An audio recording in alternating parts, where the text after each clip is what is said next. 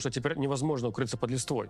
С другой стороны, их стало сложнее применять, потому что генерал Туман на фронте.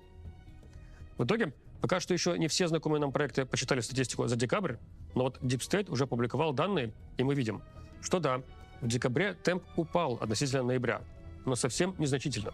Далеко не так, как я бы ожидал. Посмотрим, что будет с погодой в январе.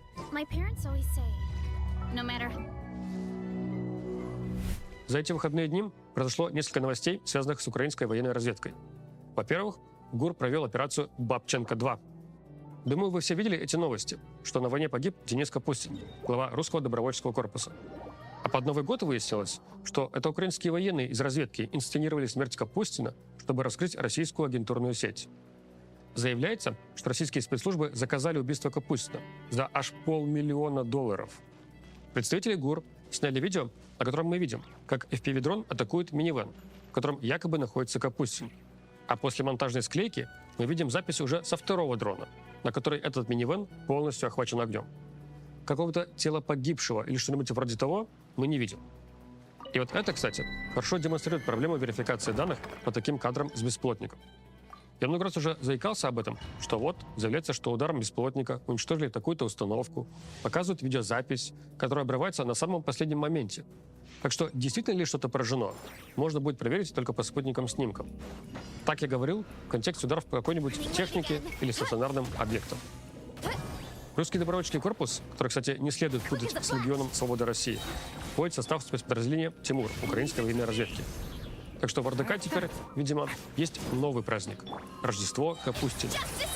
И вторая новость, связанная с ГУР, это то, что у них теперь новый руководитель. Кирилл Буданов теперь стал новым главой Офиса президента Украины. Тем самым он увольняется с военной службы, ведь это не военная должность. А главой ГУР стал бывший глава службы внешней разведки Украины Олег Иващенко. Одной из самых обсуждаемых тем этих выходных является атака беспилотниками на резиденцию Путина на Валдае. Ну или предполагаемая атака на резиденцию Путина, если вам так будет приятнее слышать. Я расскажу вам все в соответствии с хронологией, пояснениями и нашими рассуждениями. Если хотите изучить, как такие новости изучают эксперты и аналитики, а не активисты, то усаживайтесь поудобнее, сейчас все расскажу. 29 декабря, то есть в этот понедельник, министр иностранных дел России заявил о попытке Украины атаковать резиденцию Путина в Новгородской области 91 беспилотником. И многие сразу ухватились за цифру. Как так? Ведь Минобороны заявляла только про 41 беспилотник. Куда еще 50 пропали?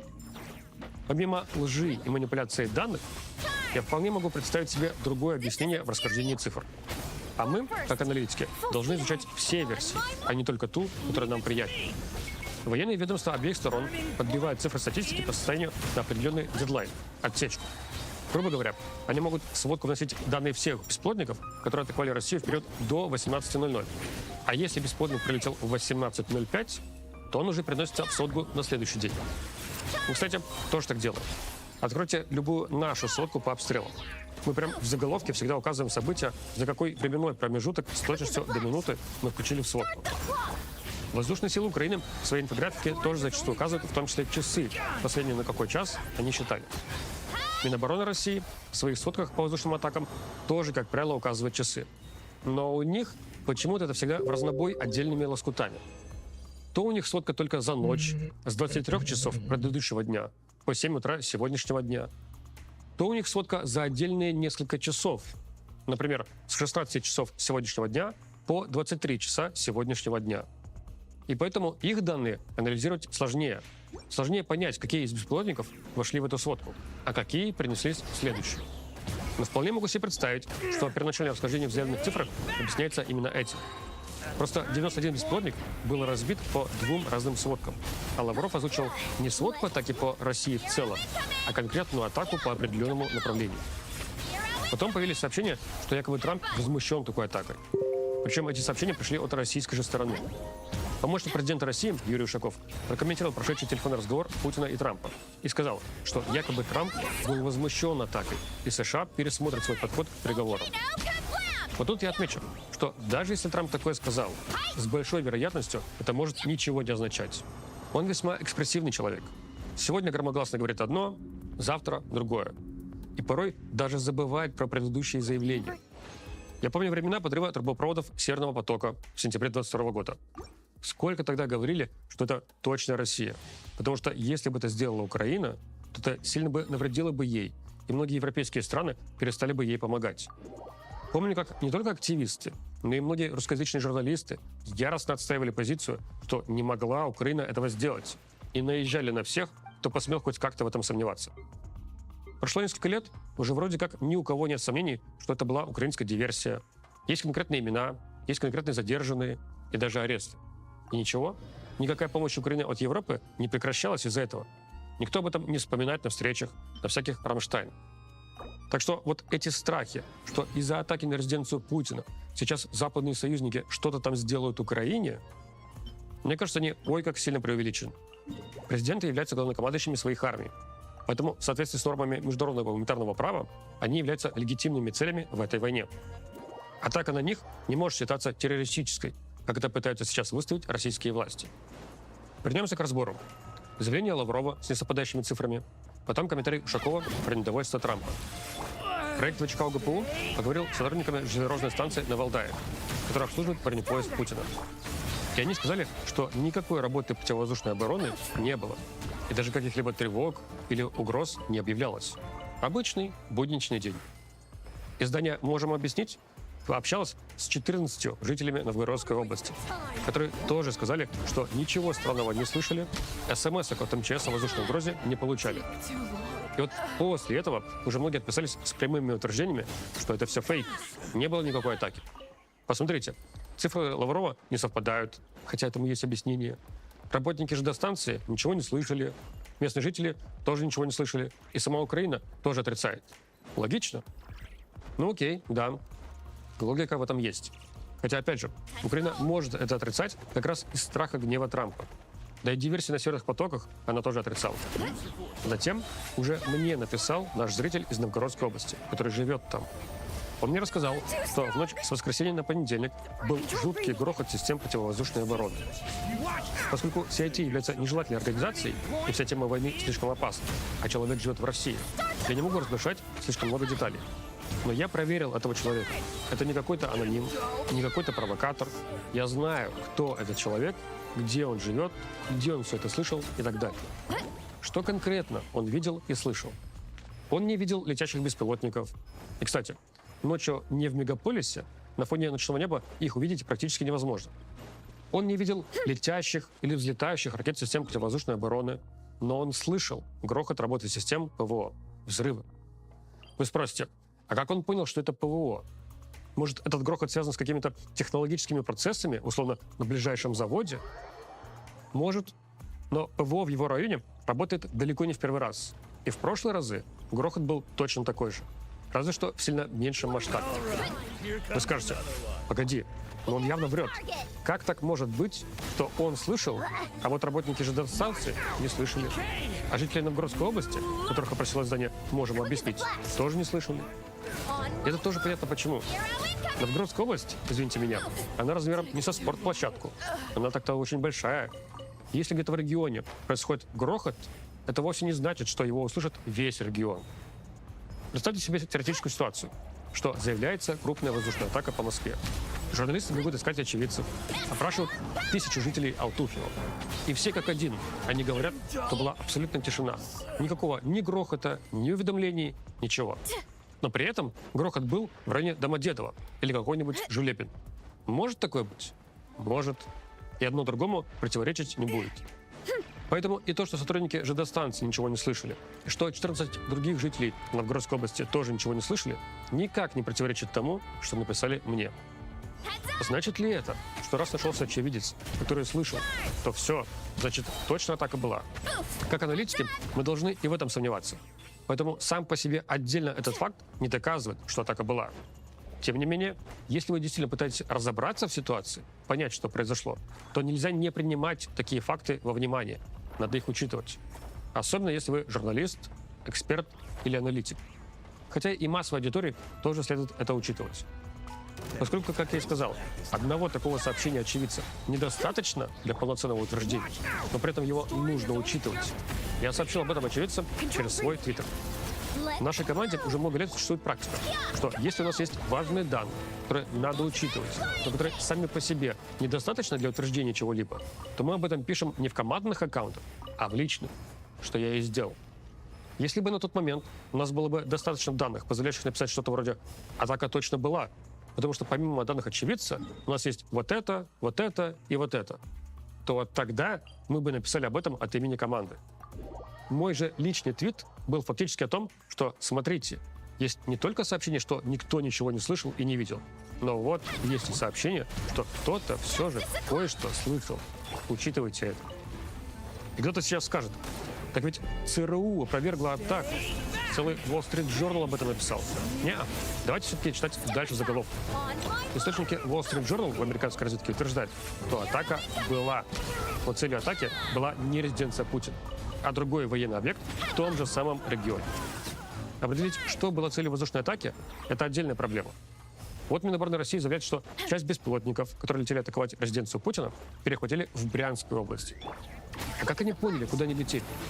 Может, после Брянской области они должны были полететь в Москву? Ведь не существует какого-то флайт-радар для военных беспилотников, куда можно было бы зайти и посмотреть его цель. Установить надежно, что какой-то объект является целью атаки беспилотника, можно только в том случае, если его сбить в ходе пикирования на эту самую цель. Поэтому да, и человек, который мне писал, тоже отдельно отметил, что, может быть, целью была вовсе не резиденция Путина, а, например, военный аэродром. Он не знает. Просто резиденция Путина как раз примерно по пути, и наиболее такая лакомая цель. Хотя и наиболее защищенная в России. Теперь же и Минобороны России показала обломки сбитых беспилотников Чаклун-В, показала свидетельство местного жителя, который тоже сообщает о работе ПВО. По беспилотнику Чаклун скажу, что мы знаем его, регулярно видим его применение, например, по оккупированной части Донецкой области. Вы можете справедливо заметить, что обломки беспилотника могли специально привезти туда, а местным жителям выступил какой-то актер. Да, все может быть, такая вероятность тоже есть. Как, например, и вероятность того, что сотрудники ЦРУ спросили у своих украинских коллег: вы пытались атаковать резиденцию Путина на Валдае? А украинские коллеги им могли соврать: не-не-не-не, нашей целью был совершенно другой объект в регионе. И ЦРУшники такие: ну окей. И вот вам статья Wall Street Journal. Для чего украинские разведчики могут врать? Для того, чтобы не злить Трампа. Как видите, есть много аргументов и контраргументов. И вот вам объяснение, ответ на часто встречающийся гневный комментарий в духе: Руслан, ты заколебал с вами «возможно», «вероятно», «может быть». Что это за эксперт такой, который не может сказать точно и определенно? Так вот, я вам, не Eleven и не Векта какая-нибудь, чтобы залезать кому-то в подсознание и узнавать, как оно было на самом деле. И у меня нет таких возможностей, как у ЦРУ. Поэтому мне и приходится оперировать такими вероятностями. Кстати, очень показательная реакция массовой аудитории на мой твит с данными очевидца. Откройте реплай, вы там увидите просто потоки говна в мою сторону. Как ты смеешь, подонок, сомневаться в единственно правильной версии? Я понимаю, что ориентироваться на комментарии глупо, а тем более на комментарии в Твиттере. Но, наблюдая за медиасферой, скажу, что мы теперь живем в мире победившего кликбейта. Общественность хочет очень простых для понимания, коротких, однозначных, эмоциональных утверждений. Никаких сложных разборов, никаких сомнений, ни шагу в сторону от политики партии, грубо говоря. Учитываются только желаемые аргументы и факты, а нежелаемые отбрасываются.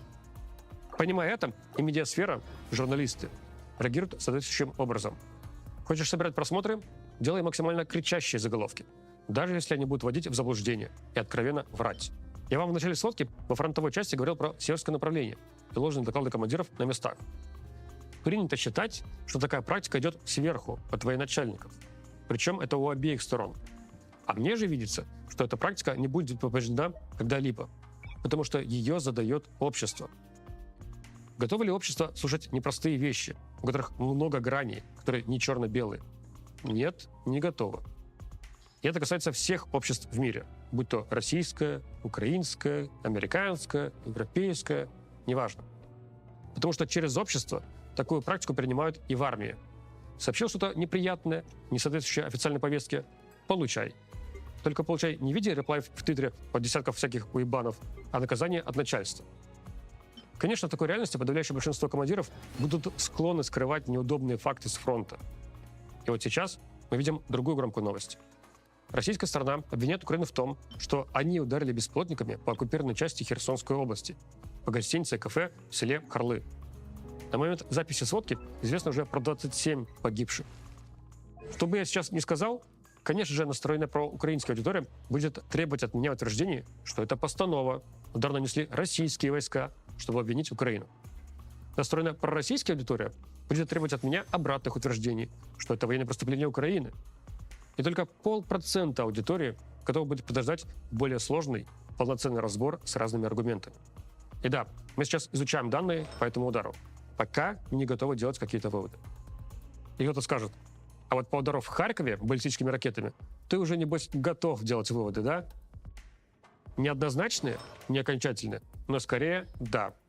Харьков регулярно под российскими обстрелами. И вот очередной удар пришелся по многоэтажке. Есть как минимум 30 пострадавших. И это системная практика. И именно по этой причине есть наиболее вероятная версия. Тогда как такие случаи, как с Херсонской областью, чтобы от удара беспилотников погибло около 3 десятков человек, это крайне редкое событие, которое требует тщательного разбора. Такие вот новости у нас в эти дни. Увидимся с вами на следующей неделе. Пока.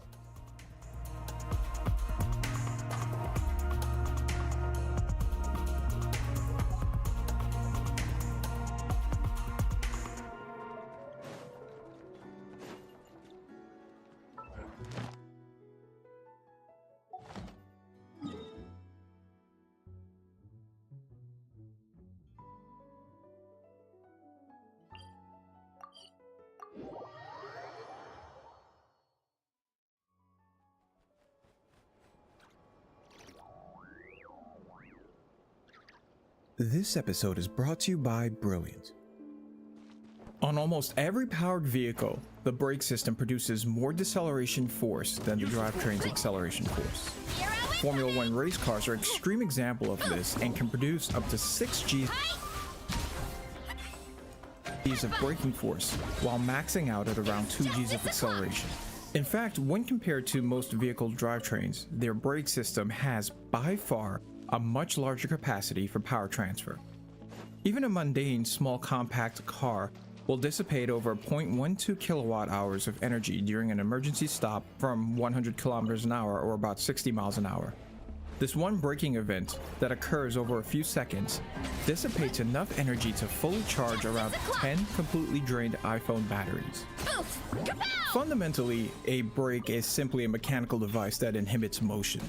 However, in its contemporary form, the brakes found on today's road vehicles are highly engineered systems that can sustain, repeatedly converting large amounts of kinetic energy into thermal energy while remaining both durable and reliable. For the vast majority of vehicles, these systems work by engaging friction surfaces that are coupled to rotating axles or wheels to dissipate kinetic energy. The first wheeled vehicle brake systems consisted simply of a block of wood and a lever mechanism. To stop a vehicle, the lever was pulled, forcing the block of wood to grind against the steel rim of the wheel. Wooden brakes were commonly used on horse-drawn carriages and would even be used on early steam-powered cars that were effectively steam-powered carriages. While they were effective for the low speeds of these vehicles, they would quickly approach their limits when used in higher energy applications, such as in cable cars. Cable cars use pine blocks situated between the wheels that are pressed into the track when actuated by a lever. While cable cars typically operate at speeds below 10 miles per hour, the sheer mass of the car would wear down these supplemental wooden brakes in just 3 days of use and often produce smoke while being used. In 1888, Benz introduced the first gasoline car fitted with a metal wheel that was covered with an air-filled rubber tube. This was the precursor to the pneumatic tire, and shortly thereafter, fully rubber pneumatic tires would grow to dominate the budding automotive industry. With this, the wooden block brake system became obsolete. The first brake system specifically designed for cars with pneumatic tires would be developed from an idea first devised by Gottlieb Daimler. Daimler's system worked by wrapping a cable around a drum coupled to a car's wheel. As the cable was tightened, the wheel would be slowed down by friction. A few years later, French industrialist Louis Renault would patent the concept in 1902 as the drum brake. Renault's drum brake design employed a flexible steel band lined with woven asbestos that wrapped around the steel drum. The band would be actuated mechanically so that it tightened around the drum, slowing the wheel. While it was far more responsive than a wooden block, the exposed friction material of the external design made it less effective when exposed to the elements. As dirt and water became trapped between the friction lining and the drum, the braking effect would be drastically reduced. A few years later, this vulnerability would be resolved with the development of the internal shoe drum brake. These systems similarly used a steel drum that was coupled to the wheel. However, within the drum was a fixed plate where two friction shoes are mounted. These shoes were typically made of two welded steel pieces called a web and a lining table. The lining table formed a surface for which a friction material was either riveted or attached with an adhesive, while the crescent-shaped web contained the holes and slots needed for mounting hardware and return springs. These early systems used a mechanical cam that, when rotated, would apply a force through the web to the lining table and its friction material. As this force expands the shoe outwards against the inner wall of the drum, the rotational energy of the wheel is converted to heat, slowing it down. On drum brakes, the shoe located towards the front of the vehicle is known as the primary shoe, while the rearward one is designated the secondary shoe. While in many applications both shoes are interchangeable, their positioning of the friction material lining relative to the drum is determined by their designation. The friction lining material used on brake shoes need to be resistant to high heat and wear, as well as be unaffected by environmental factors such as temperature and humidity. They must also possess a high coefficient of friction, creating a friction force of around 40% that of the clamping force.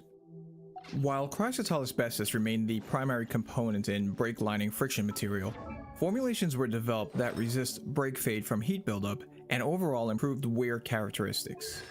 These friction compounds used a combination of graphite, various powdered metals such as lead, zinc, brass, and aluminum, and were typically bound with a phenyl formaldehyde resin. While drum brakes offered superior braking response and durability when compared to previous systems, the mechanical actuation of brakes was quickly becoming a limiting factor in increasing braking forces as vehicles became heavier and faster.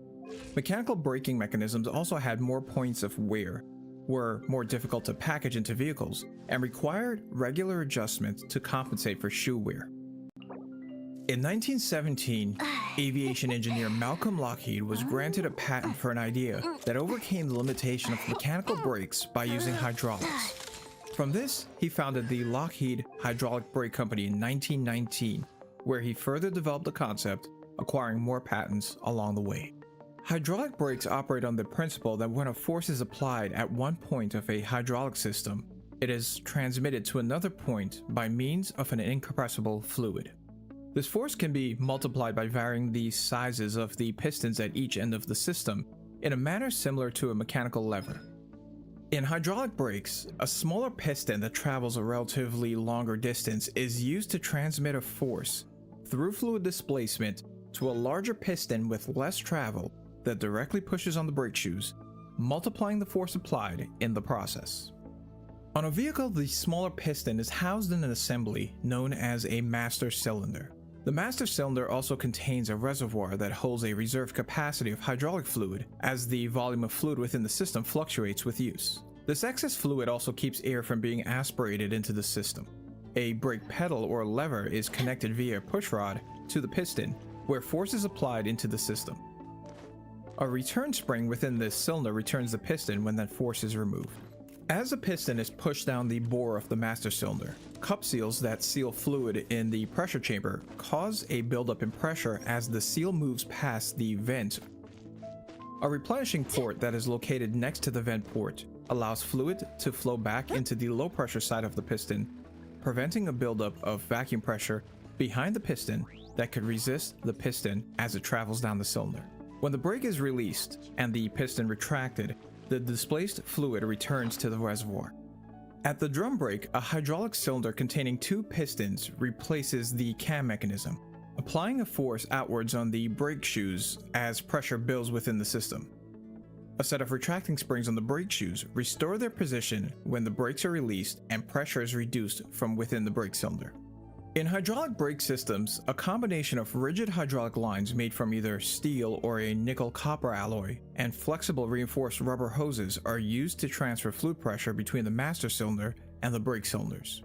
These small, malleable brake lines could now be easily routed through the chassis of a vehicle in hydraulic circuits, with the only failure points being the line's structural integrity and the fittings that join them. Hydraulics also increased safety through redundancy by allowing the brake system to split into two independent circuits using tandem master cylinders. On most cars, these circuits are either split between front and rear wheels or diagonally.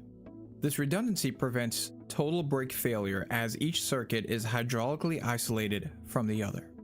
Maintenance when compared to mechanical brakes is also dramatically reduced as only service of the hydraulic fluid is needed.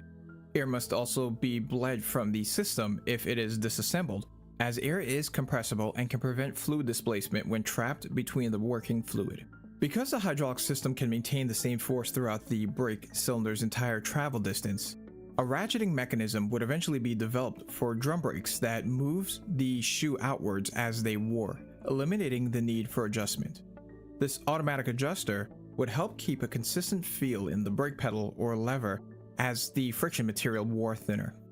Four-wheel hydraulic brakes would first appear on a production car with the 1921 Duesenberg Model A, though Rickenbacker would be the first manufacturer to offer them on vehicles that were mid-priced and more mass-appealing in 1922. Shortly thereafter, other manufacturers would adopt hydraulic brakes, and it quickly became standard. The concept for a mechanism that multiplies the force of braking using external power has existed since the early 1900s. Many of these ideas involve using compressors to pressurize either air or hydraulic fluid in order to reduce the force needed by an operator to actuate a vehicle's brakes. In the late 1920s, Bendix inventor Victor Clearath, in collaboration with race car driver Caleb Bragg, would develop a novel approach to boosting brake power using engine vacuum. First introduced by the Pierce Arrow Motor Company in 1928, this system, originally designed for aviation, uses the vacuum generated by an engine's air aspiration to build a vacuum within a device known as a brake vacuum servo. When the brake pedal is pushed in, one side of a diaphragm that divides the servo is exposed to the atmosphere through a valve. This creates a pressure differential on the diaphragm that develops enough force into the master cylinder's pushrod that it boosts the operator's braking effort. When the brake pedal is released, a return spring resets the diaphragm's position, closing off the air valve and returning the entire servo to a full vacuum condition. By the 1930s, vacuum-assisted drum brakes began to grow in popularity and could be found fitted into Cadillacs, Lincolns, Mercedes, Duesenbergs, and Stutz cars, though alternative brake boosting systems were still pursued. One notable example is GM's HydroBoost system. First introduced in the 1940s, HydroBoost uses hydraulic fluid to transfer power generated by the vehicle's steering pump to aid in the force applied to the master cylinder.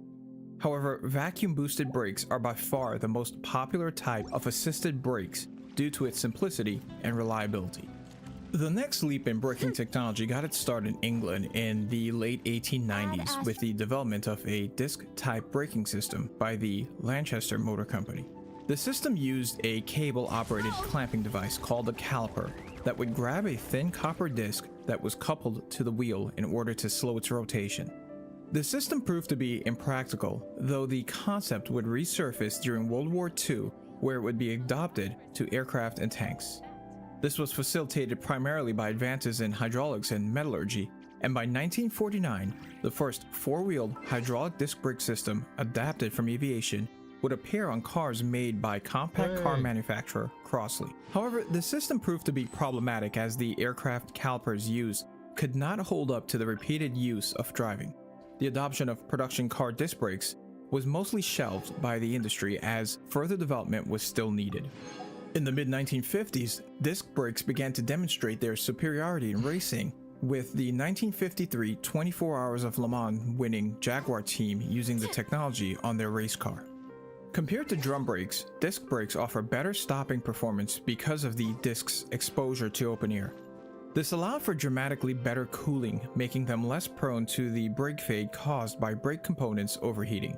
Their simpler action also provides better feedback through the brake pedal. They're also self-cleaning by design, making them resistant to contamination and exposure to water. By 1955, Citroën would introduce the Citroën DS, the first true mass-production car to field disc brakes. For the vast majority of modern disc brake systems, the disc or rotor is made from gray cast iron. This durable yet inexpensive component is generally sandwiched between the wheel and its hub assembly, though in some applications it can be mounted inboard just before the drive axles to reduce unsprung weight. The rotor slots through the brake caliper, which is mounted to a stationary bracket. The caliper houses one or more steel hydraulic pistons that, when pressurized, apply a force to a pair of consumable friction material inserts known as brake pads. This force drives the brake pads into the rotor, converting the rotational energy of the rotor into heat through friction, which is subsequently dissipated by the rotor. Brake calipers are designed to be either floating or fixed. A floating caliper or sliding caliper moves parallel with the rotor on slide pins as it rotates. They only contain one piston on the inner side that pushes the inner brake pad until it makes contact with the rotor. As the piston continues to expand, it pulls the caliper body with the outer brake pad closer to the rotor so that both pads are now applying pressure evenly to both sides. While the slide pin sticking from dirt or corrosion is a common failure point on floating calipers, they're cheap to produce and are the most common type found on vehicles. A fixed caliper, by comparison, does not move relative to the disc and can have multiple pistons on each side of the disc, allowing for a larger contact point with the rotor as well as greater braking force. However, they tend to be more complex and expensive to produce and are generally reserved for heavier vehicles or performance applications. Within both types of brake calipers, the pistons are sealed using a square cross-sectioned fluid seal. This results in a resistance to the piston retracting due to seal twist. This resistance causes the brake pads to always remain in close proximity to the rotor after its last expansion, effectively forming a self-adjusting mechanism for brake pad wear. Over the next 2 decades, disc brakes grew in popularity, and by the 1970s, front disc brakes became common on most new vehicles, though drum brakes were still popular for rear brakes due to their lower cost and the need for less rear stopping power. Drum brakes are also more easily adapted for pneumatic operation and still remain a popular system for tractor-trailers and other air-powered braking vehicles. Starting in the mid-1950s onward, initiatives were made to standardize and regulate the composition of critical brake components, with most of these specifications being developed by the International Standards Organization, the Society of Automotive Engineers, and the United States Department of Transportation. These specifications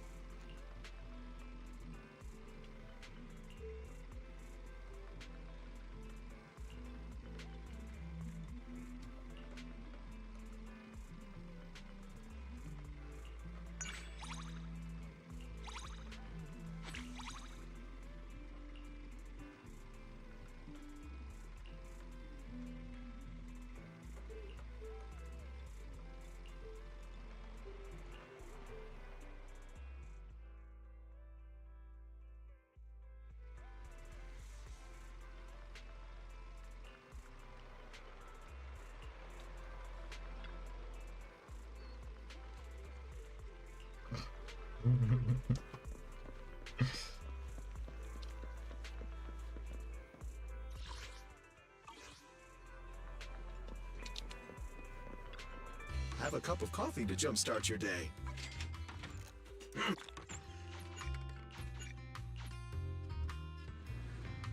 cover critical elements such as the composition and performance of the hydraulic fluids used, the composition of brake friction materials, the size and materials for hydraulic lines, and even the metallurgy of brake rotors and drums. From these regulatory bodies came the emergence of a baseline expectation for braking effectiveness, safety, reliability, and serviceability that could be found in every vehicle manufacturer. For the first half of the 20th century, techniques to enhance braking in extreme conditions have been experimented with. Most of these systems focused on heavier vehicles such as trains and aircraft. Mechanical anti-skid systems for aircraft landing gear brakes in particular were of high interest during World War II. These systems attempt to modulate brake pressure to find the optimal amount of braking force that a tire can dynamically handle, just as they begin to slip. In most situations, maximum braking force occurs when there is around 10 to 20% slippage between the braked tire's rotational speed and its contact surface. As more slippage occurs, the rolling grip of the tires diminishes rapidly, and sliding friction becomes a greater proportion of the force that slows the vehicle. This sliding friction causes excessive local heating and melting of the tires, while providing very little friction with the contact surface, dramatically increasing stopping distance. At this point, steering also becomes ineffective since the grip of the tire is entirely consumed in braking the vehicle. By the early 1950s, the first widely used anti-skid braking system called Maxarit would be introduced by Dunlop. This purely mechanical system used a flywheel to detect the rapid wheel deceleration caused by skidding in order to trigger a brake modulation valve. Maxarit quickly became popular in the aviation world after testing found a 30% reduction in stopping distances in aircraft. However, the system lacked the lower speed response needed for road vehicle use. It would take the integration of electronics into braking to make the concept viable for cars. Once again, aviation would pioneer this leap in braking technology, with the first fully electronic anti-skid braking system being developed in the late 1960s for the Concorde. By 1969, Ford introduced the first production electronic anti-skid system for a road vehicle called SureTrack as an option. The next year, both GM and Denso also started developing their own systems. All three manufacturers derived their designs from developments made by Fiat engineer Mario Palazetti. Palazetti's research and patents would eventually be acquired by Bosch, where the name ABS or anti-lock braking system would be coined. In general, an ABS system consists of an electronic control unit, wheel rotation speed sensors, a hydraulic unit, and a hydraulic pump. The controller, which continuously monitors the wheel rotation speed sensors, is specifically looking for abnormal rotational deceleration in one or more wheels. Under extreme braking or in slippery conditions, just before a wheel locks up, it will experience a rapid rotational deceleration. Left unchecked, a complete stop of the wheel rotation can occur in under a second. Because such a rapid deceleration is impossible, the controller reduces brake pressure to the offending wheel using electronically actuated valves within the hydraulic unit. As the wheel's rotation starts to accelerate as it transitions out of braking, the controller rapidly increases hydraulic pressure to the wheel once again until it sees the deceleration again. This reserve pressure is created using a hydraulic pump in conjunction with an internal hydraulic accumulator. The entire process of cyclically releasing and repressurizing the brake occurs rapidly at up to 15 times a second. This in effect prevents the tire from significantly changing rotational speed outside of its braking deceleration envelope. Because the tires are always kept at the edge of locking up, the system provides the maximum braking power possible. The first ABS system only had one valve, which controlled both rear wheels, and one wheel speed sensor located in the rear axle. This is known as a one-channel system. By the mid-1970s, three-channel systems that finally brought ABS to the front wheels began to appear. These systems had a speed sensor and a valve for each of the front wheels, while still retaining only one valve and one sensor for both rear wheels. Within a decade, full 4-channel ABS systems that could individually sense and valve each wheel independently became common. The electronic units of ABS systems would also grow in complexity alongside the embedded microprocessor industry to bring even more sophistication to these systems. With the ability to now monitor each wheel's rotational speed thousands of times a second and apply individual wheel braking in millisecond bursts, electronic stability control would soon be incorporated into ABS systems in the late 1980s and 1990s.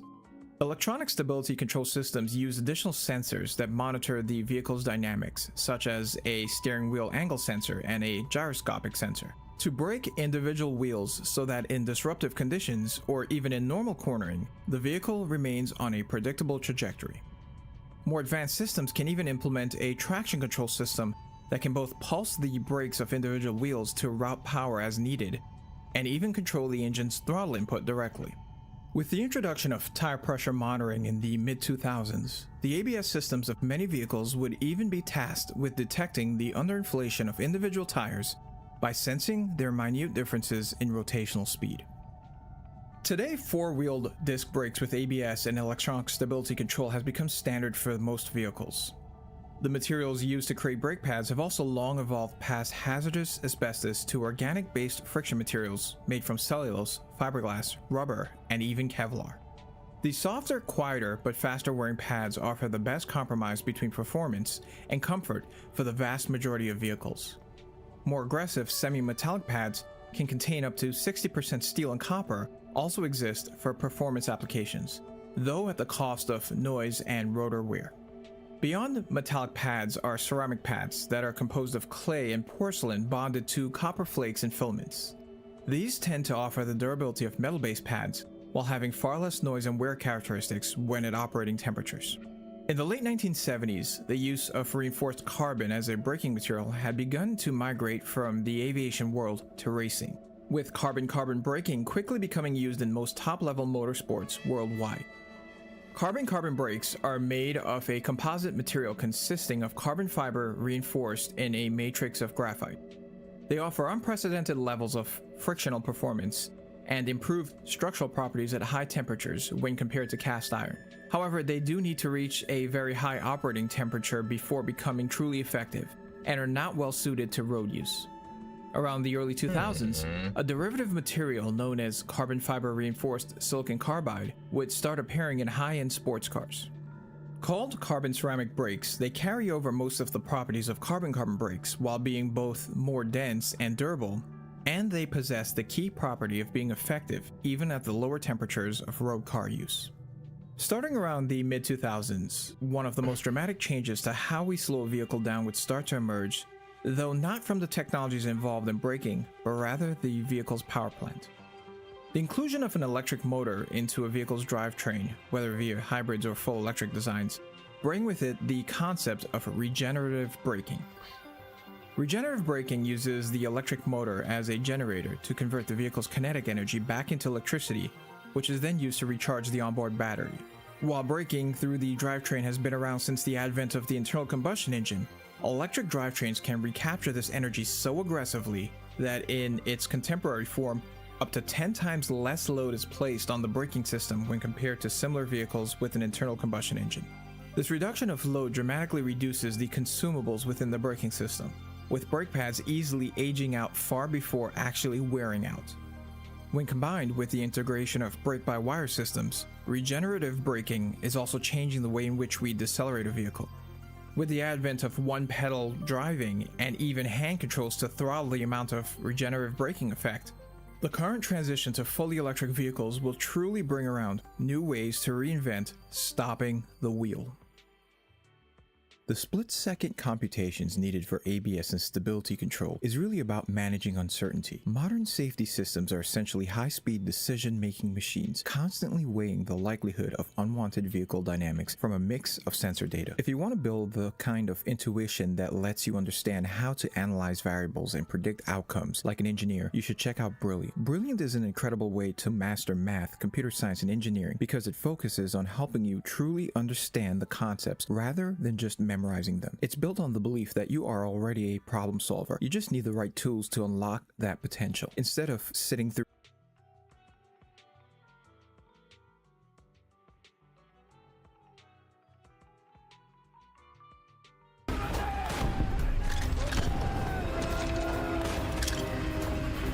See, now that just seems excessive to me. There's a good chance you don't know how grenades actually work. They're one of the few things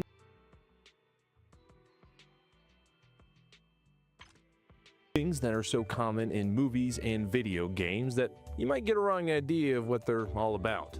So today I'm gonna talk to you about them and hopefully convince you to not try to cook one off and end up blowing yourself up. Middle mouse to throw back the like and subscribe button, and let's talk about it. This is a grenade, but so is this, and this. So there's a lot to cover here. Grenades are great because you can pretty much do anything with them, and they blow up. You can chuck them, shoot them, drop them from drones, hook them up on booby traps, or use them to avoid personal responsibility for war crimes in World War II. But popular media might have given you some wrong ideas about them, like what it actually looks like when they explode, or that you can actually pull the pin out with your teeth. But everyone probably already knows that grenade explosion visuals are, well, a bit of a letdown, and that pulling the pin with your teeth is a surefire way to just not have teeth anymore. See, one common thing if you play any first-person shooter is the idea of bouncing grenades around a wall or corner. If you don't want to expose yourself to aim your throw, you can usually have them just ricochet off a flat surface to angle it where you want it to actually land. This absolutely does not work like that in real life. Grenades do not bounce like that. You are better off remembering that you are a human person with fully formed arms and hands and just actually throw something around a corner. The only reason it's a thing in video games is because it makes up for a player not being able to have better control of the throw like they would in real life. But if you don't believe me, I highly encourage you to go purchase a cheap demilled grenade and then throw it against your wall as hard as you can just to see what happens. If you do that also, please send me the video of it. There are dozens of kinds of grenades these days, from thermobarics, riot control ones, incendiary grenades, and ones you can stack like dry erase markers, and they all do very specific things. When it comes to thermal or incendiary grenades specifically, the media does both a good and a bad job of portraying how they're used. Thermal grenades like the American AN/M14 do not make big patches of fire that burn people if they decide to run through them. They in fact contain thermite and are used almost exclusively for destroying or sabotaging larger pieces of equipment by melting them. While they excel in that role specifically, they are not intended for humans, both as a weapon against them or for consumption as food. If you're like me, when you think of a hand grenade, you think of a green ball thing that when you pull the pin out of, watch the spoon fly and throw, it then explodes after a short delay. For Americans, this takes the form of the M67 fragmentation grenade in use since 1968. That might seem pretty old, and it is, but that's the beauty of it, because a ball of Comp B explosives and pointy metal bits on the inside doesn't really need a lot of improvement. Also, they only cost like $45 per grenade. That's like super reasonable. I did not know that before I started making this video. Like, why are we not giving just every soldier a billion of these? I do not understand. Fragmentation grenades like the M67 leverage fragmentation to do most of the killing. No surprise there given the name, and you probably already knew that. But for those that don't, it means that the flying metal bits that come out of the grenade are the dangerous parts. And while the blast from it is not ideal to be right next to, that's not the thing that will cause most of the damage. The US military expects most soldiers, at least mildly trained with these, to be able to throw at least 30 meters, or just shy of 100 feet. You often hear this 30-meter space referred to as hand grenade range. And that phrase is typically used so that troops remember that if the enemy is within throwing distance, so are they, and they need to act appropriately in order to not get themselves blown up. The injury radius, or the distance at which these will statistically and reliably wound a bad guy, is 15 meters or about 50 feet. However, in open terrain, some bits of shrapnel can fly as far as 230 meters or up to 750 feet. The pointy metal pieces that fly that far are too slow to kill you, more than likely, but are still very much capable of ruining your day. That 50-foot radius is not a lot of breathing room for the thrower to not accidentally friendly fire themselves, and that's why these are technically considered defensive grenades. I did not come up with that phrase, but feel free to yell at me in the comments over it. That classification used to have more distinction, but it basically means that you can't throw a grenade and then immediately run towards the grenade you just threw. Troops are trained to throw grenades and then immediately seek cover to protect themselves. More on offensive hand grenades later. See, these M67s work pretty simply.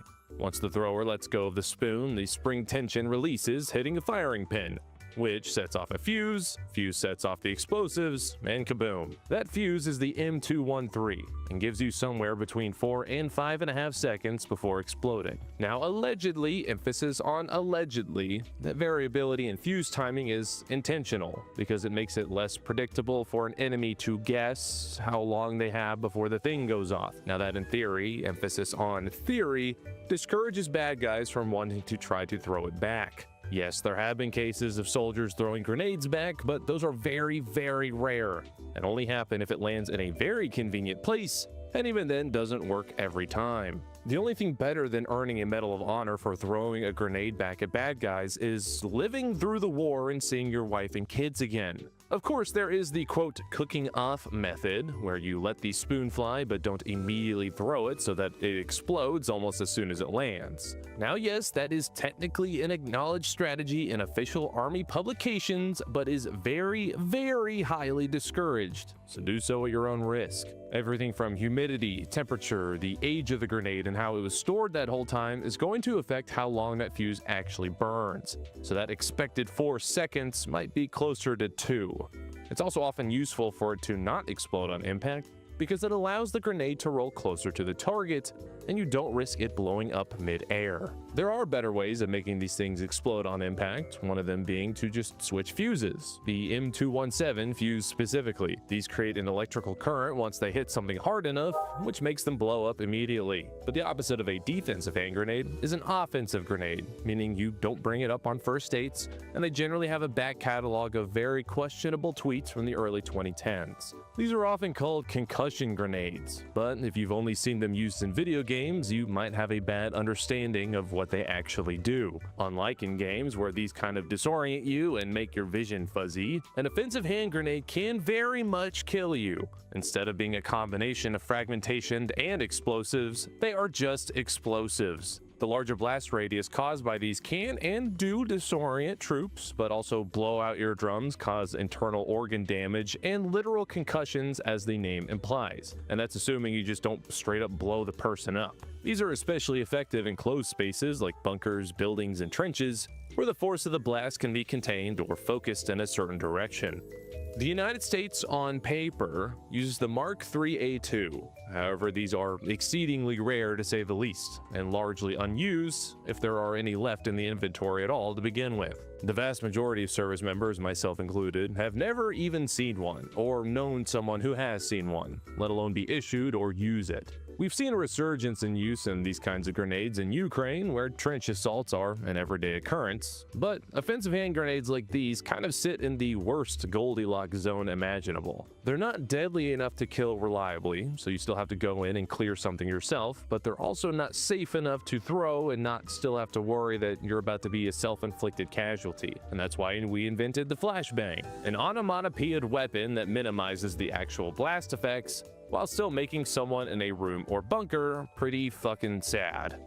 Like the name implies, these both blind and deafen bad guys, and make a person's inner ear dance around like crazy. The one time I got flashbanged, not only did I go blind and deaf, I instantly became more dizzy than I ever have been, and then had to fight for dear life to not immediately puke everywhere. Probably also didn't help that I got flashbanged while sitting inside of a shipping container, which are not known for having very forgiving acoustics. The American M84 stun grenade, for example, reaches 180 decibels and flashes at a brightness of over 1 million candela. I tried to find an equivalent of something that was as loud as a flashbang going off, but if you Google something as loud as 180 decibels, one of the first things that pops up is just a flashbang. So I really need you to appreciate how loud these things actually are. The US has been using these since 1995, and while they're still more niche than a typical frag, they're fairly widespread in terms of service and issuance. Also, you can buy a Lego one for $1. Now, throwable grenades have kind of made a comeback in recent years. They never really went away and were still used heavily in Iraq and Afghanistan, but not at the levels we've seen in a hot minute. The Army considers a standard infantry soldier to have two main primary weapons: a gun or something for bad guys he can see, and grenades for the ones that he can't. That list used to include the bayonet for enemies that he can really see really well, but those have fallen out of fashion. That said, many, and eventually most, engagements in Iraq and Afghanistan occurred well beyond how far a human person could physically throw a frag grenade. But now we finally have a conventional, less morally ambiguous European ground war, including trenches and urban fighting just like God intended. Sure, those guys with nods doing two-man room clearing in a shoot house on Instagram might be super cool and tactical and badass and stuff, but you know what's better than arguing in comment sections over how the two-man should pie his corner? You literally just blow the room up and go about the rest of your day. No sheepdog quotes about no one caring about your feelings required. Because a lot of people do care about your feelings, and you're looking at one of them right now. During recent training events between Ukraine and EU partners, Ukrainian assault instructors suggested that each and every soldier should carry 10 grenades at the very least. They claimed that in some scenarios, a grenade would be thrown every 2 to 3 meters, and that in a very standard 50-meter trench siege, you're closing in on using well over 20 grenades at once. But throwing things is so BC coded. It's 2025, so let's talk about grenades that you can shoot. This is the M320, the current grenade launching GAT piece in use by the United States military. It is, by all accounts, a grenade launcher, firing 40mm rounds at people's faces ever since they replaced the legendary M203 in service.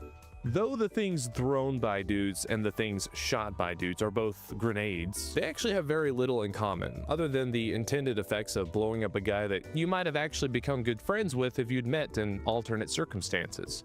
Grenade launchers really just shoot giant bullets, and said giant bullets are filled with explosives or other things, instead of just a giant chunk of metal.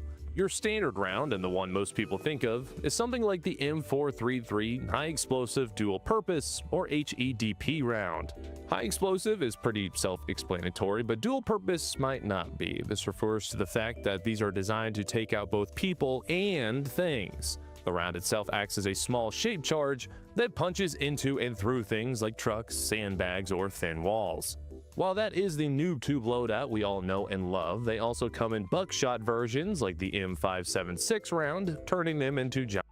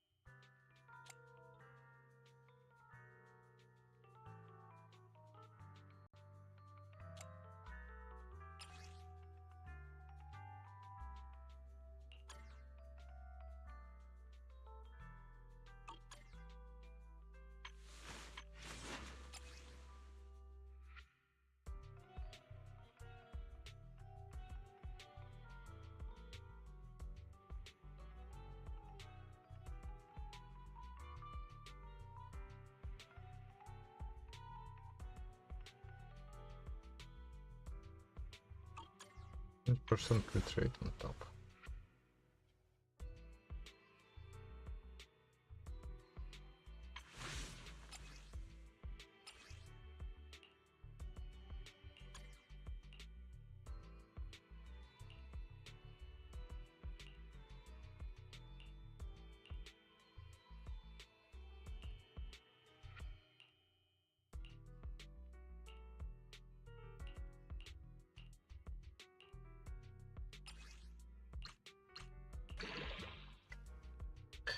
Attack percent and crit damage, please.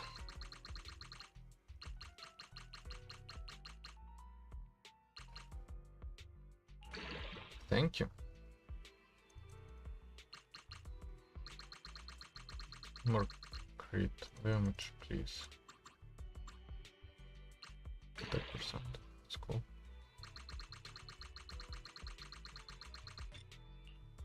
Crit damage.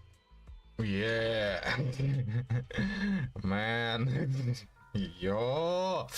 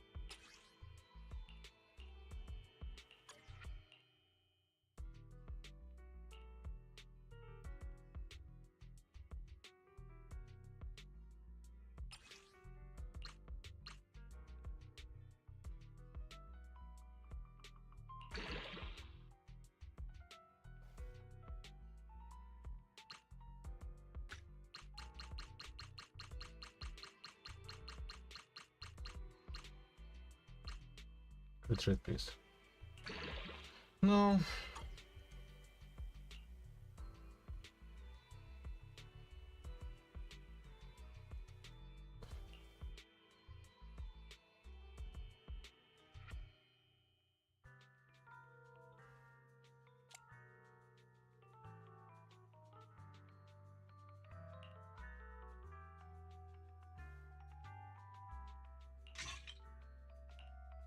Oh, it has attack percent also.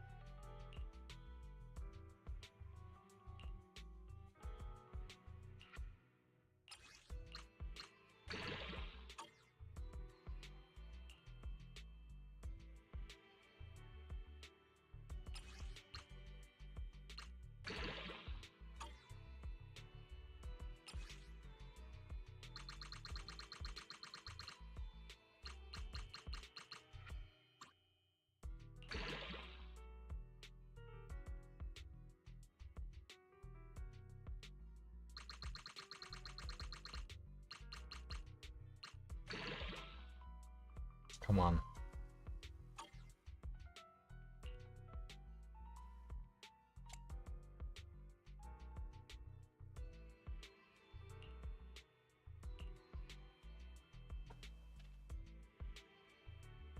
Yeah.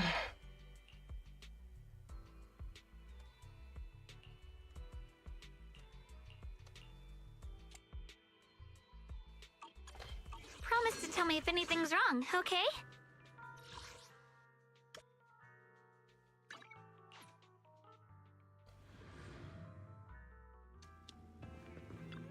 The morning air is like a soothing melody, truly unforgettable.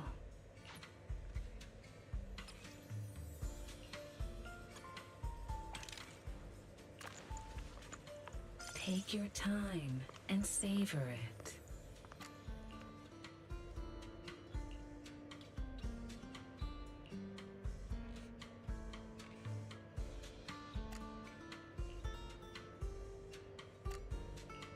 The joy that this delicious composition brings is truly remarkable.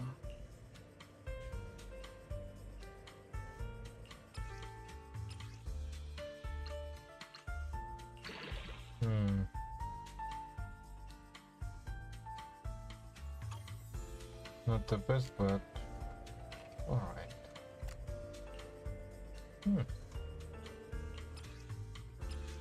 Crit rate, please.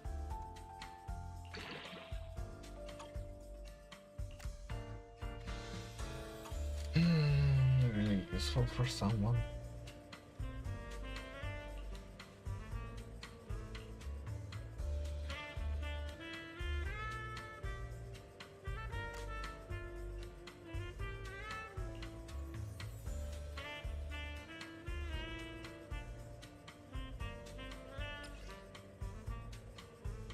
The joy that this delicious composition brings is truly remarkable.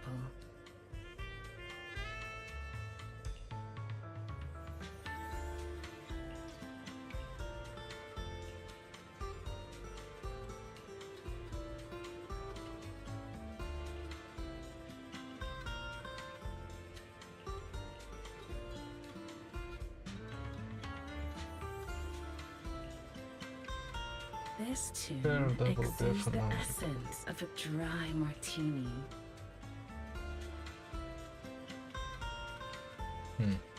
It's fair. Damage bonus. It's just not correct. Not necessarily, by the way.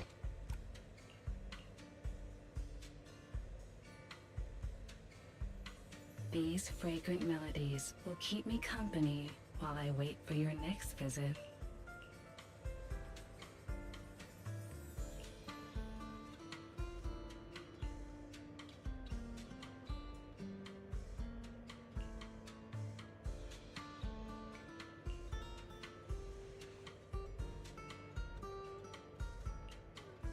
%. And This tune Doesn't work. exudes the essence of a dry this martini. doesn't work.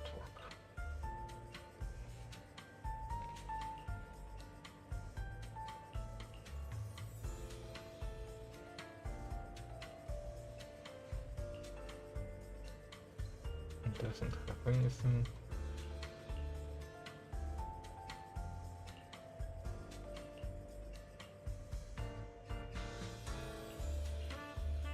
These fragrant melodies will keep me company while I wait for your next visit.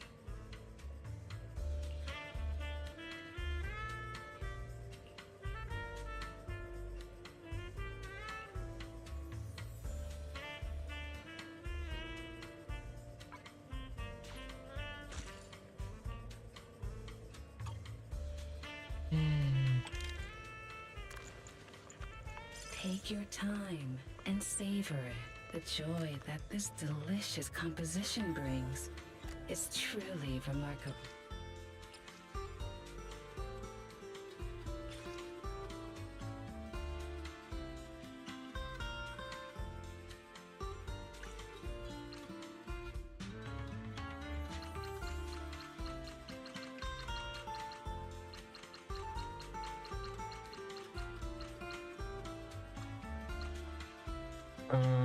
Come on, double crit.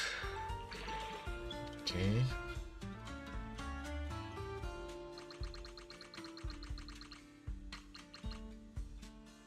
Crit. Fuck me.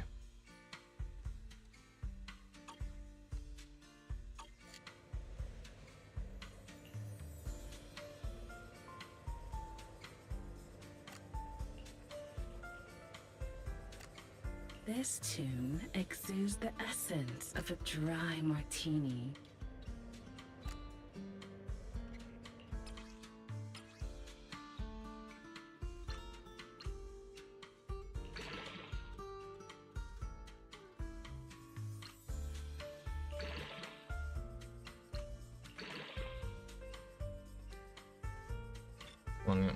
One more crit. Double defense %. Delicious composition brings is truly remarkable.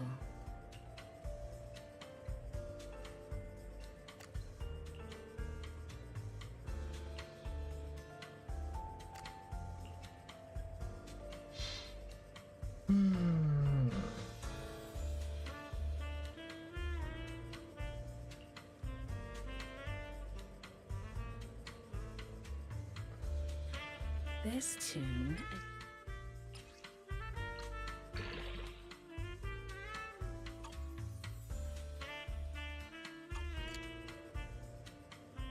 not sure.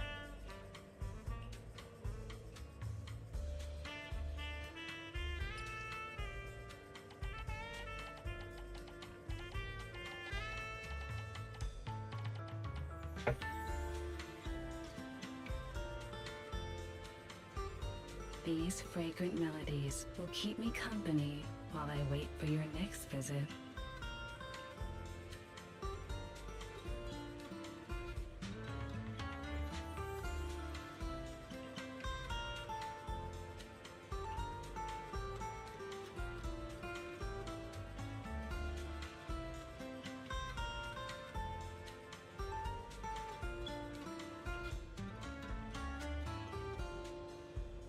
This tune exudes the essence of a dry martini.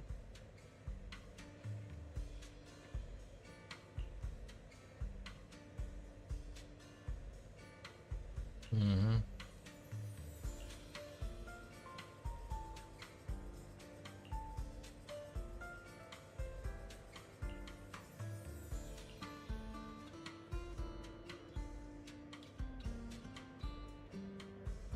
This tune exudes the essence of a dry martini.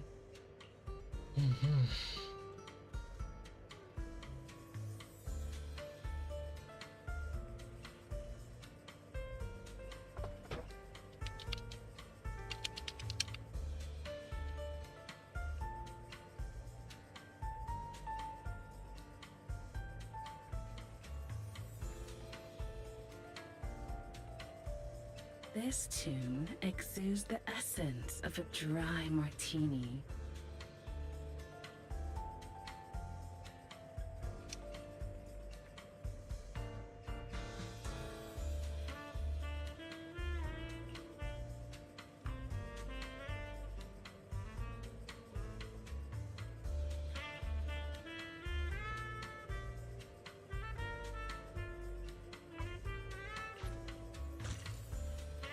The joy that this delicious composition brings is truly remarkable.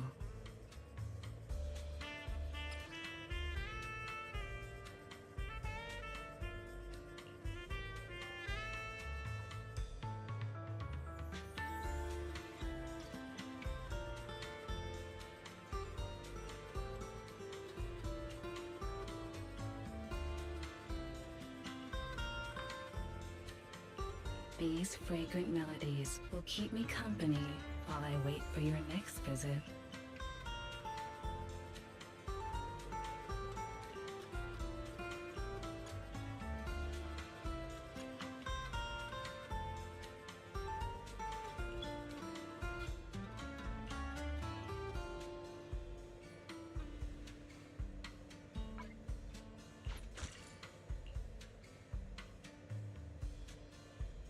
The joy that this delicious composition brings is truly remarkable.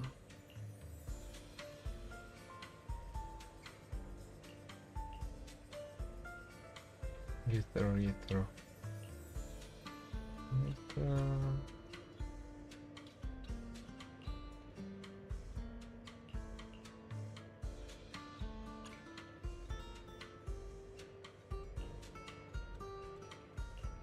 The joy that this delicious composition brings is truly remarkable.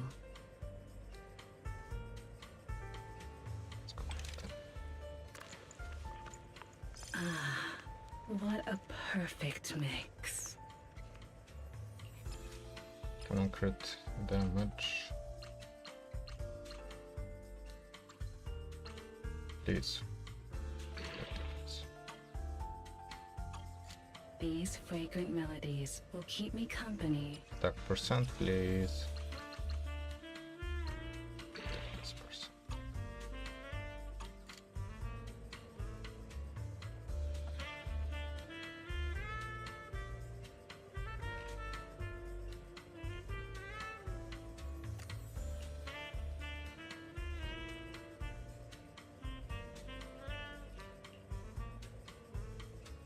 Interesting. This tune exudes the essence of a dry martini.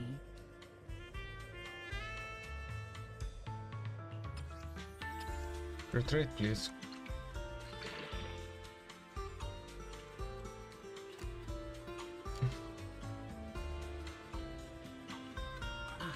Leaving so soon? I'll give you a hand.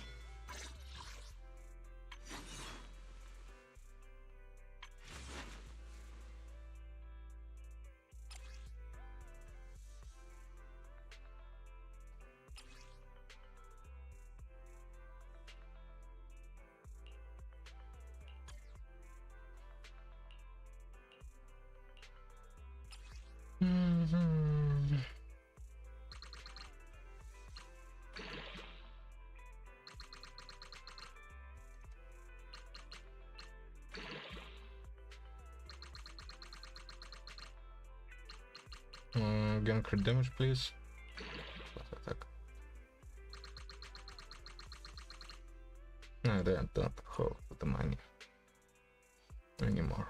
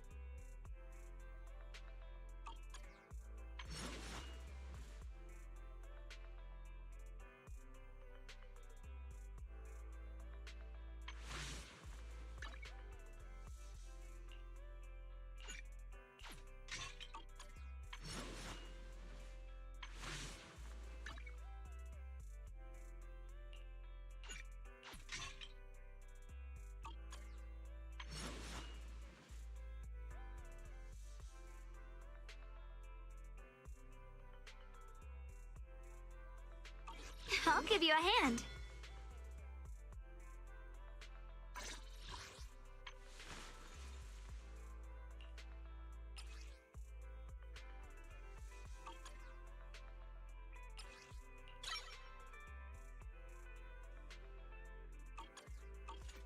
Promise to tell me if anything's wrong, okay?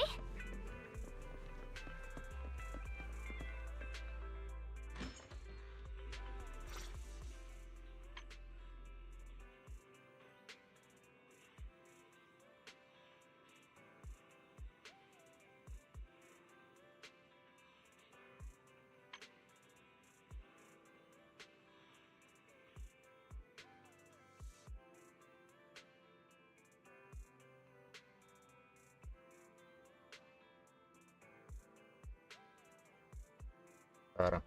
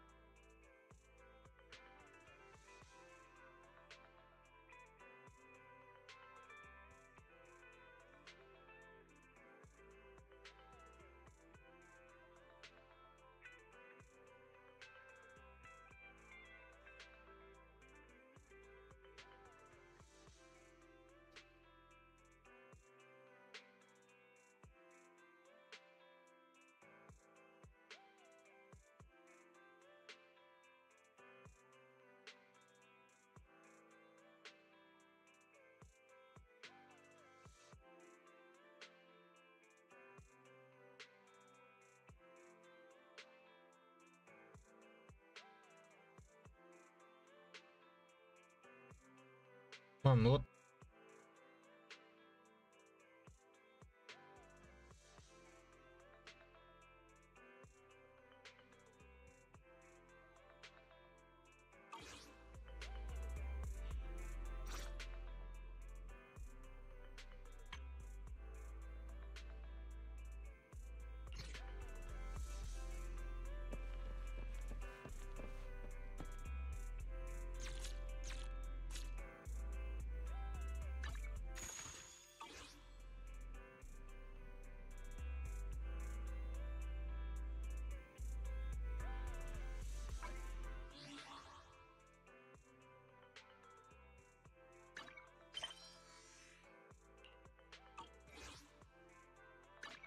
promise to tell me if anything's wrong, okay?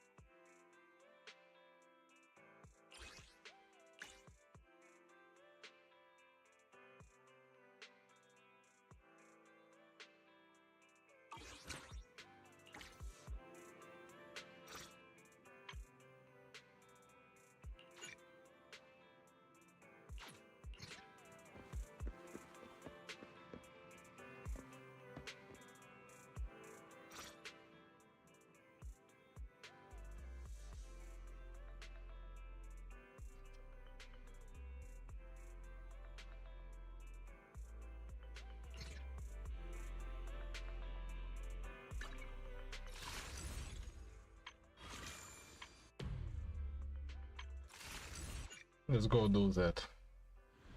At least start doing that.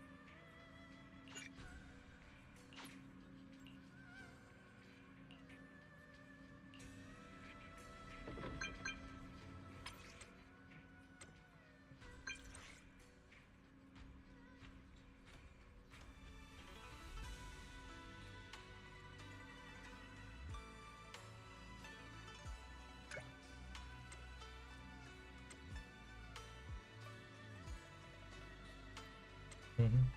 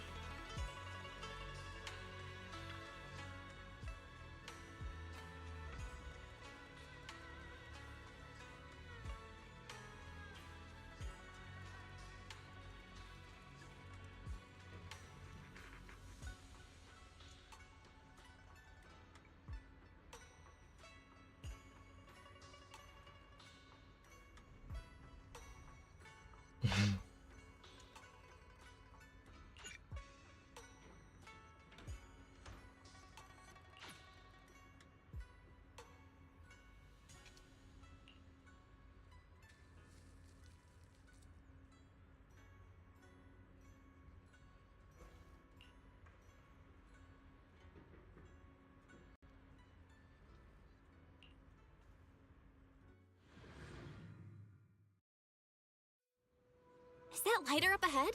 And Lucy too? Let's go say hi.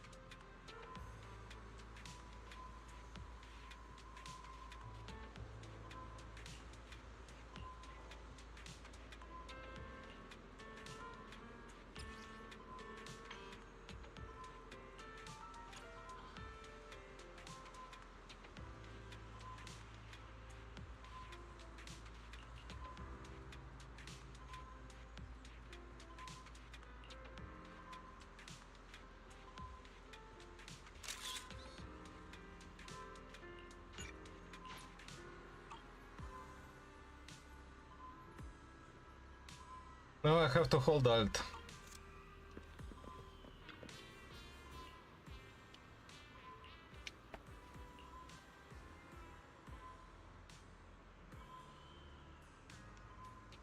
Mm-hmm.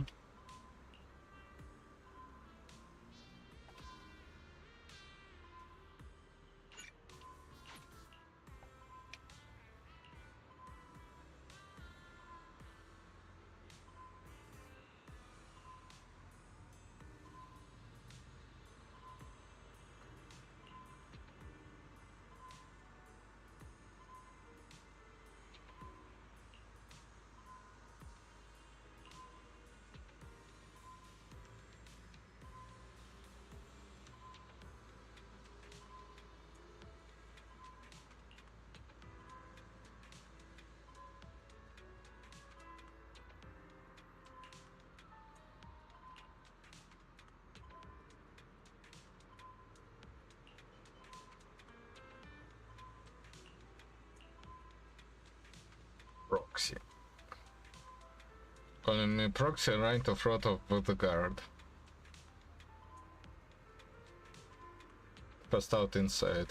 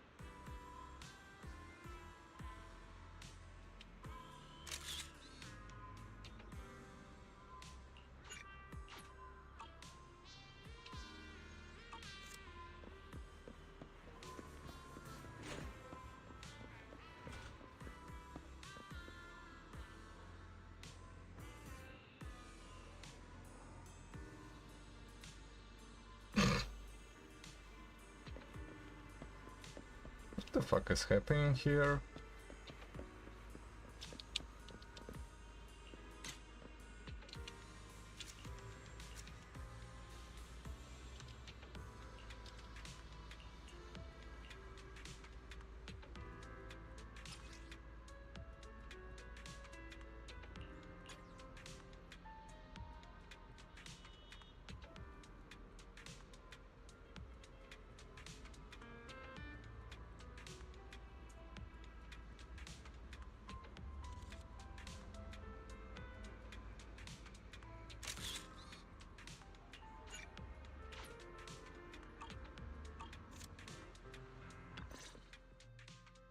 Hello, Belle. Thank you for coming. We had no choice but to turn to a civilian for help this time. Nansen will go over the details of the commission with you. Hello, I'm Nansen, head of intelligence for Section 2. I'll brief you on the details for this mission. Should you choose to accept, please carefully... Should you choose to accept it? Ah!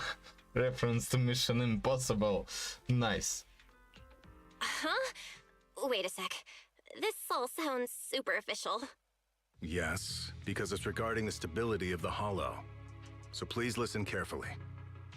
After the recent incidents in Lemnian Hollow, there's been a significant rise of activity in the 6 Great Hollows. In response, HAND and the White Star Institute have both organized investigations and surveillance activities. A week ago, a researcher named Penny from the White Star Institute went missing while carrying out an observation mission in Papago Hollow. The Institute's data management department later discovered that a large amount of confidential information was lost during this period. And the one who recently accessed the info was actually Penny. Once HAND received the Institute's search commission, Deputy Chief Yanagi led a 4-person squad into Papago Hollow and began recon and search operations. That was about 3 days ago. The weird thing is, after the squad entered the Hollow, they began to show symptoms of their memories being scrambled. Took their best effort just to escape the Hollow. Scrambled memories. Yanagi, are you okay? Yes, I've fully recovered. A medical examination found that ether had corrupted our brains to varying degrees. What's puzzling is that we were all equipped with the highest quality protective equipment. Whether it's common ether particles or miasma from Lemian Hollow, neither should be able to affect us. After a comprehensive assessment of the situation in Papago Hollow, we determined that conventional anti-hollow strategies would prove ineffective against the legendary Divine Maze. So, I applied to the higher-ups for clearance to contract civilians in hopes that you could lead us through the Divine Maze, locate Penny, and recover the information. Since Joyous' disappearance, you were the best and only remaining option for us. Huh? Me? Navigate the Divine Maze solo? Isn't that a bit risky? Just because the Pioneer of Proxies could do it doesn't mean I can. You won't be operating alone. Chief Miyabi has also decided to personally join the team. Since this is an important operation, the mayor also commissioned Yishun Shifu and Yishongguang Shifu from Yonghui Summit to assist us. 3 Void Hunter level individuals in a single operation? Isn't that a little overkill? We suspect that the info Penny took contains the Institute's core research data on the creator. If that data is leaked, it could have immeasurable consequences. So it would help if you could also contact additional assistance aside from the 3 Void Hunter level agents. Regarding Penny's motives, we found this recording in her personal belongings. I did everything I could to warn the world, but all I got in return was indifference and sarcasm.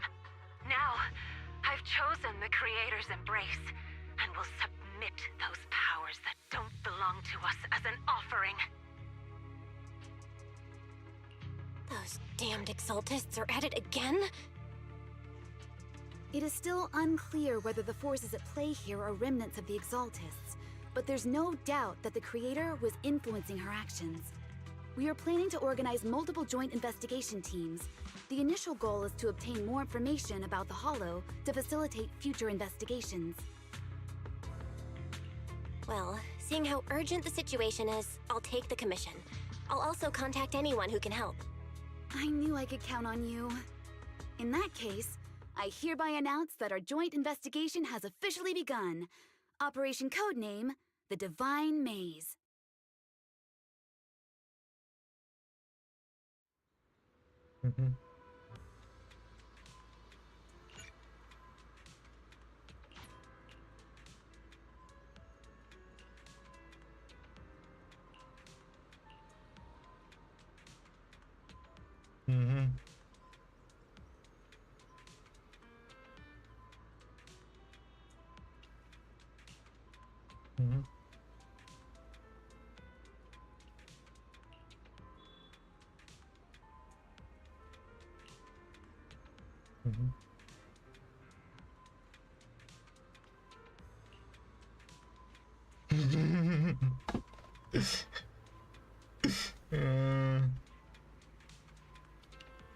Oh god.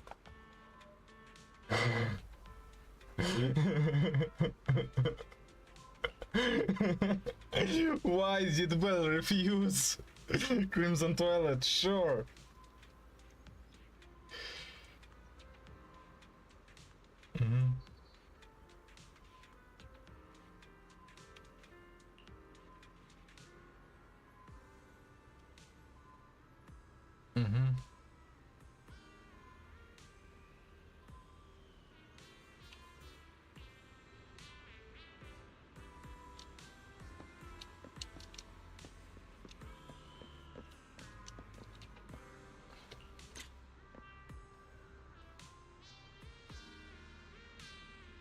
Oh! What is she doing here?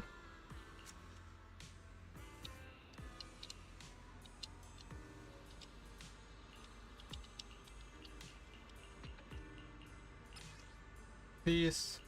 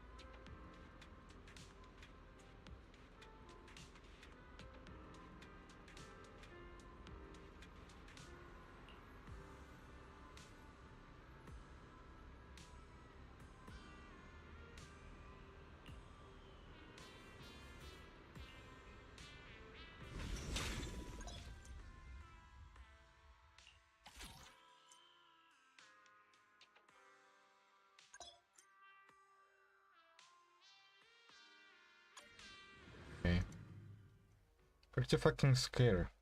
Also pretty fucking sad that I realized that Sarah is probably dead.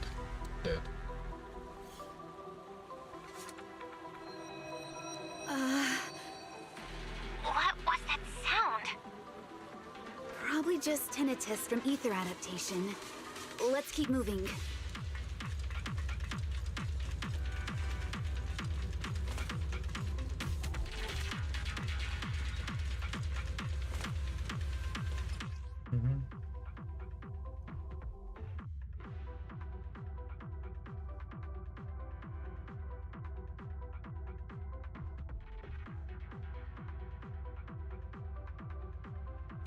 Should be a cinch. Watch out, Yanagi! Lightning's coming down up ahead. I see it. But I'm thinking maybe we can use the lightning strikes against our enemies. That was amazing, Yanagi! Can't believe you actually used the lightning as a counterattack. It was just a guess. I didn't expect it to actually work. I just didn't want to split my focus dodging lightning while fighting. The lightning is a bit too dense here. Yeah, maybe the lightning is what's causing the time-space distortion here.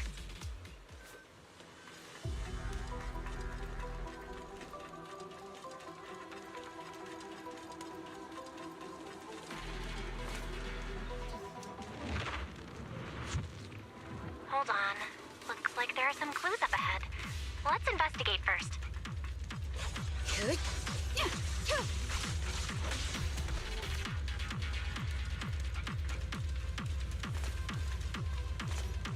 This one might help us with our research on the area. Let's take it.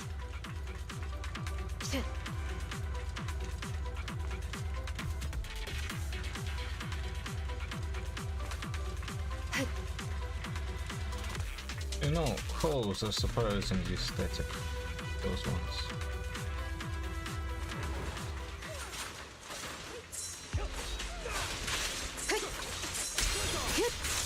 Don't hold back!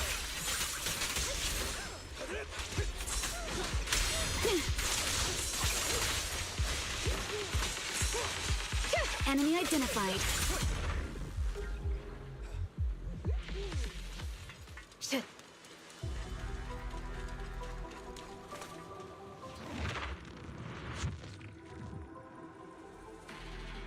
There's some kind of beacon-like device ahead. It might be able to heal you. It might be able to heal you.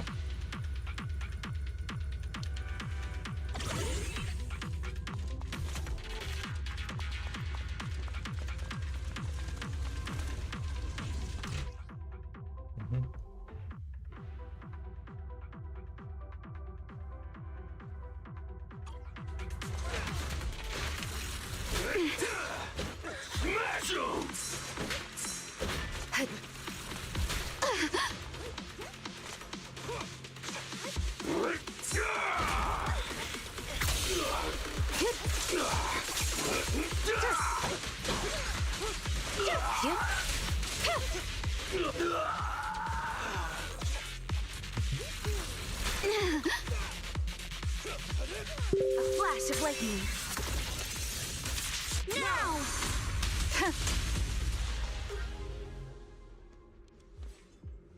There's a control terminal up ahead. Activating it might open a new route.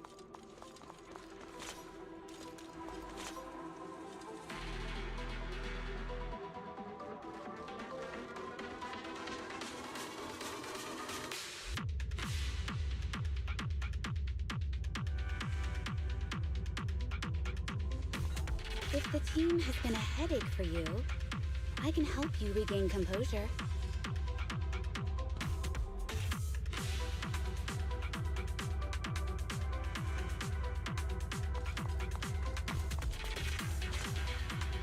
Take the side path.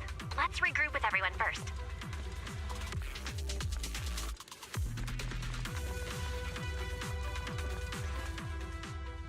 Miss Astra, I didn't expect you'd join us for the investigation. What do you mean? You've been already with her. Investigation? Yes, but I'm mainly here to get some hands-on experience for a horror film I'll be shooting later. A horror film? Hands-on experience? Yeah! I didn't expect the vibe here to be so perfect for my film. Terror Cruise and The Dock were both filmed at docks in pouring rain like this. Oh, I see. Then, what about Mr. Leiter? I heard you're the champion of Sons of Caledon. The proxy must have gone through quite a bit of trouble to commission you, right? Huh? Oh, it's nothing so complicated. I'm just here to look for someone. Oh, they must be a very important family member to you if you're willing to enter such a dangerous hollow for them. Family? Sort of. More like a confused idiot who can't find her way home. Is that so? All right. In that case, I think we should evacuate first.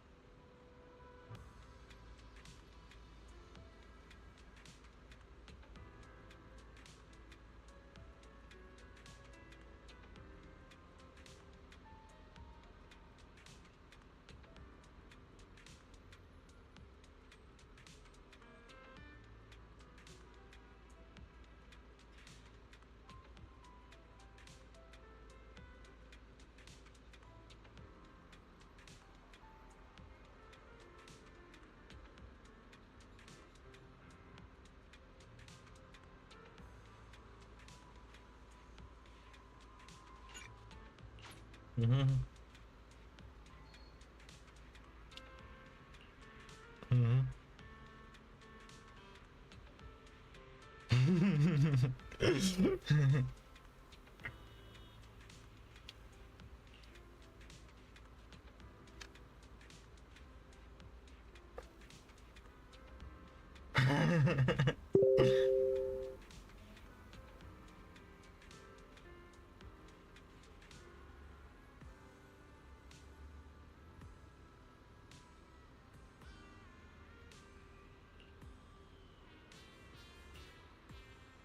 Mm-hmm.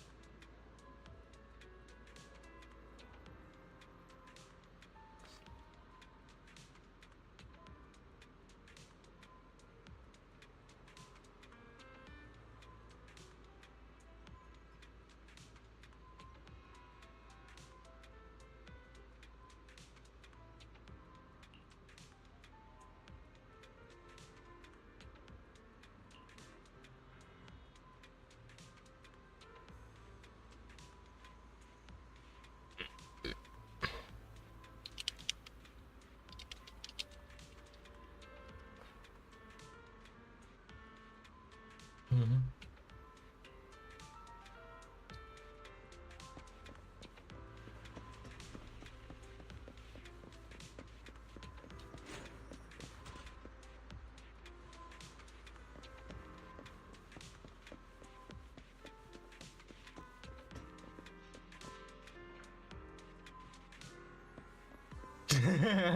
That's a bento box.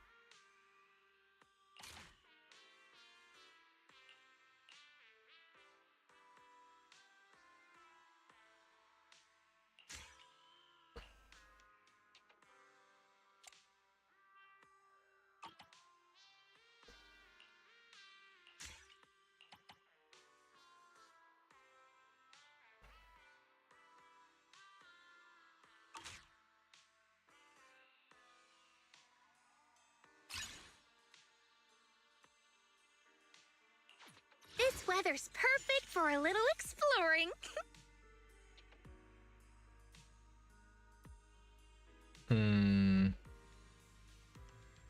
How about a little late-night adventure? I promise a new case to solve.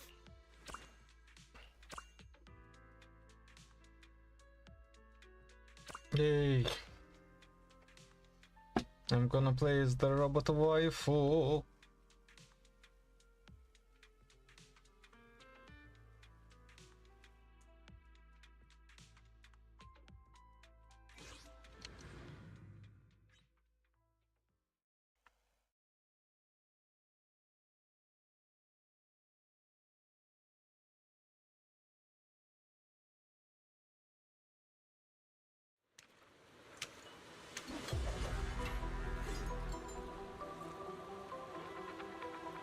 Don't interfere with police business.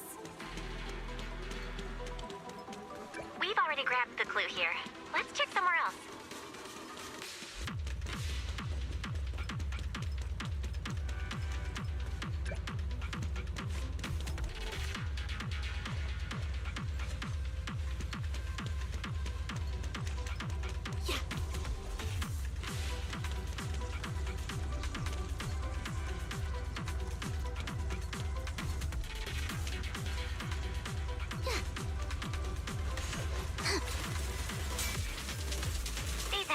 Too tough. Let's take him out quickly. Huh? Jingy, here to assist. Hand over his head.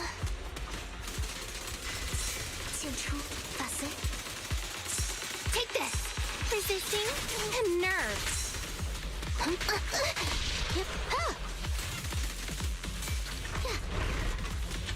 Huh?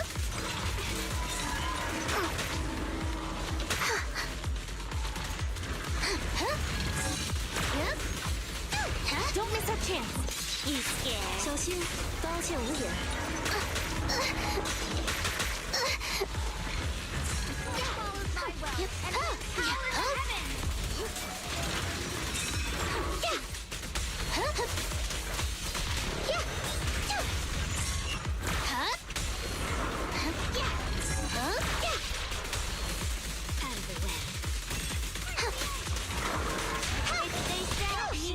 Like fish in a barrel.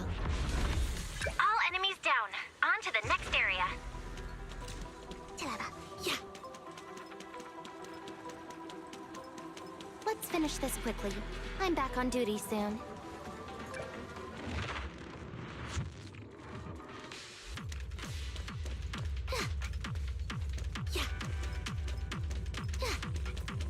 This one might help us with our research on the area. Let's take it. The energy field here is unusual. We need to take out all enemies quickly. Huh? Huh? Huh? Huh? Yep. Huh? Yep. Right on target. Stay sharp, strike fast. Yeah. Huh? Nope. Don't feel it. Resist and you'll regret it. Nature shapes the art. Perfect teamwork. Perfect timing.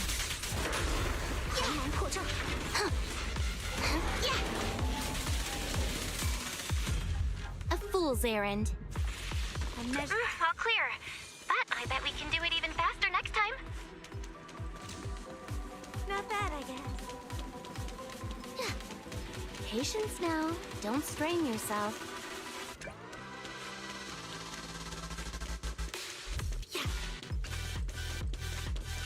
It's the same problem Lighter ran into. Guess we need a specialized decryption plugin to open it.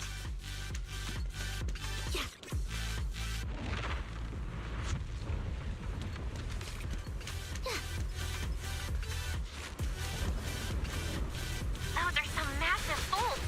Stay alert.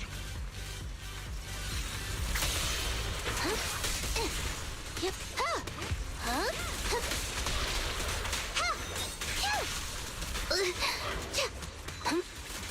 My blade cuts down evil. My spirit soars in the sky. Mind your manners. Pluck this sword away. Huh? Send you away. One fell swoop. Here comes the verdict. All done. You guys reacted super fast. For my bonus. We scoured all the highs and lows, but the clues were right under our nose. Strong enemy incoming. Eyes up. Yeah.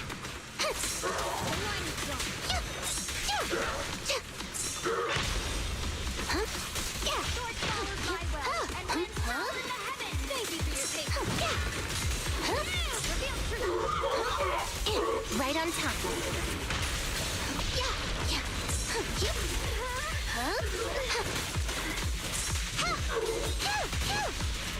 Yep.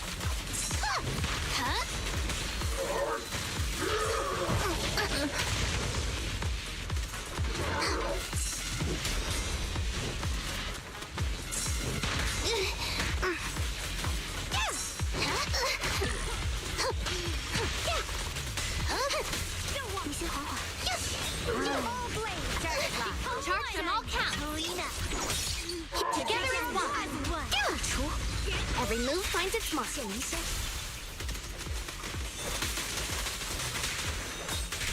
Yep. Huh? I'm a real There's nowhere to run.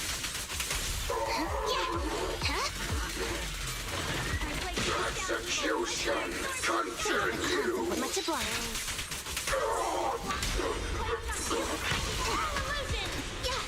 Justice will be served.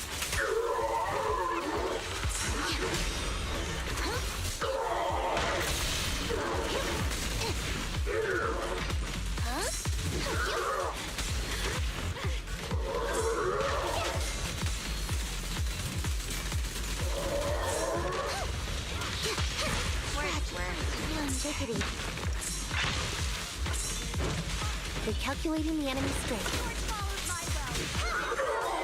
Stop the fly, hit the floor. Caught you red-handed.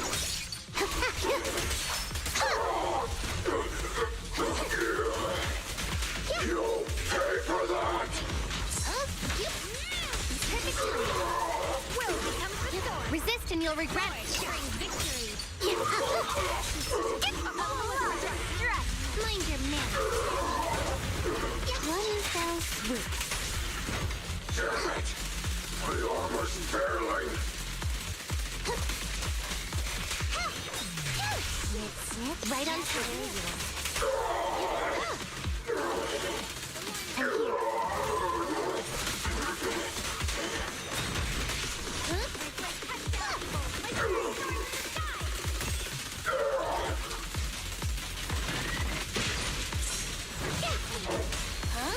And here.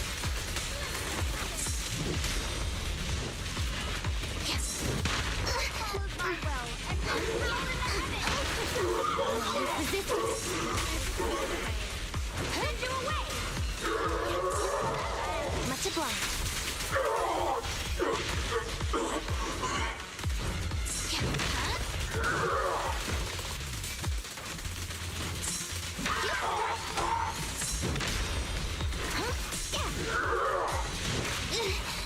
Justice is served.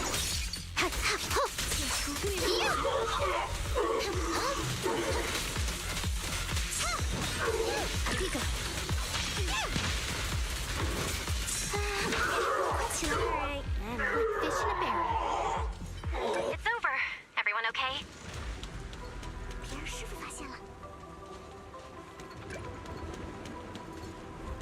Patience now.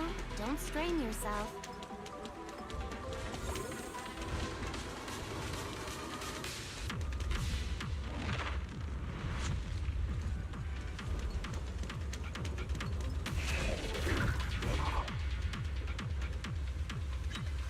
Resisting a charge on all counts. There's nowhere to run.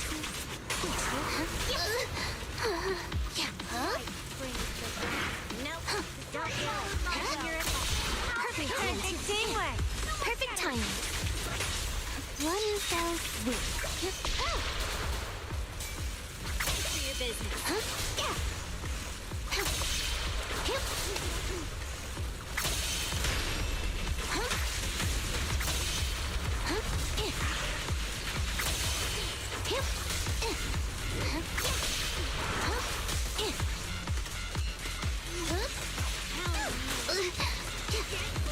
Mind your manners.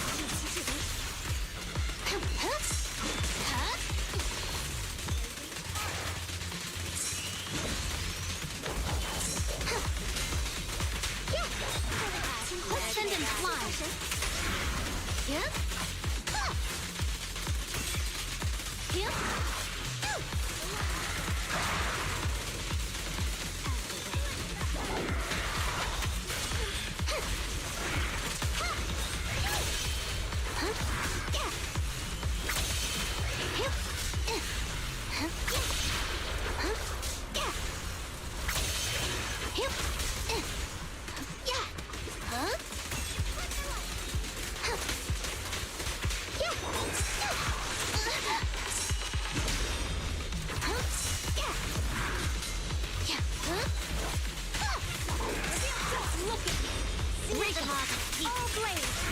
Resist and you'll regret it.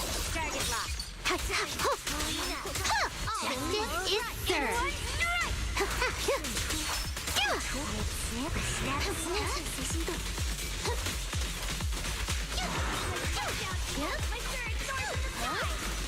Right on time. Breaking all illusions. Justice will be served.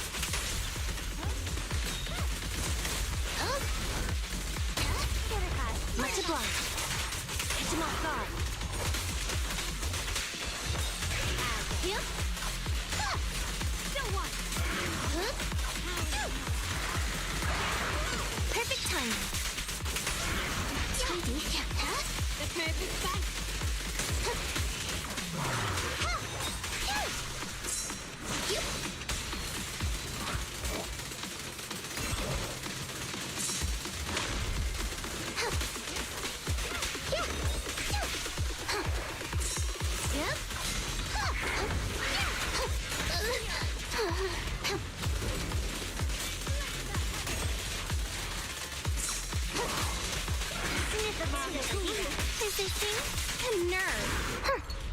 be red-handed.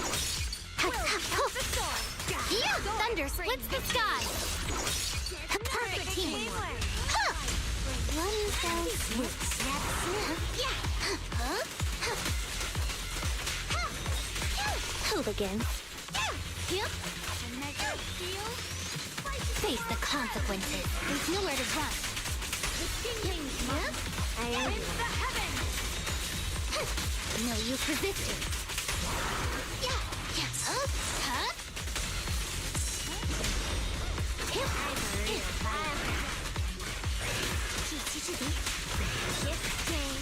Blocking in.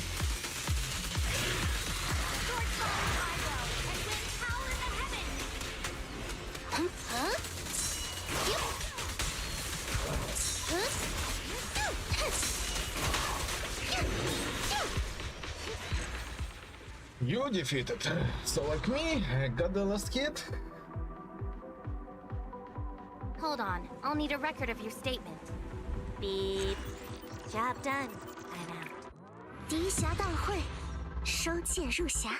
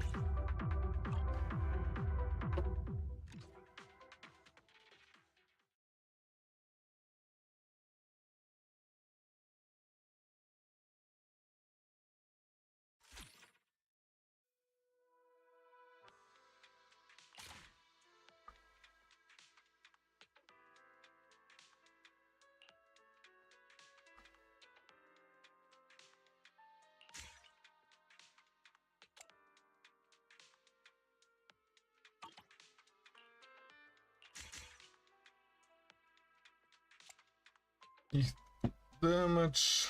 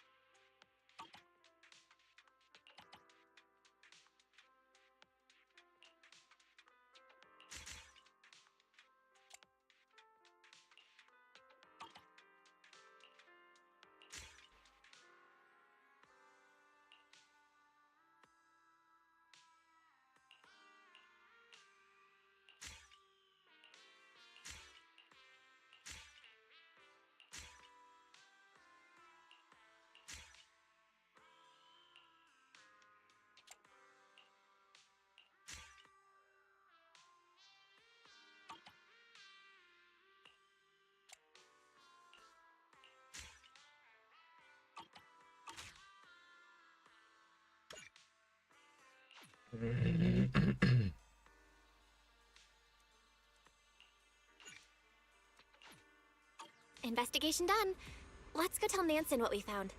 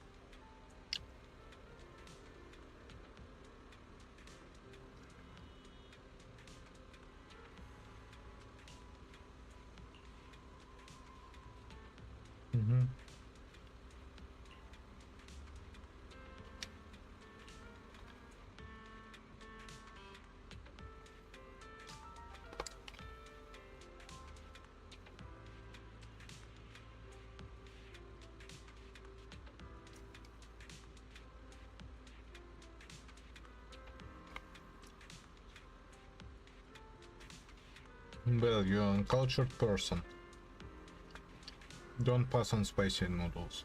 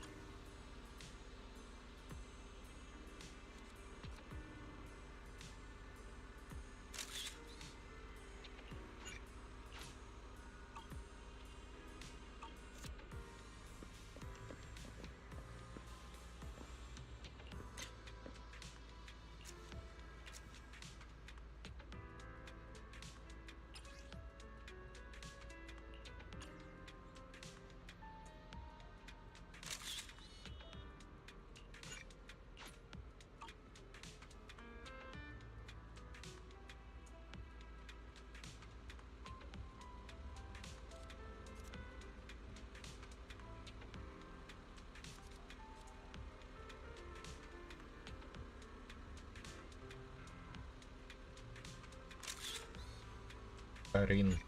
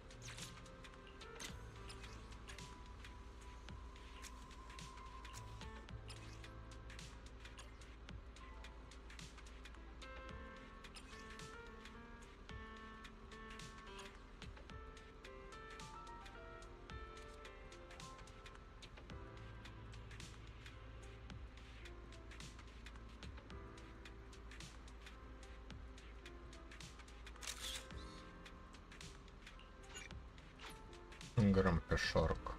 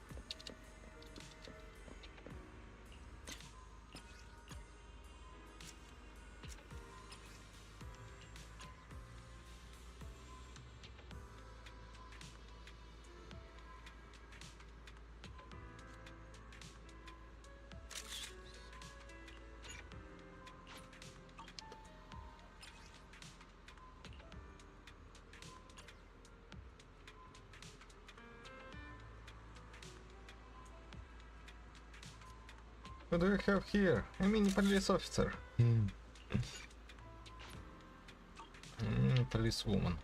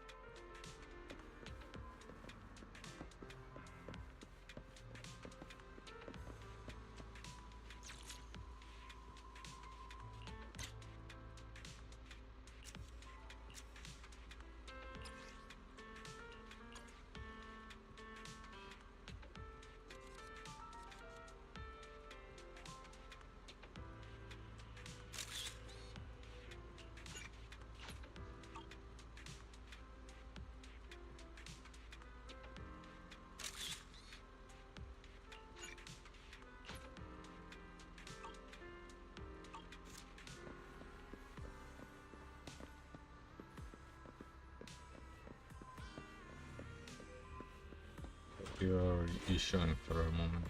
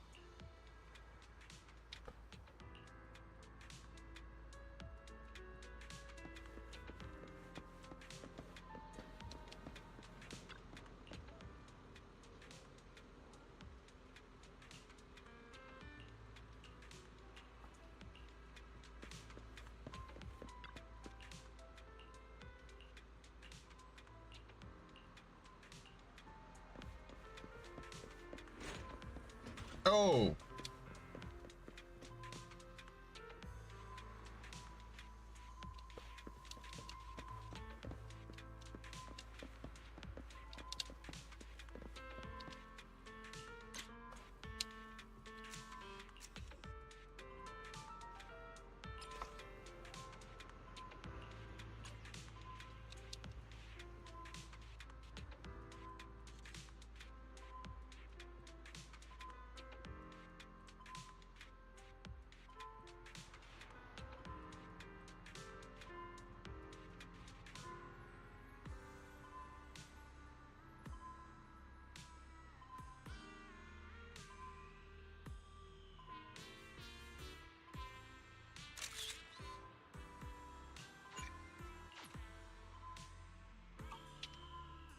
Something really fucky is going on, obviously. She is not to be trusted, Lighter! You can't let down your guard just because she's so pink and soft and squishy looking! Hey, I'm not letting my guard down. You were the one who kept saying she's so pink and soft and squishy looking. But also cold, calculating, and scary smart. Hey, Lighter. Did you find any information about Bernice? Huh? Xiaojiao, what are you doing here? Proxy, come over here and talk some sense into Lighter. This person, who claims to be from some TOPS auditing organization, is completely fooling him. I'm not fooling anyone. I'll help you find your lost friend. I just need you to bring me something I need after that. But Mr. Lighter here keeps saying that any commission for the champion needs to be discussed with his boss. When I called his boss, the lady couldn't even handle basic math and kept throwing around idioms I couldn't understand. No, what she was saying? Forget it. It's all my fault. I should have taught her better.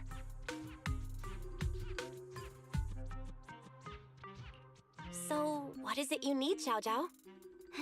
Originally, I didn't want to get you involved. But now that you're here, I'll just tell you. It's simple. Krampus needs that missing data about the creator. We'd like to get a copy from one of the agents who were invited for the investigation. In exchange, I'll give some key intel regarding Papago Hollow. Sorry. That really isn't my call to make. Besides, we've already made some preliminary assessments about the electrical environment and chaotic temporal patterns in Papago Hollow. I knew you'd have some reservations, so I didn't plan on contacting you. But I wouldn't be too overconfident if I were you. It's pretty daring to draw conclusions without having clearly seen the nature of the Divine Maze yet. Without having clearly seen its nature? What do you mean? Mr. Lighter, why don't you let the proxy listen to Bernice's last voice message? Huh? You mean all the weird stuff she said?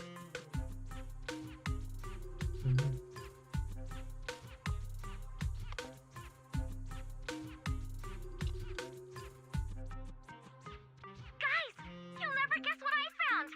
There's a huge nitro fuel park inside Papago Hollow! Fire is raining from the sky, and nitro fuel made with the latest formula is exploding everywhere! Pew pew pew! It's like watching fireworks on Gilded Carrot Day. Pokra, you have to come check this out! I know you love it!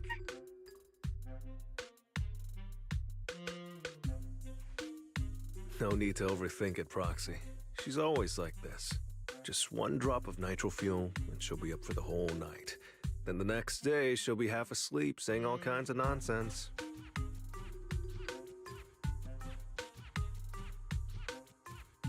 Something doesn't add up. The guard said Bernice was rushing back to Blazewood because she'd given away all her nitro fuel, and this message came shortly after she left Hand, so she shouldn't have been half asleep. The only possibility is that the place she was describing actually exists, but it was raining pretty heavily at the stormy harbor we explored earlier. I didn't see any signs of fire. You have a point. I didn't think about that. Uh-oh. The second investigation squad is already following the route I planned with Deputy Chief Yanagi. We have to warn them.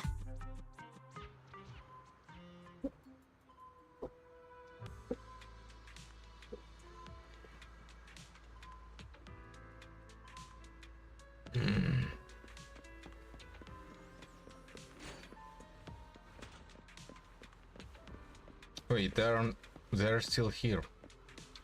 Yeah.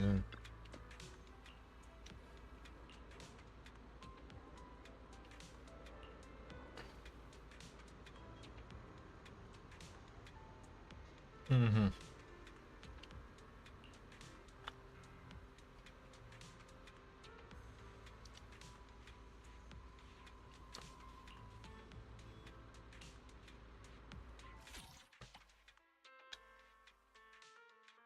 Mm-hmm.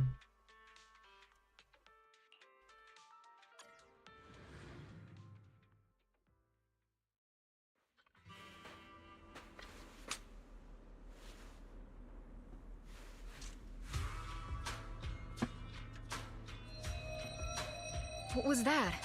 Comms acting up? Can you hear me, Soldier 11? I'll guide you through the search from here. Copy that. Good to have you with me.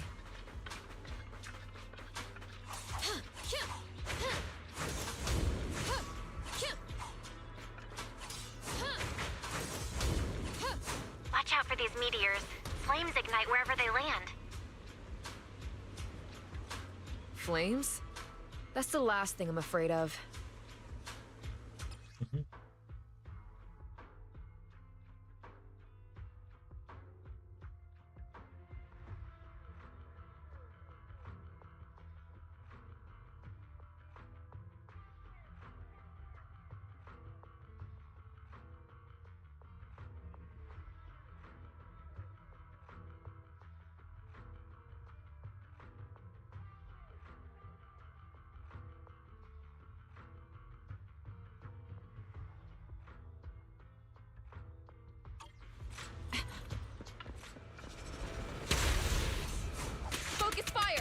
Opening fire! Fire support in position! You alright, Soldier 11? You're kinda on fire. I'm fine. I'm not fired up yet. I can feel it. The fire is charging me up. Requesting fire support!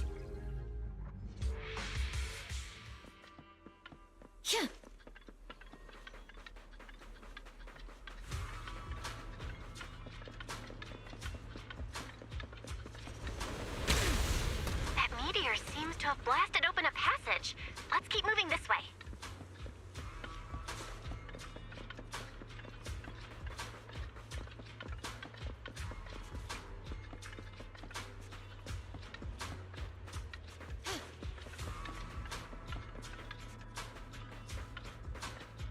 Not good. Enemies are closing in. Let's take them out. As long as I can use these flames, I don't care how many come at me. Looks like there's some kind of security panel up ahead. We should go take a look.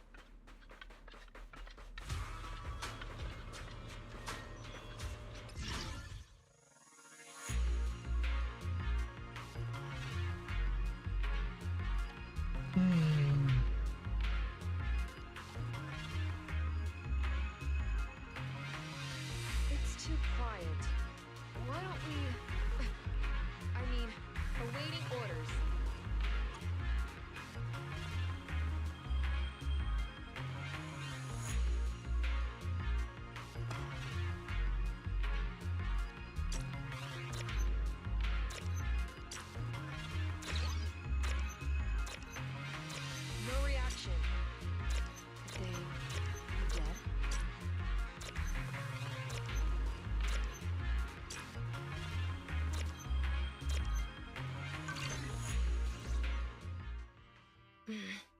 One moment. I'm cracking the gate control.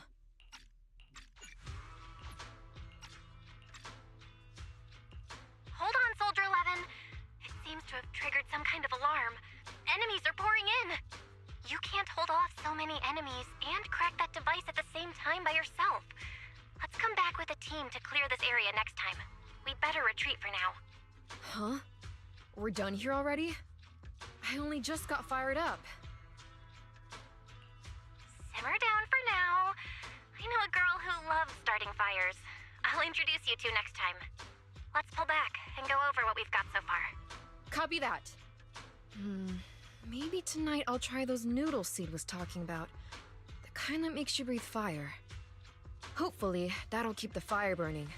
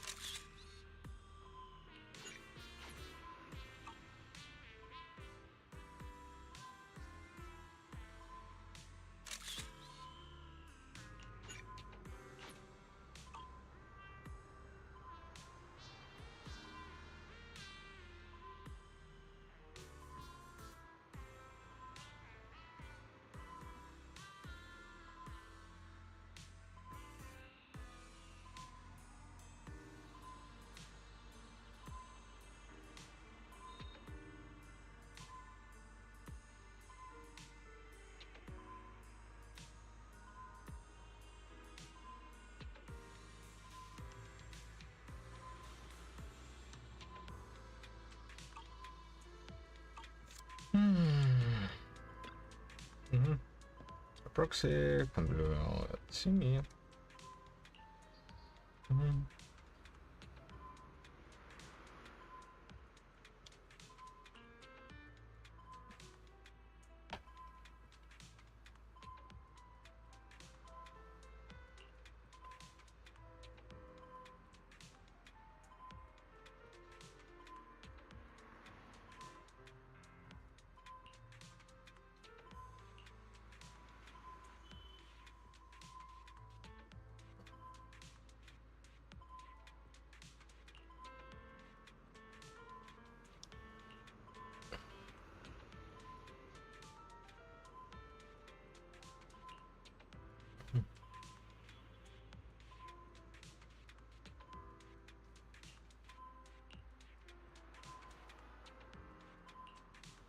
My first good forever.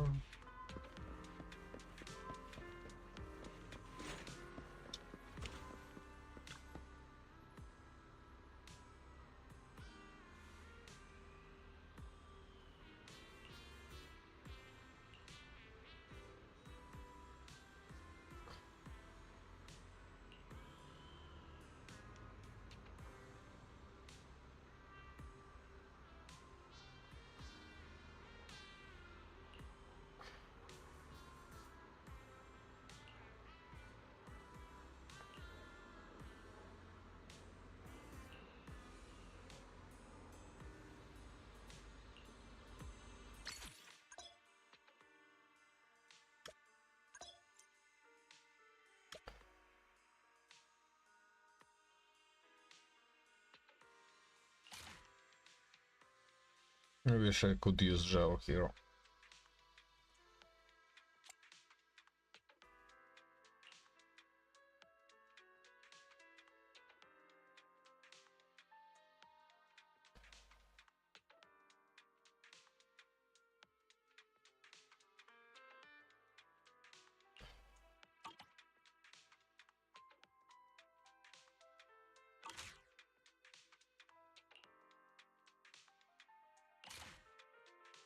Yeah, this is bullshit.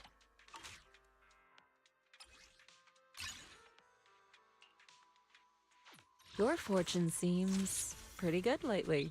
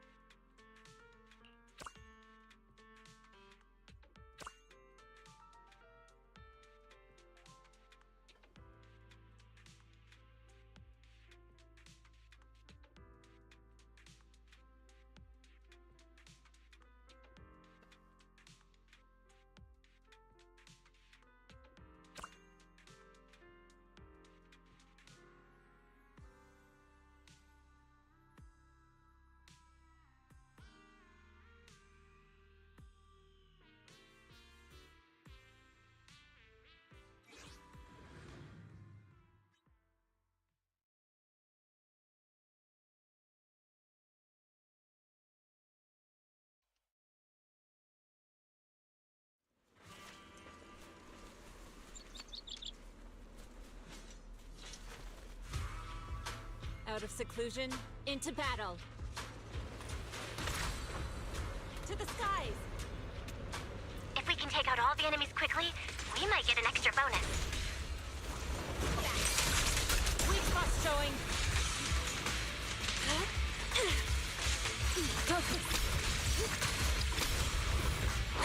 Shift. Breathe. Let's end this quickly.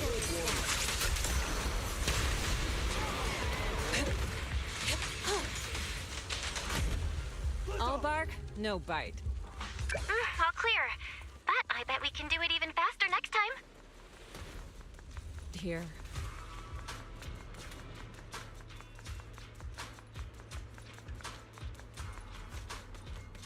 Hack the security device, and we should be able to get through. Don't let the enemies get near the teammate who's doing the hacking.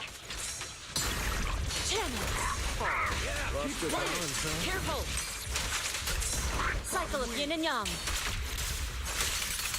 Release!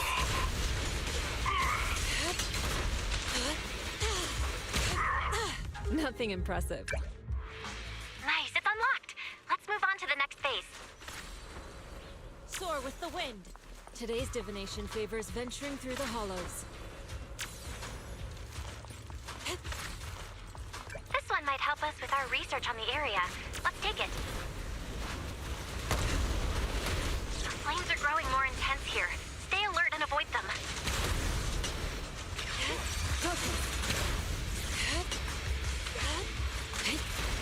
Clarity and impurity cycle. Concentrate.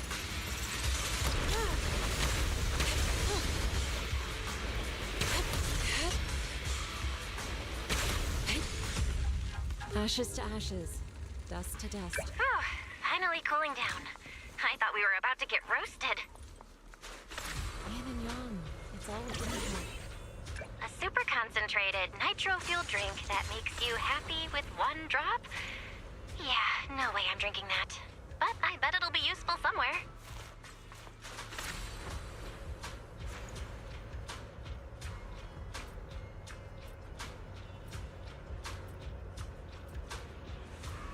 It's no good.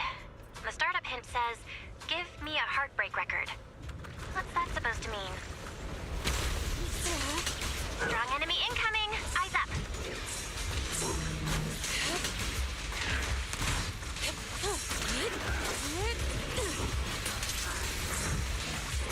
Swift yet still. As decreed, purge fulfilled. Sweep away misfortune. A clean sweep. I owe you one. Reality and illusion. Lock in. Purge corruption, restore clarity. Shift. Dust. Your life ends here. Keep moving. Breathe. I'm not too late, am I? Only champions. Nice teamwork. All bark, no bite. That takes care of everything. Nice job. Soar with the wind. Today's divination favors venturing. This one might help us with our research on the area. Let's take it. Fully armed! Time to wrap this up. Channel. Cycle of yin and yang. Scatter.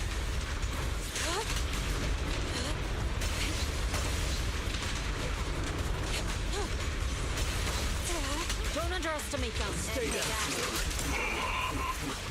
Chi and mind as one. Calm the spirit. Strike down evil. A clean sweep. Strength and finesse. Concentrate. Shift. Focus. Obliterate form and spirit. Release. Steady now.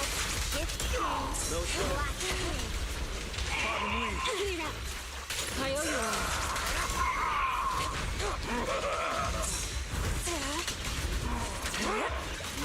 Take the chance. Evil shall return to dust.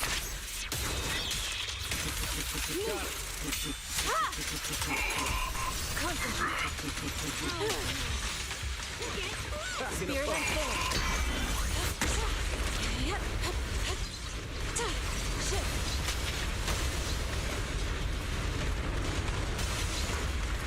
Let's end this quickly.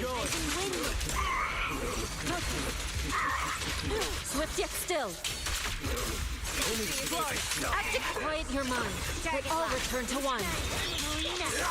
Perfect teamwork. Purge corruption, restore clarity. Snip them all to pieces. Nice teamwork. Lock in. Yin and yang converge. Keep moving. Strength and finesse. My fuel burns! Still not enough.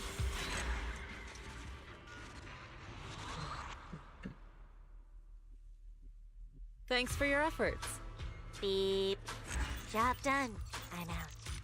Find me an opponent who can actually fight next time.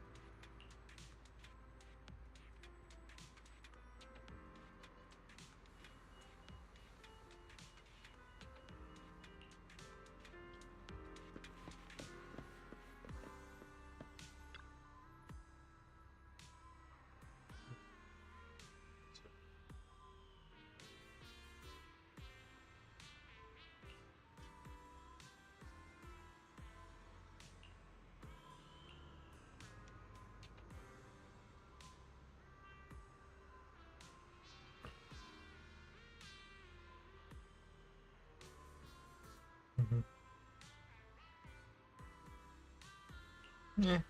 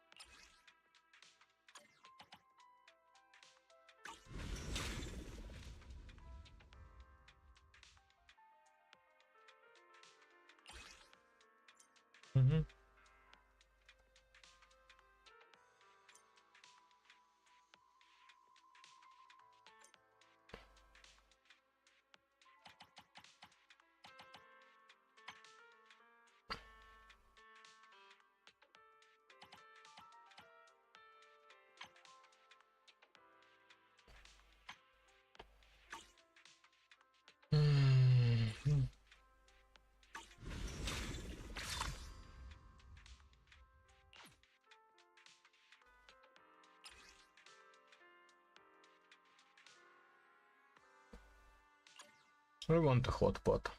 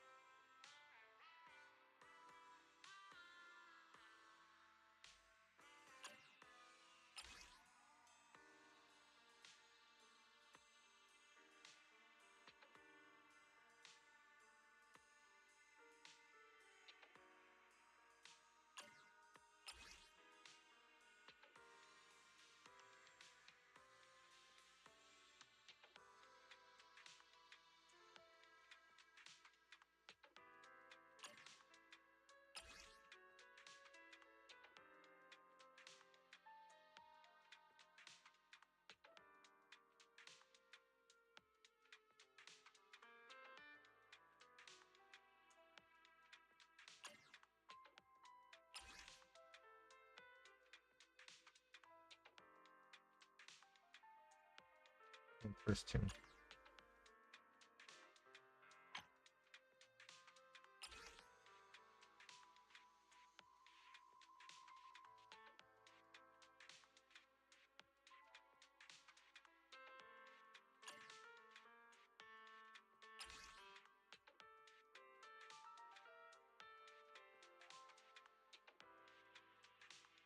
Rather nice.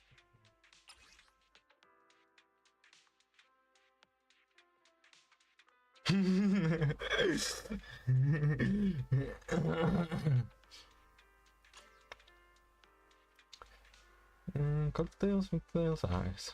The snacks real nice. Soda, so mixed tray. I'm lit, you can't deny. Yeah, whatever you want, whatever you need. I want to leave. Anything that you desire. Set it on fire.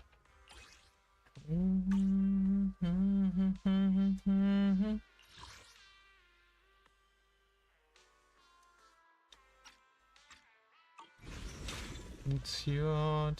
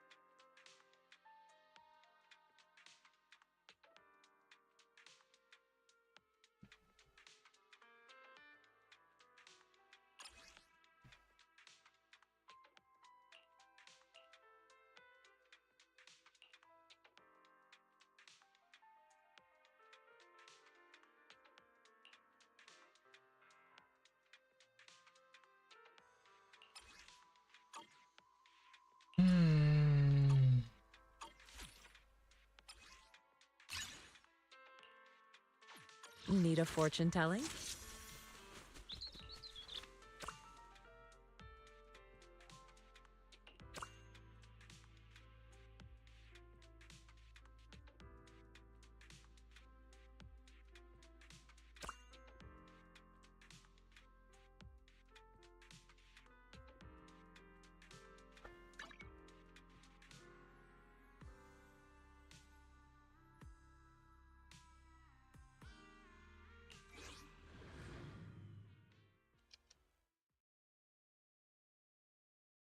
Shotguns. There's also the smoke rounds that make big puffs of smoke, but those are kinda meh. Don't rely on those too much.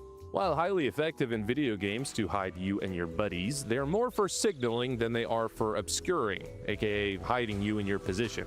On that note, something that drives me absolutely insane in movies is when you don't use smoke grenades right. You are supposed to let them billow a little so they actually produce a small smoke screen. You don't just immediately run through it. Also, the purple ones do actually taste like grape, and I will not elaborate any further. Anyway, All of these are low velocity rounds, meaning they are only to be fired from individual grenade launchers like the M320, M203, or the Vietnam era M79 if you happen to have one of those lying around for some reason.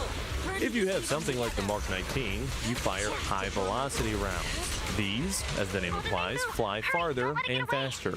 Also, pro tip / safety warning, do not use high velocity rounds in your underbarrel grenade launcher. You and your stuff will explode, and that is suboptimal. But everything I've talked about is so last century. Leaf sights and Kentucky windage, that's just Cold War chic. Because these days, it's all about airburst rounds and optics that aim for you. Technology has finally gotten mature enough to where programmable grenades are both viable and reliable. Kind of like that 4 out of 10 you keep deep on the roster and don't tell your friends about.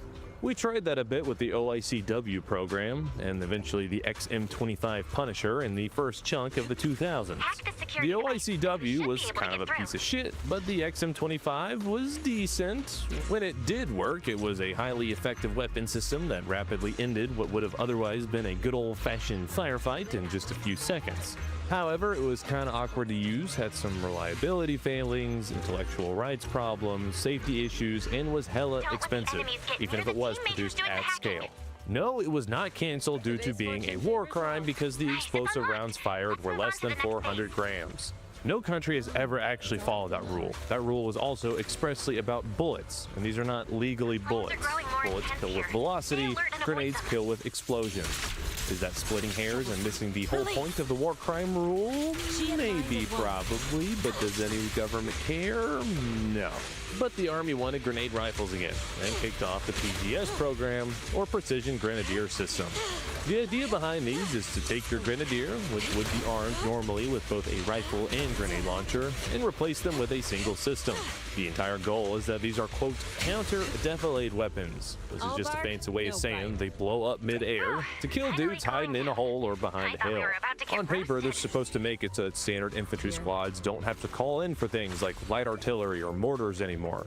How true that will be, I have no idea. They don't consult me on these things, and the program is still in its infancy. So hopefully the DoD doesn't leave it in a hot car.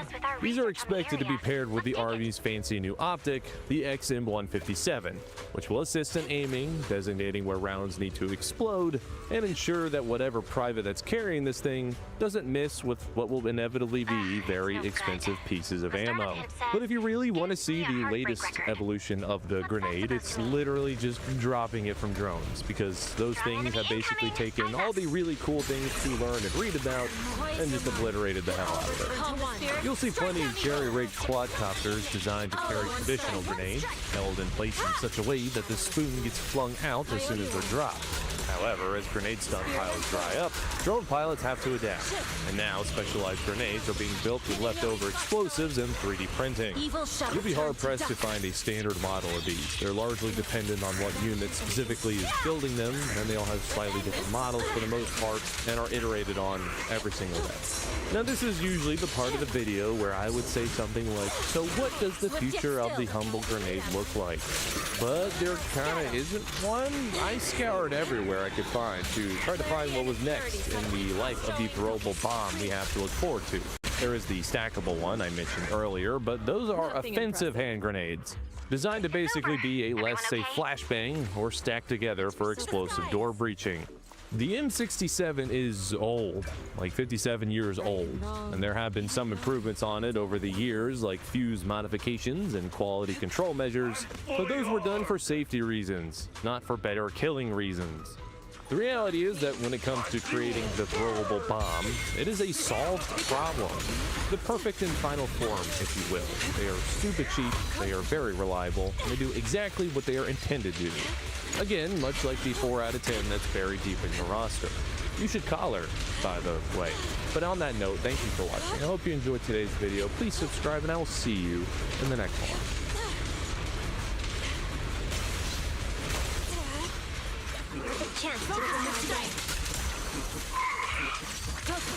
This force is unmatched. Quiet your mind. Let all return to one. The spirit, strike down. Cold steel. The cold is all in one strike.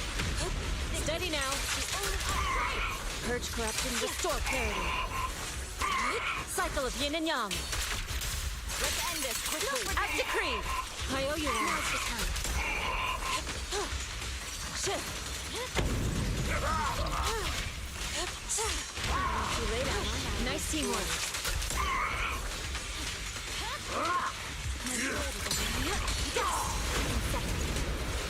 Yin and yang. Careful! Strength and finesse. Don't underestimate that. Breathe. You can't stop me!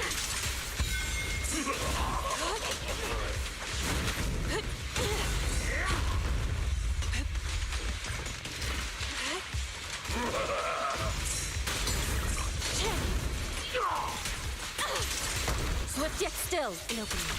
Vanishing in the time. Release!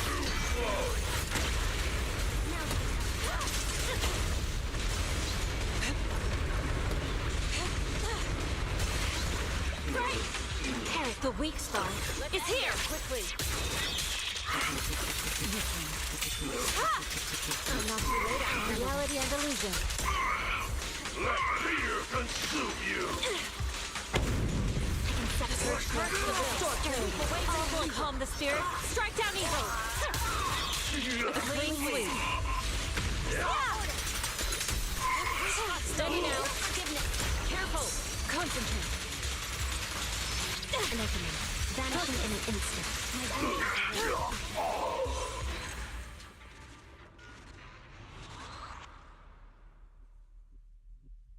Thanks for your efforts. Well fought, everyone. The filth has been cleansed.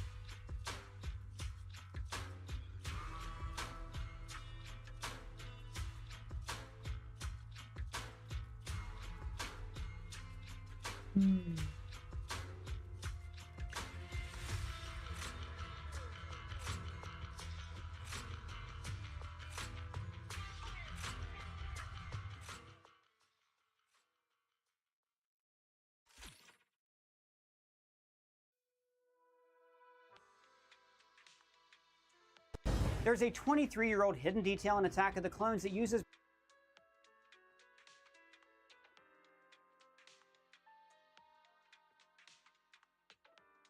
Dooku is a former Jedi who lost faith in the Order, deliberately paralleling Anakin, who's actively losing faith in the Jedi throughout this trilogy. Now, we hear a lot about Dooku until we finally see him. This doesn't happen, though, until the hour and 16-minute mark of the movie. Like Coruscant, Dooku's true motivations are revealed gradually. He's left the Order, but at first, it's unclear if he's a Sith because the other Jedi speak of him with respect and even admiration. You know, milady, Count Dooku was once a Jedi. He couldn't assassinate anyone. It's not in his character. So again, there's this motif of slowly unveiling the deeper truth. He is the leader of the Separatist Alliance, a coalition that declares independence from the Republic, paralleling how Dooku separated himself from the Order. Dooku could not ignore the corruption in the Senate and how it was leading the Republic to its downfall. And worse, he blamed the Jedi for their attachment to the Senate, believing that the Order became too lenient and blind to the Senate's failings, which in his eyes made the Jedi culpable. Our allegiance is to the Senate. No. We serve the people of this republic. That whole section in The Phantom Menace makes a point of how awful and ineffective the Senate has become. Instead of just helping the people in Naboo, they had to form a commission. Into the bureaucrats, the true rulers of the republic. And this is mostly because of Palpatine and the Sith Grand Plan. They weaponized politics to sabotage the Republic from within, which set the stage for the Clone Wars, which of course brings about the end of the Jedi Order. Sith control everything. You just don't know it. The Jedi believed the Sith were long gone, even denying their return once or twice. The Republic enjoyed an era of peace that lasted 1,000 years. So this allowed the Jedi to maintain peace through diplomacy. We're keepers of the peace, not soldiers. Tell me if anything's All of wrong, this is okay? perfectly fine, but only in theory. Yes, the Jedi do a lot of good, This is the but they path I became follow. too integrated into politics, and yet they were afraid to steer the Republic back on the right track. But the galaxy is a very complicated ecosystem with countless different cultures and values. This makes the Jedi the perfect moral authority because they embody all these cultures, but they're also empowered by the Force, the personification of good in the galaxy. Now, that's not to say that the Jedi should rule the Republic themselves. The trouble is that people don't always agree. Well, then they should be made to.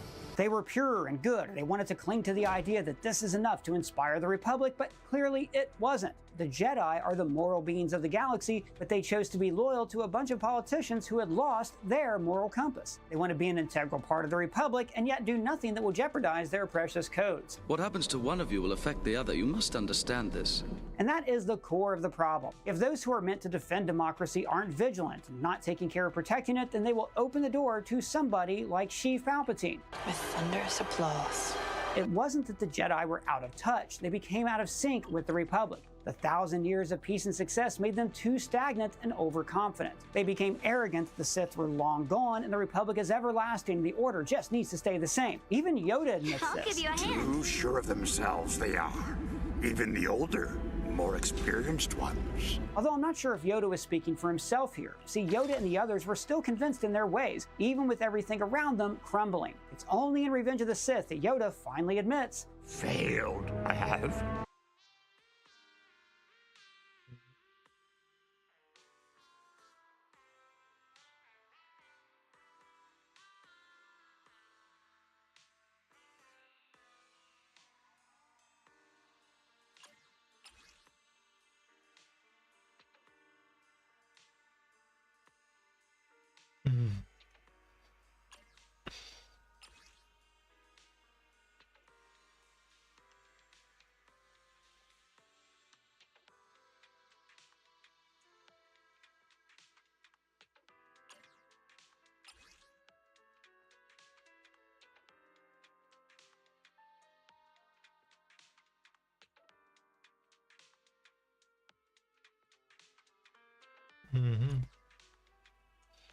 Really useful.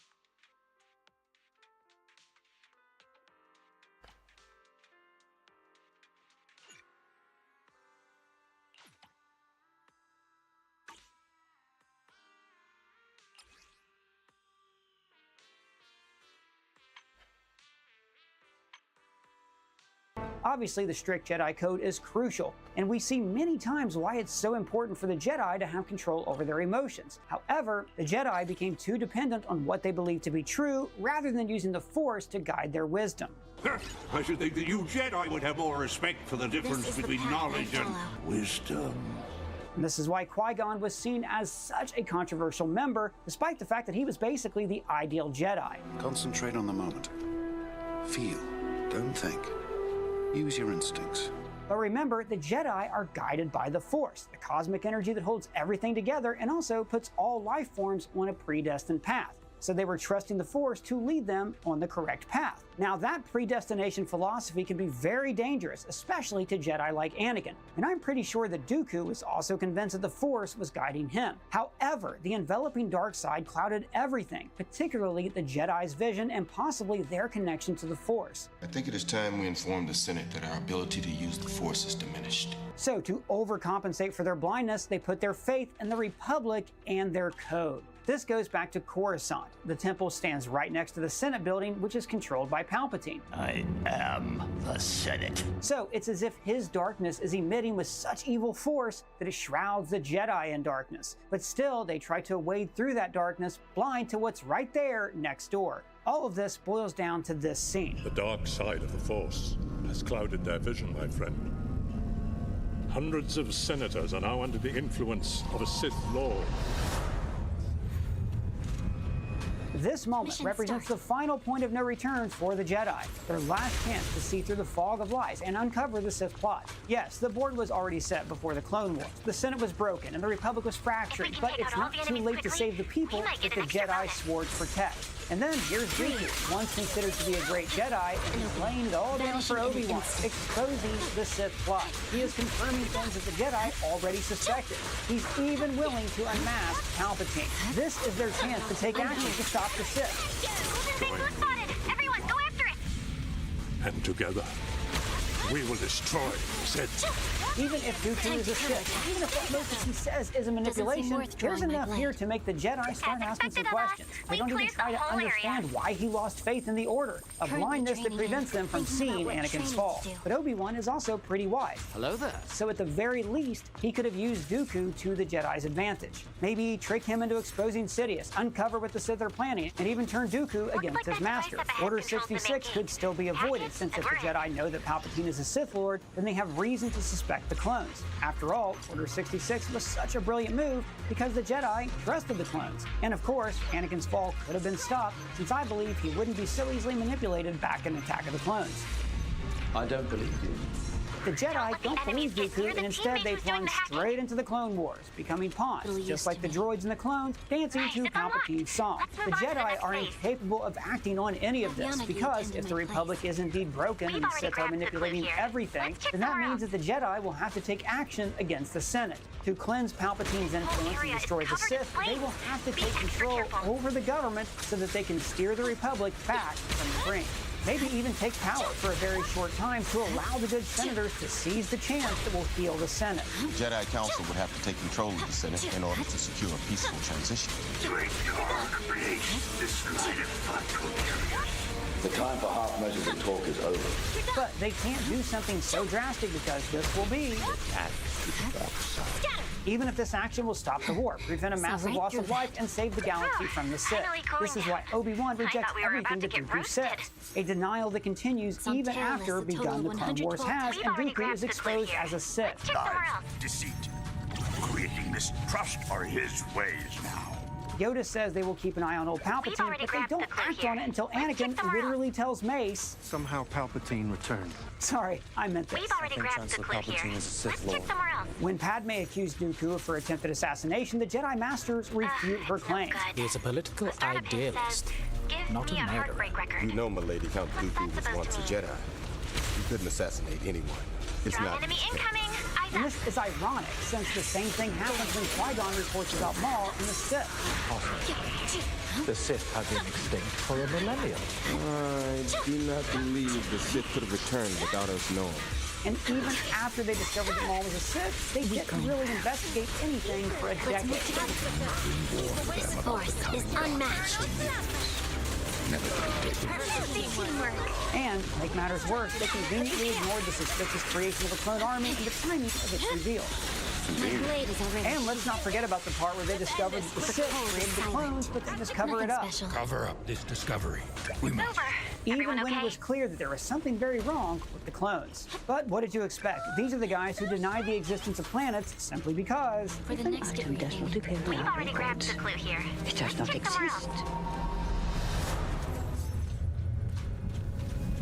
And what makes the Dooku scene so much more ironic is that the next scene is Jar Jar defeating Palpatine's emergency power.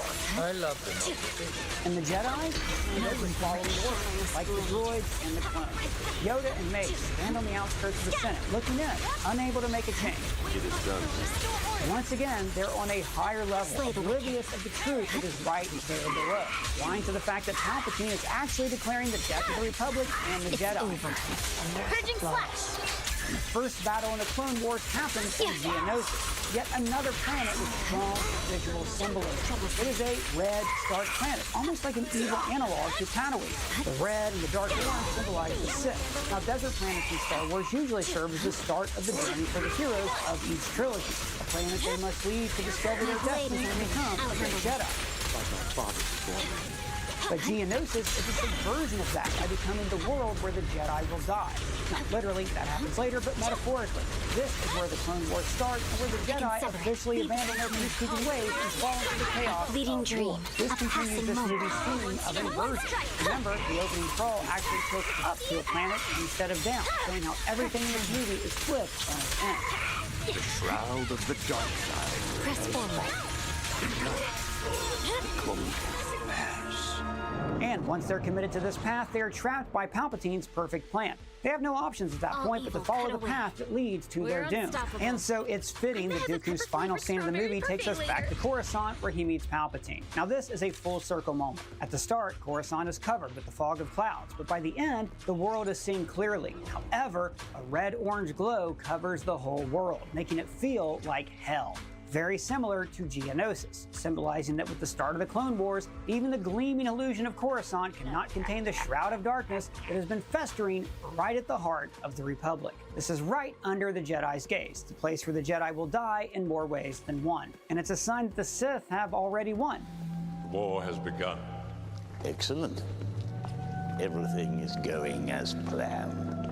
And this is why this crucial Dooku scene represents the day the Jedi died. A day that opens with Anakin burying his mother after he commits atrocities, starting his inevitable fall to the dark side. This is a day that ends with the Jedi leading the charge in the first battle of the Clone Wars. And from there, there's a chain reaction that leads to the inevitable destruction of the Jedi Order. The Jedi lose themselves in the war, forsaking their monk-like ways to become soldiers and generals. Many Jedi even became disillusioned with the Order and fell to the dark side. We see this in the Clone Wars series with Jedi like Pong Krell. An army fighting for the dark side, fallen from the light that we once held so dear. This Republic is failing! And in between these monumental events, there is this scene with Dooku, which serves as a pivotal moment where the fate of the galaxy is sealed. I will never join you, Dooku. It may be difficult to secure your release. And it's symbolic that only once their temple is in flames, the surviving Jedi finally leave the metal world and disengage themselves from this broken system. It's way too late by that point, but at least the era after Order 66 allowed the Jedi to evolve into something better, only for that new Jedi Order and New Republic to be destroyed again, so something even better can rise from those recycled ashes. Good job. So, what do you think the Jedi could have done after that Dooku scene? Was there a way to stop Order 66, or were the Jedi destined to die and start again? Let us know your thoughts down in the comments below, or at me on Twitter, Blue Sky Threads, or on our free-to-join Discord server. And if it's your first time here, please subscribe, smash that bell for alerts. For Screen Crush, I'm Ryan Airy.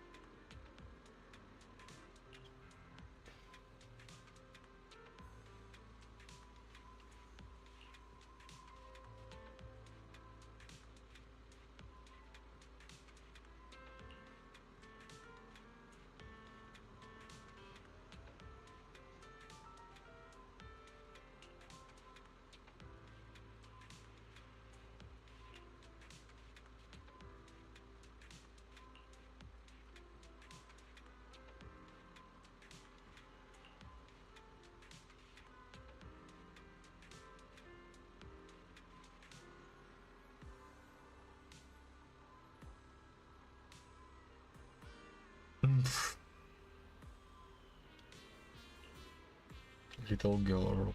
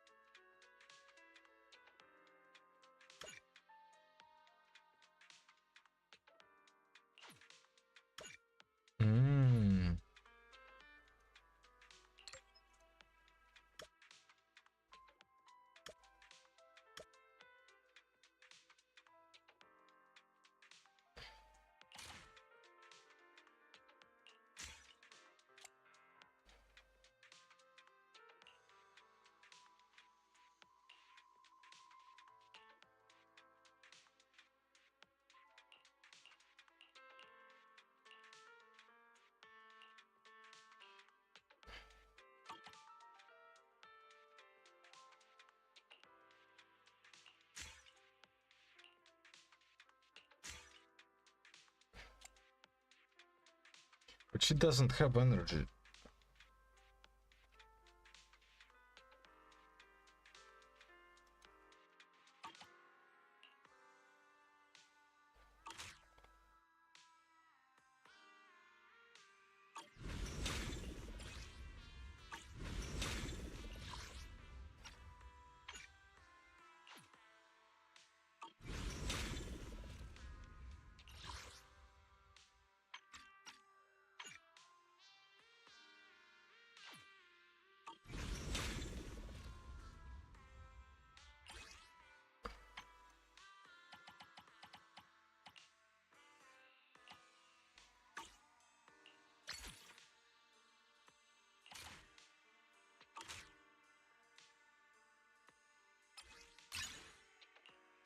This is the path I follow.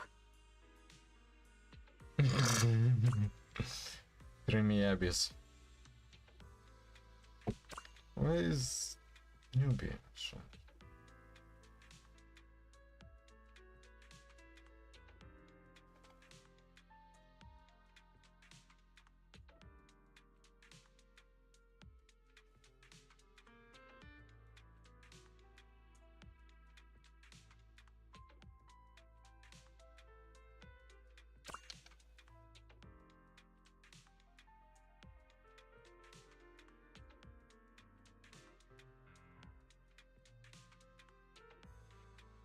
You're about to watch an episode of my new true crime podcast. But here's the thing. It is not real. It is not real true crime, and it's not even a real podcast. I have brought in a guest, and they are under the assumption that I'm going to be reading them a very real, very true crime story. But I'm not. What I'm actually going to be doing is reading the plot of an episode of Scooby-Doo Where Are You? And the fun part for us is that we're going to see how long it takes them to realize there's no way this could be true. We're going to be keeping track with the sus counter of any time that they get kind of suspicious, like, is this an episode of Scooby-Doo? And we're going to see how long it takes them to figure it out. And, you know, I was going to put like a counter on the screen, but then I realized, you know, this YouTube video has a time. And for this episode, I'm going to be reading the plot of the Scooby-Doo episode Jeepers, It's the Creeper.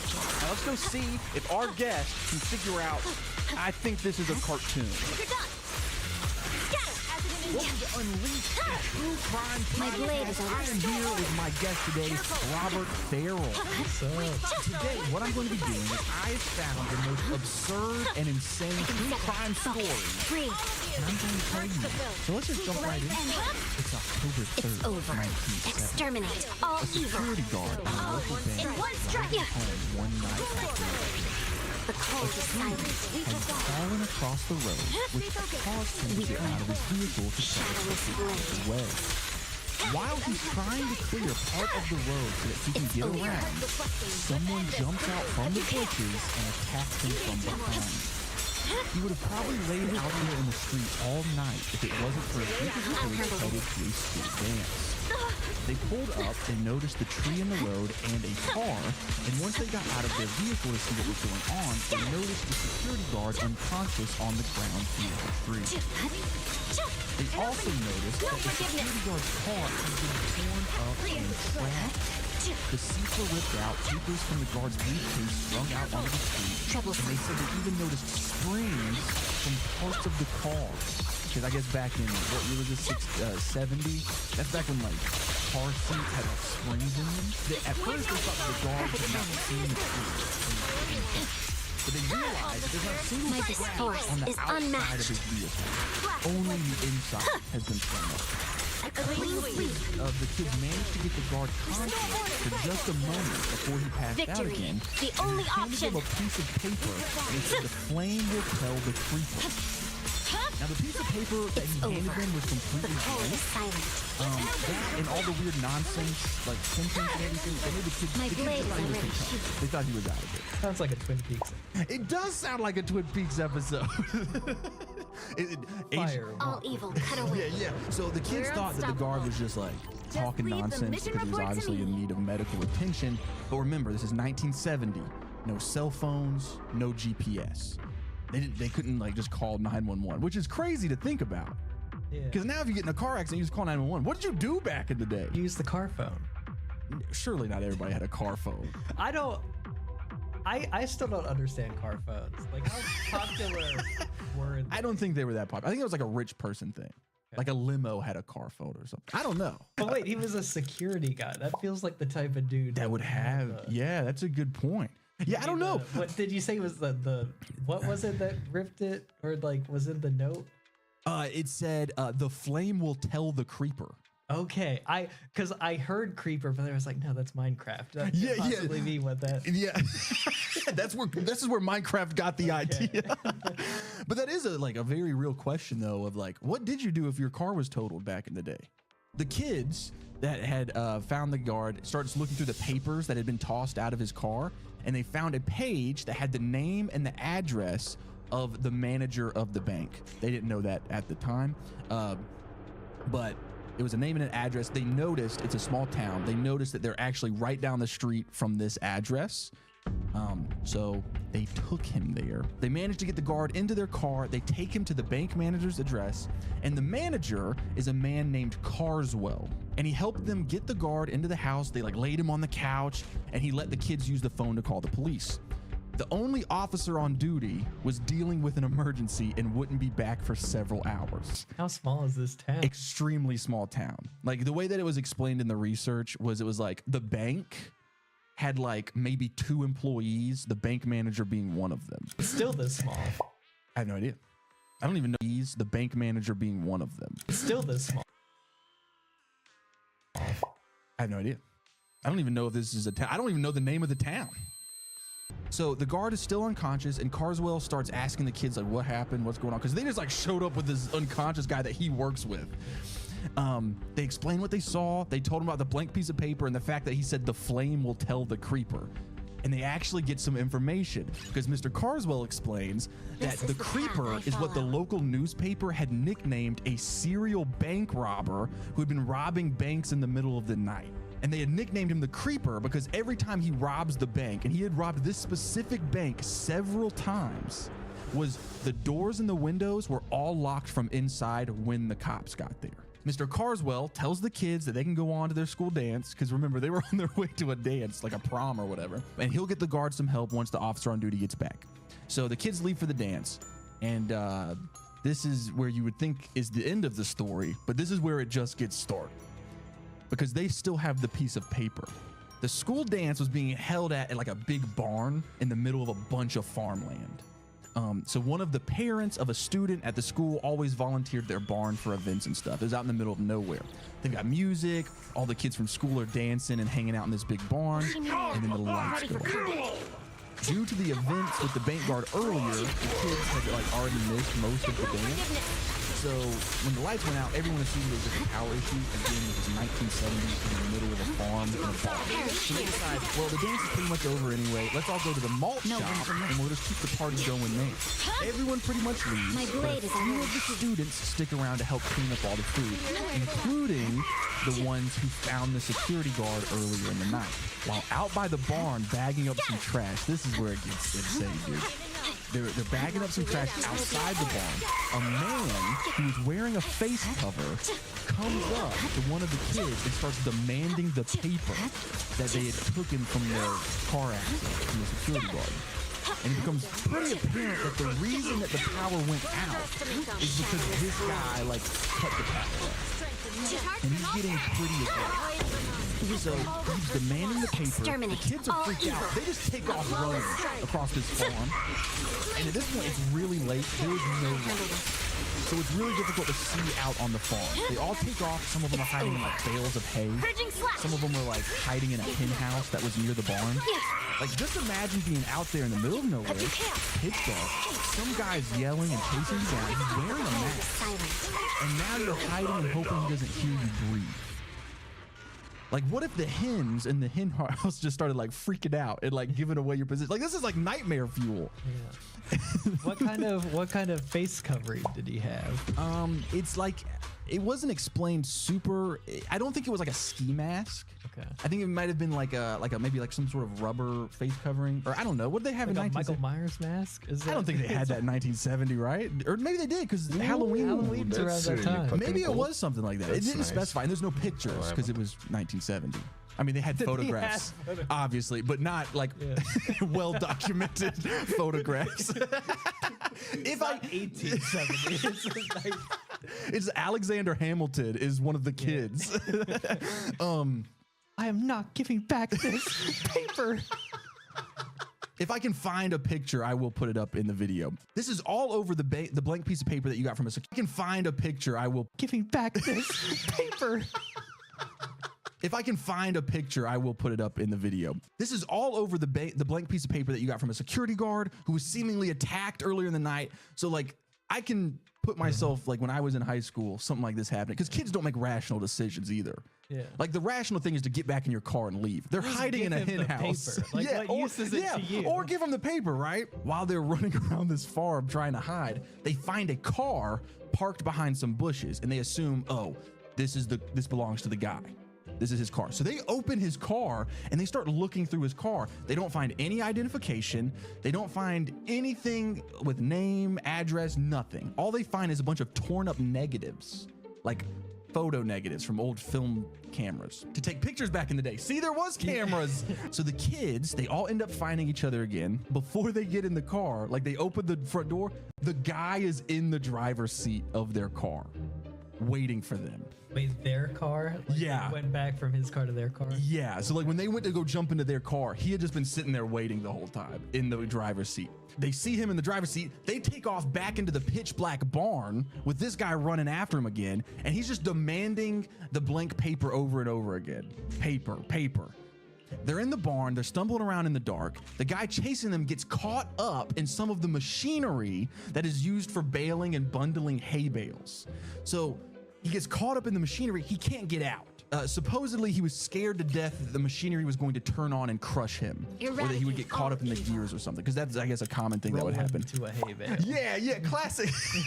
He's freaking out. One of the kids runs over and they rip the face covering off of him, and guess who it is? Can you solve the reveal? I mean, what other characters do we have in this that it could be? There's a bank manager who maybe could have been robbing his own place. Okay.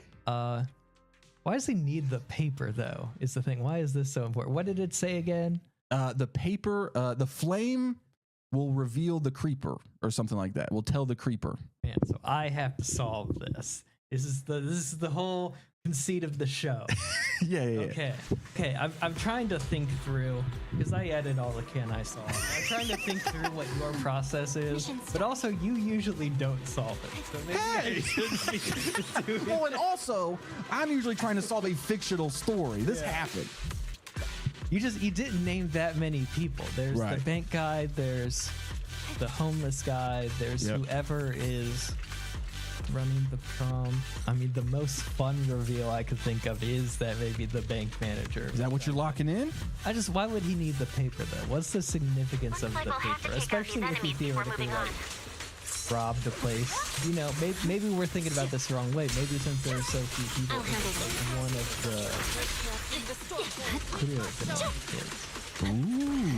Like it was like a prank thing, maybe? Because also, if this is a small town, maybe most of the town is involved in the school band. Oh, okay. So one of the school kids knows that a bunch of people that know him that would be able to identify him. Okay. Is that what you want to lock in? One of their schoolmates? But you did say that there was a notorious super guy. That's what that was known for.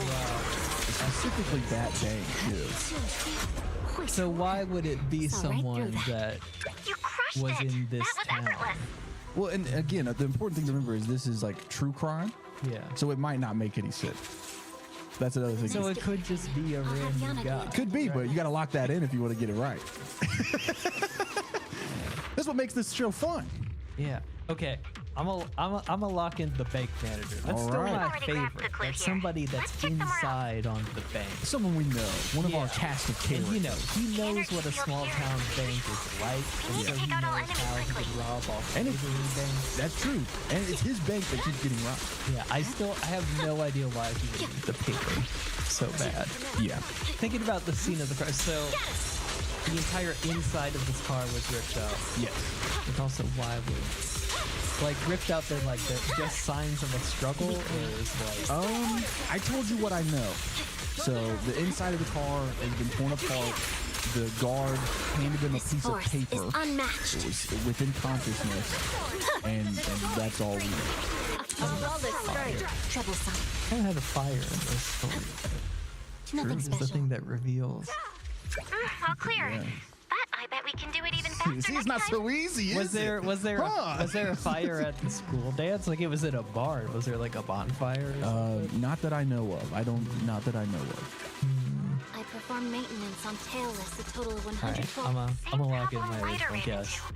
The bank. We need a specialized decryption One of the plugin kids to runs over, yanks the mask off of him, and guess who it is? It is Mr. Carswell, the bank manager. Nice. Right on cue. Blue lights.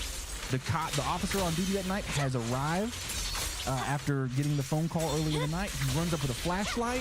He sees the bank manager caught up in machinery. And he's like, what the hell is going on? I got your message. I went straight to Carswell's house. No one was home. I found a security guard tied up in the basement. The kids start telling the officer how the manager has been wearing a mask and chasing them around the farm all night. So, because that's suspicious, the cop arrests him. All done. And we get a full confession at the police station. This is what actually was going on. Mr. Carswell was the last one to leave the bank every day. So he would load up his bag with a bunch of money. Then he would lock the safe and leave as usual. Then he would show up later in the night wearing a mask, and he would make sure that someone saw him running from the bank with a big bag of money. Right? So that way, an eyewitness sees a masked man robbing the bank in the middle of the night. So that way there's no suspicion on the money that had been taken earlier in the day. At the end of the day, he's just writing down the correct amount of money, and then some masked guy is the reason the money's off when they're checking it. Right? After the first few robberies, the security guard that we had met put up a security camera aimed at the vault. Now, this isn't a video camera. This is I guess it was motion activated, but it was a still photography camera. Mr. Carswell was not aware that this security camera was put up because the guard, I think, was suspicious of him, so he didn't tell the manager. The next day at work, they short a bunch of cash again. Oh no, the creeper got us again. How is he doing this? And the guard goes, well, don't worry, Mr. Carswell. We've got him this time. I set up a security camera. We've got a picture of the bank robber. He gets the footage. He goes to go get the footage developed, and Mr. Carswell follows him. When the guard has to get out because there's a tree in the road, Mr. Carswell takes the opportunity to jump him and attack him. His plan was to get the film that was about to be developed and destroy it so that no one would know it was him. But the guard managed to hide the undeveloped picture on his person while he was being attacked. So Carswell's trashing the car looking for the negative. Couldn't find it. Then he had to take off because he saw a car's headlights coming. That's the kids that found the guard. Carswell goes back to his house. He's freaking out because he's like, oh my gosh, he might have killed the guard. He left him there in the middle of the night. He couldn't find the negative. So if someone finds it and develops it, he's getting arrested for the bank robbery. And then sure enough, knock, knock, knock, the kids show up at his house with the guard. And they tell him that they have this mysterious blank paper. So now Carswell follows the kids to try to get the picture back at the dance. And we, of course, know what happens there. They take the blank paper from the kids. I swear on my blade. They put a flame under the undeveloped photo. It develops the picture a little bit, and you can see the bank manager robbing the bank. See, this is where they messed up then. Yeah. He could have just wrote on the paper, Carswell did it. And then maybe like put a little arrow down to where it's like the flame will reveal. He didn't know Carswell did it. Fleeting dream. He hadn't developed the photo. He was going to get the photo developed.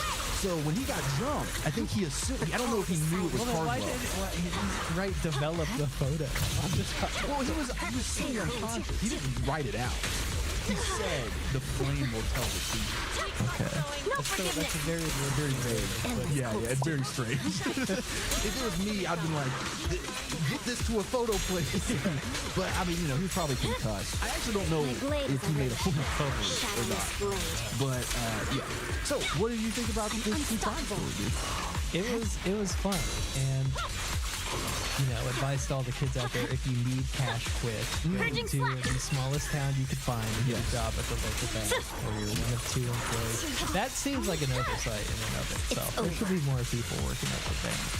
I don't know for certain how many people were working there, but it was explaining that it was such a small town that it was like the bank manager was there every day. Yeah. So I just assumed that, man, you probably don't have a bunch of employees. Well, I mean, what do you think you would do in this situation? What would I do? Yeah, I mean, just because of the cryptic nature of the message, the flame.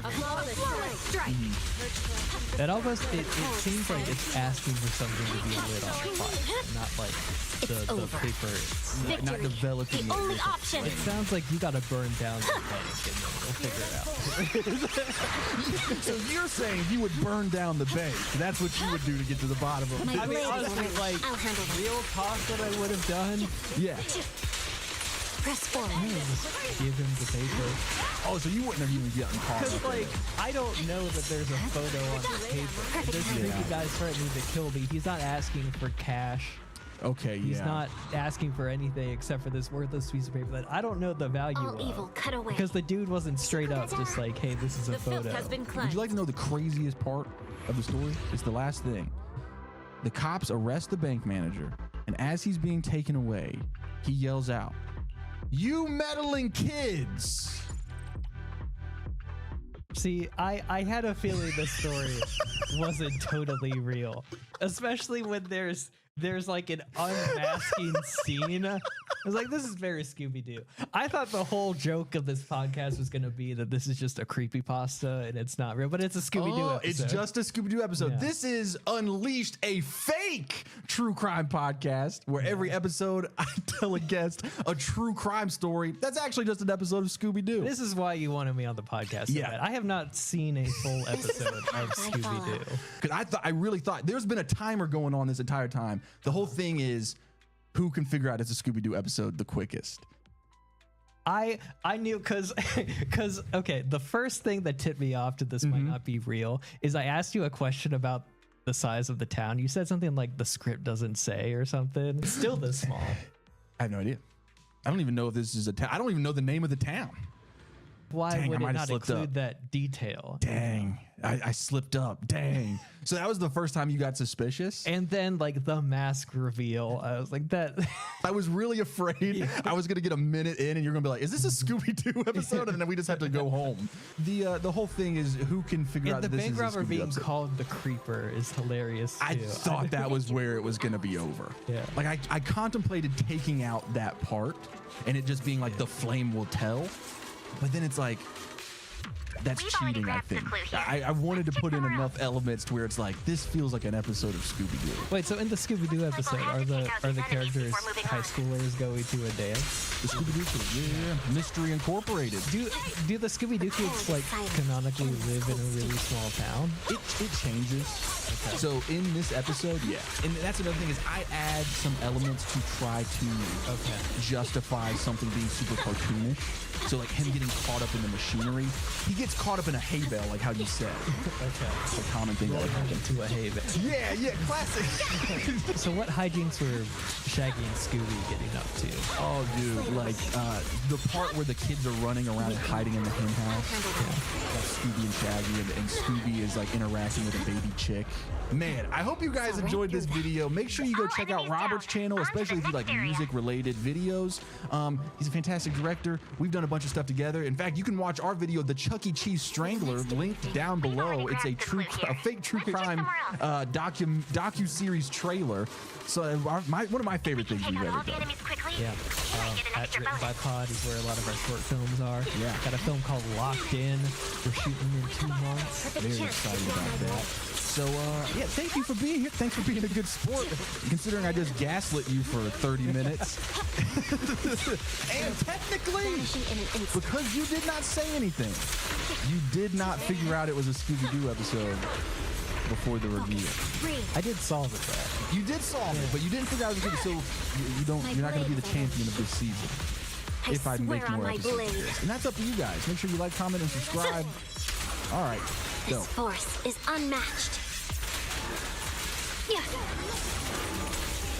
Troublesome. Nothing special. All clear. But I bet we can do it even faster next time. It's on tailless a total of 112 times today. It's the same problem Lighter ran into. Guess we need a specialized decryption plugin to open it. We've already grabbed the clue here. Let's check somewhere else. Those are some massive bolts. Stay alert. No forgiveness. Scatter.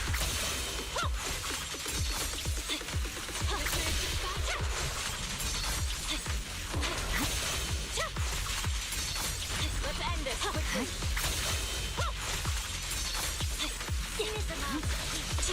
Strength and finesse. All done. You guys reacted super fast.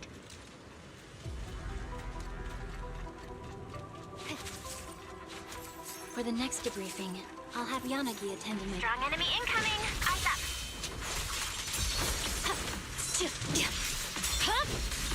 It's over. Shadowless blade. You're done.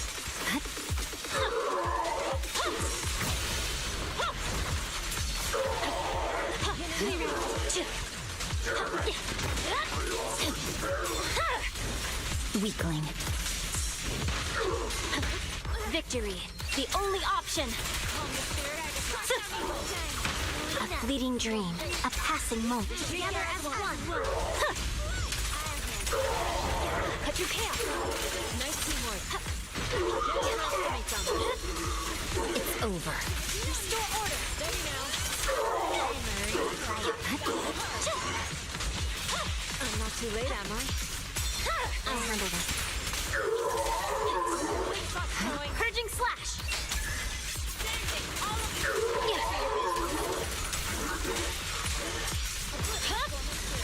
Weakling. Perfect timing.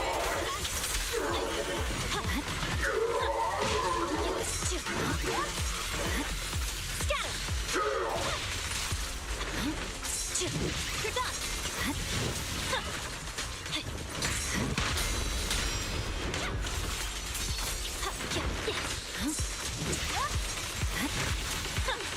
Let's end this quickly. No forgiveness.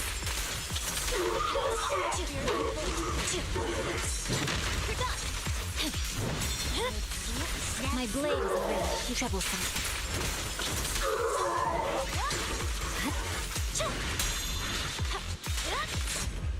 Doesn't seem worth drawing my blade. It's over. Everyone okay? I can buy snacks for Sokaku with this. We've already grabbed the clue here. Let's check somewhere else.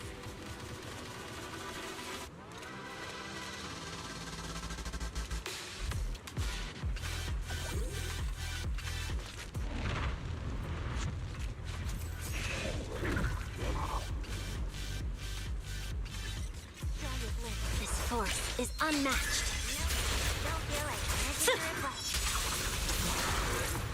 I owe you. Cut your mind. They all return to one.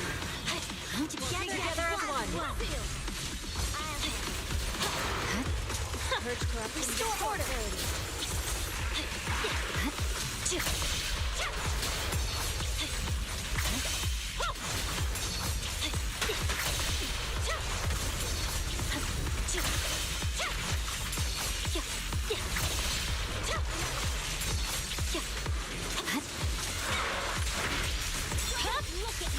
Weakling. I'll handle this. I swear on my blade. I'm not too late, am I? Scatter! Nice teamwork. My blade is already sheathed. Perfect timing. Scatter!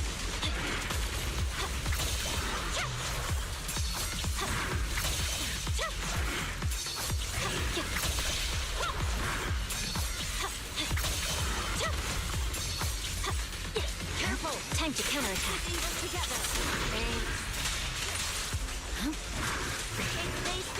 Shadowless blade.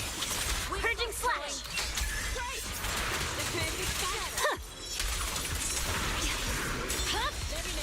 It's over. You're done.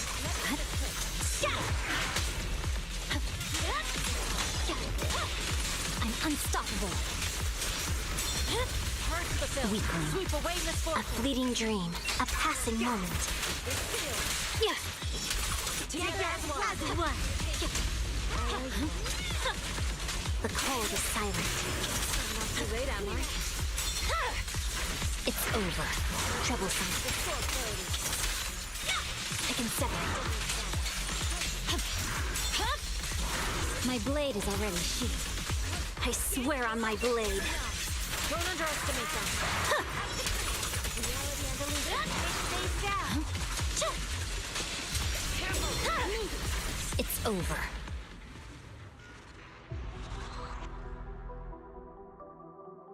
All evil cut away. Beep. Job done. I'm out. The filth has been cleansed.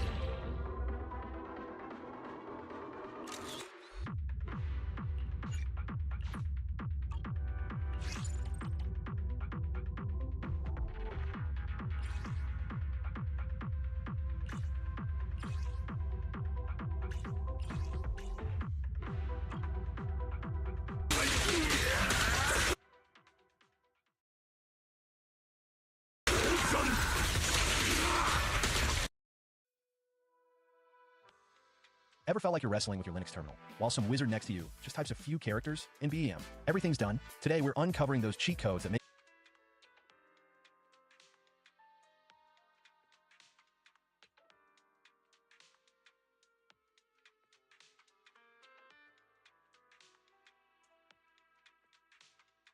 Good old days of Twitter years ago, I asked what my colleague's favorite sign was.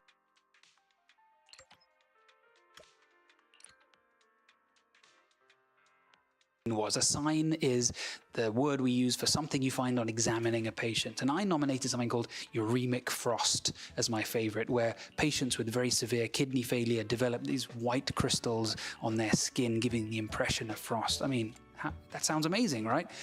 I've only ever seen it once in my career. And to close a circle on this video, I shared also how proud I was to diagnose a patient admitted to hospital with what had been labeled as an infection of his leg, which I recognized as something called erythema nodosum and correctly diagnosed sarcoidosis. And somebody replied and wrote about how excited they were when they first saw the corkscrew hairs that happen in scurvy. Another person said she was endlessly fascinated by the bizarre neurological signs that can be caused by stroke, such as sweating on only one side or putting makeup on just half of your face. But of course, Twitter is a public place, and most of my followers were not doctors, and I got some comments aghast at how we were talking about patients' physical findings like Pokemon we were trying to collect, saying that there are real people attached to these signs. And of course, I fully comprehend how awful that might have looked, and I don't think Twitter is necessarily the best place for a conversation like this, but I did take time to reply and say, The fact that there is a patient exhibiting these signs is exactly the reason we do this job. If these were just abstract biological phenomena, I don't think any of us would care so much.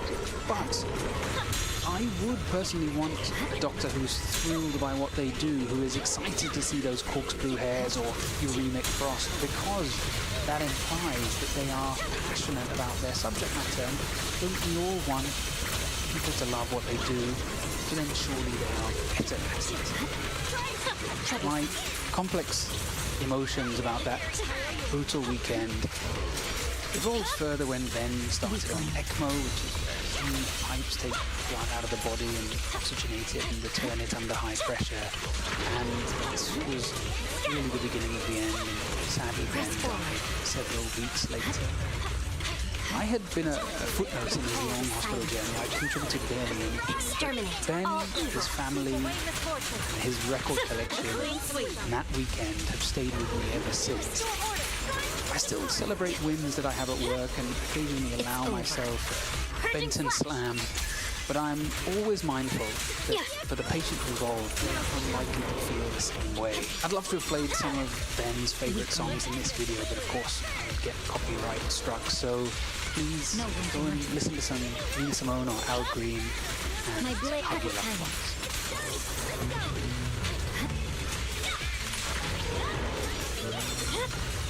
Weakling. Cut you can't.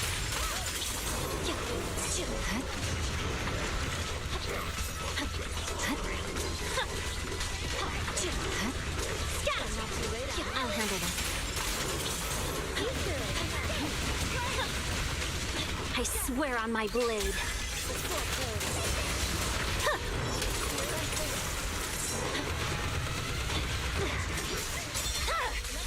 It's over. I'm unstoppable.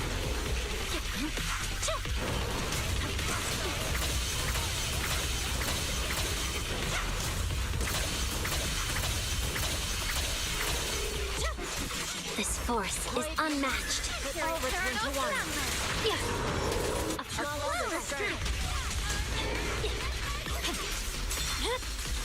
Weakling. No room for mercy. No forgiveness. Nice teamwork.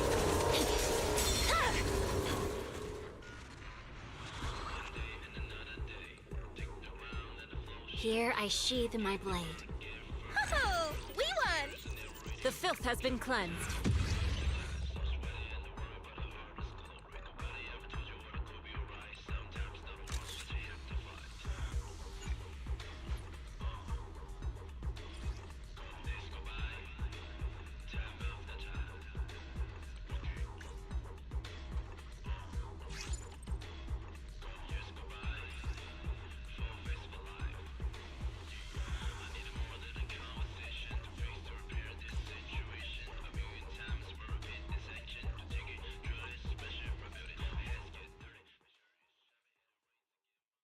надежд и странных увлечений, которые затронули и популярную культуру, прям как сегодня с нейросетями. К тому же, еще относительно недавно люди воспринимали тему обмена органами довольно чувствительно. Сегодня мы поговорим о том, как и когда в живых людях забились чужие сердца.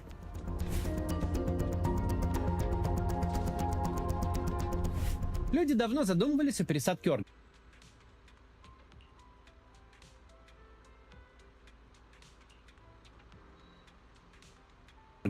Мечтали, чтобы искусственный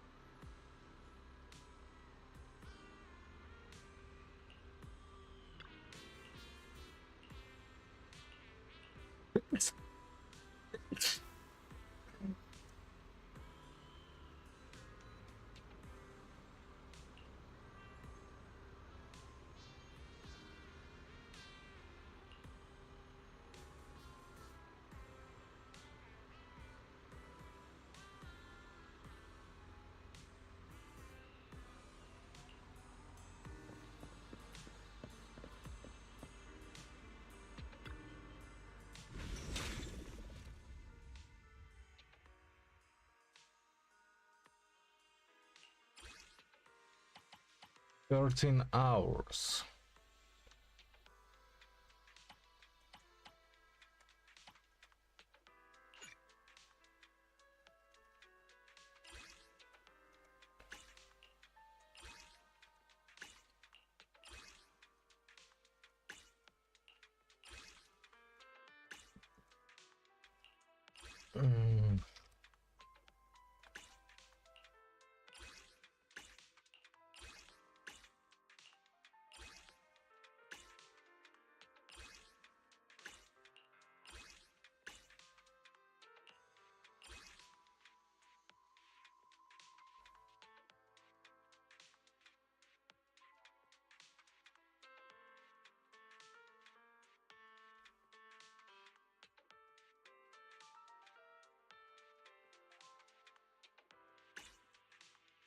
Okay, and those are already owned.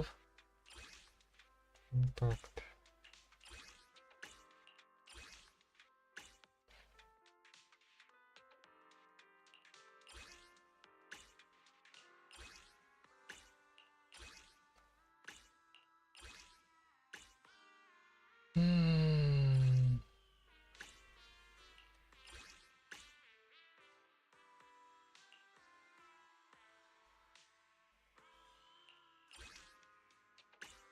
I feel like sheer force. Sheer force is better than any other.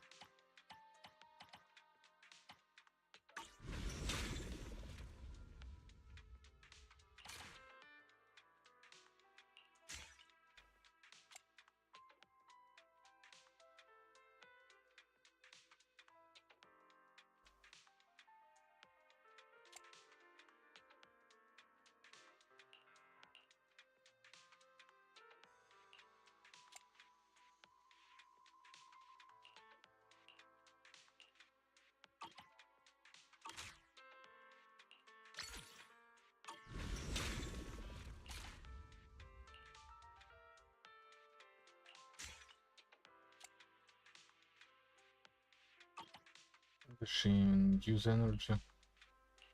Do you even use energy? Let the support one.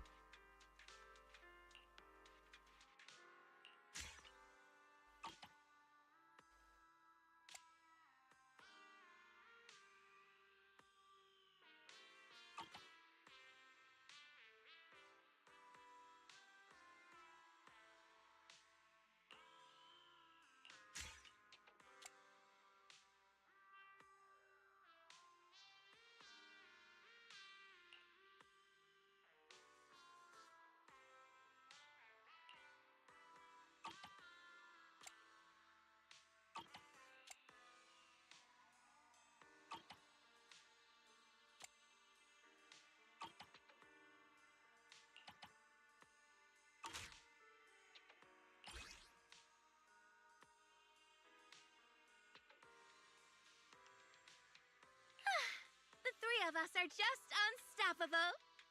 Are you all right?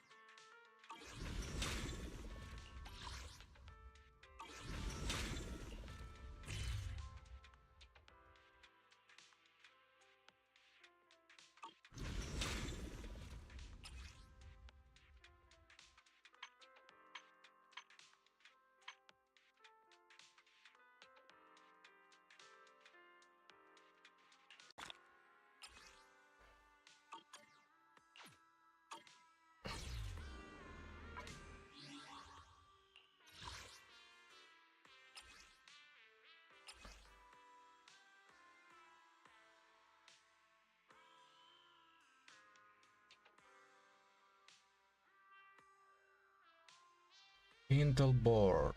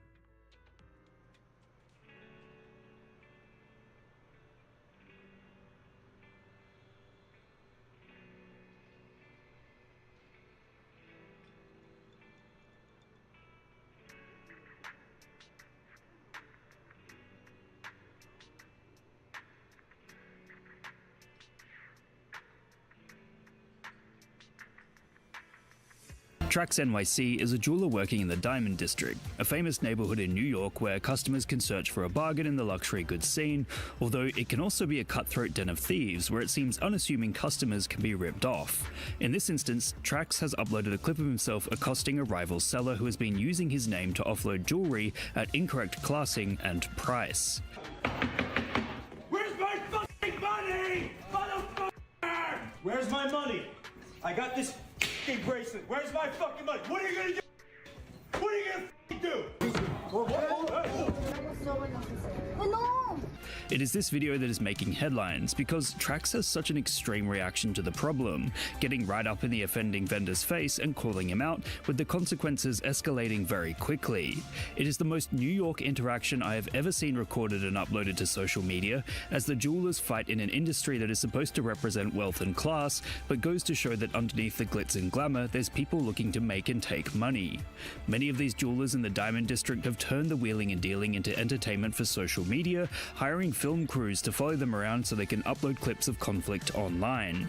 Not only does this attract customers, but it also allows the jewelers to build their brands into entertaining icons, really cool, with each store embracing the drama and bartering that comes naturally in each clip.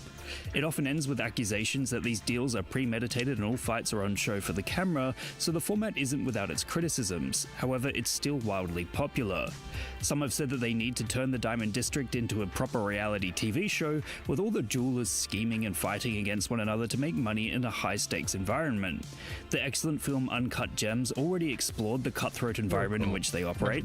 However, it was a dramatized rendition of the truth, which, as it turns out, can be even more insane. For Trax NYC, it seems like his crash out has come after being frustrated with the rival jeweler many times beforehand, and I wouldn't be surprised if the spike in media attention leads to other jewelers attempting to recreate the scene for clicks. Or perhaps we'll see more traditional media covering the Diamond District, as the idea of buying and selling second-hand goods is already such a lucrative market in the realm of shows such as Pawn Stars, that a more intense and perhaps violent show could be what the people want.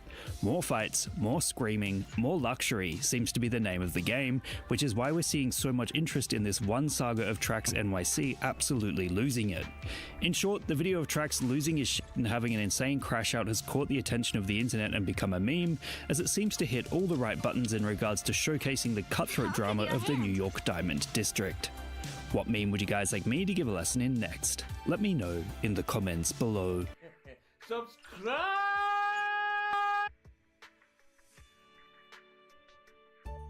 Alright people, today we're going to talk about the third lunar reaction is finally here. Version 6.3 this is bullshit.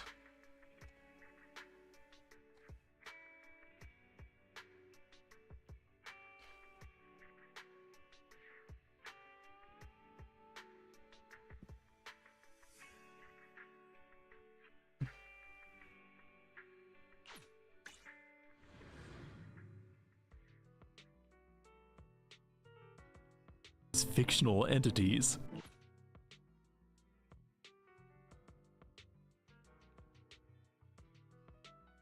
And why do I kind of get it? Like any fantastical creature, elves are mirrors to the cultures that produce them, but they in particular reflect across fault lines of insecurity, highlighting the flaws of anything less than perfect. Strange as it may sound, elves are uniquely applicable to the obsessions of our modern era, magnifying our unspoken anxieties, entangling with shifting notions of power and privilege, and on top of all that, they seem so smug about it. Also, I'm on Nebula now. I've got a bonus video you can check out with more info at the end of this one. Okay, on with the show. First, let's back up a bit, because what kind of elves are we even talking about? I think when most people hear elf, two broad categories come to mind. Classic elves who will, fix your shoes or sell you cereal, and modern elves who are sparkly sticks in the mud that seem constantly on the edge of calling the nearest human round ears or something. So what happened here? Why are some elves plucky little goofballs and some like the mean girls of fantasy? Is it all Tolkien's fault? It's actually not. We'll get to it. Before we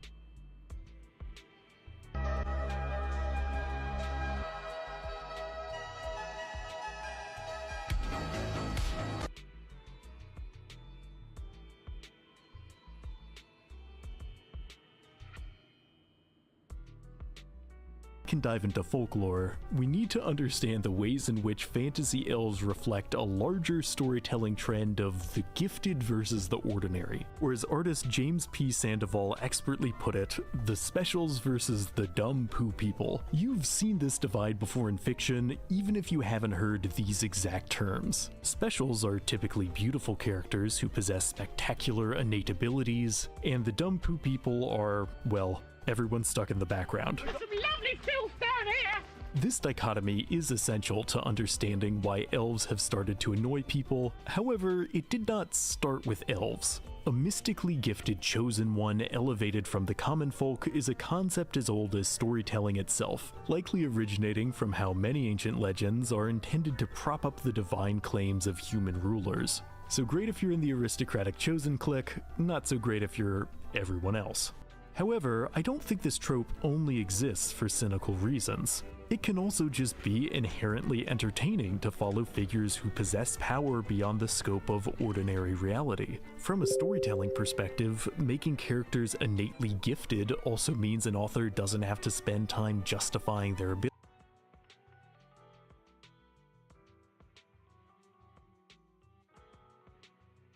Если у вашей девушки вдруг выросли ушки, она помешалась на дынях и кофе, будьте внимательны, это уже не ваша девушка. Это аномалия номер 873, Фута Мияби. Уровень угрозы 7 из 10. Ваша девушка не просто изменилась, она попала под психологическое влияние аномалии и теперь сама является Фута Мияби. Рост уменьшился до 150 сантиметров, но вместе с ушками достигает 170, а между ног...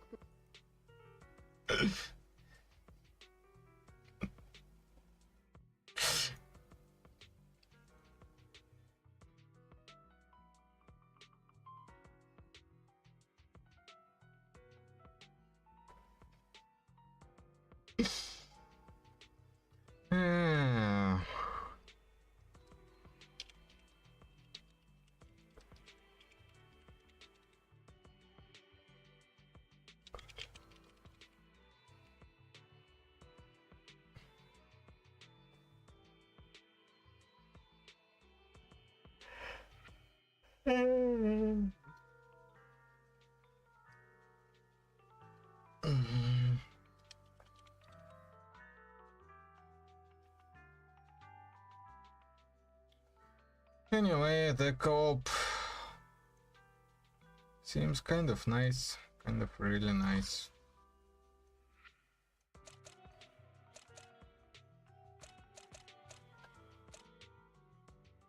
This mode is also pretty heavy on the story, though it is, you know, you can see that this is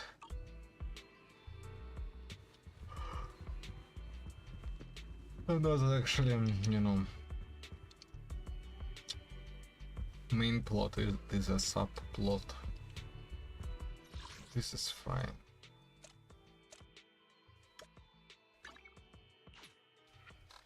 The horizon so assessed fine. Horizon so vertically horizon.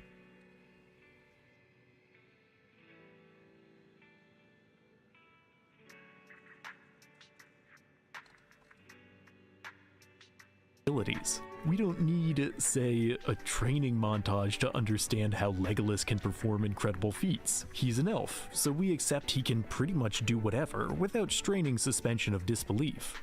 Although it's getting a little strained. It's getting a little strained here, buddy. What are we doing? Okay, stuff like this aside, having figures with special abilities in a story is not so much inherently bad, it all comes down to intent and implementation. And I think that's where the emerging frustration with elf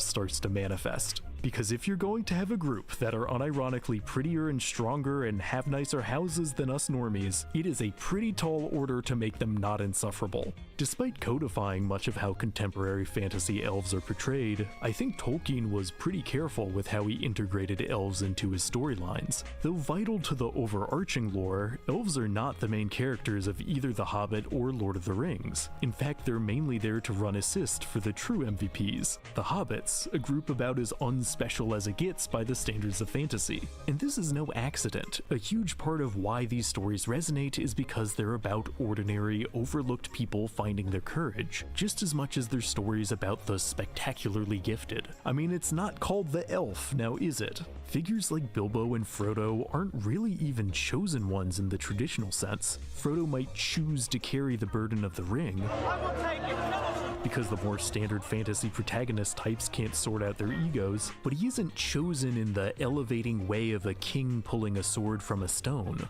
Frodo never becomes a king or a great warrior, and yet the narrative highlights that he and his fellow hobbits are no less worthy for it.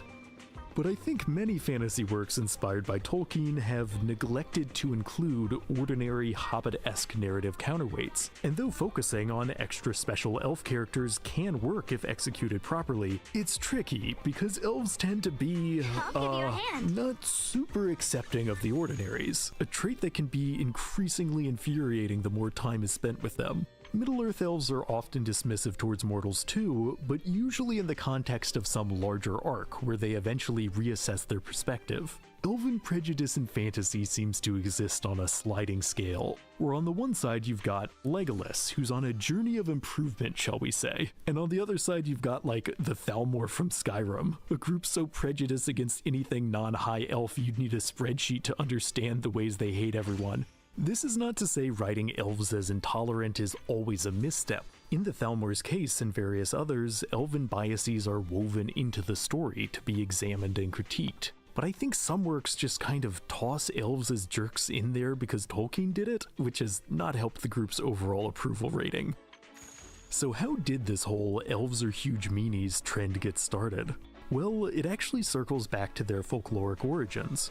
See, fantasy elves mainly pull from ancient North Germanic myths that portrayed the creatures as semi-divine beings largely apathetic to the problems of ordinary people. In contrast, the friendlier, more toy-making inclined side of elfdom emerged from folklore of the latter Middle Ages, hence the current divide was born. It's notable that the two most enduring types of elves fall on opposite sides of the specials versus ordinaries dichotomy, a discrepancy that affects people's reception of them. You don't see this emerging online dislike directed towards, say, Santa's elves. I mean, some of them I don't know about, but mostly those North Pole elves, you know what, they're on the level. Hermie's out here struggling with his boss, fighting to follow his dreams, it's relatable. And yes, I recognize that implying some elves are better than others is also biased. I'm doing a thing. The self-reflection part of this video comes later. Toymaker elves are seldom the main point of contrast for fantasy elves, however. No, their true narrative opposites have long been the dwarves. Elves versus dwarves lines up even more closely with the specials versus ordinaries divide. Their general vibe so opposed that it's no wonder it's boiled over into people picking sides online. Some have taken it to a weird place because the internet. But in theory, it's a classic rivalry, one that resembles many great enemy duos in fiction. Even like vampires versus werewolves falls somewhere on the whole fancy pants versus rabble-rousers scale. The most influential conflict between an elf and a dwarf is probably Legolas versus Gimli. And I have to confess, despite the title of this video, when I was younger I definitely thought Legolas was cooler. Effortless skill just seemed more appealing to me than constant struggle. But now I see the light, because Gimli is out here running across the country wearing armor that doesn't fit, battling through a world that's quite literally not built for him. Would you like me to find you a box? And yet he's still keeping up with someone to which everything comes easy. This is what a true hero looks like. And then they become friends or whatever, and it's pretty beautiful. What about side by side with a friend? I've got something in my eye. Alright, fine. I'll reflect a little on how hating elves probably isn't the answer. I'll do it for you, Gimli. So, an idea we've been circling for a while here is that elves, with their fancy clothes and fancy houses and fancy bread, kind of resemble fantasy 1%ers. Some of this is a carryover from the historical connection between specials and the aristocracy, but more fundamentally, if you're going to have a world of magical haves looking down on the have-nots, the comparison is going to be made. And there are certainly elves that fit this framing, often quite intentionally. But is this association fair to fantasy elves as a whole? I mean, the hater in me wants to say yes, but it's a bit more complicated than that. In another remnant from folklore, modern fantasy elves are often connected to nature and the wilderness, existing on the boundaries of civilization just as frequently as they're ruling over it. As creator Pointy Hat eloquently put it when discussing D&D, elves are kind of hippies and kind of Marie Antoinette. The truth is, elves in fiction don't just fit into two categories. Have you seen a chart of elf variants in Middle-earth? There's a lot going on. Elves making assumptions about non-elves can be irritating, but non-elves making assumptions about elves in return, it can get complicated is what I'm trying to say. A recent narrative that explores the nuances of how multiple biases can coexist is Dungeon Meshi, a series about, well, cooking mainly, but also the tragedies that emerge from different groups oversimplifying each other. Dungeon Meshi kind of uses your genre expectations against you. Most elves in the setting do initially fit the fantasy mean girl stereotype, with the story even exploring how a longer lifespan can subtly warp your values, but it also dives into how elves must struggle against all the assumptions other species hold about them. Dungeon Meshi is basically the perceived self versus the true self, the show, making the case that preconceptions can only be overcome through sincere attempts at research and understanding. So in the interest of understanding elves, I'm now going to attempt something extremely hazardous, which is do a close textual analysis of the Silmarillion.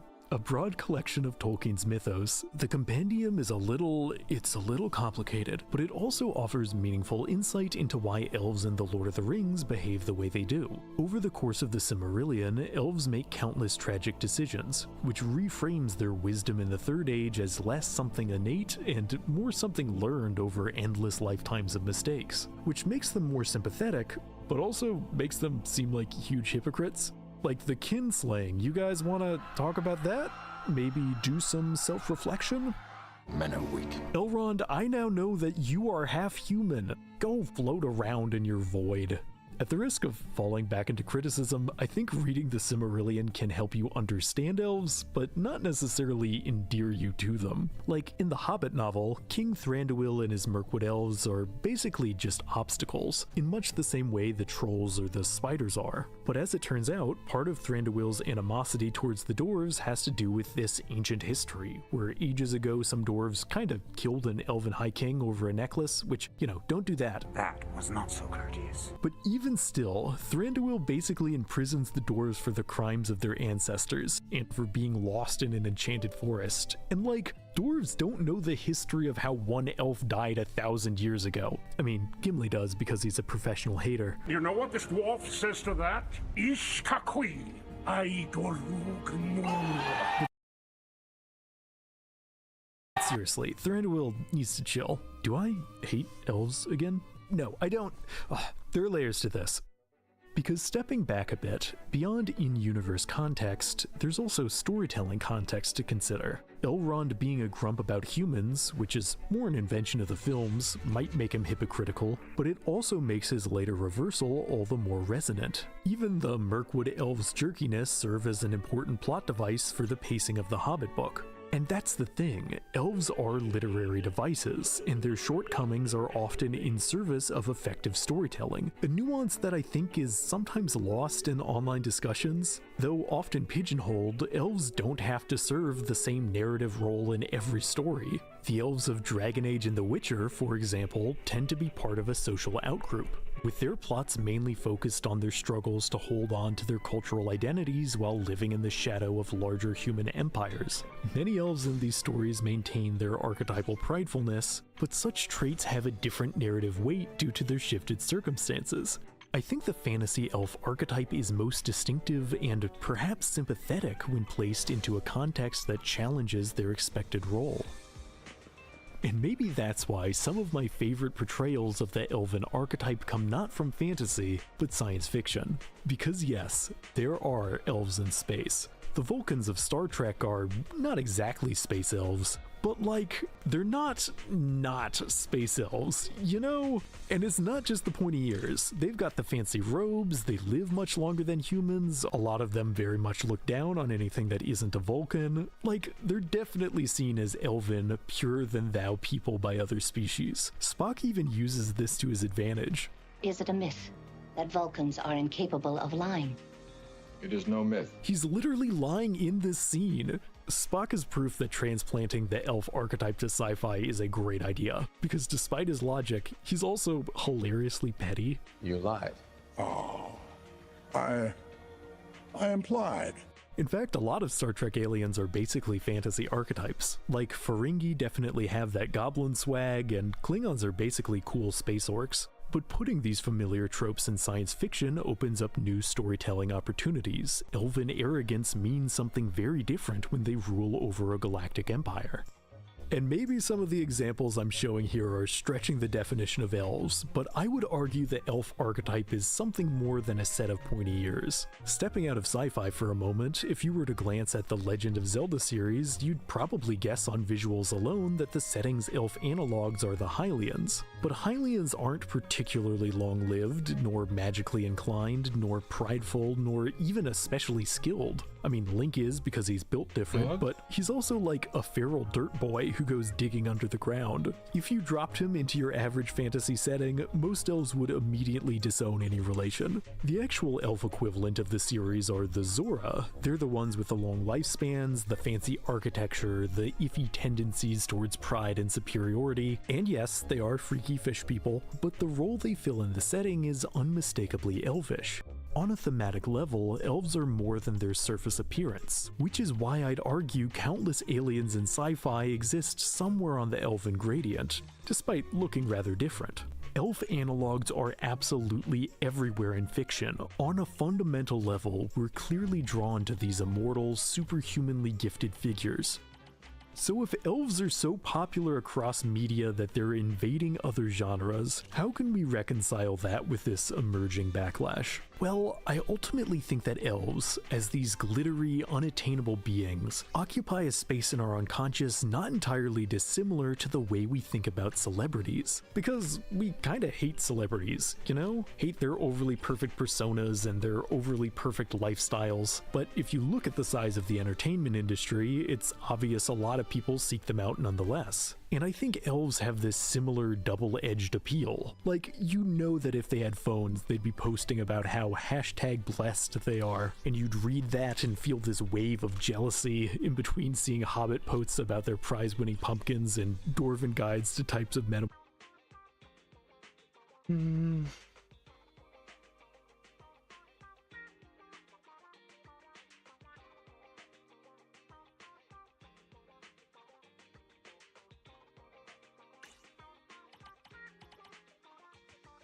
Morphic rock. In the same manner as celebrities, elves and really most specials in fiction possess qualities most people want for themselves. Power and influence, perfect hair, really fancy bread like I mentioned before. It's hard to see all that without some form of envy creeping in.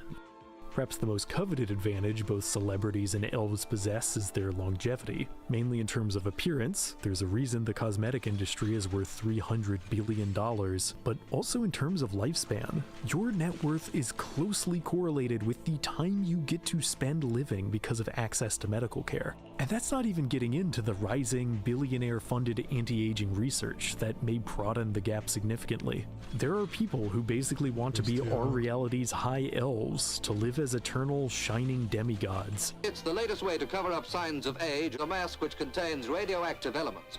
Never mind the fact that living forever is often shown to be a source of tragedy for elves in fiction, as everyone they've known and loved slips away. The Lord of the Rings films touch on this with Arwen, and the fact that any relationship she has with the human Aragorn will end in tragedy. As her dad so helpfully points out, Aragorn will die. You're making your daughter cry, man, chill out. But hey, I'm sorry I've been so rude to Elrond. I think I'm in a bad mood because I watched Elf Bowling the movie while researching for this video. Did I enjoy that? No, I didn't. Anyways, speaking of decay, the recent Frieren Beyond Journey's End series is basically all about the quiet tragedy of longevity that elves face, the way eternity can strip away meaning, that a life without an end often doesn't feel like a life at all. But the culture's full steam ahead on anti-aging, not just for billionaires, but all across social media. Like, no joke, just from looking up clips for this video, I started getting bombarded with soap ads to preserve my skin. And like, my life's goal is to become a hobbit. You're barking up the wrong tree. Genuinely, fear and anxiety over getting older has never been more common, especially among young people. And I'm not blaming depictions of elves for that. The cultural pressure to be youthful forever is as long-seated as it is terrible. But I do think the same force that makes us both resentful and drawn to our slow-aging celebrity specials can help explain the simultaneous popularity and backlash towards elves. In the end, elves are not beyond reproach. If I were to offer some constructive criticism, I'd say it's interesting that they love to talk about how corruptible humans are, and meanwhile succumbing to the darkness seems to be like their favorite pastime. I also think their jewelry is a little tacky. But elves are ultimately not responsible for our struggles with being normal about aging, nor our envy. We are in control of the ways we react to such depictions.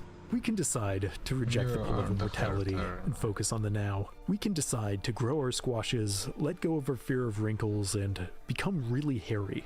We can decide to follow in the footsteps of Middle-earth's true heroes. And the show's not over yet. Right now, I have an entire bonus video where I take you through my ultimate elf tier list, and it's only available on Nebula. In it, I share more of my genuine, unfiltered thoughts on our pointy-eared friends, and am a bit more generous towards elves than I. Superhuman crusaders versus corrupted heretics. Soulless monsters versus cultist cyborgs. Psychic sages versus depraved pirates. The universe of Warhammer 40,000 is rife with epic rivalries. But there is one that I believe to be just as interesting as those I just mentioned, and yet that is not nearly as hotly debated as them. For that reason, I want to talk about it. What is to me the most interesting rivalry in this grim dark galaxy? Biological engineering against meticulous evolution. Hybrid bioweapon against mutant apex predator. Orc versus Kroot.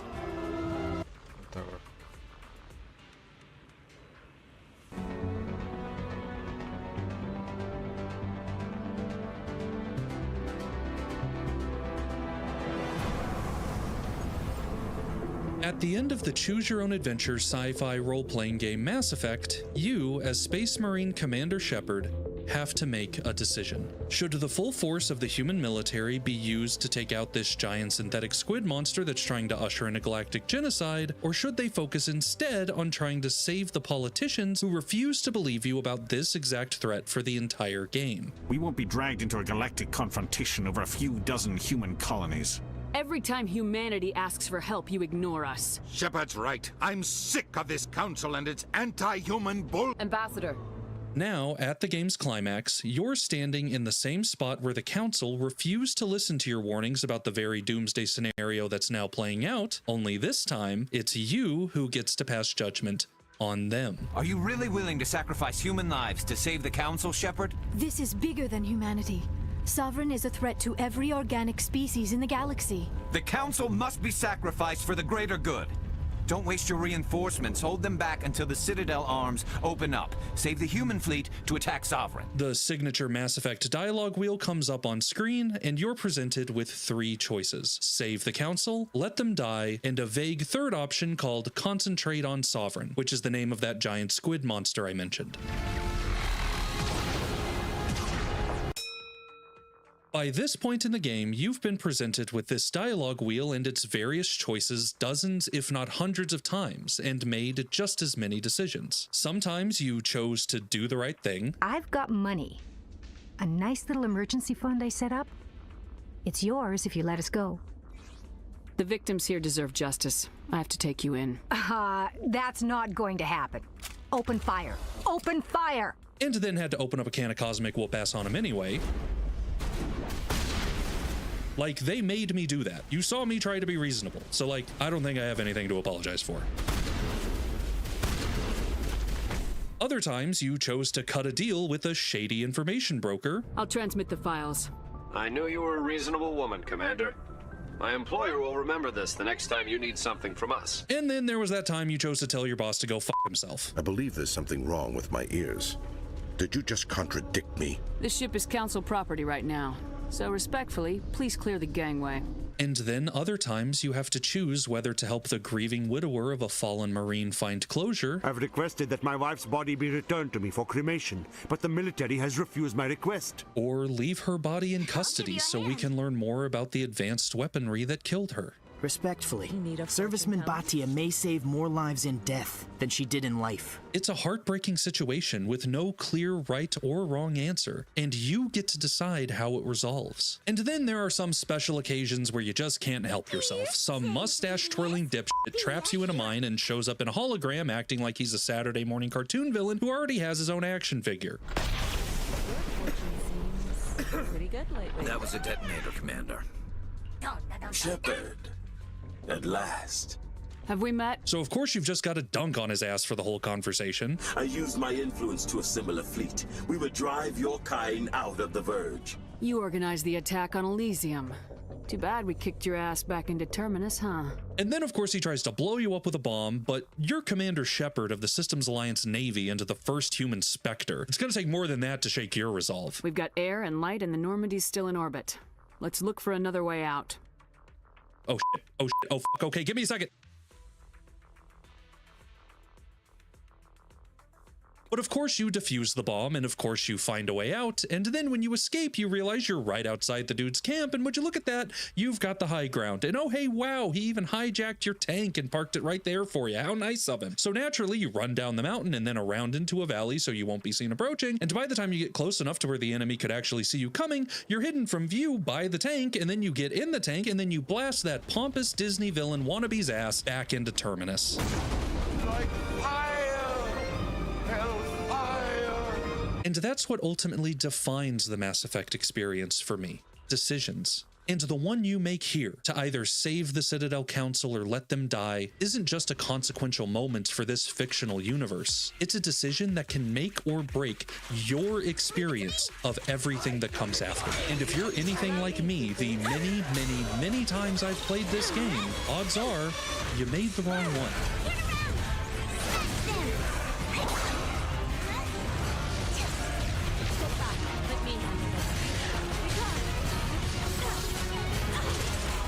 Opening the relays now, Joker.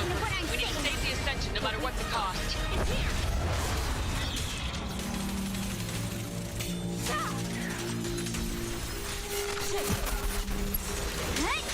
One of the unique selling points of the Mass Effect series is that you can import a save from Mass Effect 1 into Mass Effect 2, which means all the decisions you made in the first game will carry over and be reflected in the second. So if you, for instance, let a mysterious and powerful alien queen go free in the first game, she'll have this lady give you a message in the second. Thank you, Shepard. The Rachni will sing again because of you. Or if you helped this undercover agent bust a corrupt official in the original, See you around the galaxy, Commander. I owe you a beer. you can actually have that beer with her in the sequel. You ever heard of the Collectors? They're attacking human colonies. I'm gonna stop them. Damn, Shepard. For me, a tough job involves more paperwork. Now, Mass Effect 2 is by no means a perfect game, none of them are, but it's the little touches like this that make it a truly special experience and unlike anything else I've ever played. Sure, the overarching plot is ultimately pretty linear, but you still get to shape the experience you have as you move through it, and the more stuff like this you run into, the more personalized that experience actually feels. You make a decision. I can't believe my ancestors ever wore this piece of crap. But at least I've got it back. I'm glad we can help you get it back. I might just be starting to like you, Shepard. The game reacts. All right, Shepard. You've made your point. I don't like this, but I trust you enough to follow your lead. And then the sequel continues that reaction. Glad we didn't have to kill each other on Vermeer. This won't take much. You made the rise of Earth not possible. It's a marvelous trick when it works. A great example of what can happen when developers manage to synthesize writing and gameplay to create something greater than the sum of its parts. So long as the consequences of your actions stay consistent with the decisions you actually made, it should all be smooth sailing. They'll take care of us. With that in mind, let's talk about Conrad. Like the biblical temptation of Christ, you as Shepard are tested by Conrad 3 times. The first time, he just wants an autograph. The second time, he just wants a picture. Perfect. And the third time, he just wants to buy a gun and join your squad. I'd be right there with you, showing the Council what humanity is capable of. Conrad, I haven't been shot in the head nearly enough times to make that seem like a good idea. The really weird part is that if you choose the blue Paragon option to let him off easy... What about your wife, Conrad? What? He shows up in the second game like this. Me, Conrad Burt?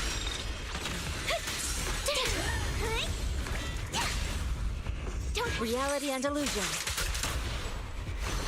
One for complaint. Strength and finesse. Evil shall return to dust.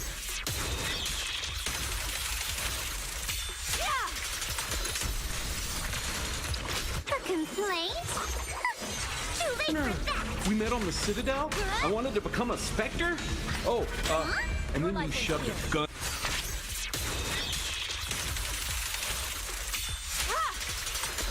Obliterate form and spirit. I'm in my base. This moment confused a lot of fans, and for good reason. Sure, in the first game, he came off as the kind of guy you definitely find hanging out in Shepard's replies, but this is something else. The man is foaming at the mouth, making shit up. Just truly unhinged behavior. Fortunately for Conrad, though, this time the unsettling behavior wasn't completely his fault. As it says on the fan wiki, a glitch in the save file transfer process leads Conrad to believe you pointed a gun at him, regardless of what your actual decision was. So if we go back to the first game and choose the red renegade option instead... I'm a bad guy. Stop me from killing you. What? No, please. Please don't hurt me. Why are you doing this? His reaction in the sequel makes a little more sense. You showed me what it makes you truly extreme. I learned that lesson well. Now, anyone who's played these games will tell you that the Conrad Werner glitch, while infamous, is far from the end of the world. But still, it kinda sucks when promises are made about a game in the marketing. So it's, for the players that are familiar with the, and have played Mass and Cross Exchange, there's some really cool kind of stuff that you experience that you otherwise don't see. Only for the final result to fall short. I hear it goes like that in the biz. And it's here that we return to the question of whether you should save or sacrifice the Citadel Council at the end of the first game. And let's look specifically at how those choices are framed. At the top of the dialogue tree, you have Paragon choices. This is meant to be the nice guy option. You're diplomatic, saving kittens from trees, and beating people senseless because the game swears this is the most humane solution. I don't know how you did it, but you saved a lot of lives. Congratulations. Then, at the bottom of the dialogue tree, you have the renegade choices, which usually involve being aggressive, bloodthirsty, and trigger-happy. I can legally execute everyone in this bar. You think the Council cares about my shady past? For instance, here's how my himbo Boy Scout Broshep responds to Conrad as a Paragon. You're alive! Oh, this is the happiest day of my life! Conrad, why are you acting like me? And compare that to how my renegade Femshep handles it. Why don't you sit back and watch how it's done? I got some asses to kick. Conrad, let me make this perfectly clear. This is not acceptable. Oh, my foot! You shot my foot! And finally, in the middle of the dialogue tree, you have neutral responses, but no one really cares about those because the game actively rewards you for picking the options at the more extreme ends of the spectrum, and it really rewards you for sticking to one or the other. What this all adds up to is that a single playthrough of Mass Effect is likely to be either fully Paragon or fully Renegade. And between data BioWare has published themselves and this tweet from former BioWare cinematic designer John Eppinger, I think we can pretty confidently say that a vast majority of players choose the Paragon option a vast majority of the time. And if we can agree on that, then I think we can also agree that the vast majority of players, when faced with the question of whether to save or sacrifice the Council, likely chose to save them. And why does that matter? Because it means the vast majority of players who made that decision got a worse version of Mass Effect 2 than those who let them die. And in order to show you what I mean, we'll need to check in with a video. Allow me to be your guide. In Mass Effect, there are two kinds of synthetic intelligence, AIs and VIs. AI in this universe refers to a true sentient artificial intelligence. Only one kind of true AI species is known to exist in the first game, and it's these guys with the flashlight guns. They're called the Geth. And they're the bad guys, in case that wasn't clear. Avina, meanwhile, is the second kind of synthetic. I am a fully interactive virtual intelligence, programmed to provide spontaneous guidance at predetermined locations of interest throughout this level of the Citadel. Her features include answering basic questions, providing general information, and revealing the unconscious biases of her creators. The embassies allow lesser species to have a voice on the Citadel. That's pretty damn arrogant. I apologize if my personality has offended you. Please submit all formal complaints in writing to the Citadel Tourist and Visitor Board. So she's basically a more advanced version of modern-day ChatGPT. And hey, if someone told you that a technology that's devastating the environment, accelerating the spread of misinformation, and bringing the world economy to the brink of collapse could one day be as advanced and mind-blowing as Avina, then wouldn't you say that makes it all worth it in the end? I am not programmed to make that kind of qualified judgment. Exactly. So anyway, if you let the Council die at the end of the first Mass Effect, Avina will rat you out to the f***ing cops. Be advised that your statement has been forwarded to Citadel Security. If you are approached by uniformed officers, please cooperate fully. What stores are available on this level? But if you save to the Council, Avina is so chill, you just walk up to her and she's like, This is the Zakera Ward Transportation Hub. Public shuttles and shopping are available through the CSEC security cordon. And then you can ask her all the standard questions, and you can even give her a little attitude about the increased security on the Citadel, which she shrugs right off. In addition to increased CSEC patrols, weapon carry restrictions have been tightened. Sounds like a police state to me. That topic is beyond the scope of my programming. Meanwhile, in a playthrough where the Council died, Avina's greeting starts out the same, but at some point it takes a turn. See if you can spot it. This is the Zakera Ward Transportation Hub. Public shuttles and shopping are available through the CSEC security cordon. The Alliance Embassy has issued a travel advisory for human visitors to the Citadel. Would you like to hear it now? And when you play that advisory, you learn that because of the decision you made in the last game, aliens have become more hostile towards humans. So much so, in fact, that it's made the entire Citadel more dangerous. That makes it sound like there are anti-human race riots going on. There have been 26 incidents of large-scale civil disorder aboard the Citadel in the past 2 years. Many non-human residents disagree with the Alliance-led restructuring of the Council. Is it my shift? And wish a return to the status quo. And when you follow that up with a perfectly reasonable question, is the Alliance doing anything to calm the population? You're met with this lovely authoritarian gem. Any further information has been deemed inflammatory by the Office of Information Management. Be advised that your inquiry has been forwarded to Citadel Security. If approached by uniformed officers, please cooperate fully. There was a bright, cold day in April, and the clocks were striking 13. And that's not just a one-off. Watch what happens when you try to pull a How Charmingly Fascist under this regime. In addition to increased weapon carry restrictions have been tightened. Evil shall turn to dust. Sounds like a police state to me. The result is improved safety for all residents. Be advised that your statement has been forwarded to Citadel Security. If you are approached by uniformed officers, please cooperate fully. But even after she rats you out to the cops twice, Avina is still willing to help out where it counts. Citadel Souvenirs offers licensed mementos of your visit. Their line of Starship models is well regarded. Thank you for using Avina. Have a pleasant day. But okay, whatever, it's Avina. She's a fun little diversion that's really only useful on your first playthrough. This is all easily missed regardless of what happened to the Council. Who cares? And you know what? That's a fine point. Oh hey, that reminds me, I need to grab something from Rotten Expedition. We sell quality hunting supplies. Buying things in Mass Effect is pretty straightforward. Get a few personal details or bits of world building out of the merchant, find out what it takes to get a discount. Hey everyone, this store discriminates against the poor. Get what you need, move on.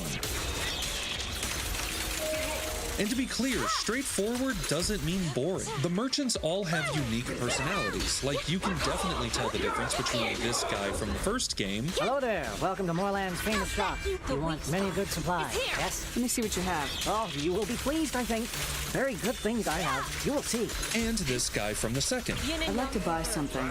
Oh, it's all automated these days. There's a catalog interface over there. If everything's automated, why are you here? Customer service. Sweeping out the store. Carefully explaining things to the technologically illiterate. But even though merchants and stores aren't the most memorable parts of the game, you're almost guaranteed to interact with most of them at least once, because they'll have items, weapons, and upgrades that help you progress. I explain this basic element of role-playing games because it means the vast majority of players have likely asked the guy behind the counter at Rodham Expeditions to explain his services, and are therefore familiar with the charming little sales pitch he gives you. Imagine it, you. The break of day. You and your team have been stalking a Shafa for 5 days. In that time, it's killed 4 men. Reality and illusion. Evil shall turn to dust. Line it up. Take the shot. Blam! It's down. You're the hero. Obliterate That's form and spirit. what we offer. Not a vacation, but an experience. And if you drop your name while trying to get a discount, the dude just loses it. Well, my name's Shepard, and... The Shepard? The one that put down Saren Arterius? Oh, you do know. By the spirits. Shepard, in my store. He's almost as big a fan as Conrad. Oh, so that's how it is? Meanwhile, if you let the council die, this is how your conversation with him starts. Human? Like, holy shit, what the fuck? That's so interesting and different and intense. But oh, buddy, we're just getting warmed up. Here's what happens if you choose the same prompt that got him to do his little skit in the other timeline. Tell me about your services. I sell guns. I don't think humans need any more than they already have. And that's it. No sales pitch, no fun pantomime, nothing but utter contempt. Thanks to your kind. And it's amazing. Like, yeah, in the world of the game, it sucks the guy hates me, but as a player, this is really cool because he hates me over a decision that I made. He literally confirms it when you try to intimidate a discount out of him. I understand you sell hunting supplies. I'm interested. Why would human scavengers need guns? They only strike when their prey is weak. Like that time the Citadel was attacked by Geth and you killed the Council. And when you compare this to charming him into a discount in the other Paragon timeline, the writing just isn't as interesting. He doesn't recognize you for saving the Council, which is an actual decision you made. No, he recognizes you for beating the bad guy. The Shepard? The one that put down Saren Arterius? Which, like, yeah, of course I did. It's a video game and he was the final boss. Of course I took him down. That had nothing to do with me. The game made me do this. You know? I'm not responsible for my actions here.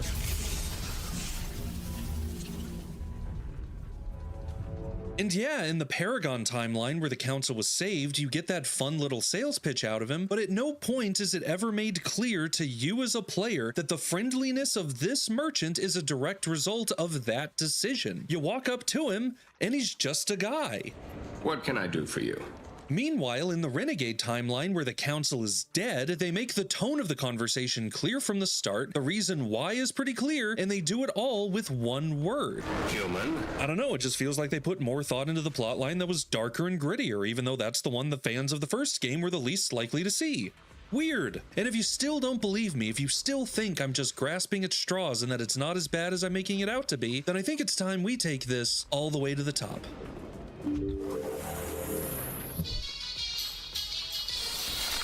There is no greater sacrifice.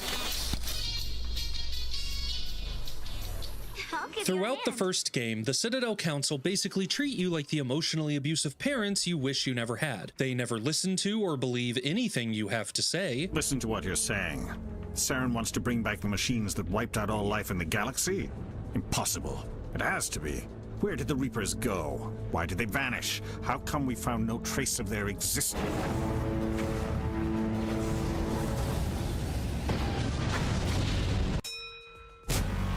They try to hold you back from pursuing your dream job. No, it's too soon. Humanity is not ready for the responsibilities that come with joining the Spectres. It was a Turian Spectre who betrayed this council, and it was a human who exposed him. I have earned this. And they just can't help but be passive-aggressive even when you did everything right. At least the colony was saved. Of course it was saved.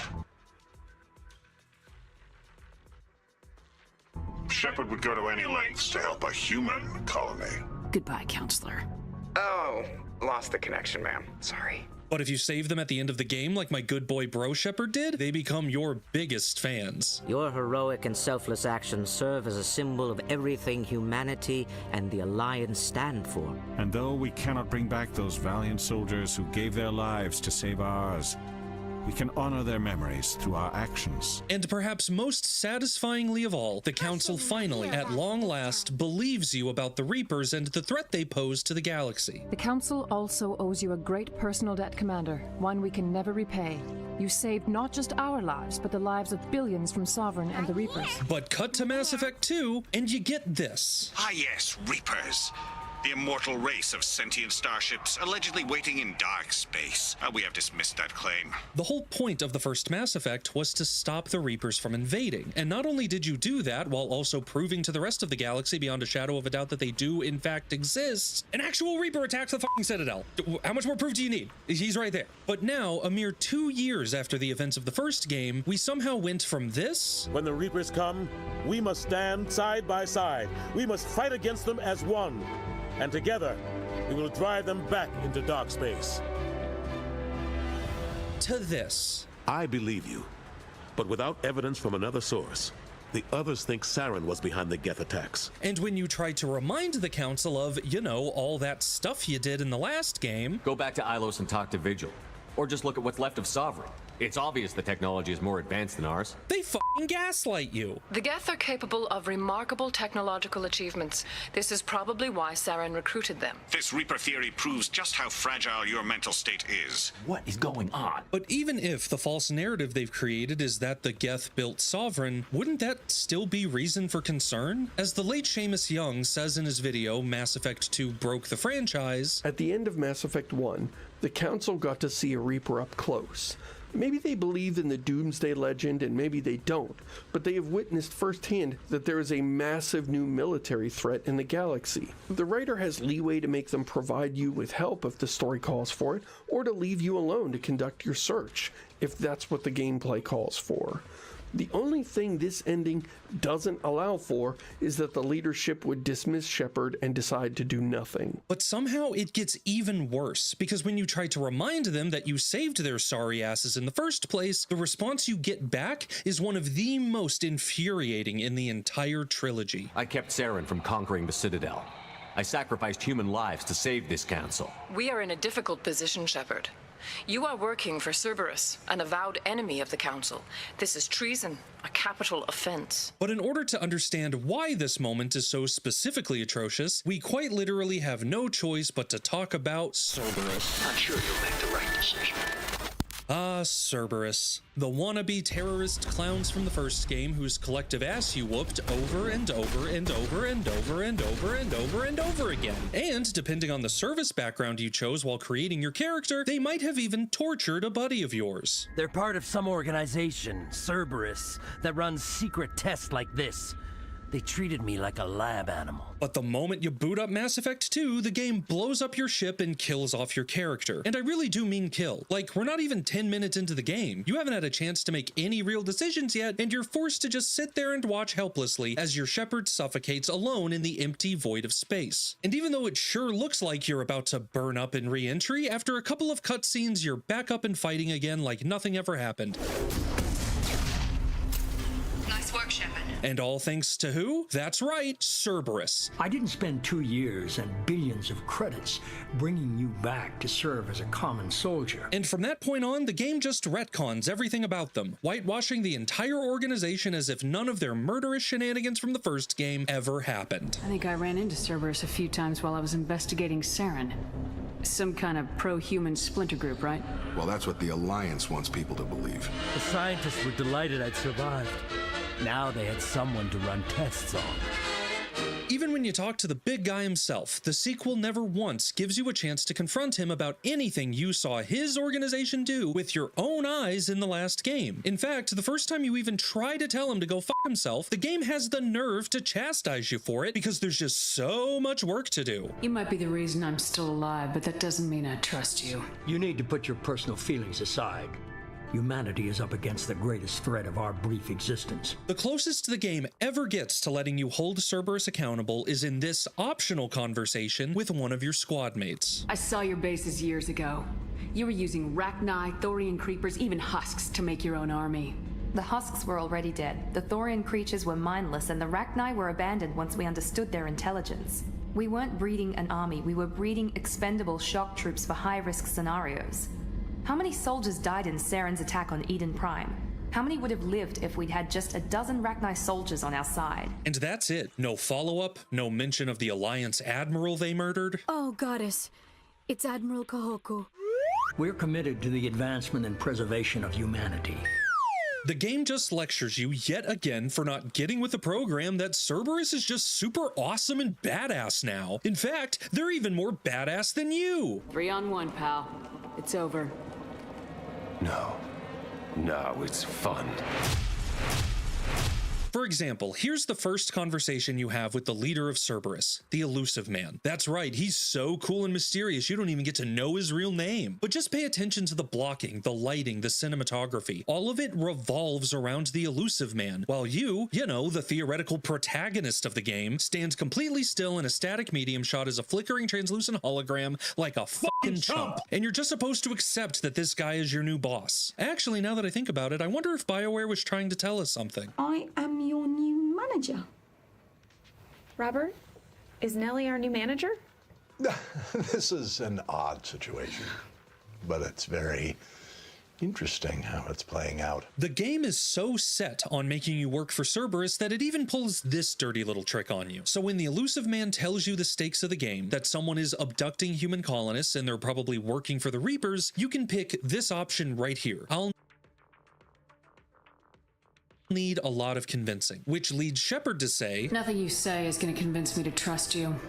I need more than words. This is the most skeptical response the game lets you have, and even then you're still giving him the benefit of the doubt. But if you instead choose to investigate, a route many Mass Effect 1 players are likely to go down, and ask him even one question, by the time he's done answering it and you come back to the dialogue wheel, that option is just gone. Now this is the most skeptical response you can give him. If what you say is true, if the Reapers are behind this, I'd consider helping you. The game literally takes choices away from you when dealing with Cerberus, forces you to work with them whether you like it or not, and then it has the gall, the audacity to throw it all right back in your face the moment you try and ask for help by appealing to a decision you did make. And that is why this moment is so thoroughly infuriating. It goes against the entire spirit of the series. I kept Saren from conquering the Citadel.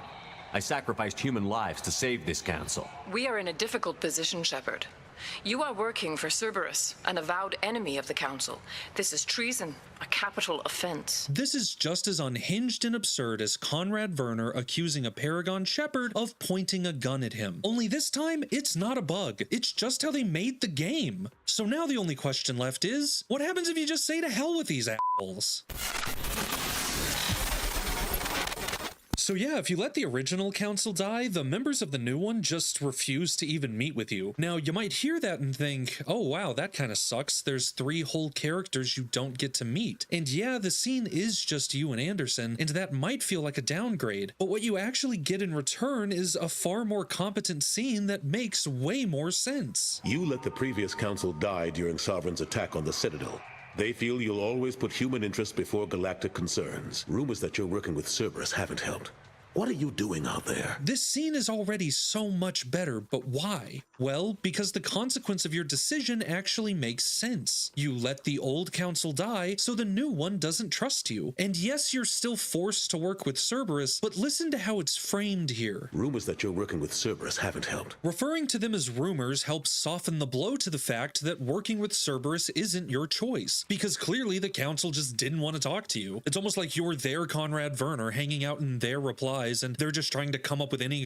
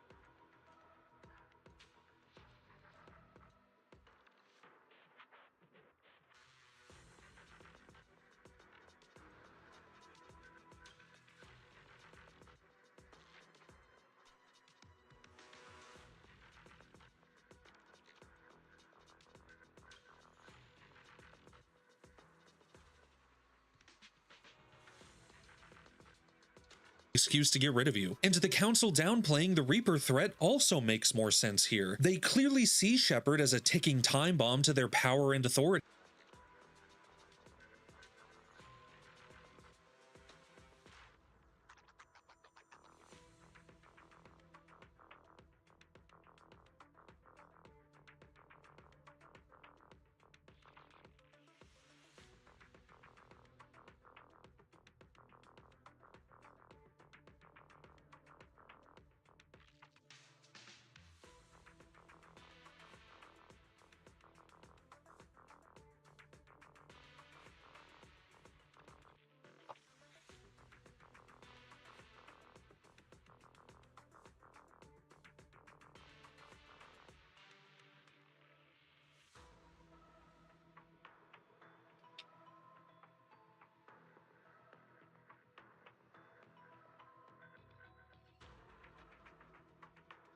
That could go off at any moment, so naturally they would want to discredit you, which naturally means lying to the public about you and the genuine threat to everyone's long-term survival you're trying to warn them about. It actually feels like a calculated political decision, rather than, you know, to warn them about. It actually feels like a about you and the genuine threat to everyone's long-term survival you're trying to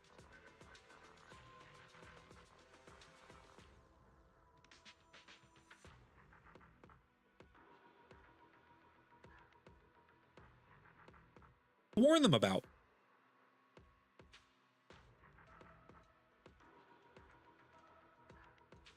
It actually feels like a calculated political decision rather than, you know, total lunacy. Ah yes, Reapers. And what this all adds up to is that in this version of the game, Shepard the character is punished by not being able to meet with the Council, but you the player are rewarded with the scene that feels like a natural consequence of your decision. Meanwhile, if you let the Council live, Shepard is rewarded by getting an audience with the Council, but the player gets punished by having decisions they did make get cancelled out by ones they didn't. What makes this even more interesting is that my Shepard didn't even choose the Renegade let the Council die option. She chose concentrate on Sovereign, and out of all three options, I think it might be the best one. A sacrifice for the greater good. I only pray it is not in vain. Part of what's so interesting about the choice to save or spare the Council is that the game gives you two paths to the same outcome. Because when you choose either the Renegade or the neutral option, the order that's ultimately given is the same. All Alliance ships, hold formation. Wait for a shot at Sovereign. Nothing else matters. I repeat, nothing else matters. The difference then lies in your Shepard's motivation. And I'll be honest, if you choose the Renegade option, it sounds like you're actively committing a hate crime. Hold off, Joker. We're not sacrificing human lives to save the Council. Keep our ships back until they can get a shot at Sovereign. And sure, if you're doing a pure Renegade run, then choosing this option makes a lot of sense. Your Shepard will have a great time signing up with Cerberus and doing the Elusive Man's dirty work, and the rest of the galaxy can deal with humans being the big top dog because you made damn sure it happened. But this Shepard, she's just not that person, man. She's your average grunt trying to make her way in this crazy universe. She believes in humanity being a part of the galactic community. Humanity needs to do this. Not just for our own sake, but for the sake of every other species in Citadel space. Saren must be stopped, and I promise you all, we will stop him. But she also believes in standing up for ourselves. Have you encountered any situations where the Citadel asked you to place its needs before the needs of Earth? I think they know not to ask me to work against my own people. She'll strike down the wicked without hesitation. Corporal, if you kill him, you're a criminal. But I'm a Spectre. Nobody will question me. But she also believes in redemption for those who truly wish to pursue it. If you allow it, I would like to stay here with the colonists. They have suffered greatly, and I played a role in their suffering. I would like to make amends. The colonists will need all the help they can get. They'll be happy to have you on their side. She's a practical person who makes practical decisions, like making a deal with the devil she knows rather than creating a vacuum for the devil she doesn't. With my former partners dead, this syndicate is now mine. I could not have done it without you. Those men deserve to die. Now, are we gonna have a problem? And more than anything else, she believes everyone deserves a chance to fight for their own survival, even if there's not much hope. I'm opening your cell, but then you're on your own. Don't look back and hope to outrun the blast, A better chance than I had before you showed up. Thank you, human. And good luck. You'll need it. Now here, at the end of the choose-your-own-adventure sci-fi role-playing game Mass Effect, you, as Space Marine Commander Shepard, have to make a decision. And what actually makes the most sense when you really think about it? Pouring all your resources into saving a boss who's been kind of a dick to you since before you even got the job? Or should you put them towards stopping the evil space octopus who's trying to let his buddies in to wipe out everything and everyone you've ever loved? And when I think about it like that, there's really only one option. Wait until those arms open, Joker. We need all our ships focusing on Sovereign, even if it means sacrificing the Council. A sacrifice for the greater good. I only pray it is not made in vain.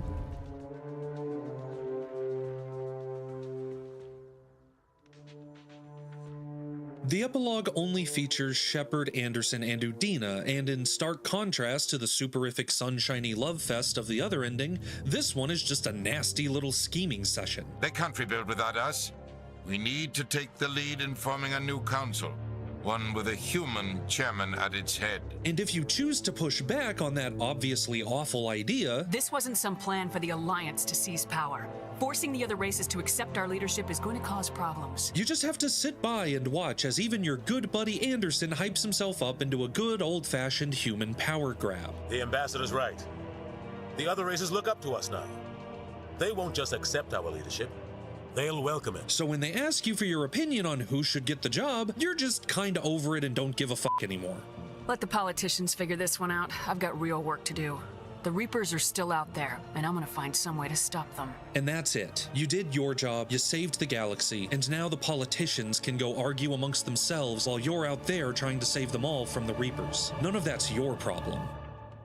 Until this guy doesn't want to sell you weapons because he thinks humans have too much power. And Avina rats you out to the cops because the people in charge now are a bunch of fascists. And the new council refuses to see you because they're convinced you assassinated the old one. In isolation, these are small touches, but when you add them up, they paint such a clear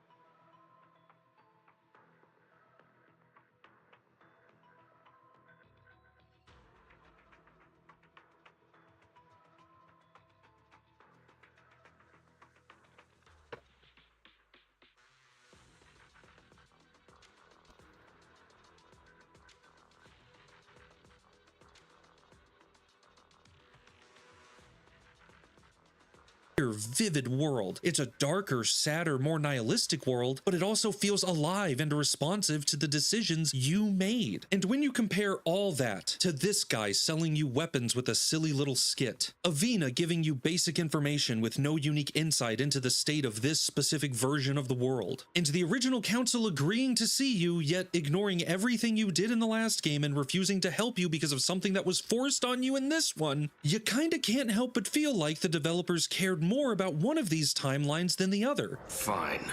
You've got it. Now buy something and get out. Pleasure doing business with you.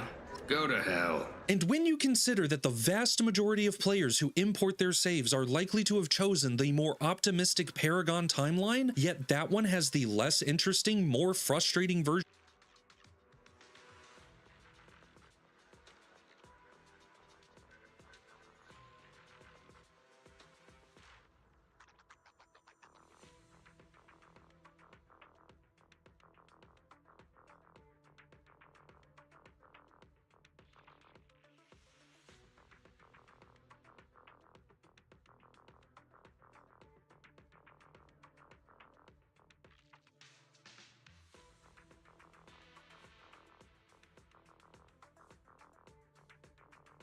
of the story, what must we conclude about the game's priorities? Mass Effect 2 is a darker story. It's a dark second chapter. Dark. Mass Effect 2 is a darker game. It looks a little bit darker, maybe a little bit grittier.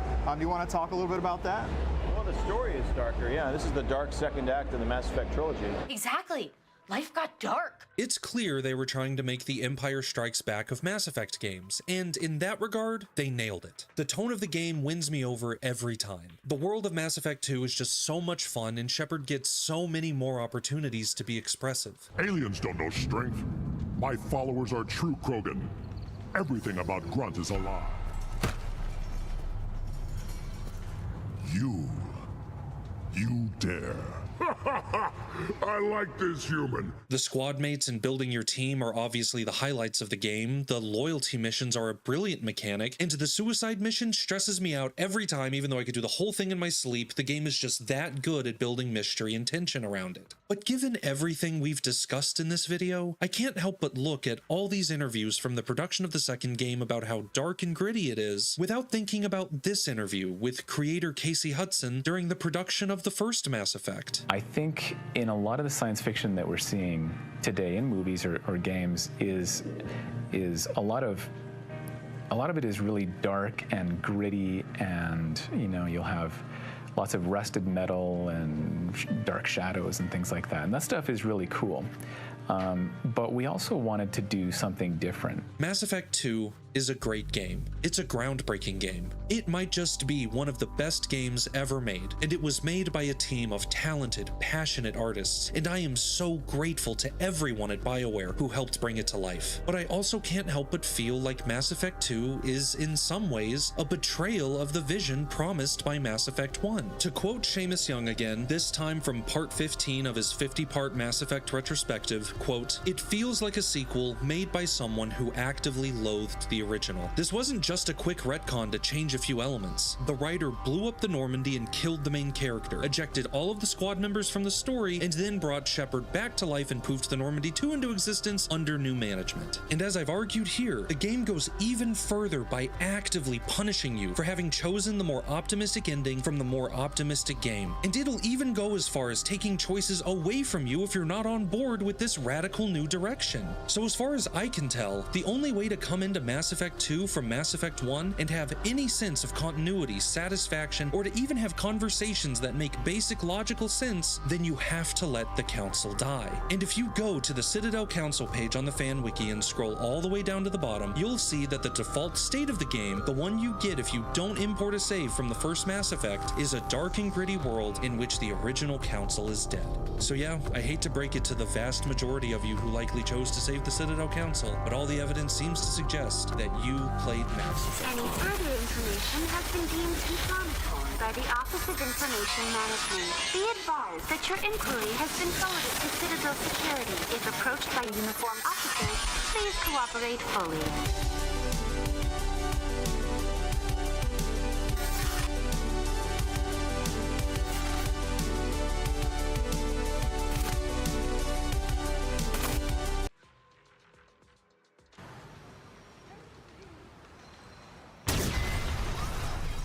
Opening scenes are important.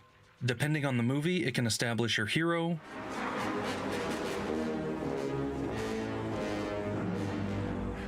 Yes, sir. I got it under control. your villain, your world, your tone, your themes.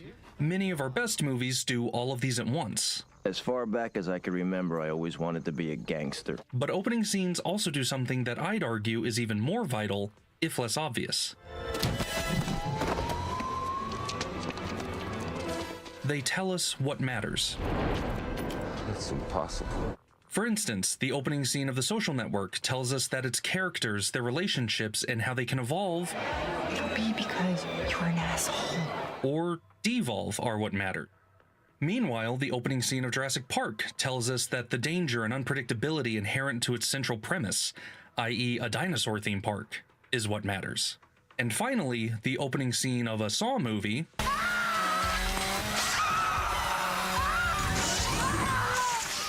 well, let's talk about that. Now, sure, a serious critical analysis of a series like this might seem like a bold move. Is bold the right word? But I'd argue that the opening scenes of Saw movies, particularly those of the first and second films, can tell us a lot about how this series changed over time, along with its priorities. So yeah, happy Halloween, let's do this. Let's start with Saw 2. In this opening scene, we've got a victim in a dirty industrial space with a contraption around his neck that reminds us of, yet is not entirely identical to, one of the most iconic elements from the first movie. Our villain shows up, throws out some of his most popular catchphrases, I want to play a game. before giving the victim a violent and intentionally ironic ultimatum to save his own life. The guy fails, we get our first kill, hard cut to title, welcome to Saw 2. All of this happens in a scene that lasts 4 minutes, 4 seconds. Now, say what you will about the rest of the movie, but this scene in isolation is actually pretty fantastic. You could lop these opening minutes off the rest of the movie and it'd more or less be able to stand on its own as an effective little short film. But that's the thing. This scene doesn't exist in isolation, does it? It is the cold open to the very first sequel in what would go on to be, at the time of this video's recording, a 10-film mega franchise that has altogether grossed more than $1 billion worldwide. With this hindsight, it's reasonable for me to argue that this is effectively the most important scene in the entire series. If Saw 2 had failed, the series, like its many characters, would have died right here with this film. And it all starts with that opening scene. So these first 4 minutes not only had to do the usual opening scene of a sequel stuff, like reassuring fans of what came before that they're gonna get more of what they love, while also welcoming newcomers, but it also had to basically define what makes a Saw movie a Saw movie. And in doing that, it basically sets the standard for the rest of the franchise. And let's zoom in for a moment on the last word I used there, franchise. These days we use it casually to refer to a series, brand, intellectual property, capital C content, whatever you want to call it, but let's remove it from the context of anything even remotely artistic so we can see it for what it actually is, a business term. As you can see here,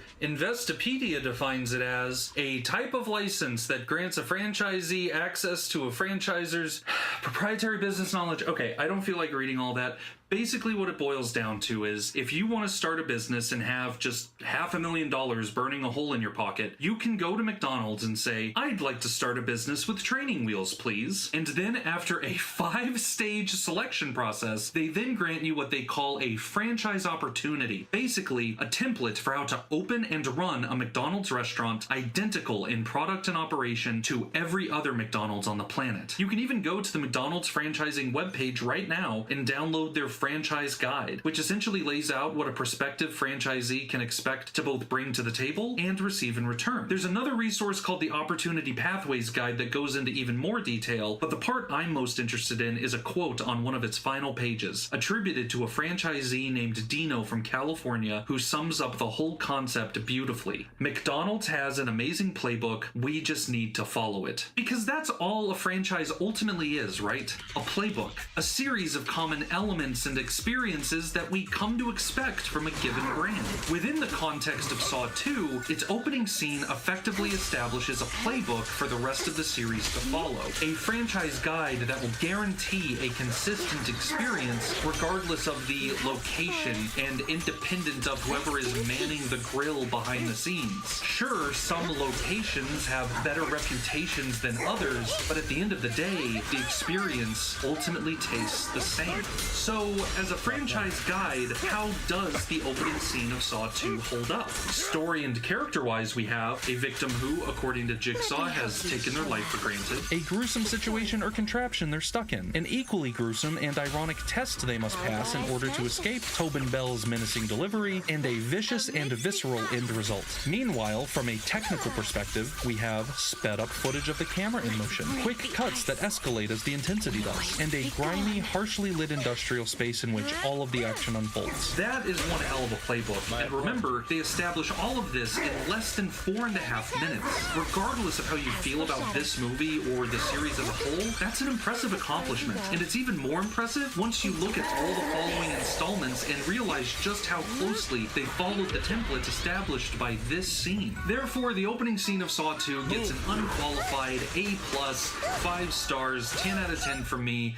as a franchise guide. Good job, movie. So while the scene does a great job of setting up this movie and the rest of the series to come, how does it hold up as the first scene in the sequel to the James Wan directed, Lee Whannell written original? In the opening scene of this film, we've got not one, but 2 victims in the dirty industrial space, and holy shit, there's a dead body between them, and he's holding a tape recorder and a gun, and oh no, they're trapped here. Then they start talking, asking each other questions, trying to figure out how they got here, why this is happening to them, learning information about each other. Once the initial shock dies down, they start noticing details about their situation. The clock on the wall is brand new. Lawrence can reach the door, but he can't open it, and Adam finds an envelope in his pocket with his name on it and a tape labeled Play Me. Lawrence then finds one just like it, only in addition to a tape, his envelope contains a single bullet and a key. Naturally, they try the key on the locks to their chains, but it doesn't work. Then their focus turns to the tape player, and they use the resources at their disposal to try and obtain it, and it takes them several tries before they get it right. Once they have the player, the tapes finally explain their situation. Lawrence must kill Adam by a certain time in order to save his family. Immediately, they start playing the game, noticing a hidden clue in Lawrence's tape that leads them to finding a garbage bag with hacksaws and something Adam doesn't want Lawrence to see. When the saws fail them, Lawrence realizes that they're playing a game of the Jigsaw Killer, and we flash back to the police investigation of previous victims, and that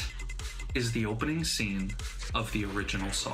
When you place these 2 scenes next to each other, the change in priorities between their respective films becomes clear. Where Saw 2's opening tells you that the traps and their gruesome, visceral nature and violent results are what matter, Saw 1's opening tells you that its characters, their relationships with each other, the mystery of their situation, and how they go about solving problems are what matter. With these differing priorities in mind, let's take a look at the very first image of both films, that of a light illuminating darkness. In Saw 2, that light is revealed to be part of a flashy POV shot that literally puts you in the shoes of a character who, like the opening image itself, is immediately disposed of and forgotten once its function has been served. Meanwhile, the light in Saw 1 is used to illuminate the face of a main character, and it also serves as a devastating bookend for both the movie and the character whose face the light illuminated. Into that chain is in the bathtub. Literally, the opening image itself is a piece to this movie's puzzle. It highlights the importance of paying attention to what's right in front of you, and how your perception of a person or situation can change based on the information you have at your disposal. These are themes the film explores in various ways throughout its runtime in nearly every scene, and they're introduced not only within the opening scene, but within the opening frames of the film. And remember how the opening scene of Saw 2 ran for a grand total of 4 minutes, 4 seconds? The opening scene of Saw 1, by contrast, runs for 15 minutes, 53 seconds, 18 frames. That's right, the first film in a series infamous for its breakneck pace and rapid editing style has an opening scene that accounts for nearly 16% of its total runtime. To me, this illustrates how the original Saw is more interested in building an engaging mystery and suffocating atmosphere than it is with gruesome violence and traps. Yes, the film does get gruesome and violent at the end, as a result of the mystery and atmosphere applying ever-increasing pressure on the characters until it all boils boils over. It's the high point of a crescendo that's been building for the whole movie. As for the traps, the ones we see in the original Saw are merely a means to an end, functional elements that serve the greater purpose of its story and mystery as opposed to being the main attraction. And if we look at each scene involving a trap from the original Saw in isolation, the functional nature of them becomes clear. The movie even makes it simple for us by summarizing what we're supposed to learn from each trap by having the characters say it out loud at the end of each scene. The razor wire trap, for instance, is meant to establish the foundation of Jigsaw's MO, summarized by Dr. Gordon like this. He finds ways for his victims to kill themselves. The handle trap, meanwhile, is designed to establish a crucial piece of information. Looks like I think Jigsaw likes to book himself front row seats to his own sick dreams. Followed by a series of red herrings that conceal the real truth in plain view, one of those themes we were talking about. Later, the guy between the drills that Tap and Sing stumble upon pretty obviously serves as an obstacle that keeps them from catching Jigsaw when they have the chance. Even Amanda's trap has a greater storytelling function. This one isn't as immediately obvious since no one states its exact purpose out loud like the others, but when you look closely, it's pretty clear. Amanda's trap is meant to establish that Jigsaw will keep his word and let you go if you pass his test.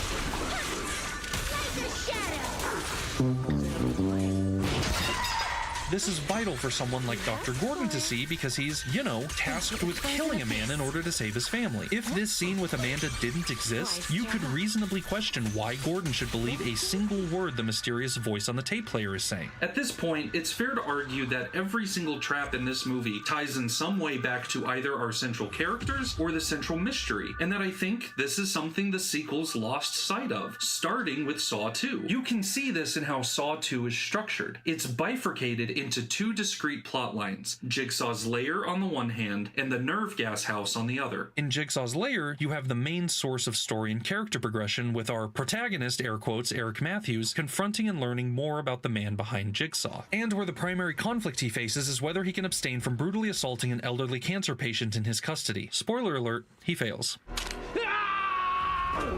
While in the nerve gas house, you have the traps. And that's basically it. Until the traps go immediately off the rails and it turns into more of a standard slasher movie, complete with a crazed maniac chasing people around with a knife. This divergent structure is basically replicated in every one of the original mainline sequels. One plotline focuses primarily on overarching story and character progression, and the other plotline focuses on an almost entirely separate story that effectively functions as a torture device assembly line, taking you through a progression of traps one after the other. The storylines might intersect at the end, they might not, but for the most part, the traps and main story exist in almost completely separate movies. And it all starts here, in the opening scene of Saw 2, where the trap is the star and the character stuck in it is entirely incidental, used as a stepping stone to get us to the real story before being forgotten entirely. So let's return now to our original question. How does the opening scene of Saw 2 hold up as a reintroduction to the style, tone, and story of Saw 1? On a surface level, it certainly looks and sounds a whole lot like the original, but it's ultimately a fundamentally different experience. My best guess is the filmmakers of the sequel realized they had two types of fans: those who enjoyed the characters, atmosphere, and mystery of the original, and those who enjoyed the traps. And in answering the question of what a Saw movie actually is, Saw 2 decided a Saw movie should appeal to both of these fans at once, in separate parts of the movie, and one gets way more screen time than the other. I think this explains something that I struggled with as a teenager who absolutely loved the original Saw and yet got less and less excited as each successive installment came out. Sure, yeah, I was a lonely nerd who paid way too much attention to the writing credits and largely lost interest after original writer Leigh Whannell's name stopped showing up, but I think I also understood, however subconsciously, that the Saw sequels were movies increasingly at war with themselves, further spotlighting the traps that got most people through the door while paying less and less attention to the story that gave those set pieces meaning, until it all became a highly convoluted melodrama about a handful of characters fighting for Jigsaw's legacy, but who were never as interesting as Jigsaw himself. Some fans really enjoy the soapy nature of those later installments, and that's great. I'm glad they have that, but it's not what made me fall in love with Saw. And I really do think it's unfortunate that those original sequels weren't able to marry their story and traps in quite the same way as the first movie. When you're forced to funnel all of your clues, red herrings, character work, and set pieces into a single unified story, it's really impressive when you reveal you've had the wool pulled over our eyes for the whole movie. But when your characters exist in completely separate plot lines that don't interact until the final scene, it's a little easier to conceal and thus surprise us with how they're connected. In fairness to the filmmakers, this is likely a natural consequence of the accelerated 12-month production cycle these movies were placed on. The first film took years to get made, so naturally Juan and Dwinell had plenty of time to make sure the writing was airtight. Meanwhile, on the sequels, wouldn't it be easier for you as a writer to churn these things out in a couple of months every year if you could write 2 discrete plot lines and only have them meaningfully converge at the end? If at all. I think this could also help explain why Saw 10 was so well received in comparison to its older siblings. The traps were finally, once again, used in service of telling an interesting story rather than just being, well, gruesome theme park attractions. And this is why I was genuinely impressed that Lionsgate delayed Saw 11 by a year. Good. Take your time. Get it right. Don't rush it. I'd personally rather have a good Saw movie every couple of years than a whatever Saw movie every single October. I know a few other companies that could stand to follow this example. What a remarkable day of announcements about products that continue to make a profound impact on all of our lives. And sure, Saw 11 could be disappointing. Maybe it'll squander all of the renewed life and goodwill that Saw 10 was able to breathe back into this series. But at least it won't be because they just repeated the mistakes of the past. And isn't that exactly what these movies are trying to be about? At the beginning of this video, I argued that examining the opening scenes of the first and second Saw movies could tell us a lot about how the series and its priorities changed over time. And what it really comes down to is the fact that the first film had the freedom to simply exist as a movie that happened to be called Saw, while its sequel had the responsibility of establishing and launching an entire franchise, which, as we've discussed, is just as much a business consideration as it is an artistic one. Therefore, I think it ultimately makes sense that Saw 2 chose to sacrifice some of the loftier ambitions and narrative cohesion from the first film in order to truly establish itself as a proper commercial enterprise. The filmmakers took the imperfect yet one-of-a-kind formula made up of slapdash ingredients and haphazard measurements from the first film and streamlined and synthesized it into an easily replicable, effortlessly digestible recipe meant for mass production and consumption. A decision that has paid off for the better part of 2 decades now. And counting. And it all started here, with the 4 minutes, 4 seconds that make up the opening scene of Saw 2.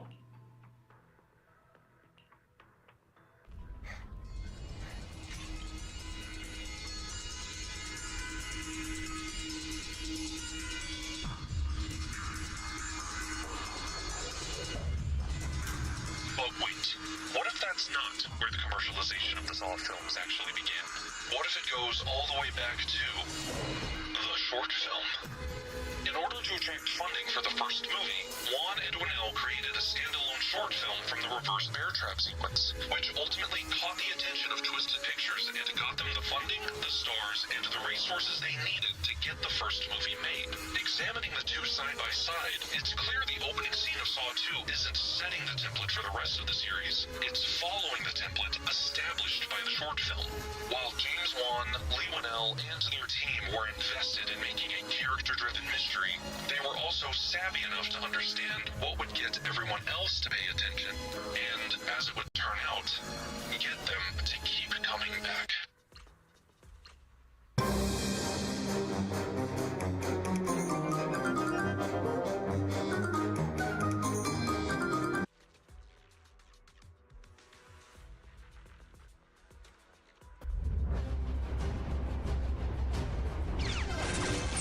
Anakin. Yes, Master. Last time we were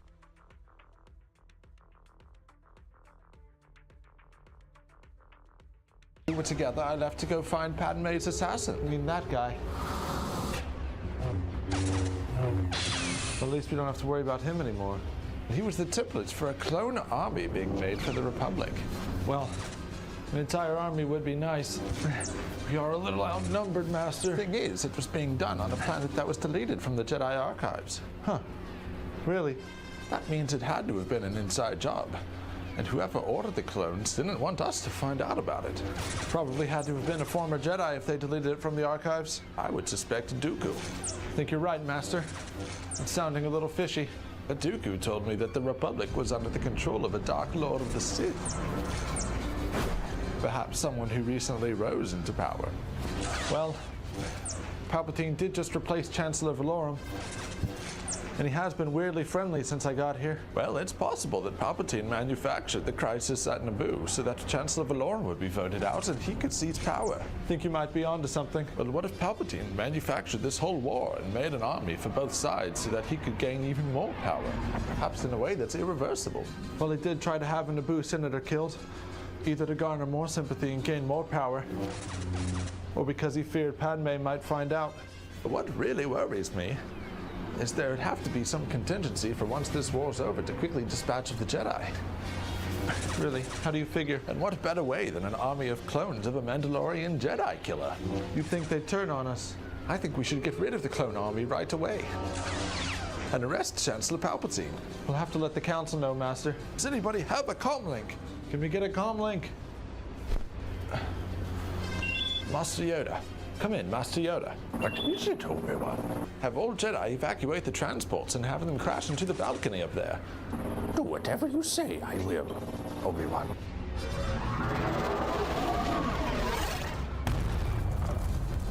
Very good, Master Yoda, very good. Good thing you figured this out, Obi-Wan. Could you imagine if you hadn't? Ah, there you are. I was beginning to think you weren't coming, Master. Good. Maybe I'll stand more of a chance this time. Let us begin.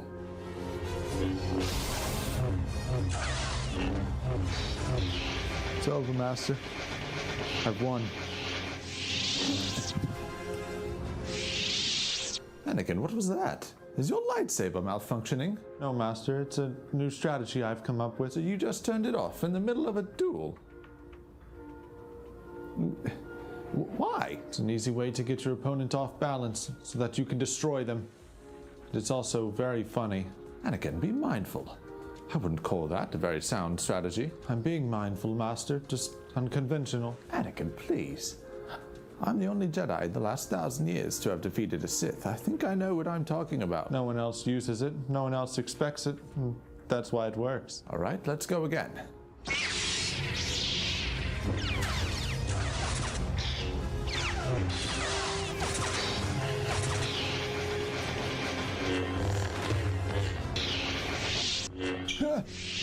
Right, Anakin, I'm going to need that to stop. As Jedi, we're taught not to have attachments. And I'm not attached to the normal lightsaber curriculum. You're just making me stumble all over the place. This is hardly training. I don't see the problem, Master. They'll never put you on the council if this is what your lightsaber training has devolved to. Well, if they did, I would be teaching all of the younglings a lesson. But you're sacrificing all of your defense. You just turn it off and they stumble and you turn it back on really quickly. It's really not that much of a problem. That is a good point. It's not a viable strategy then, Master. You should be able to beat me. One more round, my very young apprentice. As you wish, Master. We have to show this to Master Yoda. That's a good idea, Master. See what you've learned? I will, young Skywalker. Master Yoda. Master? Anakin, I believe we're in a lot of trouble. Use stable for now.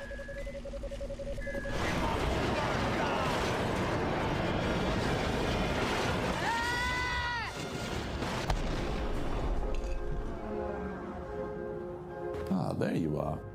Are you ready? Of course, Master. Now remember, Anakin, after what happened to Master Yoda, the Council bans turning off your own lightsaber during combat. So don't try it.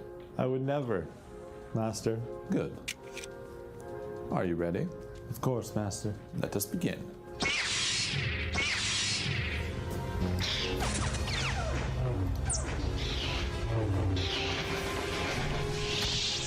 You just turned off your lightsaber in the middle of combat, Master. I thought that was banned. I don't know what's going on, but it's on now, so let's just continue. Is your lightsaber malfunctioning? Anakin, are you turning off my lightsaber with the Force? It's for the same reasons as last time, Master, though this may be even funnier. This is hardly fighting fair, Anakin. Come on, Master. Let's go again. I tire of these training sessions, Anakin.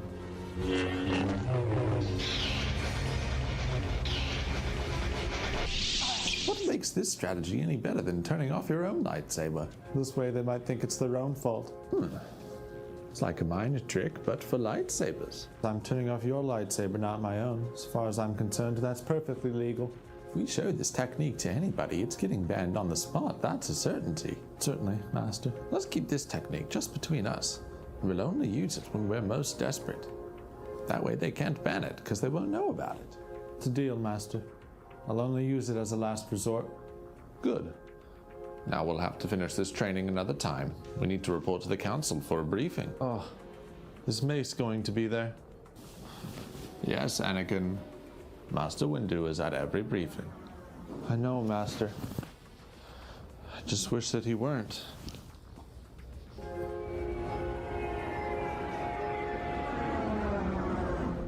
I'm excited for training today, Master. I hope that doesn't mean you're planning on doing anything ridiculous, Anakin. Of course not, Master. Good. Now remember, Anakin, the duel is just as much about your connection with the Force as it is your skills with the lightsaber. Yes, Master. So I want you to be mindful. Feel the Force. Let it guide you. I understand, Master. Please, no more of these Anakin shenanigans you keep doing. Shenanigans? Please. Of course, Master. Good. Now we...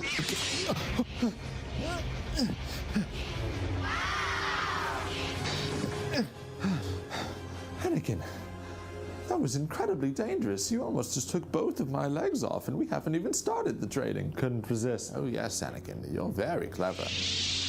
But how about you save these tricks for an actual mission against an actual enemy? I am sorry, Master. Now, as I was saying, I want you to close your eyes, Anakin. Really focus on the Force. Feel it. Let it guide you. Feel it penetrate through you. Feel it around you. Focus on what it's trying to tell you. And feel your lightsaber turn on.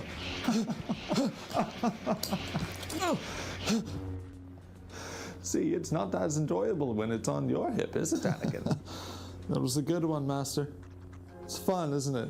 I was going to save this until the end, but I feel like now is as good a time as any. You see, today I brought my own trick with me. Looks like you're finally taking something away from these training sessions, Master. Yes, Anakin. Today we will be learning about the advantages of having the high ground. The high ground. Now you see, Anakin, I can attack at your head, and all you can do is attack at my feet, which is easily defensible.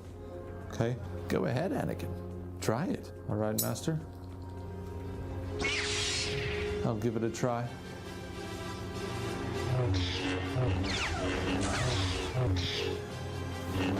You see, Anakin? Impressive, Master. Most impressive. It's quite unbeatable. Unless I were to... Who has the high ground now, Master? I win. Very good, Anakin. But if I were standing on a hill or something that was unmovable, I would win. Easily. I'm sorry, Master, but there's just no chance the high ground ever works.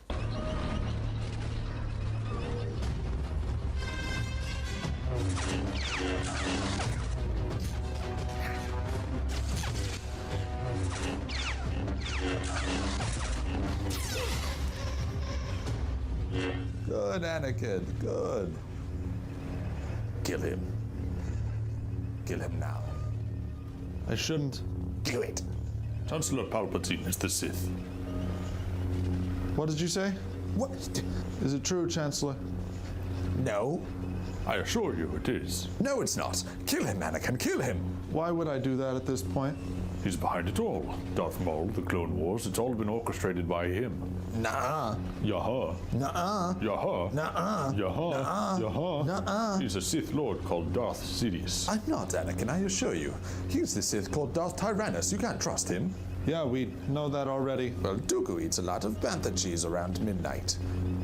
Every night. That is uncalled for. Both of you, stop it. You should kill him because he's the Sith. Or should I kill you because you're a Sith? Allegedly. Could we not kill anybody? I'm okay with that, actually. Stop talking. All right, Dooku, what proof do you have? None. I have hologram messages I can show you, locations of secret bases, that kind of thing. I also already told Obi-Wan. You told Obi-Wan? When? Geonosis. Oh, you rat. A Geonosis? Do you mind? My hands are full. Certainly. Hello, Master. Ooh.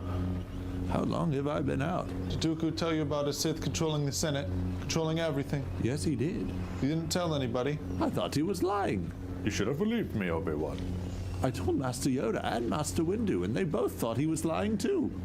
That figures. Snitch. Dooku says Chancellor Palpatine is that Sith Lord. Palpatine? What should we do with him, Master? It's like I said. Sith Lords are our speciality. This time we'll take them together. I would hope so.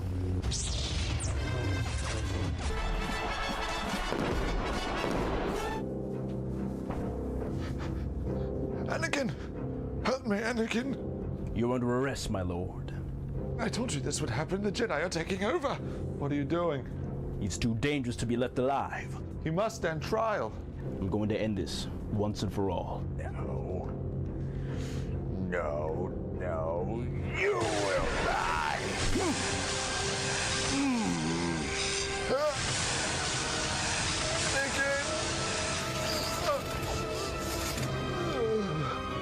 It's over, my lord. You made my face all wrinkly. You must stop. It's not the Jedi way.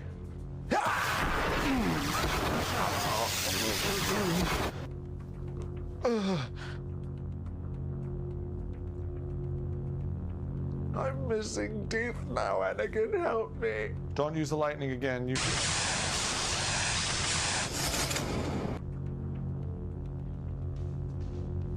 What changed this time? Anakin, I'm in high-waisted khaki shorts. Okay, I'm not actually sure how that one was possible. You must stop him. If you would stop using the lightning, you would stop getting uglier. Right. Yeah. Chancellor, your feet. What are those? Now I'm wearing socks and sandals. Please, I need you. Quit before you hurt yourself. Anakin, now the socks are gone, but the sandals are too small, and my toes are doing the little thing where they hang off the front end like ugly little cliffhangers. Is that a foot fungus? Oh, God. It's nasty.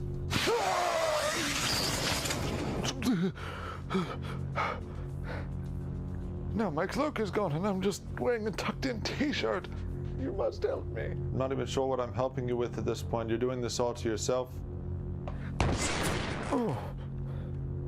Okay, now I'm ending it. I need him. No! Unlimited power!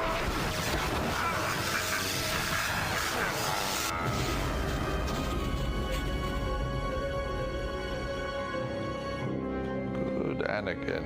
Good. Hey, what happened to you on that last lightning hit? I don't know. Anyway, to finish your transition to the dark side, you must go to the Jedi Temple and kill younglings. Oh, it's the snort. It's the snort.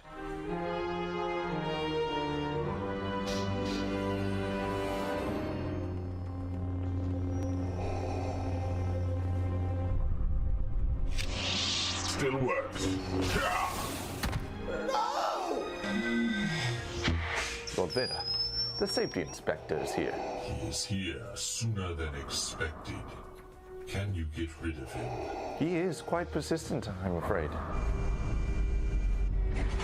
So am I.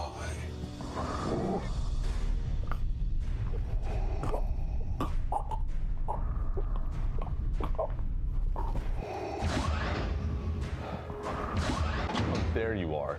I've been searching around almost the entire day already, which brings me to my first point.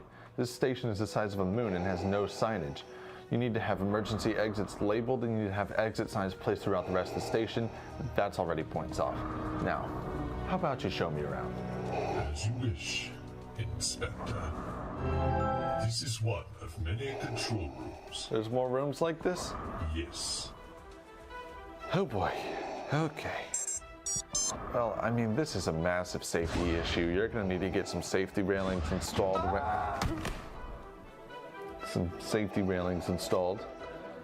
Because it's a falling hazard. That's points off. Let's move on. Oh! You need to get these doorways raised by at least 2.7 inches across the entire station. Ow. Oh.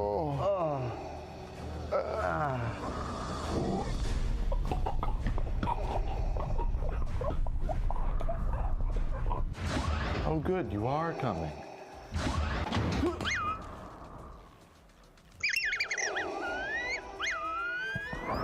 These things just scurry around everybody's feet all the time? They perform a crucial maintenance operation. Vacuuming. Well, you're gonna have to set up a cleaning schedule at times when people aren't around. And once again, signage. Get some caution signs placed. I hear this station has a giant laser. Is that correct? Yes. Construction was just completed. We will begin our demonstration when you are ready. I'm ready. Then after this, I think we'll go check out the ventilation shafts, and then we can call it a day. Wait. It fires right here? It's right next to us, and there's no railings again. This is major points off. A failing grade, in fact. Nobody should be permitted anywhere near the laser when it's in operation. Ah!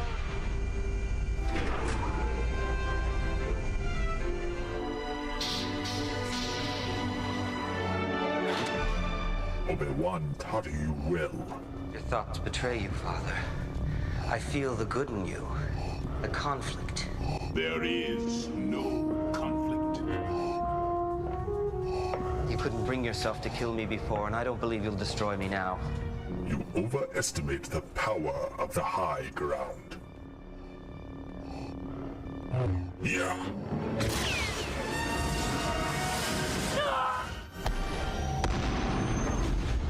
I feel it once again.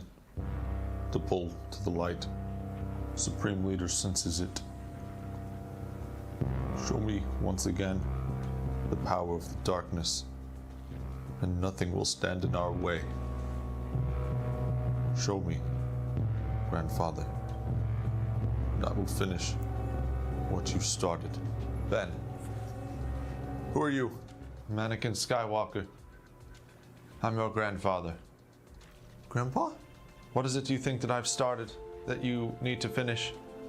I was referring to ruling everything and crushing our enemies. All the Empire stuff, of course. It was all kind of Palpatine's idea. But you were one of the strongest on the dark side. Vader is who I was when I was corrupted by the dark side. As you are now. But my grandfather was Darth Vader. Did nobody tell you that I was redeemed at the end? I died a Jedi, not a Sith. My son, Luke, your master, the one who helped me turn back to the light side, never mentioned that. I don't think he ever said anything about that. Another quick question I had. I wore a helmet because I was burned, and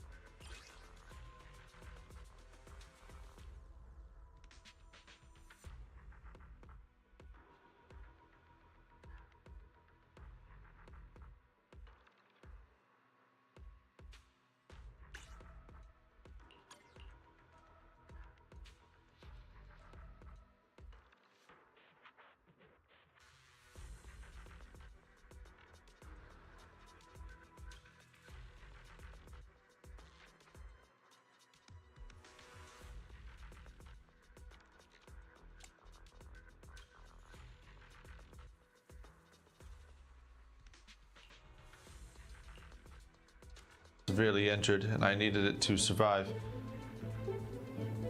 Why do you wear yours? I wear that for protection. No, I don't think that's it. I wear it to help me breathe. It's not that either. I wear it because I think it will make me look cool and scary. Like you. Yeah, there it is. That's so strange. So sad. You seem fine. Why did you wear your helmet? Well, I was injured and left to burn alive on a lava planet by Obi-Wan, who you're actually named after. And after I turned to the light side again, I reverted back to 22. I'm not sure how that works. The Force is weird. That is odd. Yeah, so I'm not going to be showing you the power of the dark side. In fact, I'd probably do the opposite. I do feel the pull to the light. It seems to me like you want to turn back to the light side, and one of the only things keeping you from doing so is fulfilling my dream. But I turned to the light side. There's just a disconnect here. I don't know where that came from. I just think that you needed to hear the full story, and you should consider it and turn back to the light side. I don't think it'd be that difficult. Go see your mother again, your father. I don't want to go back. They're mean to me. Before you go, can I ask your advice on something? Sure. All right. So there's this girl that I kind of like, and we can talk to each other and see each other through the Force. Sorry, you see each other through the Force? Yeah. Sorry, it's new to me. Go on. I want to kill her. What should I do? I've only ever had one relationship in my time, and it's kind of what got me into the whole dark side mess in the first place. So I wouldn't know. Ask your dad. Okay, bye.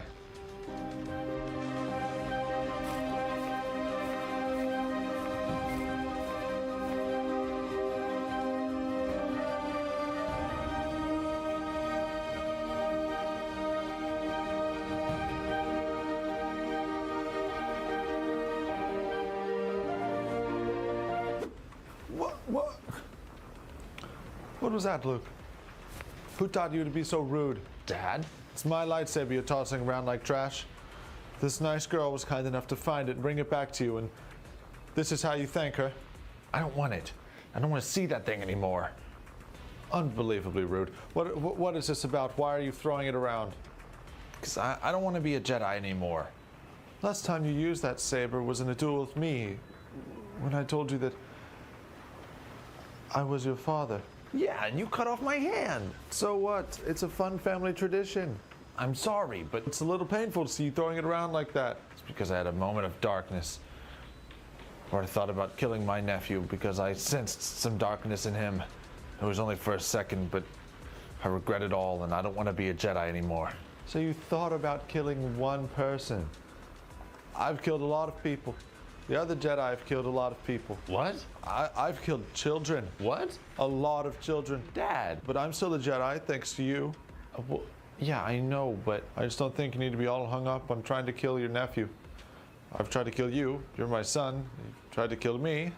Your father. That was only a small handful of times. It's not that big of a deal. I just thought about killing someone, and I didn't like that. You didn't even actually kill him. You're upset that you thought about it. Oh.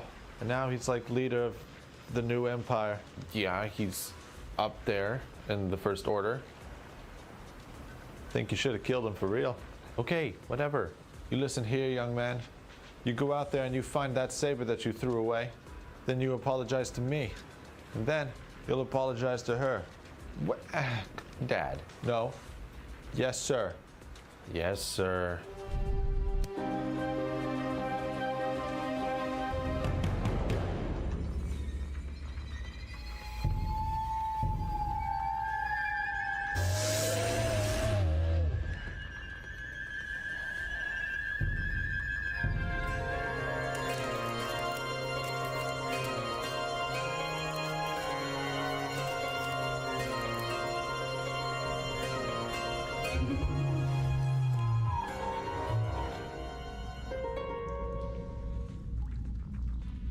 Master, Did she just use the Force to heal that thing? Well, it appears she has. How come I was never taught that? But I'm not sure. It's not a technique I've ever heard of. I don't know. It kind of seems like it might have been kind of important to learn. Well, I'm not sure. I'm sure you remember me turning to the dark side. Having Force healing probably would have prevented a lot of that from happening. Yes, that would have been nice to avoid. You would have had to live on a desert for as long as you did. Not as well. Then I wouldn't have had to kill you. Oh, I let you kill me. Luke, you were the closest to her. Where did she learn this? It was probably from the ancient Jedi texts. So she read the ancient Jedi texts? And that's how she learned it? We were all Jedi before her. How come none of us read it? I just transferred a bit of life from me to him. She seems effortlessly more powerful than all of us. And I think it's because she just read the books. But it does seem like a reasonable conclusion. How come this wasn't a part of the Jedi curriculum, Master Yoda?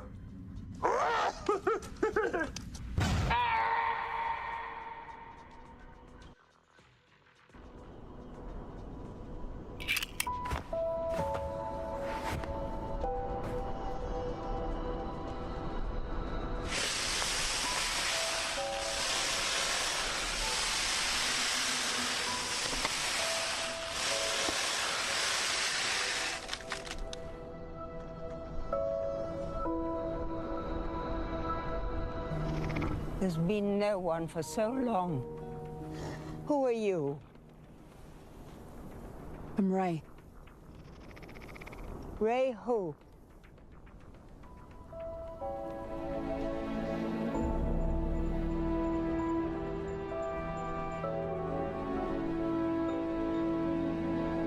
Rey Skywalker. What? Why'd she say that? What do you mean? She just buried our lightsabers in the sand and then called herself by our name. What did you expect her to say? Well, I thought she was gonna say Palpatine, because jizz. Shouldn't have given her an approving nod. Might have given her the wrong idea. And I don't think I ever told her where I lived. R2 probably told her. I don't really know that she did much to earn calling herself a Skywalker. Yeah, but what gives her the right to my name? I don't know. I'm not staying for this conversation. We're the Skywalkers she knew, so I don't really think it's about you. So at least a little bit about me, thank you very much. I could understand the decision if she felt like she earned the name, but everything just kind of came naturally to her, right? I mean, both of you trained almost your whole lives in the Jedi Order, and then I trained on Dagobah, and granted I should have stayed longer, but we all had to learn the Force. But she just kind of had it. We should check her blood for midichlorians. I would love to know what her number is. Maybe that's the Force trying to balance itself out or whatever, but nobody's 100% certain about how the Force works. What really makes you a Skywalker? Familial relations. Maybe it's defeating a Palpatine. You've all done that, including Ben. Is that all it takes? But she is a Palpatine. But she also defeated a Palpatine. So I'm not really sure where that leaves us. Yeah, but all the Jedi had to help. That doesn't count. Yeah? I mean, somebody has to start a new Jedi Order, and it's not going to be any of us. And if somebody's going to be starting a new Jedi Order, maybe it's a good thing that it's a Skywalker. I guess it's kind of nice to see the name continue, even if it is a little forced. Good one, Anakin. Right, and if we disagree with any of it, we can appear as ghosts and revoke the Skywalker name, right? Guess all we can do is wait and see how she uses the name before we make any harsher judgments. But strike one is burying lightsabers in sand. Will you shut up about sand, Anakin? Okay, agreed. Cool. But if Finn isn't a Jedi soon, I'm gonna lose it. Thanks for watching. Don't forget to leave a like or comment down below. And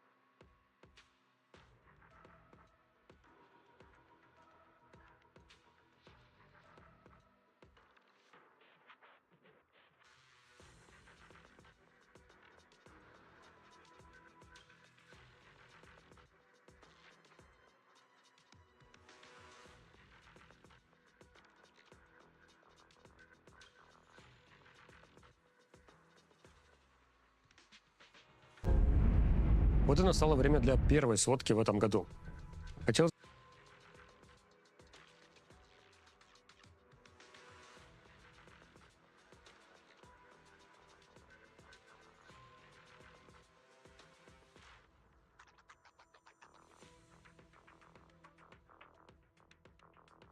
Американцы захватили венесуэльского диктатора Николаса Мадуро и увезли его в США для суда.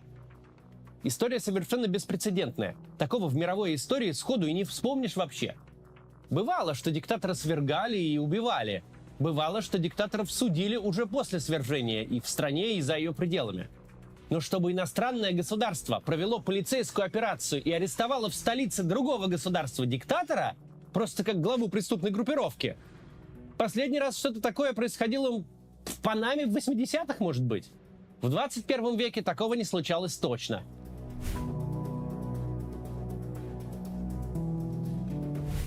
Американский удар...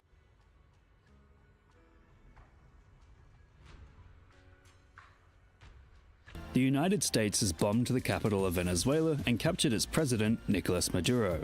This is absolutely wild news, as whilst the United States has been threatening action for some time, it seems no one expected them to actually go ahead and bomb Caracas for roughly an hour. Venezuela has declared a national emergency, and it seems the digital ecosystem is abuzz with questions, speculation, and memes about what is really going on. Naturally, some are declaring World War III to be in full swing, as it seems this aggressive military action is absolutely unprecedented. Then there's accusations that the US is acting as the world police as they are depicted in films such as Team America, charging the Venezuelan president with drug offenses and removing him from power. The fact that Venezuela has vast oil reserves is not lost on others, as they point out that this might just be an attempt from the US to take more resources. In fact, Maduro accused the United States of wanting to do just that not long ago. However, the international community seems to have come together to express their confusion and uncertainty regarding the process of forcefully capturing Maduro and his wife, as it seems a very short war has just taken place and that something has indeed happened. Then there's the fact that it all happened around 3 a.m. while the majority of the American public was asleep, so perhaps this was done at a specific time to keep things relatively under wraps until the rest of the country woke up. The shitposting surrounding this event is going absolutely insane, so if one thing's for certain, it's that terrifying bombings can still be made fun of in certain situations. It seems that meme culture thrives in times where people have no idea or control with what is going on, and the only way for them to feel somewhat normal is to joke about it. However, at this stage, a casualty toll has not been announced, as it is very much a developing story, and it seems the next few days are going to see the incident reported from around the world. Meanwhile, it is worth noting that Maduro is quite a controversial leader. He had been re-elected as president in 2024, which led to protests across the country as many accused him of running unfairly by banning opponents. Whether or not this, coupled with his drug offense charges, is worthy of an airstrike in a capital city is unclear and will likely be the topic of speculation for the start of 2026. In short, the bombing of Venezuela and the capturing of its president by the United States has led to shock, confusion, and ultimately a lot of shitposting, as everyone is striving to figure out exactly what is going on. What meme would you guys like me to give a lesson in next? Let me know in the comments below. Subscribe!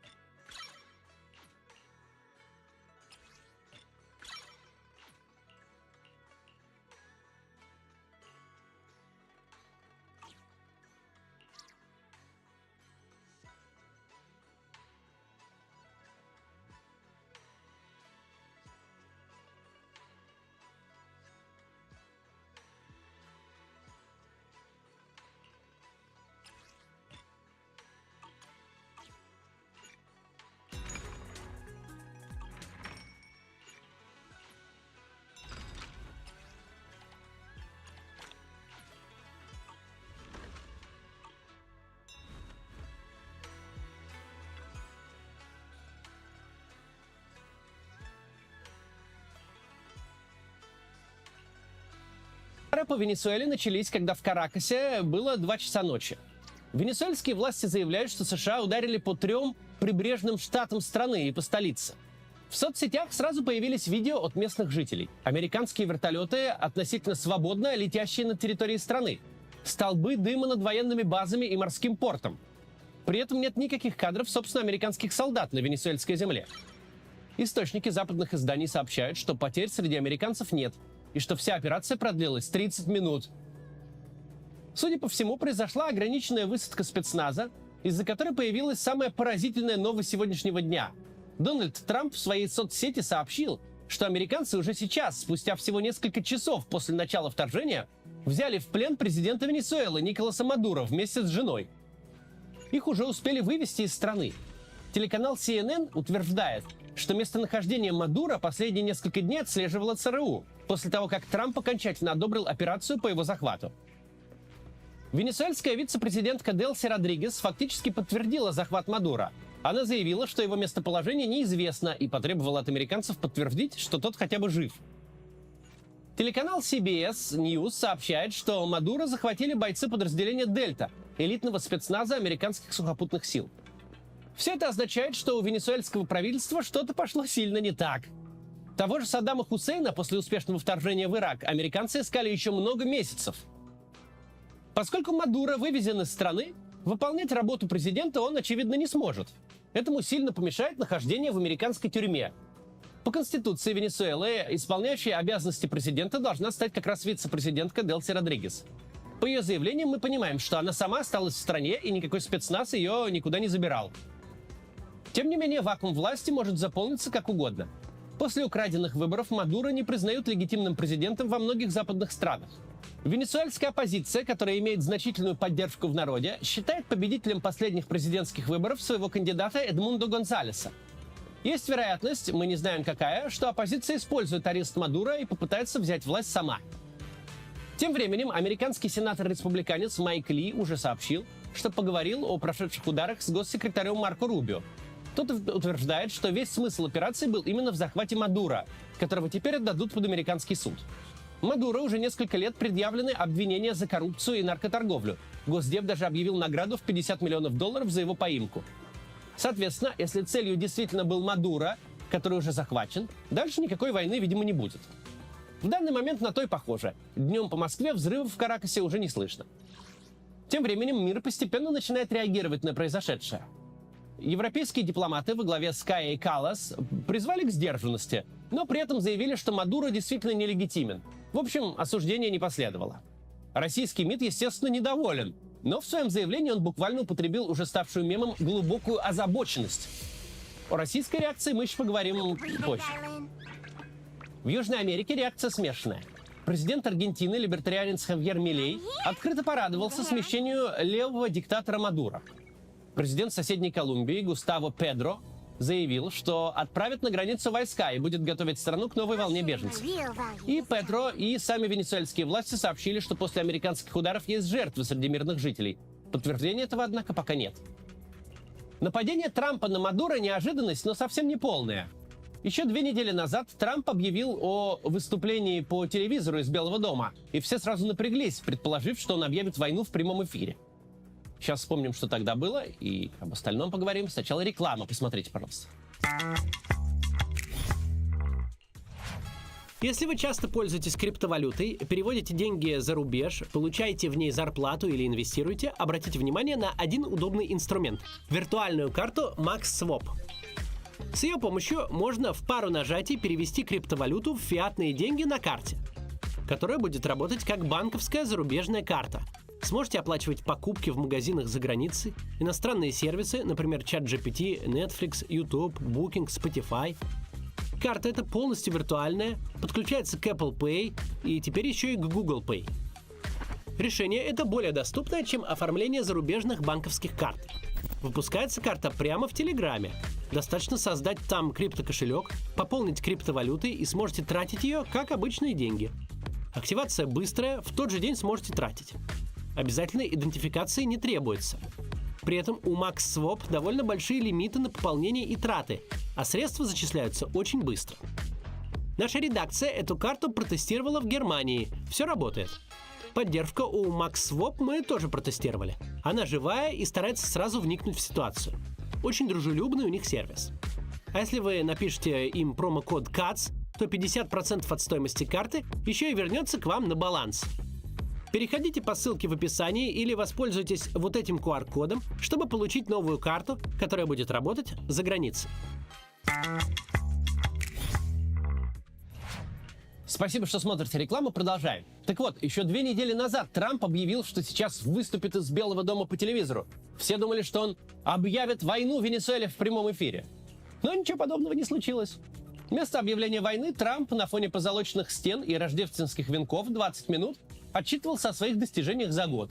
Введены сотни тарифов, депортированы десятки тысяч мигрантов, написаны тысячи твитов. Естественно, прошелся по Джо Байдену и свалил на него все беды страны, а также заявил, что теперь никаких бед нет. Бензин дешевый, яйца дешевые, все нас боятся, а еще мы отправим каждому солдату премию в $1800. Счастливого Рождества! Однако ожидания ударов по Венесуэле никуда не делись, потому что значение имеют не слова Трампа, а его дела. А дела такие. Уже несколько месяцев США стягивают войска в Карибский бассейн и прямо угрожают Венесуэле. Николас Мадуро – наследник Хуго Чавеса и отважный борец с западным империализмом. Венесуэльский режим Америку давно подбешивает и вполне за дело, но никаких авиаударов и военных операций против него до Трампа никто не планировал. Даже Трамп образца первого срока. Теперь же шли корабли, летели самолеты, делались грозные заявления с трибуны Пентагона. Демократы в Конгрессе попытались провести резолюцию, которая запретила бы Трампу атаковать Венесуэлу без разрешения Конгресса. Но не вышло. Республиканское большинство проголосовало против. Впрочем, это была заведомо провальная идея. Такие резолюции вносятся регулярно, после чего они либо не проходят голосование, либо президент их торжественно игнорирует. Фактически право президента использовать армию в США не ограничено ничем. И теперь, используя эту свободу действий, Трамп действительно ударил по Венесуэле и захватил президента в плен. Ожидания оправдались.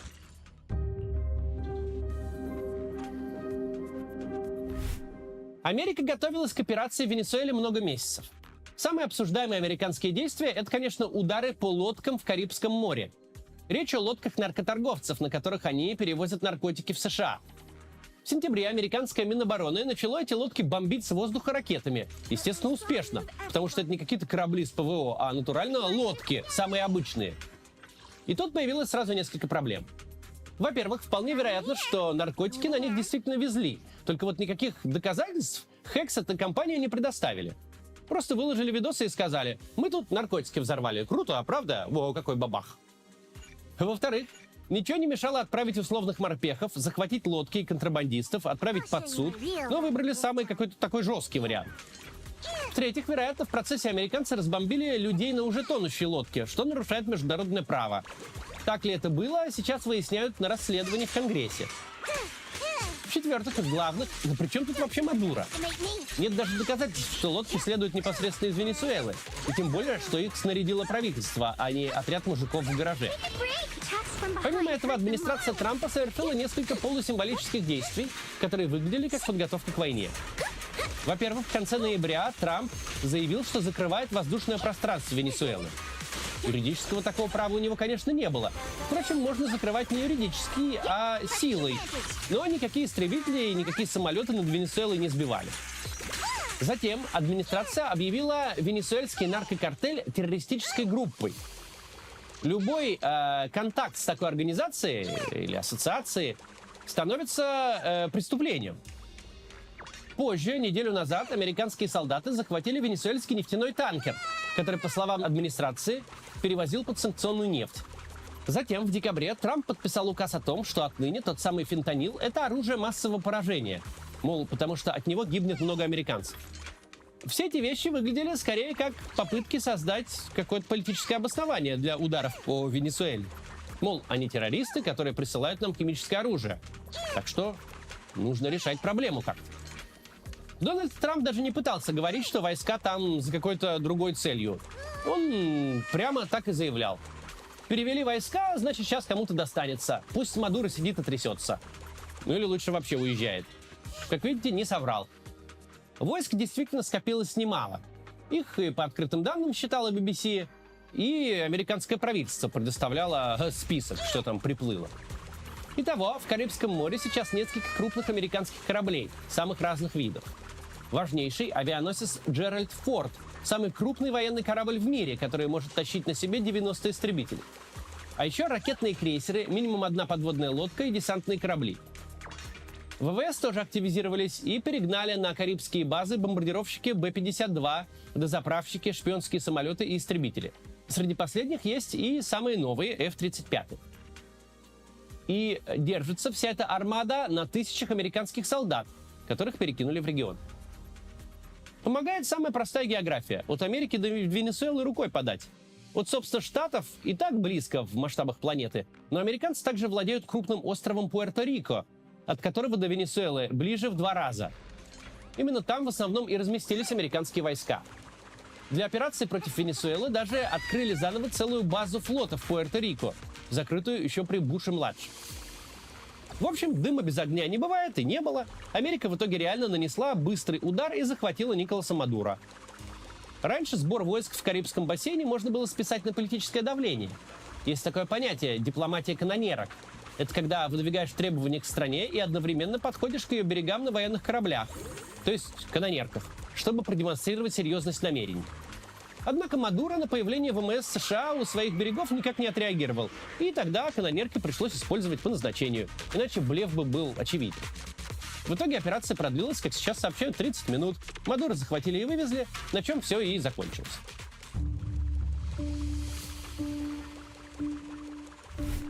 Все, кто сейчас начинает сравнивать специальную военную операцию по захвату Мадуро с войной России против Украины, дескать, почему американцам можно, а нам нельзя, могут просто свериться с результатом и понять, в чем разница. Когда ты нападаешь на настоящее государство с реально избранным руководителем, твой Киев за 3 дня оборачивается Покровском за 4 года. Ты получаешь по рогам, получаешь кучу трупов, международную изоляцию и сотни миллиардов профуканных долларов. Потому что и государство, и граждане будут себя защищать. А когда ты свергаешь диктатора в развалившемся государстве, превращенном в картель, то ты его захватываешь как уголовного преступника, быстрее, чем мир успевает сообразить, что происходит вообще. И никто не выходит его спасать. Вот разница между настоящими государствами, где есть связь между управленцами и управляемыми, и самоназначенными диктаторами, доведшими людей до полной ручки. Если ты удерживаешь власть голодом и насилием, с тобой можно даже не воевать, просто вытащить из кресла, как игрушку в детском автомате. И никаких последствий для того, кто вытащил, не наступит. А когда покушаешься на настоящее государство, то ты и собака побитая, и международный изгой на сдачу. Главное тут не перепутать. Смотреть сейчас на реакцию российской страны, конечно, бесценно. Ведь такое зрелище для Путина, сама возможность, что так можно поступить с диктатором, просто под белые рученьки и в тюрьму, это признак будущего Рождества. Это похлеще судьбы Каддафи. Тем более, когда речь идет об одном из самых дружественных диктаторов, практически о латиноамериканском Лукашенко. Это самый жуткий для диктаторов прецедент, который только мог случиться. Свержение полицейской операции. Теперь, оказывается, такое носят. В стандартном случае у российской пропаганды от такого случился бы полный припадок. Тем более мощный от осознания полного бессилия. Оказывается, своих друзей Путин не может защитить никак. Даже касками и аптечками не помог. Трудно продемонстрировать реальное место Путина в мире более наглядным образом. С другой стороны, гавкать на нынешнюю администрацию, обзывать Трампа такими же обидными словами, как Байдена, ну никак нельзя. Ведь с Трампом предполагается дружить.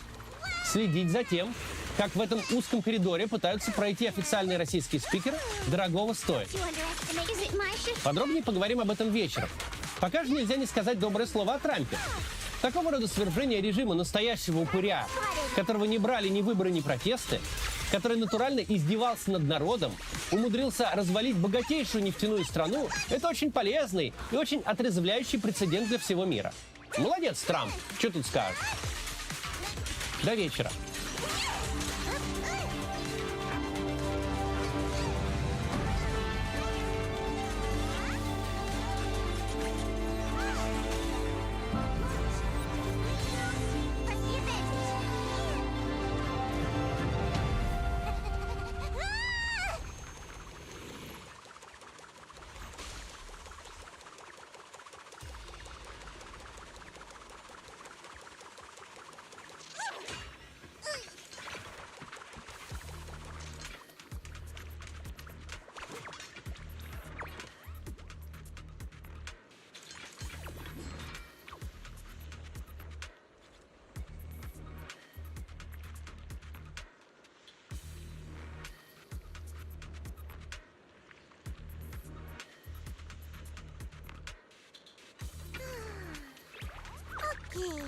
Right foot, left foot, both ready.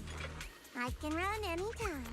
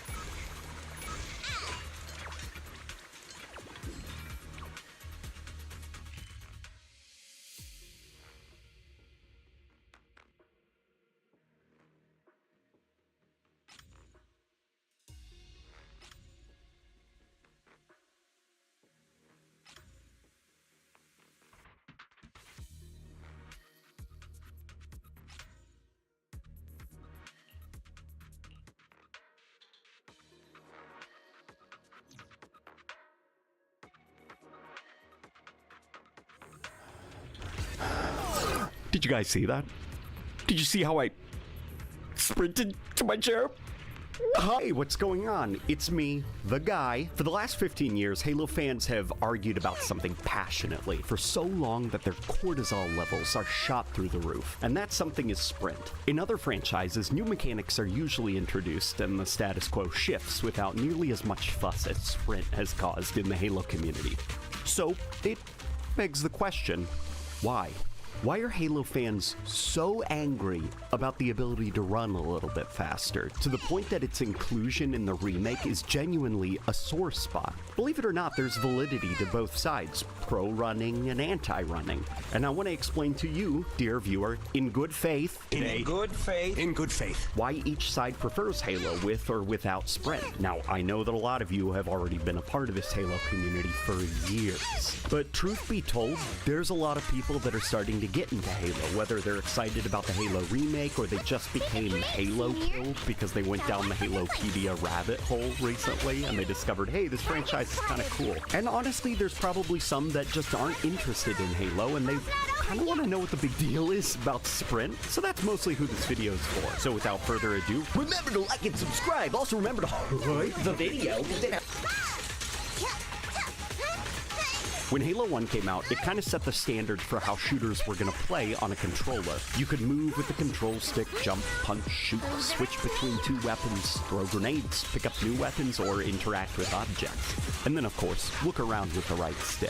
It sounds simple, but when you combine vehicles, the amount of weapons with different functions to them, the excellent musical timing, and the AI that all have their own reactive behaviors and personalities, Halo 1 felt like this really immersive, sandbox-driven shooter, where the external sandbox was as alive as the player themselves. In Halo 1, the combat foundation for how Halo games were going to be built was sort of set in stone. Future Halo games would innovate by adding new sandbox items, such as weapons that were small enough to hold in two hands, or equipment that you could kind of like put in your pocket and then deploy when you need them. But that fluid, simple player moveset was pretty much unchanged for the nearly decade-long run that the original developers of Halo, Bungie, had with the series.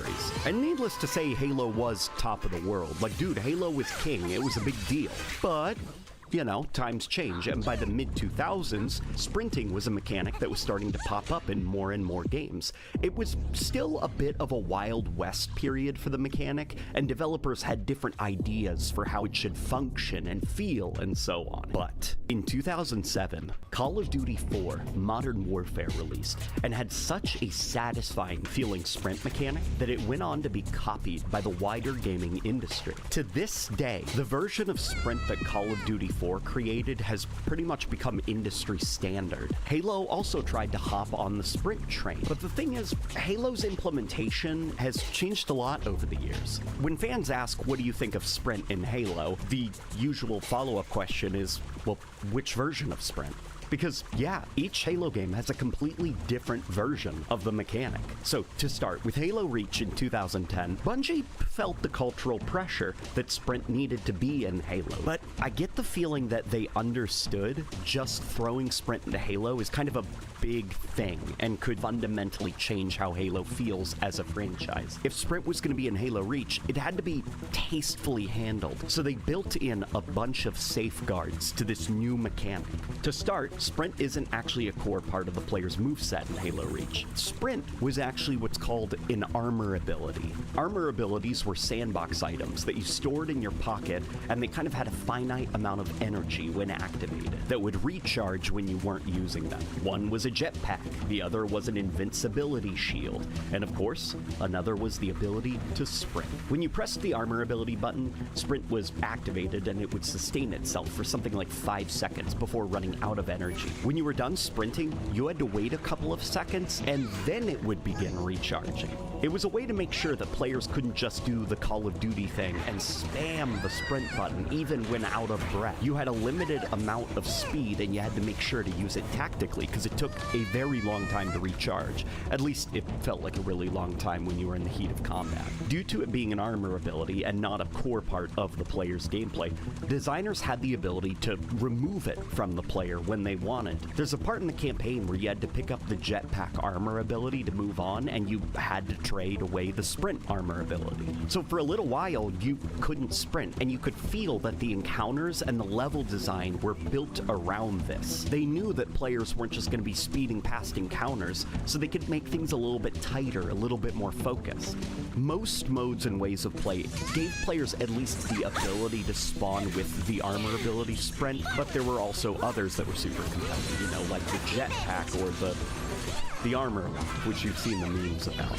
But the built-in philosophy of sprint not being yours and being actually an external sandbox item that you could possess or could not possess, depending on the developer's whim, was an interesting way for Halo to sort of like have its cake and eat it too. After Halo Reach, Halo 4 went the completely opposite direction. It made sprint just a core part of the gameplay. Sprint was mapped to the left stick, which was kind of becoming the standard for shooters. In Halo 4, sprint did have a stamina system like Call of Duty. You ran until Master Chief got tired, and when you stopped sprinting, you instantly began regenerating stamina. Which means, yes, you can do the funny Call of Duty thing where you just keep spamming the sprint button and Chief just keeps falling in and out of sprint and clearly out of breath and winded. 343 Industries, the guys who made Halo 4, did actually build in their own attempted safeguards by slowing the player down when you took damage while sprinting, but this could honestly be easily mitigated because the multiplayer, at least for Halo 4, had perks, kind of like Call of Duty. One of the perks completely negated that slowdown when taking damage. There was another perk that actually eliminated the stamina system, so you could just sprint forever. Now, when Halo 5 released in 2015, the FPS genre was beginning to shift away from a finite stamina system. Even Call of Duty Black Ops 3 got rid of Call of Duty's trademark stamina system. Even it wanted in on the infinite sprint. Halo 5 kept sprint as a core gameplay mechanic, and it also let you sprint forever. But they also changed quite a lot about how it worked compared to Halo 4. When you began sprinting, it took a few seconds to actually reach max speed. During this period, you could be shot and slowed down. If you did eventually reach max speed, that was it. You were locked in. There was no way to slow you down. And you had access to 2 different abilities. You could slide by hitting the crouch button, or you could do the shoulder charge melee attack by hitting the melee button. It's also worth noting that you couldn't recharge your shields while sprinting. So this version of sprint is kind of interesting because I think they were trying to make it serve 2 different functions. One was to address the criticisms of Halo Reach and Halo 4's sprint not having enough penalties while you were sprinting, while also giving the sprint ability a link to some of the new Spartan abilities Halo 5 added to Halo's core gameplay. Think of it sort of like sprint was definitely a way to get from point A to point B faster, but also act as a portal between 2 different combat maneuvers you could activate when encountering another player.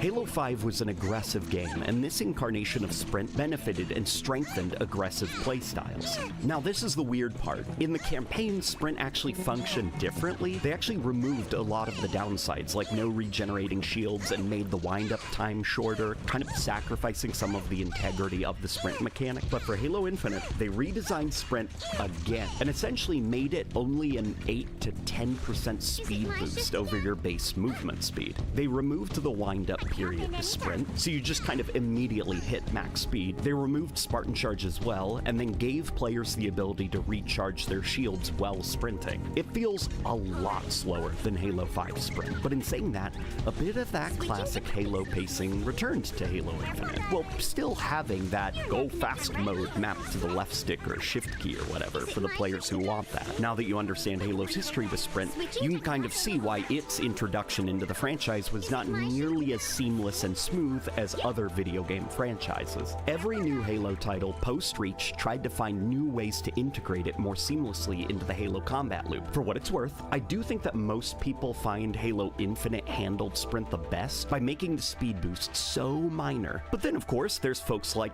me, who kind of prefer Halo Reach's approach to Sprint, making it an external sandbox item and not actually a core part of the player's moveset, even if it could have used a couple more penalties in Reach. People who like Halo 5's version of Sprint enjoyed the way that Sprint synergized with the rest of the Spartan abilities that game had, to make you sort of feel like a living missile, while others may dislike that approach because of how it moves the game's feel away from that old Halo feel. Ultimately, it's complicated. Everyone in the Halo community has their own feelings about Sprint, and while I think the majority of the gamer population on planet Earth doesn't care, the vocal areas of the community were fired up with the announcement that the upcoming Halo 1 remake will have Sprint. Now here's the thing, Halo Reach, Halo 4, 5, and Infinite were all Halo games that started their development with Sprint in mind. But what made this remake so contentious is that, well, it's a remake of Halo 1, a game that wasn't designed with Sprint. You can sprint infinitely in this remake. It's much faster than Infinite Sprint, and it has no trade-offs like no regenerating shields or a finite stamina meter, or even making it an external sandbox item you need to find, sort of like an armor ability. It just is a sprint button in Halo 1 with absolutely no downsides. And this remake isn't quite the same scale as others in the industry, like Resident Evil 2, Silent Hill 2, and so on, where they're functionally new video games due to how everything had to be rebuilt. Unreal Engine powers the graphical side of this remake, but under the hood, it's using the Halo Reach engine. Physics, enemy AI, behaviors, and animations, etc. are all pulled from Reach. Like, on one hand, it's cool that it's going to feel so similar to a Bungie-era Halo game, to the point that they've made this hybrid Reach and Unreal Engine. On the other hand, it means this remake is using a combat loop, enemy balancing, and game systems tuned around Sprint being a finite armor ability, not in unlimited ammo super fast sprint button. Now, Halo Studios made it very clear that Sprint in this remake will be optional, with a toggle being included in the final release, which only sparked more confusion and even mockery, even from Jamie Griesmer himself, a developer of the original Halo game. Jamie Griesmer commented that the sprint mechanic in the remake feels kind of like the developers abandoning their post and refusing to commit to a gameplay vision. Now, it's not just him, that's actually a sentiment that other content creators like The Act Man or Hidden Xperia have also voiced, as if to sort of back up Jamie's points. There were moments in the demo where the devs were moving too quickly through the environments that musical stingers and various environmental effects were failing to play fast enough since, you know, players weren't meant to be moving this fast through these old environments. Now that you sort of get it, it's not even about if we enjoy or dislike Sprint as a mechanic. Sprint is being included in a way that kind of lacks confidence and doesn't feel well thought out as a core part of the game's design. It's a really tough situation for the remake to be in, and a lot of Halo content creators, such as Mint Blitz, actually had really good takes on the subject, and even went on to break down Jamie Griesmer's thoughts and opinions on Sprint and the remake. How do I feel about Sprint in Halo? I personally think that Halo is more fun when it doesn't have Sprint in it, but I'm also, like, not the most passionate person about that subject anymore these days. I get why people enjoy it, and I get why companies like Microsoft would just kind of do the safe thing and include Sprint, because it's sort of become standardized as an FPS mechanic these days. The reason I prefer Halo without Sprint kinda comes from a sense of 360-degree fluidity in the combat and mobility. I enjoy changing directions without feeling like I need to dramatically slow down my speed, or even turn around while moving forwards at max speed and shoot backwards at Flood, Covenant, or enemy players that are giving chase. It's just movement in sprintless Halo to me feels less binary and locked forward, and it feels more fluid and kind of free-flowing. Another thing I also like is that I move and keep pace with other AI and Marine characters. Now, for some of us old heads, think about moments like moving with a pack of Marines along the cliffside on the Truth and Reconciliation mission, or keeping pace with Marines on the level The Ark in Halo 3. When it was time for things to speed up, a vehicle sequence usually happened, which felt like a nice change of pace, which kind of put into perspective the speed and the scale of vehicle combat versus on-foot infantry combat. It feels kind of like in sprintless Halo that there's room for small, claustrophobic rooms, moments, and play spaces, or even just atmospheric story moments where you have to slow down, and they can be perfectly timed because the developers know that you can't just blitz past them with the sprint button. It makes those moments hit harder because you're literally forced to slow down and smell the roses, you know?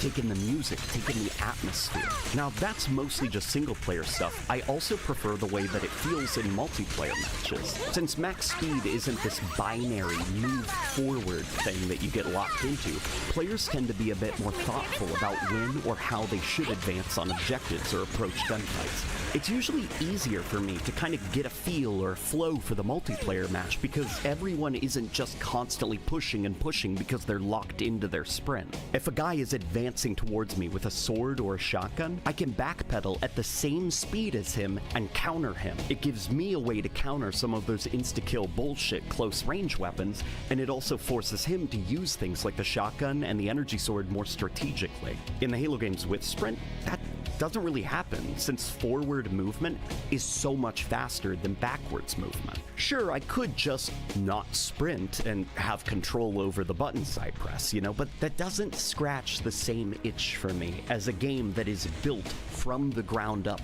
balanced, and has levels and encounters created for it and multiplayer matches that are all designed around not having sprint, you know? Now, the reason that I'm not as passionate about the topic anymore is because, well, I have my own preferences, and I understand that there are people that just have a little bit less patience and they want to get somewhere now, and sprint lets them do that. It lets them pick up the pace when and where they want, and they don't need to rely on vehicles, and they end up enjoying the game better as a result. I don't think they're going to remove sprint from the remake, but I do think that there's time for them to maybe consider if they're going to add sprint to Halo 1, there should probably be some trade-offs to using it. Something that Jamie Griesmer said is that a system in a game is always a trade-off between positive and negatives. Player preferences, toggles, and things, those are genuinely just preferences. Mechanics, though, such as sprinting, shooting, like, those shouldn't be considered as just preference, you know? A good designer should be looking at the positives and negatives of the system and decide if the trade-offs are worth it. Now, I get that there's some people that are like, it's a single-player game, it's a campaign, why do we care so much about if it feels balanced or whatever? And I don't really like that line of thinking, you know? Whether it's a multiplayer game or a story-based game, like, balancing still matters, right? The goal of game designers is to make their games feel well thought out and intentionally built. The best games we've ever played are amazing because they're meticulously designed and thought out. Like, come on, guys. Think a little bit more highly of single-player games. You know, balancing matters in those games, too. At the moment, the version of Sprint in the demo, which I got to play, by the way, I forgot to mention that, has pretty much no consequences to using it. Now, some people will say not being able to fire your gun is a pretty big trade-off, and I'll be honest, that's not nearly enough of a trade-off, especially when the pros are being able to move very fast, being able to move very fast without getting tired, being able to move very fast and outrun encounters, break musical timing, accidentally zip past intended atmospheric moments, and so on, which could accidentally be some player's first experience with the game, completely blitzing past intended moments. Since I don't think that they're going to remove sprint in Halo 1, and I think that's a ridiculous thing to request, what are at least some trade-offs that I think that they could add that could potentially make Sprint feel a little bit more organic and neat in Halo 1? What I would do is maybe look towards a stamina or an energy meter with a delay before it begins recharging, similar to Reach's armor ability.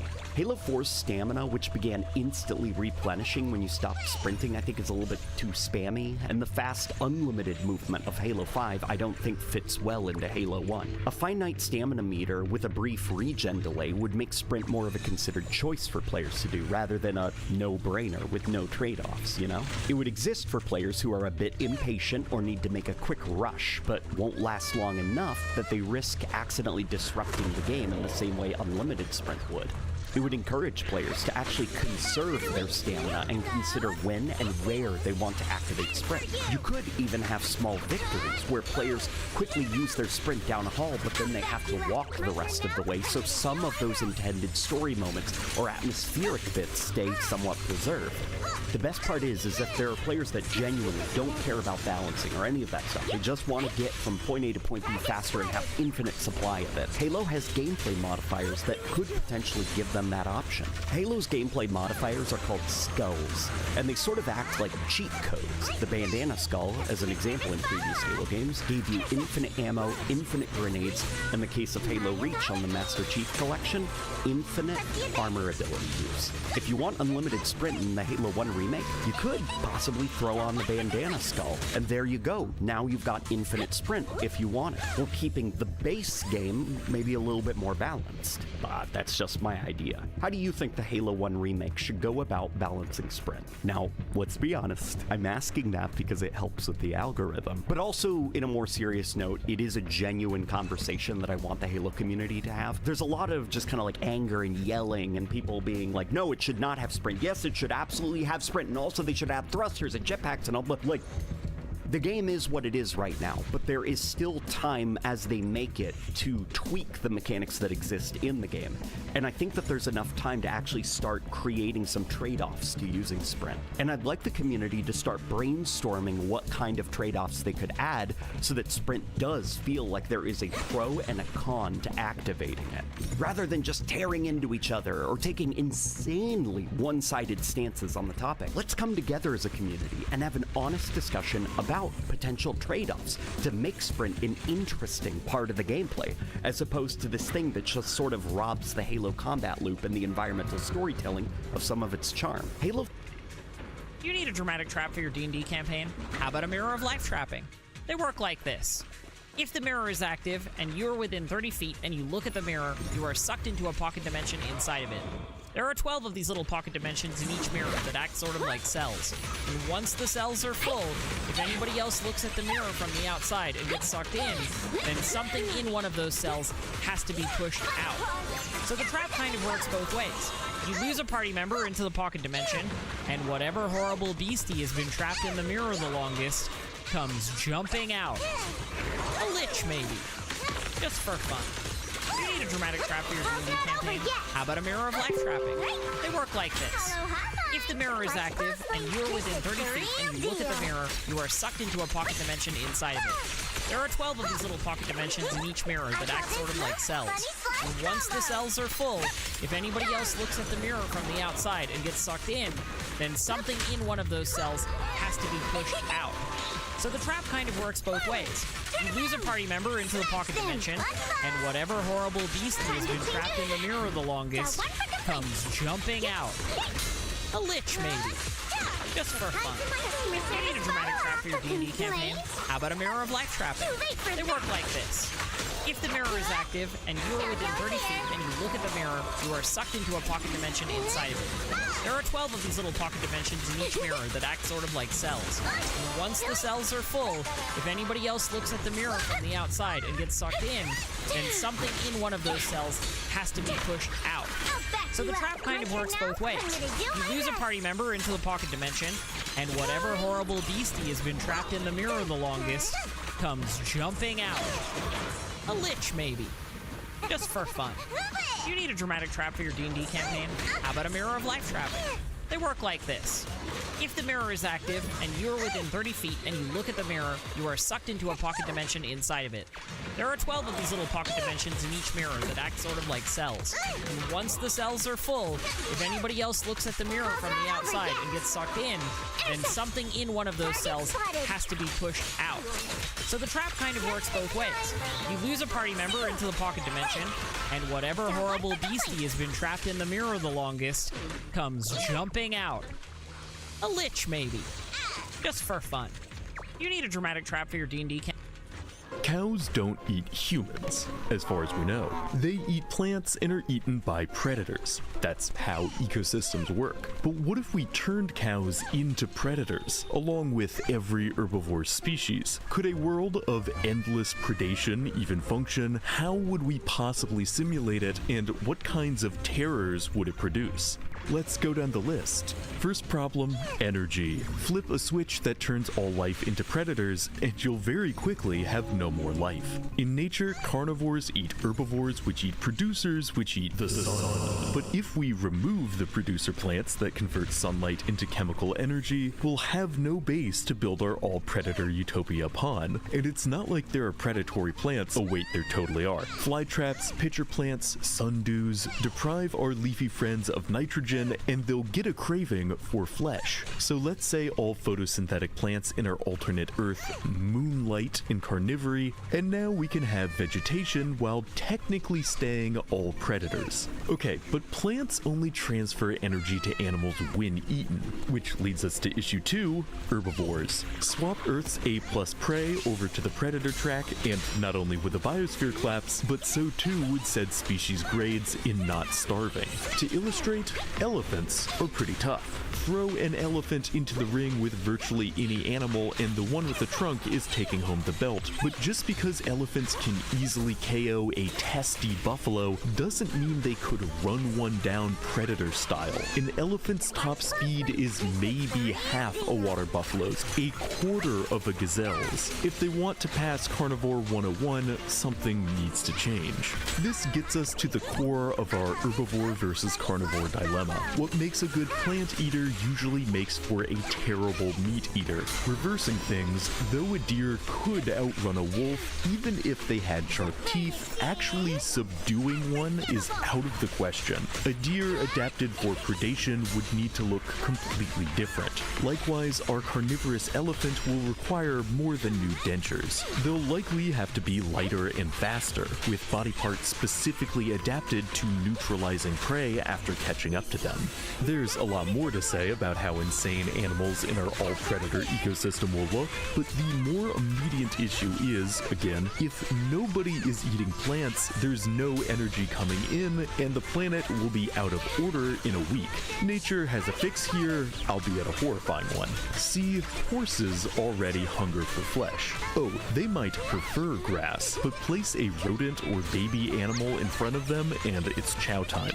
Deer will do the same, so will cows, giraffes, rabbits, hippos. The disturbing truth is, in nature, categories aren't clean and nobody likes passing up on free nutrients. But that goes both ways. Wolves will sometimes eat plants, same with bears. So, all told, primary consumers in our predator world could still eat a sustainable quantity of plants, while technically remaining facultative carnivores/omnivores. So to make this work, let's just tweak how nutrition functions in this reality so that any grazers also need to stay on that predator grind set. So that's herbivores fixed, but now predators have a problem. Because to be a predator of predators, a hunter in a reality where grass eaters are also honed for the hunt, would be a tricky job indeed. It's possible we'd see predators adopt defenses typically just for prey. Physical barricades like spines or shells, active deterrents like horns and antlers, maybe even some chemical spray.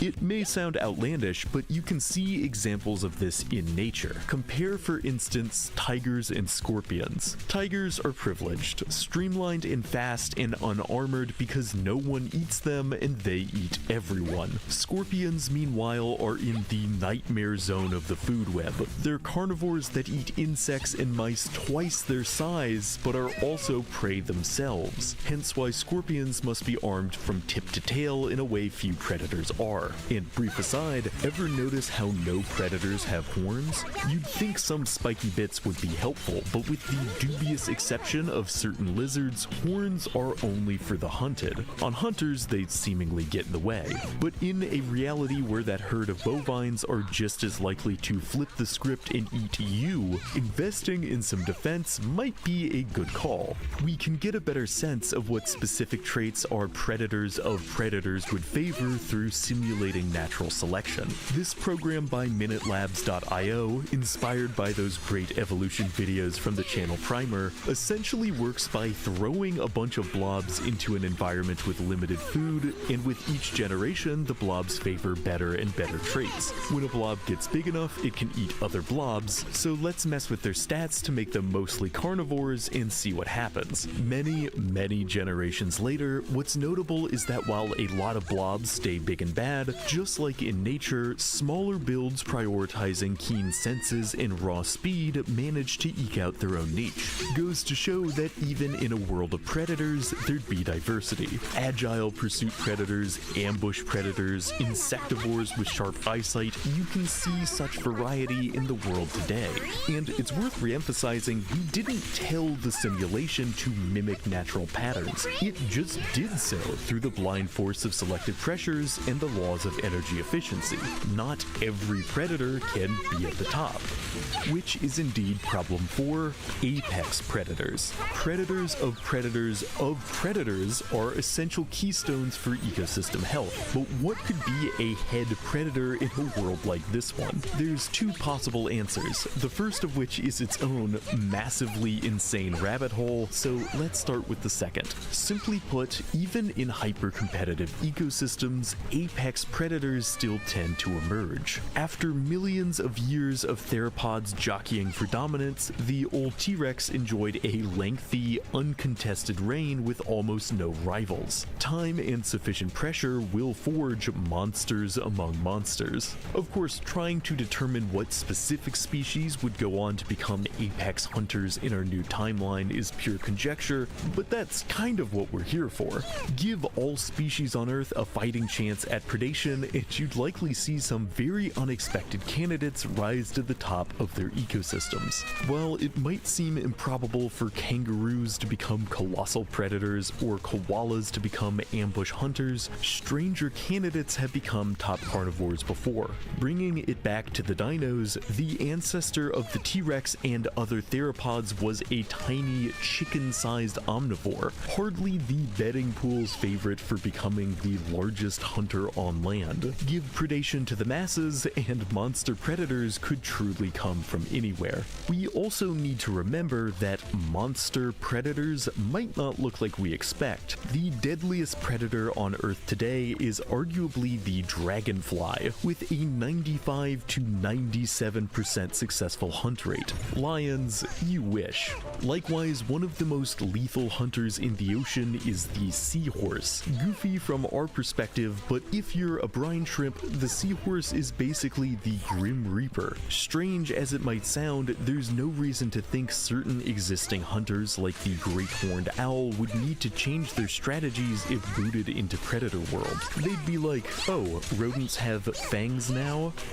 Whatever. Hyper-effective hunters come in all shapes and sizes, which at last leads us back to the massive rabbit hole, humans.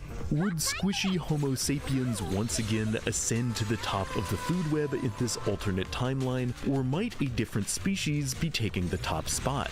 This is the biggest missing piece in determining the fate of Predator World, and an exceedingly tricky question to answer. Like, imagine you're a Stone Age tribesperson living at the end of the last glacial maximum. How do you like your chances in this world where anything, pure predator or no, sees you as a potential food source? To simulate this experience, I'll be playing Minecraft with its code modified so that all species try to eat me.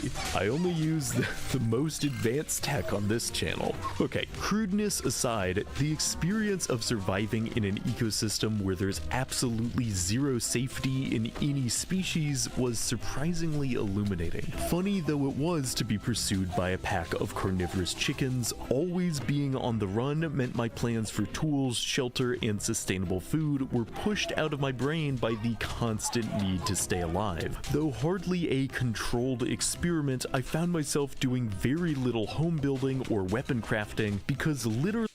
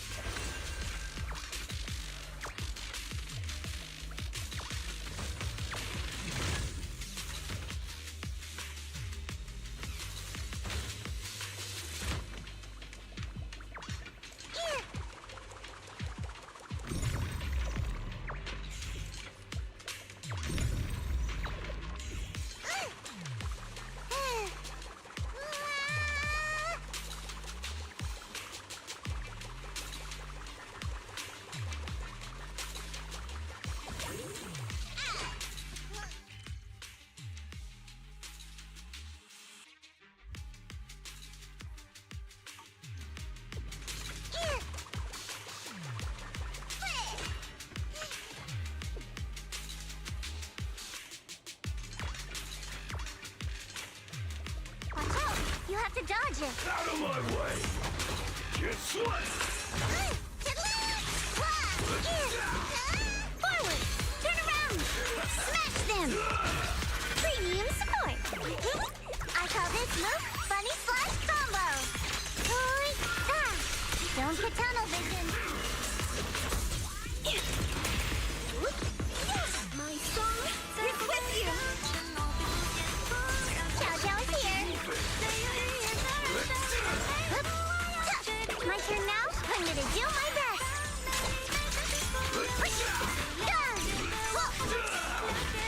A complaint? Too late for that! Intercept! Target spotted! Are you satisfied with the service? I'll leave the rest to me!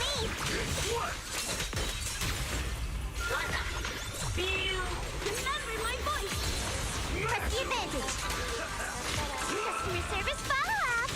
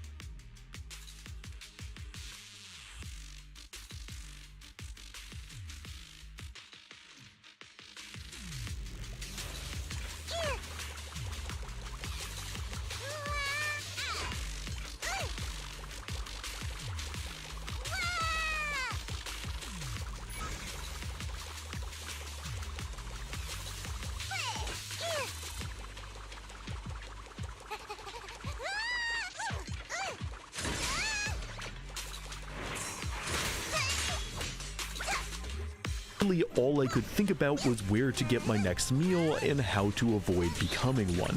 This, one can easily assume, would be the experience of primitive humans in Predator World, an experience that doesn't seem particularly conducive to building civilization.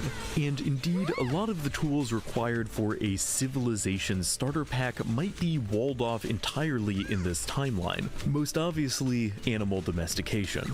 Our first puzzle piece within the larger puzzle piece of human success, penning and selectively breeding animals is a major key to stable society, but let me tell you, it's a lot harder to establish a farm when that flock of sheep is moving on you like a wolf pack. A lot of familiar herbivores that made for great domesticated animals would suddenly become terrible candidates if they had a predation side job. And that's not just because they might eat us. Even if you can domesticate a carnivore, keeping one fed is a costly novelty. In the case of herbivores, humans can't eat grass, so feeding a regular cow is no big hassle for us. But hunting down a steady diet of meat for your penned carnivore, pricey work in an early agrarian world. Consider that pandas are basically semi-carnivorous cows, same coloration, same refinement when it comes to eating, yet you don't see a whole lot of humans hitching tractors to them. And that's not just because pandas are lazy, it's also because they're still very much bears. Solitary, unpredictable, territorial, with a powerful bite and the instinct to use it. Hardly an ideal partner to get into the agriculture business with. Yet in an all-predator timeline, there might be no partners, period. So, are humans cooked? Well, I'd hardly say we're out of the oven, but there are other factors to consider. Sure, trying to tame a carnivorous pack-hunting horse is a horrifying prospect. Attempting to do so in Minecraft definitely made me appreciate how fast these monsters are, but horses are only horses because humans got their grubby domesticating hands on them. Early prehistoric equines were both smaller and not as singularly bred for speed. And while I don't relish the idea of getting attacked by, like, a pony, it sounds a fair bit more manageable. And humans have managed to strike bargains with similarly sized facultative carnivores in the past. Wolves are indeed the first animals we ever domesticated, dangerous beasts who nonetheless hunted and lived alongside us and got more and more used to following orders and eating whatever scraps we had left over. Modern dogs are proof that under the right circumstances, predator domestication is not only possible, it can be an award-winning success. But successfully kickstarting civilization usually requires both domesticated animals and a caloric surplus, or enough food to not only meet immediate needs, but provide a nutritional excess so that people can start focusing on more specialized tasks. That means permanent farms, which one must defend and maintain, a perilous operation for the people of Predator World. How could humans protect large swaths of land from constant animal attacks? Well, they might not have to. It's time we finally face the fact that while Hollywood teaches us that predators are heat-seeking missiles, torpedoes hurtling towards the nearest prey species, the reality is most predators aren't nearly as single-minded as the dinosaurs of Jurassic Park suggest. Catching prey is a calorically costly endeavor that often involves bodily risk. Species only attempt it if they're very confident they're about to get a worthwhile meal. You can see this in our blob simulation. Big blobs only chase down little blobs when absolutely necessary. Predators won't waste energy on a hunt if there's any reason to be apprehensive. It's why sharks and wolves rarely attack humans. We're freaky and stinky and unpredictable. This is a truth we've kind of danced around all video, but it's a critical one. Even if you gave chickens a predation instinct, it's unlikely they would actually see humans as food. They might nip at us because they're jerks, but they do that already. On the whole, carnivorous chickens wouldn't be that different from regular chickens, and are another animal that Predator World humans could likely domesticate. Like, if chickens had to snack on the occasional mouse, I'm sure we could handle that, seeing how they already eat various insects. But back to the point, even if defending significant territory, humans in this timeline are unlikely to be overwhelmingly menaced by wild beasts. Because make it clear you aren't an easy meal, and generally, most predators won't bother.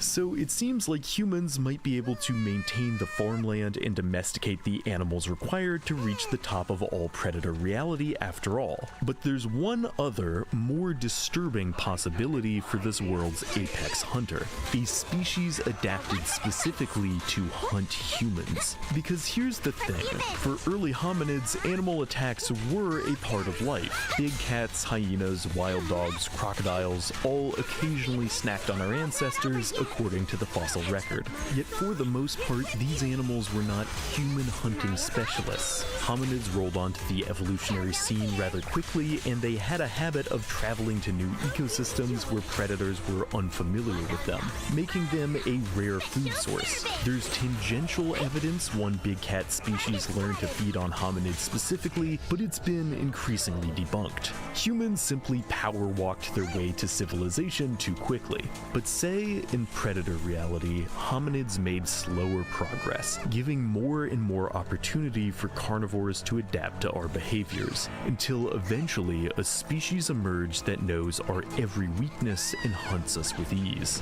What exactly a predator adapted for hunting humans would look like could frankly be its own video, but it's a downright chilling concept. Admittedly not the most likely one, as large specialist predators are somewhat uncommon, but they do happen. Polar bears are a seal's worst nightmare, as the bulk of these bears' diets and therefore the bulk of their adaptations are specialized to take out our flippered friends. And another side note, they're also one of the few species that explicitly sees humans as food, though they aren't especially adapted to hunt us. But if humans had an equivalent specialist predator, our progress might be greatly stalled, which means, hey man, you've been talking about humans for a while. Is this rabbit hole almost finished? It's finished when I permit it to finish. Because there's one last elephant in the room here. Not the weighty mammal, but the equally weighty possibility that in this all-predator timeline, Homo sapiens would have fundamentally different defensive capabilities. Assuming our primate ancestors ever emerged in this reality in the first place, they would have done so in the midst of increased predation pressures, and might therefore have invested in biological protections that would make them more difficult to prey upon. We are admittedly pretty far out on a hypothetical limb here, but pushing past uncertainties is what this video is all about, because, brief rant, there are plenty of other potential issues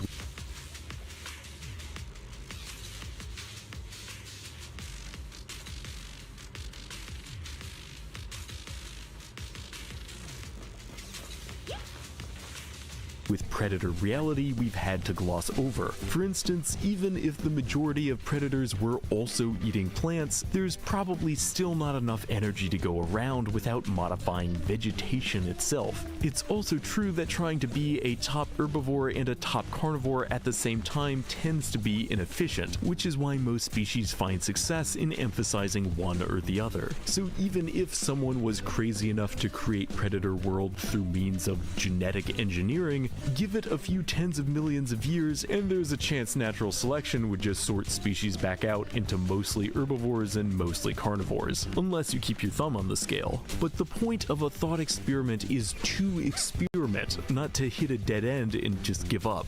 Okay, back to primates. What outlandish defenses might they have in this alternate reality? Well, assuming they're still starting in the trees, any deterrents like spines or armor plating might be too heavy, but some semi-arboreal species, like the pangolin, can still climb despite their armored fashion sense, so physical defenses are indeed a possibility. Yet the greatest potential defense for primates in Predator World is one they already have: cooperation. That's right, the power of group projects, everyone's favorite. Seriously though, in nature there are few things more valuable than a species capable of effective coordination, and that would hold true in Predator reality. Indeed, chances are this trait would be even more critical, which brings us to our final essential point for simulating this all-predator biosphere: determining how species would work together. Evolutionarily, cooperation is an inherent idea, with various simulations demonstrating that it can emerge spontaneously on both a cellular and intraspecies level. Smaller units working together to act as one big one is how all multicellular life functions, and Over and over again, said life forms have similarly learned to cooperate with others of their own kind. Long story short, teamwork makes the dream work. But in a world of all predators, teamwork might look fundamentally different. And that's because a pack of predators and a herd of prey do not function the same way. Let me explain. Herds of grazers tend to be disorganized. They might group together because there's safety in numbers, but they seldom put those numbers to use in terms of planning or coordination. They're more a crowd at the same concert than a tight-knit unit. Indeed, far from the altruistic eusociality of insects, most herbivorous mammals are kind of selfish, as oftentimes the individuals that got to reproduce, and therefore pass on their genes, were the ones that ditched their buddies the fastest when predators descended, leading to entire species made entirely of the type of unreliable jerks who will leave you in the dust when you need them the most. In contrast, pack hunters, surprisingly, tend to be much more cooperative. They need to be in lockstep, divide up their labor, and plan ambushes in advance if they're going to catch their prey with minimal injuries. So in a world where all animals have a mandatory predation quota, even those who get much of their nutrients from plants, the line between packs and herds might have to blur, and effective coordination could become far more common. We can see examples of what a tight-knit herd might look like in nature. Herds of buffalo have a pre-planned military-style formation they'll fall into to protect their young.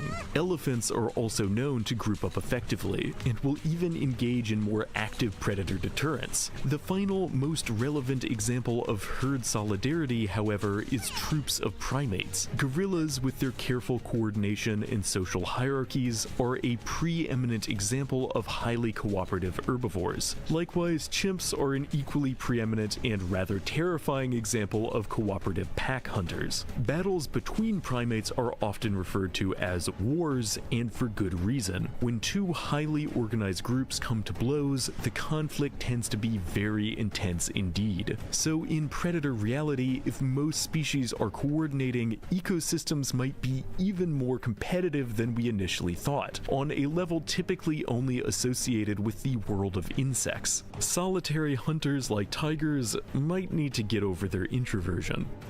All told, an ecosystem of predators stretches the very bounds of nature and might inspire clashes that are difficult to fathom. Yet, and I hope I've made this clear throughout this video, such a reality would be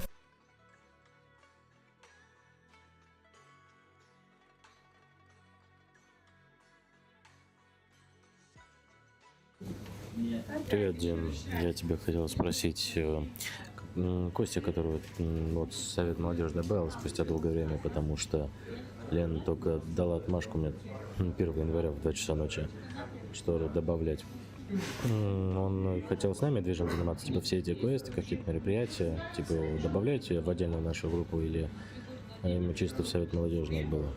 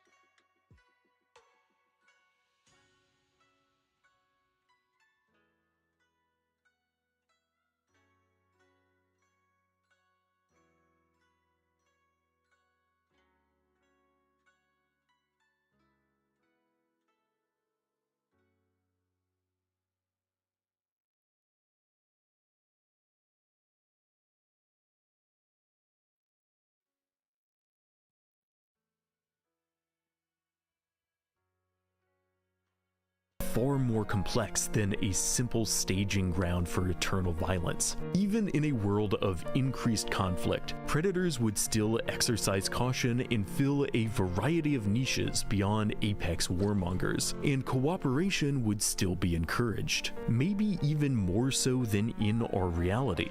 And while humans ascending to the top of this reality remains an unknown, there is a chance, and either way, Predator World would assuredly give rise to fascinating, if terrifying, ecosystems. Ultimately, a kingdom of predators would never just be a kingdom of monsters. To quote one Dr. Henry Wu, monster is a relative term. To a canary, a cat is a monster. We're just used to being the cat.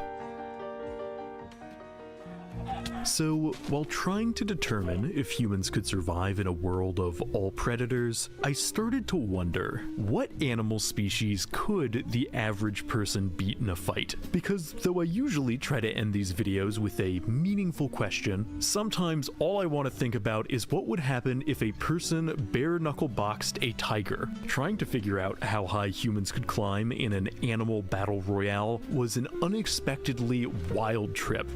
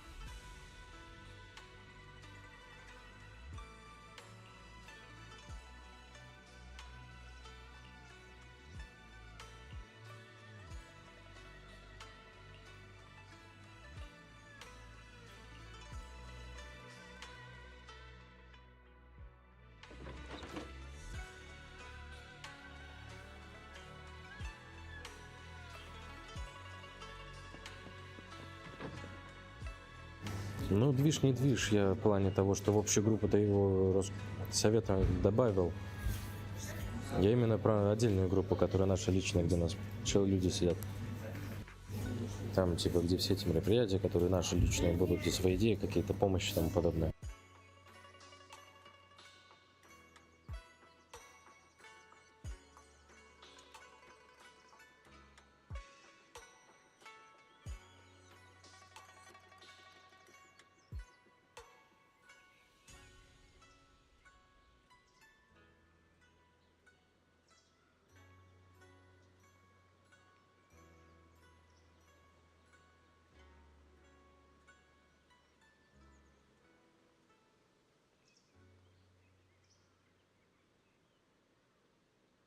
Trip you can go on right now in a full second video.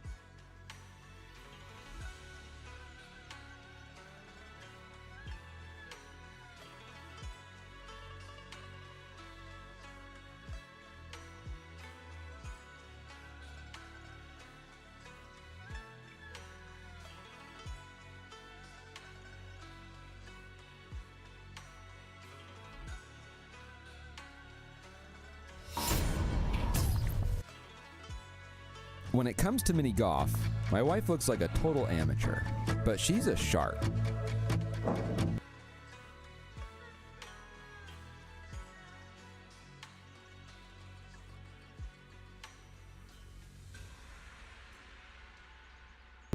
Which I was getting tired of. So I decided.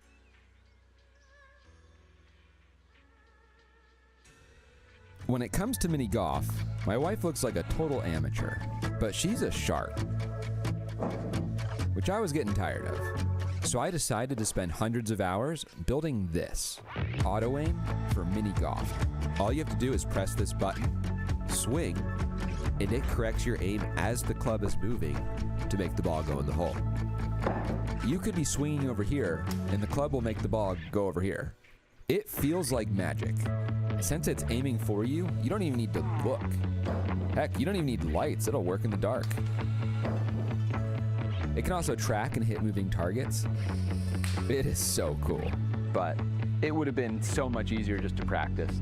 I've made a lot of stuff that tracks balls to make them go into holes, and this was just the worst.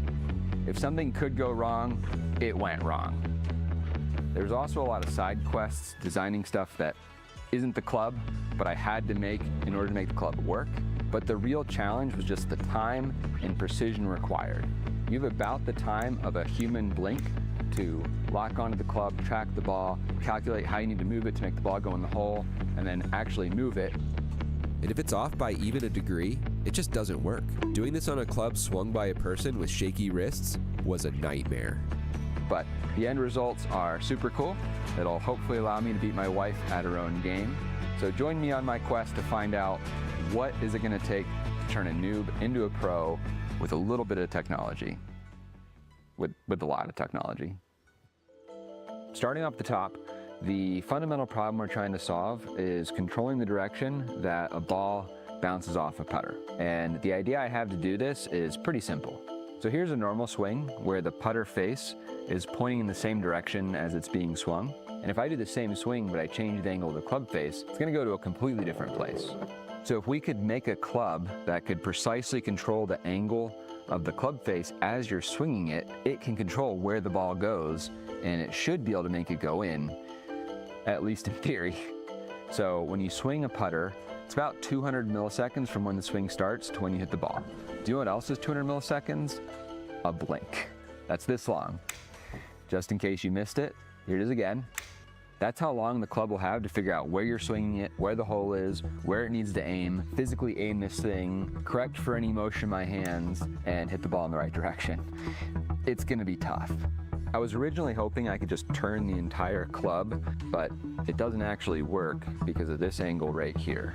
If we rotate the club about the shaft, the head moves up and down and would just dig into the ground. If we want this to work, we're gonna have to pivot around this axis, which is vertical. But that makes things more complicated because we're gonna have a mechanism and all kinds of stuff down here on the swinging head. And I want this to be as close to a golf club as possible. I don't want to have a big brick down here that you're swinging. But I think we can sort of split the difference and put the motor and all the electronics up top out of the way, and then connect the motor to the putter head with the drive shaft that goes down the middle of the club. Although we can't directly drive the club head with the drive shaft because it's just too springy. So I'm planning to solve that with a worm gearbox. Which is a special kind of gearbox where there's a fairly normal gear which is turned by a spinning screw, which is called the worm. And the neat thing about them is they're one way. If I try to turn the big gear, the worm will not spin. We can put one of these down at the bottom of the drive shaft. When the ball hits the putter head and tries to twist the drive shaft, the gearbox will lock up and it'll be nice and solid. And that should be able to move the putter head super fast. But that's going to give us another problem. If we try to twist this putter head super fast this way, it's going to generate an equal and opposite reaction force, which is going to try to twist the entire club in my hands the other way. And if that's happening, there's just no way that I'm going to be aiming this thing accurately. But the nice thing about equal and opposite reactions is that if you have two actions that are opposite of each other, they'll generate equal and opposite reactions that cancel out. It's a little bit confusing, so imagine you have a guy running on a treadmill. When he runs forward, the treadmill moves back. If you have two guys running on the same treadmill in opposite directions, they're both trying to push the treadmill in opposite ways, and it's just not going to move. So in the case of the putter, that means having a second putter head that moves in the opposite direction so that the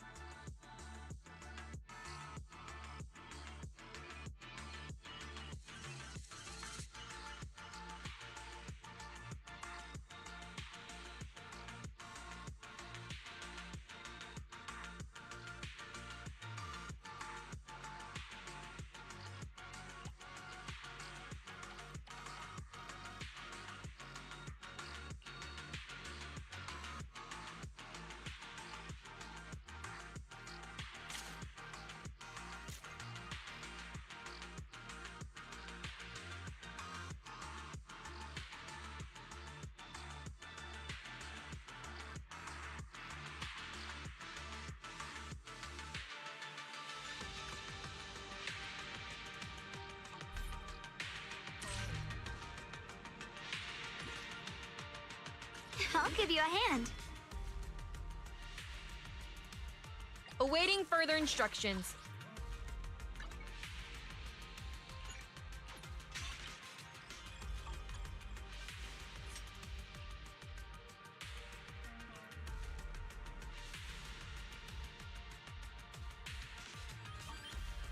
Ready and waiting.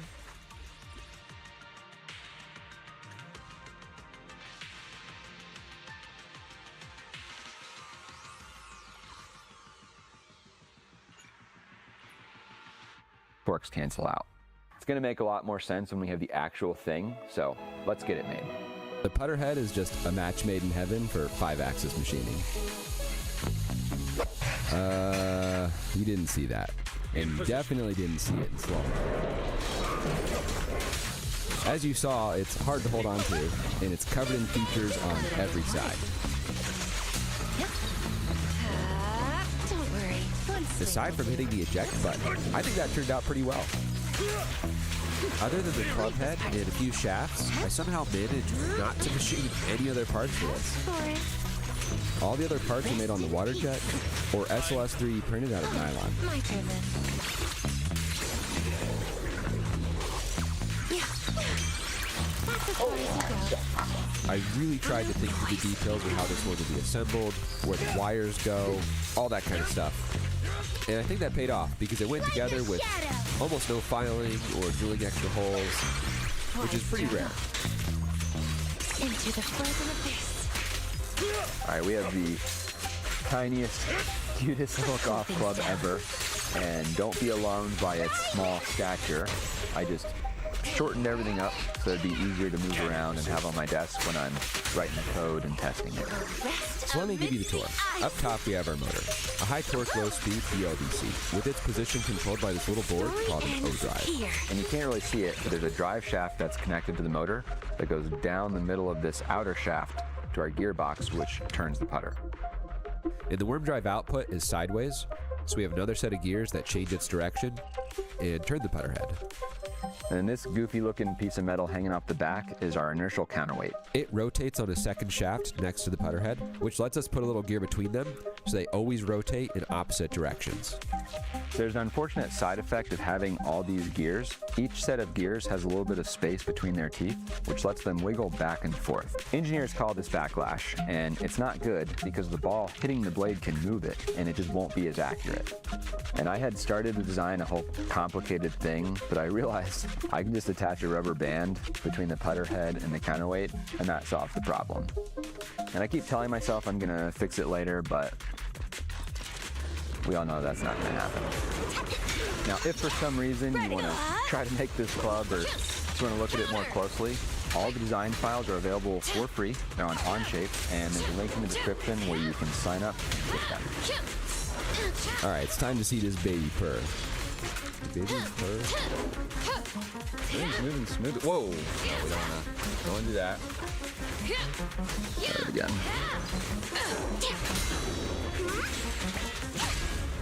The whole point of this inertial balance is the club head doesn't move around when you move it quickly. Right now, the club head is moving around when you move it quickly. And I think I know why. Oh, I'm such an idiot. So the putter head and counterweight rotate in opposite directions. There's no twisting. But with the counterweight on the back, they're accelerating laterally in the same direction, which moves the club. But at least it's not twisting. This turned into a series of increasingly desperate attempts to hack away the problem.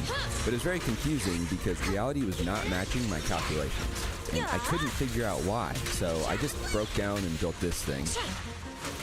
It's a 3-axis gimbal that will let the club rotate freely in every direction, which would make it a lot easier to see what the reaction forces are based on how the club is moving.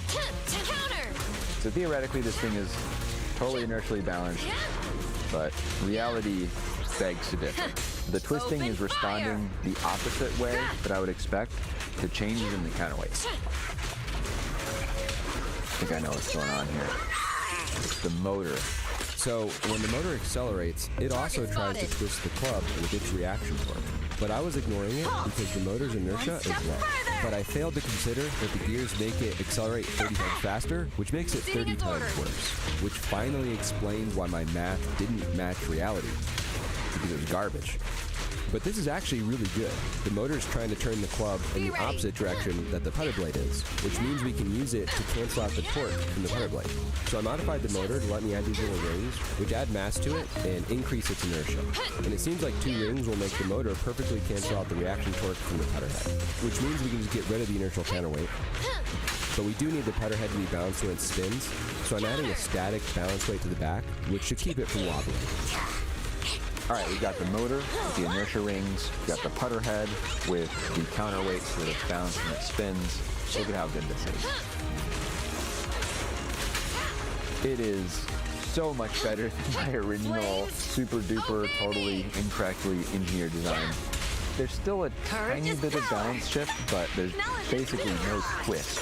I think this is good enough, and it's time to turn this little micro club into a full club. It's literally the same thing, except there's now a grip, a button, and some stuff to help us track it. But we can't actually do that yet because we don't have any mini golf holes to play on, and I considered going to a real mini golf course, but my experience has taught me I'm going to be sitting with this thing for probably at least a month trying to get it working. So I'm just going to make my own holes. My plan is to have a set of modular pieces that can connect in different ways. This should let me try out all the different mini golf shots. And they're pretty basic wood construction, but I am doing my best to make them flat and consistent, which is why the top is MDF. I don't want any knots or waviness making the ball move unpredictably. The perimeter is thick wall steel tubing, so I get maximum bounce consistency. And on top of the MDF is fake grass turf stuff, which is glued down to all the holes so there's no wrinkles or bubbles. Building these took way longer than I was expecting, but they are really nice. And I also made a loop. I don't have a good reason for this, I just wanted it. When you build a mini golf hole, you're legally required to just bounce the ball around it for about an hour. That's what I've been doing. And I noticed something very concerning. Every time the ball bounces off the wall, it jumps into the air. And I'm not going to get into the physics of this, but it seems unavoidable. And I also noticed something else. Watch this. The ball should be rolling in a straight line, but it's not. So it turns out I didn't make these holes flat, like at all. The middle is about 1 centimeter lower than the edges. Which means the turf is shaped like a bowl with a 1 centimeter drop over not very far. I just wanted to have level holes that the ball bounces nicely off the wall, but that is completely out the window. This is gonna make our software that predicts where the ball is gonna go so much harder. We've got the club, we've got the hole, but can't do anything useful yet because our computer doesn't know anything about anything, which is a problem because we want it to calculate how the club should move to hit the ball correctly. To do that, it needs to know precisely where the hole is, where the ball is, and how the club head is moving and rotating across time. And fortunately, I have the perfect tool for the job. You might remember my tracking cameras from the Bow or the basketball project. They're called OptiTrack cameras, and they are amazingly good at tracking stuff moving in space. So you set the cameras up around whatever it is you want to track, and you attach these little reflective balls, which are called markers, to the things that you want to locate. The cameras send out a bright pulse of infrared light, which reflects off the markers back to the cameras, and they filter out all the light except for infrared. They're seeing pretty much just the markers. And since multiple cameras are seeing the marker from multiple different locations, they can work out where it must be in space. It's kind of like triangulation. And they do this really fast and very precisely. Like right now, they know where this ball is within 0.5 millimeter, updating 240 times per second. I'm attaching a set of markers to the club shaft so I can track the path the club is following, and another set to the putter head so I can track its angle and position as I move it. Except I can't quite do that with these markers. I need to know the exact position of this face, and they don't tell me that. So I made this jig, which magnets to the putter face. And you may recall that 3 points define a plane. So if I know where these 3 markers are, I have a plane that I can offset back to know exactly where the club face is. And if I simultaneously measure this jig and the markers, I can compute the offset and rotation to go from these markers to the front of the club face. So now if we measure where those markers are with my tracking camera, we can use the offset and rotation to calculate where the club face must be. The ball is another tricky thing to track because we can't just have markers hanging off the side of the ball. And I tried using little reflective dots on the ball, but they're just too small and moving too quickly for me to get a reliable track. So I decided to just turn the ball into one giant marker by cutting out and carefully applying reflective tape to the entire ball. And it's not perfectly even. It probably won't bounce as consistently as a plain golf ball, but it seems to be pretty good. I'm not seeing it do anything weird. And it tracks really well. This is a trace of it jumping into the air after it hit a wall. Now that we got the tracking working, we know where everything is, but we still need some software that's going to take that information and figure out what to do with the head of this putter. And if we want to do the full mini golf, bouncing off walls and correcting for the curvature of the turf, it's going to get very complicated. And I'm going to do that, but I just want to see this thing work. So for now, I'm going to do the simplest thing I can think of, which is point it so that the ball will go straight toward the hole. So this turned out to be not simple at all. but we got it done. Using it is pretty straightforward. There's only one button. It's right under your thumb. And I have it because I don't want the club going crazy trying to track balls when I'm just carrying it around. That tells it time to go crazy. And when you're in position, you just press the button. The computer starts tracking the club, looking for motion that matches a swing toward the ball. And if it sees that, it starts fitting a 6D trajectory to the path of the club, estimating how it will move and rotate before it reaches the ball. And then the club is also speeding up as it approaches the ball. So the computer's also trying to model that and predict its speed when it hits the ball. And throughout this process, my hands are moving around and tweaking the club. So it's measuring the deviation from its goal coming from my hands and adjusting the path in real time. So all of this is working together in perfect harmony so that just when the club reaches the ball, it hits it in the wrong direction. Why? I have no idea. I do know that we've just arrived at integration hell, which is where you try to put everything together and nothing works. So here's a little Whitman sampler of some of the problems I worked through. The motor had too much cogging, which would make the controller go unstable. The reflective metal on the putter shaft would occasionally confuse the tracking cameras. I accidentally fried the motor controller. I zigged when I was supposed to zag. I somehow programmed the worm drive gear ratio wrong, so it was always telling the motor to go too far. I possibly had magnetic interference with the motor encoder, and so many software bugs. But finally, after over 1,000 tests, here we go. Thank you for your patronage. Oh yeah, that looks good. Let's see it do it again. Looks like the job's not done. Yep. Don't move.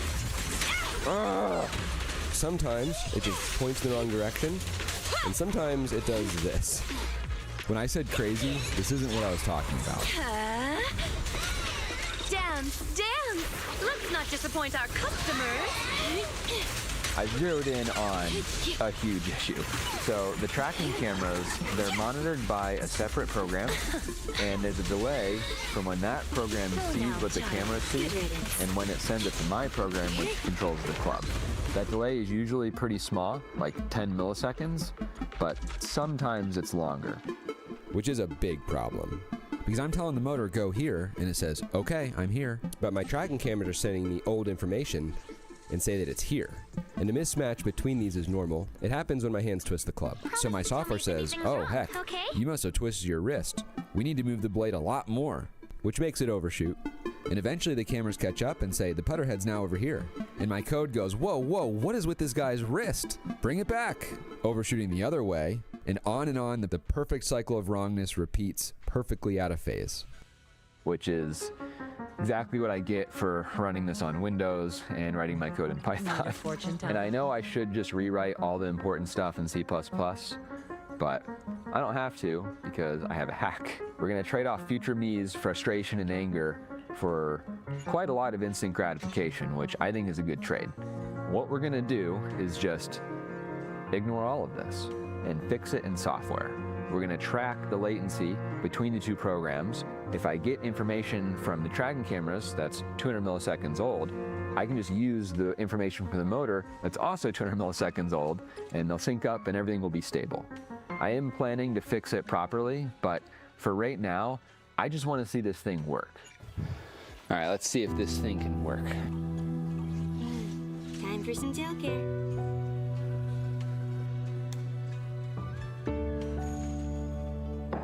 All right, that's promising. But can it do it again? It's not even aim because I shouldn't have to. Yes! All right, it definitely works. See if we can do one more. Oh, I have to hit it a little bit harder if I want it to actually go in, but yes! Finally! Finally! Oh, what a pain. Let's aim at that wall and see if it goes in. Here we go.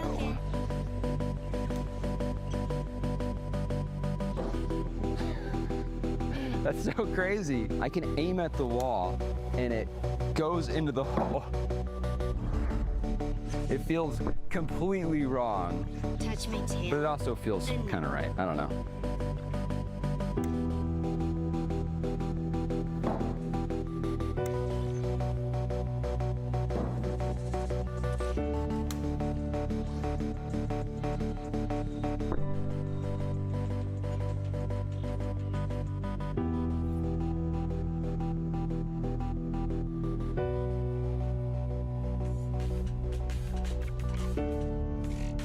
Even knowing how this thing works, it seems to just defy physics. Is like blowing my mind.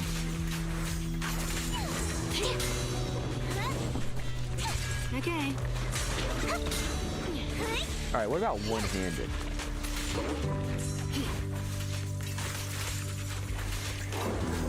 All right, behind the back. Get lost. I can't believe that one hit. All right, blindfolded. Let's hurry it up. Sounded right. I realized it should be able to hit a moving target, which I just had to see. So I made this special hole that can drive back and forth, and it has tracking markers. So my software can track it, predict where it's going to go, aim at that point, and then... Take this. That's crazy.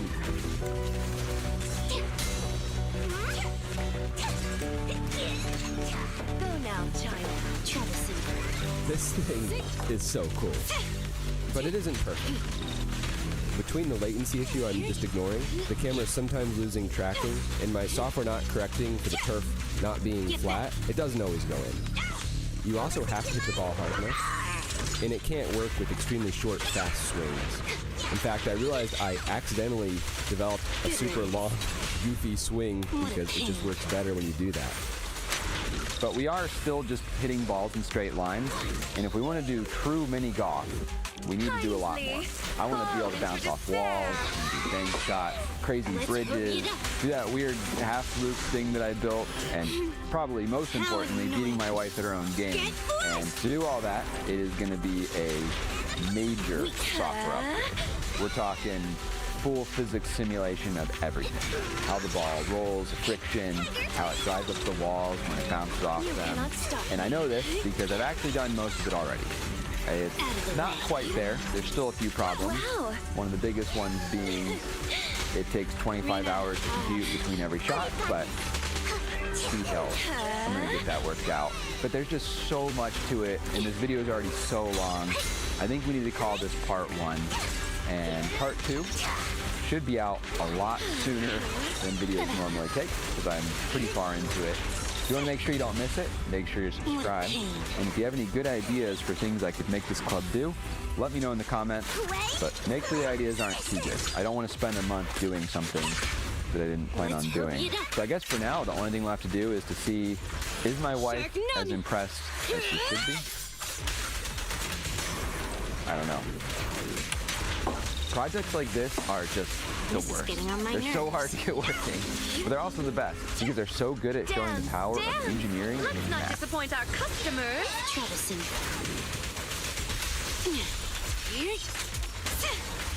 Get lost.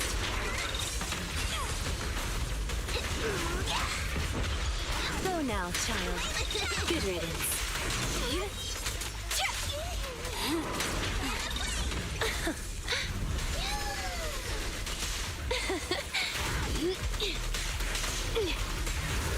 Take this. What a pain.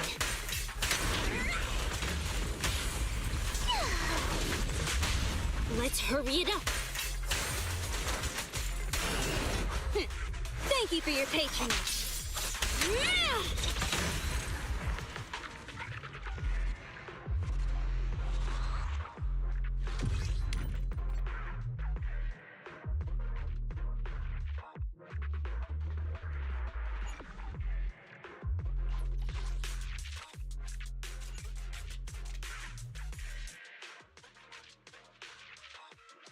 One of the most wonderful aspects of Star Wars is its technology. From terrifying superweapons to droids that are fluent in 6 million forms of communication, technology plays essential roles across the galaxy. However, it often feels like it isn't advancing much, even when thousands of years have passed between events.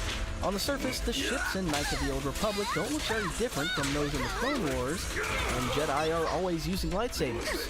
The reality is a little bit more complicated and may surprise you. I've broken it down to 5 key aspects that were responsible for the technology's slow advancement. What's the opening line in every Star Wars movie? A long time ago in a galaxy far, far away. Despite these words, fans fail to appreciate just how old the Star Wars universe is. Civilizations rise and fall over tens of thousands of years, with technology developing, evolving, and even regressing. Let's start this discussion by going back over 30,000 years before the Battle of Yavin to the height of the Rakatan Infinite Empire. The Rakata were a Force-sensitive species that brutally oppressed and dominated the galaxy. They remain canon despite appearing in the Knights of the Old Republic video game. However, we have to go back to the legend sources to expand on how these terrifying beings conquered the galaxy with their unique technology. According to the Tales of the Jedi comic book in the 90s, the Rakata adapted Force power technology from another near-mythical species known as the Kwa. As I said, this is not part of the new canon, but as the Rakata do exist in contemporary lore, I think it helps to understand them better. The Kwa created the Infinity Gates, which allowed for near instantaneous travel between 2 distant points in the galaxy. Later, the Rakata used their own Force power technology for oppression and ruthless domination. However, they lacked the subtlety of the Kwa and even destroyed many of the Infinity Gates. During their relatively short reign, the Rakata terraformed planets to their image, enslaved populations, including humans, and even had self-repairing technology. The Starforge is the most iconic piece of Rakatan technology in Legends because it plays a key role in KOTOR. Basically, it draws energy from a nearby star and uses the dark side of the Force to convert this energy into matter. This was a potential game changer because it could operate continuously, allowing the Rakatans to produce infinite lines of ships, droids, and weapons. However, it also corrupts its users over time and manipulates them, so it was unsustainable. Cutting a long story short, the Force eventually abandoned the Rakata because they abused their power so much. The Starforge fell into dormancy and myth for thousands of years, until Darth Revan and Darth Malak uncovered the reality of its existence. All of this may seem quite esoteric, but it's crucial to understanding why technology in Star Wars appears to progress slowly. After the fall of the Rakata, the galaxy fell into a period of turmoil until the eventual formation of the Republic. This was a defining moment because the different pieces that made up this new political entity craved stability after millennia of turmoil. They made the conscious decision to develop technology for non-Force sensitive users. This was practical because there are so few Force users in the galaxy, and they're not always trustworthy. It may seem like there was a technological regression in this period when we look at what the Rakata achieved. However, this misses the point. It was actually an era of incredible innovation because the humans, Duros, and other beings had to find ways to achieve their visions without the Force. According to Legends, the development of Starship hyperdrive technology on Corellia and Duro was one of the most defining moments in Star Wars history. Previously, humans depended on sleeper ships across the galaxy, while the Essential Atlas mentions that Devaronians used dangerous tumble drivers. Corellians mass-produced this new hyperdrive tech, and within just 2 running years, it was widespread across the core. When we talk about how slow technology progresses, it's essential to remember that these are incredibly advanced systems, and innovation can take generations. But when it finally occurs, it can spread and progress with unfathomable speed. Humanity existed for 300,000 years on Earth without electricity, and look at everything that's happened over the past century. Jedi and Sith holocrons are one of the most iconic forms of Force power technology and reappear at various points in both canon and legends. Essentially, holocrons are knowledge vaults for the Gatekeeper. They're capable of withholding information and manipulating their users into making dangerous decisions. We see Darth Maul and Ezra Bridger use them in the Rebels TV show, while other canon appearances include the Darth Bane novel and the Fallen Order video game. However, there are a couple of reasons why this technology doesn't appear very often.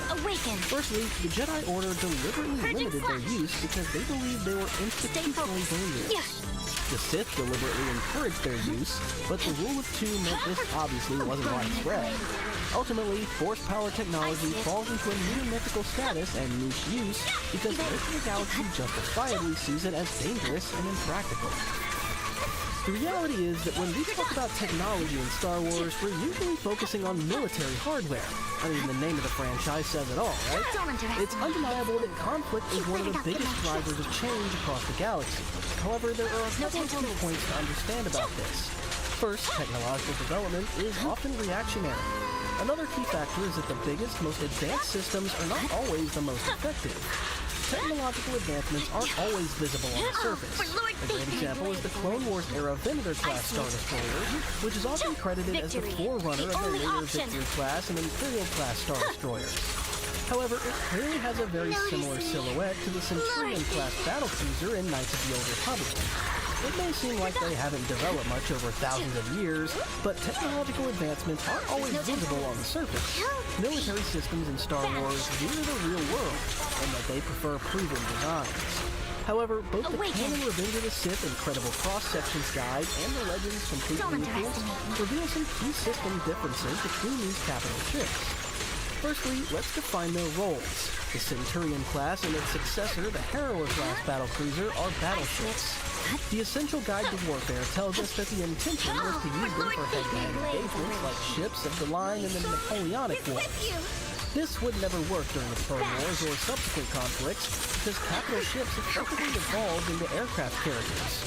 Putting technological differences to one side for a moment, the Venator carries 4 times more starfighters than a Harrower, so it would never get close.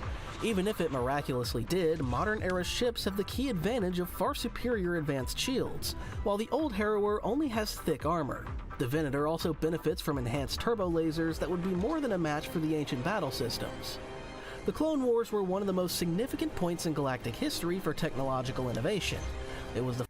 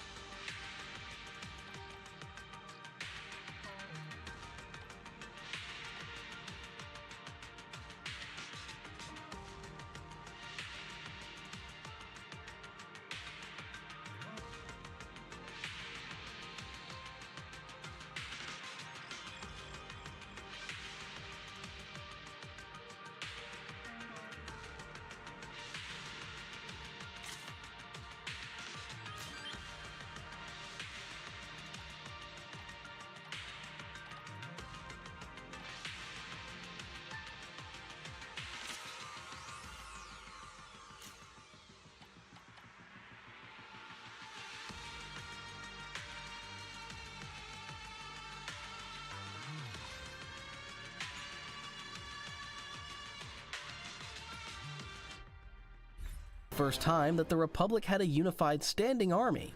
The threat of the Separatists forced rapid innovation and standardization in just under 3 years. Standardization was only possible because they were using clones as soldiers rather than depending on troops from constituent worlds. Innovation occurred rapidly throughout the Clone Wars because the Republic was constantly reacting to new situations. They kept developing new armor and specialized vehicles for unique environmental conditions. We can see from Battlefront 2 that jungle warfare on Kashyyyk required different equipment than the industrial world of Megiddo. Even the standard Clone War weapons and armor rapidly progressed to more efficient models. Republic generals and weapons manufacturers recognized that Phase 1 armor had many vulnerabilities. It had poor performance in extreme climates and was more vulnerable to shrapnel and close-quarter conflicts. Later versions that we see in the Clone Wars and Revenge of the Sith were vastly improved and modular. This made them customizable according to individual clone preferences. There was more emphasis on performance over parade uniformity. Of course, this changes again when the Empire takes control of the galaxy.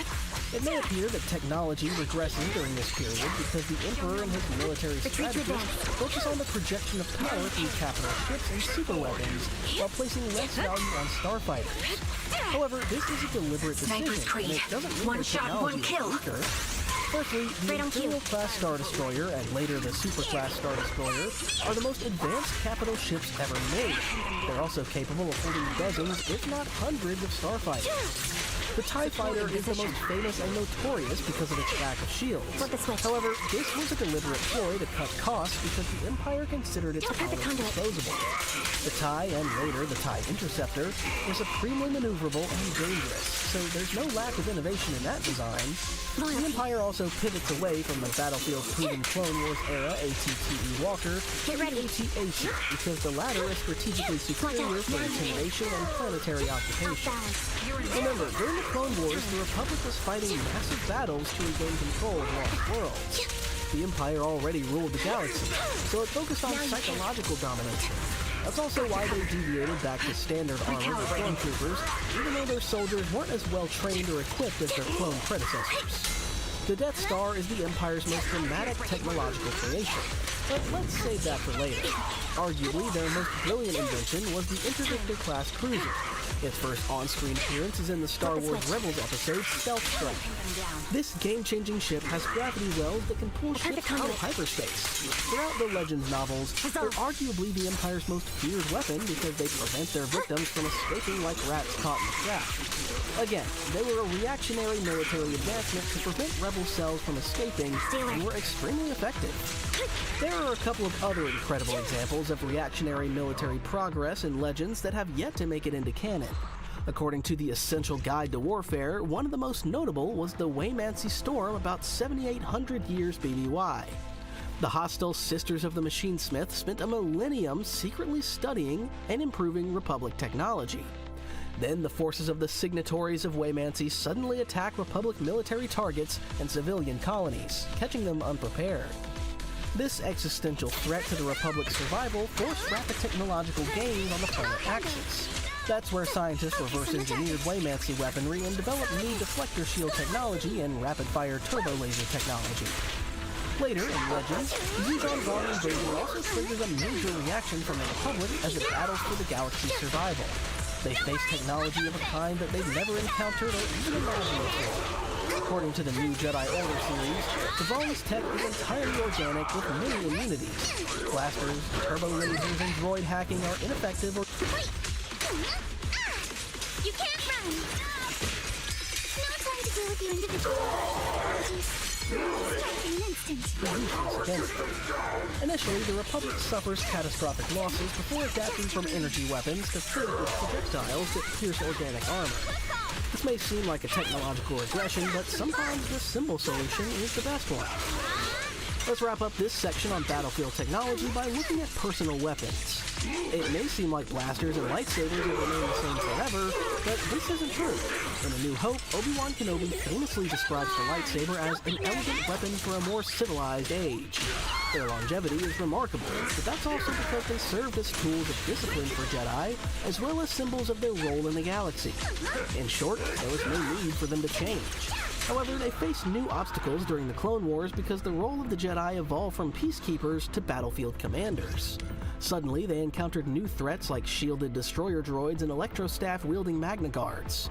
Previously, few beings had the capacity to protect themselves against lightsabers, such as the Beskar-wearing Mandalorians.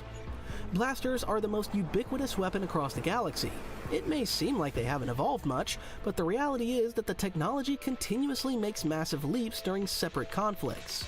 Contrary to popular belief, blasters don't fire lasers, but instead convert gas into energy bolts. Canon doesn't provide much evidence about its development. However, in Legends, we learn that the gas-converting blaster, as we know it, first emerged during the Mandalorian Wars. I recommend checking out the Essential Guide to Weapons and Technology. It's not canon anymore, but it does provide some fascinating insights into how these blasters replaced pulse-wave firearms and slug throwers. The main technological progression after the Mandalorian Wars was improving the rate of fire and power of the weapons. These are the main changes that occur during the Clone Wars.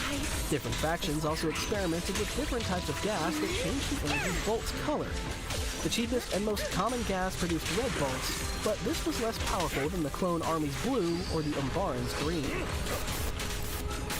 It's easy to say that technology advanced slowly during the High Republic, but this isn't entirely fair. Military developments definitely stalled, but that's primarily because the galaxy enjoyed its longest era of sustained peace during this era. Sure, there were minor conflicts, but nothing that demanded militarism on the scale we see in the likes of the Clone Wars. It's unfair to judge a society only by the size of its army and weapons. As we look deeper, it's clear the Republic did make many social advances. One of the first key areas where technology clearly advanced was in health. This was slow, but there's a good reason for that. There are literally thousands of species in the galaxy with different genetic makeups. The Clone Wars visual guide explicitly states that the Republic depended on droids to automate surgery and healthcare. We see this in Revenge of the Sith when Anakin undergoes life-saving surgery after suffering horrendous injuries on Mustafar. Both Luke's and Anakin's prosthetic arm procedures are also administered by droids. Meanwhile, in the Clone Wars show, we see droid medbays on ships and troopers receiving treatment. A Kruntan midwife droid also delivers Luke and Leia in the Polis Massa base at the end of Revenge of the Sith. Droid use was scalable and extremely efficient because their programming enabled them to handle many species without limitations. Widespread access to Bacta was one of the Republic's biggest achievements. Originating from the planet Thifera, Bacta was a healthcare game-changer. Luke's Bacta tank treatment in The Empire Strikes Back shows how it can help patients recover from serious trauma. During the Clone Wars, troopers also used Bacta patches and immersion tanks to heal their injuries. This technology wasn't easy to develop because Bacta is limited to a single world. In Book 4 of Michael A. Stackpole's Legends X-Wing series, The Bacta War, we see how vulnerable the galaxy is when trade monopolies occur. The Bacta access is cut off. Bacta drastically increases the chances of surviving severe injuries. Other incredible technological developments include the holocom and hyperspace mapping. The Republic succeeded in making the galaxy smaller.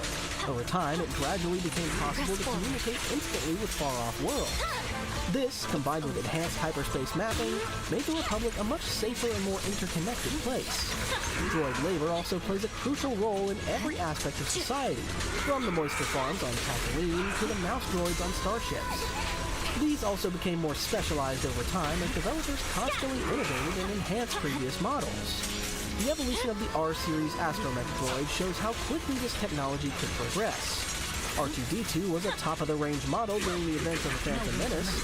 However, the R2 series is superseded by newer models from the R3 to R7 series in the decades up to Return of the Jedi. Another massive leap takes place with the next-generation BB series in the sequel trilogy.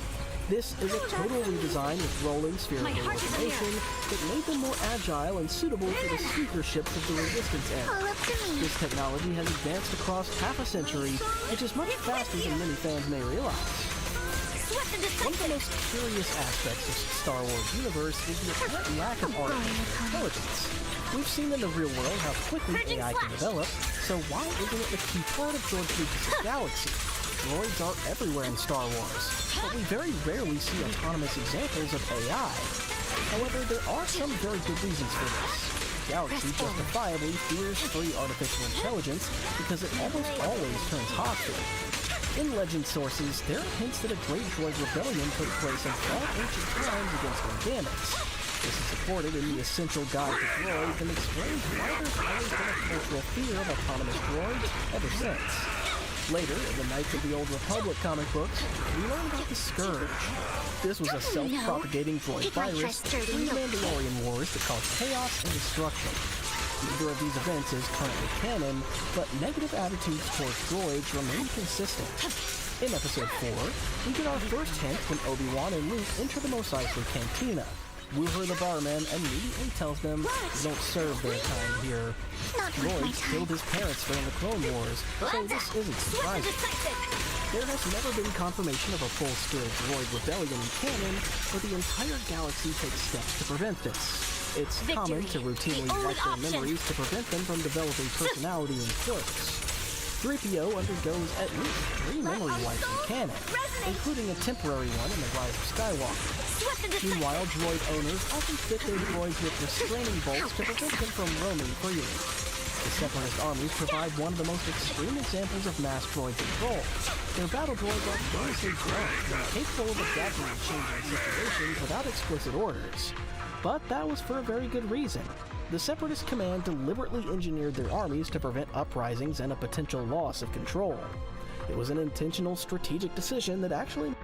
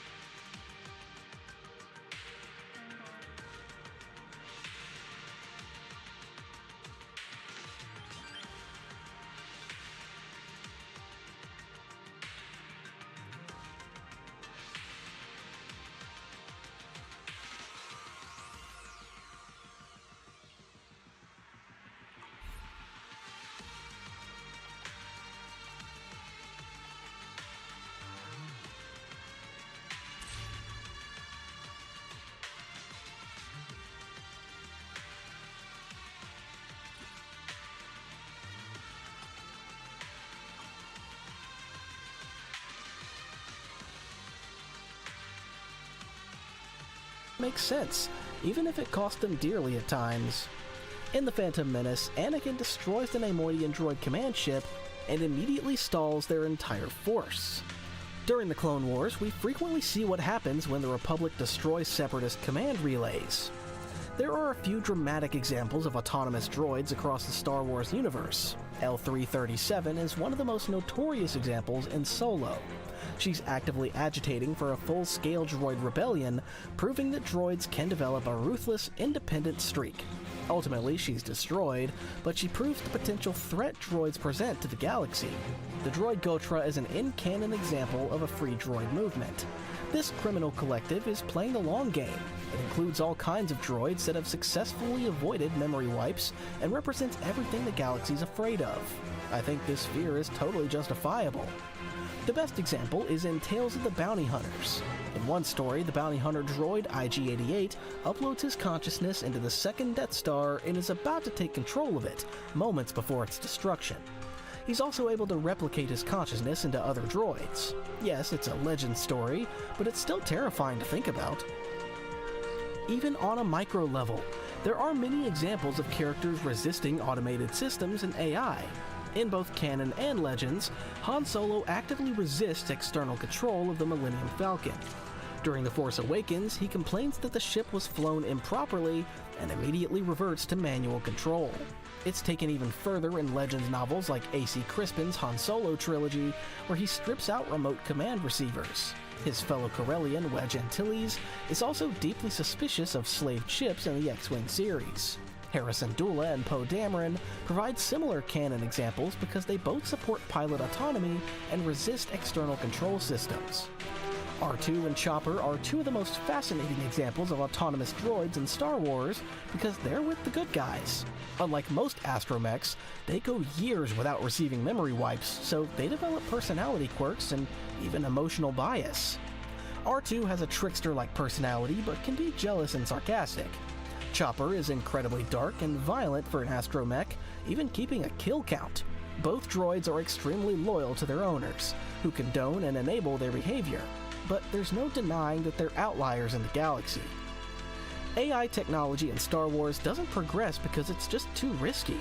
In Legends, we have more examples of this on a mass scale, from Centerpoint Station to the Starforge. These superweapons could essentially plunge the galaxy into endless chaos and destruction. Almost every major decision in Star Wars is driven by sentient organic beings because droids are simply too dangerous to depend on. I think I've made it pretty clear that technology often advances much quicker than people. However, if we look at it from the other side, it's clear that there are many barriers to development. Firstly, the galaxy is massive, but only a few planets have the capacity to provide technological developments. There are thousands of worlds like Dantooine, Lothal, and Jakku, which simply aren't capable of galaxy-changing innovation. For example, only a minuscule number of planets can support shipyards, arguably the key industrial centers in Star Wars. Kuat, Corellia, Fondor, and Mon Cala are some of the most significant producers of capital starships in the galaxy. They were of immense strategic importance with the potential to make or break a government. According to the canon Complete Vehicles, shipyards required almost absurdly specific conditions. There must be massive orbital slips, dedicated hyperspace lanes, and specialized industrial ecosystems. They need immediate access to construction materials like Durasteel and orbital infrastructure like dry docks. Shipyards are like unicorns in the galaxy across the galaxy. Only the core worlds and governments have the economic muscle to fund massive projects. The Death Star is a prime example because it required unprecedented amounts of Durasteel and Kyber crystals. We see in Rogue One how challenging it was to extract and source these materials. They also had to gather enough manpower to build it. They tried to get around this by using slave labor, but even that isn't entirely free. Then, even all of the Empire's wealth and power couldn't change the reality that only one man in the galaxy had the talent to make it work. Galen Erso was the only known human scientist who knew how to scale Kyber energy safely. It's possible that the Empire's anti-alien bias held them back here, but the movie reveals that Oron Krennic tried to find the right person for years. Then, after decades of scheming, trillions of credits, and billions of deaths, a single X-Wing missile blows it all up. Even the Empire's small-scale projects show how expensive it is to develop technology. They made a conscious decision to go for quantity over quality when building starfighters. However, Sinar Fleet Systems does develop enhanced models. Darth Vader famously flies a shielded TIE Advanced Fighter against Red Squadron in Episode 4. Meanwhile, Grand Admiral Thrawn is the driving force behind the TIE Defender in Rebels. This enhanced starfighter has superior weapons, shields, and enhanced survivability for pilots. Imperial Doctrine resists his efforts, but eventually he gets his squadrons. Cost and lack of practicality are also why we rarely see cloaking devices. They're massively expensive and have serious limitations. The Clone Wars episode Cat and Mouse proves that ships can't fire when cloaked and require very precise timing. This means they're only suitable for very specialized missions. Even in canon, they're not perfect at hiding ships. It's impossible to prevent hyperspace wake detection or particle scattering.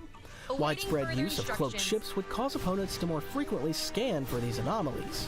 The Sith Eternal Fleet on Exegol in The Rise of Skywalker uses a cheaper and more efficient method to hide their ships: environmental masking.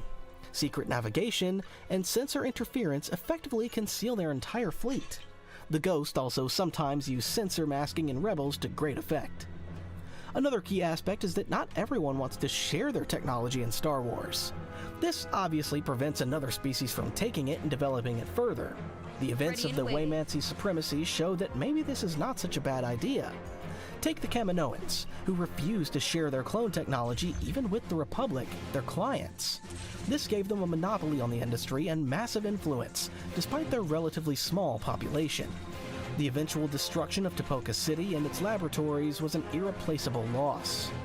Decades later, during the events of The Rise of Skywalker, we see how this ironically forces Palpatine to use much cruder methods to clone himself. In the original trilogy, the Mon Calamari are also the only ones capable of flying their immense battle cruisers because of protectionist policies and species-specific systems. Species as diverse as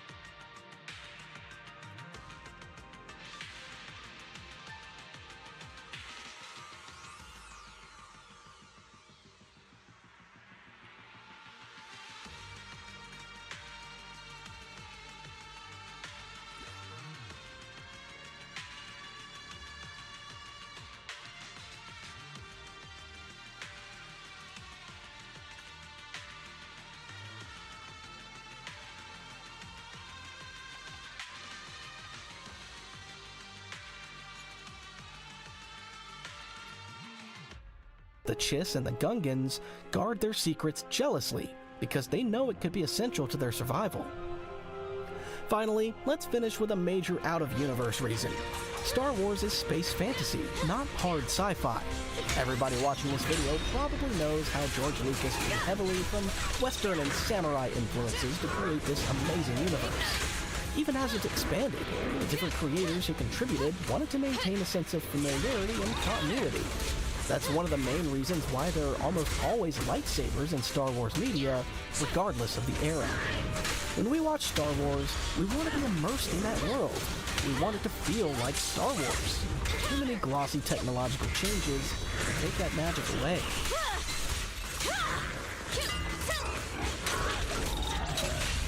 Proceeding as ordered.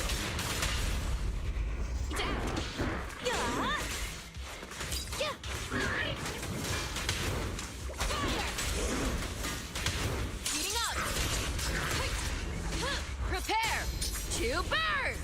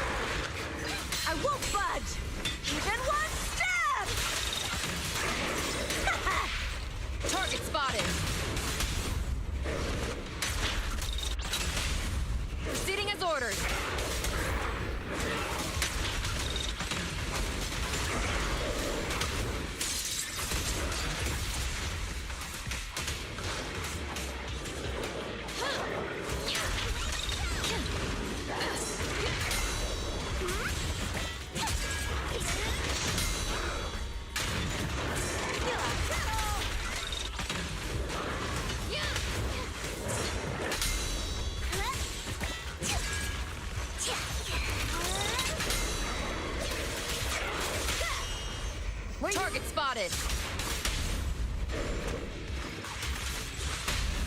Proceeding as ordered. Open fire!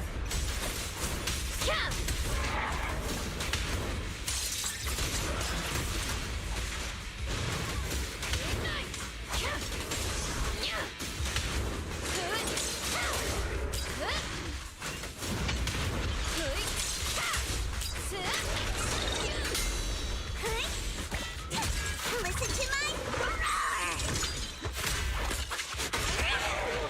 Halt! Not one step further!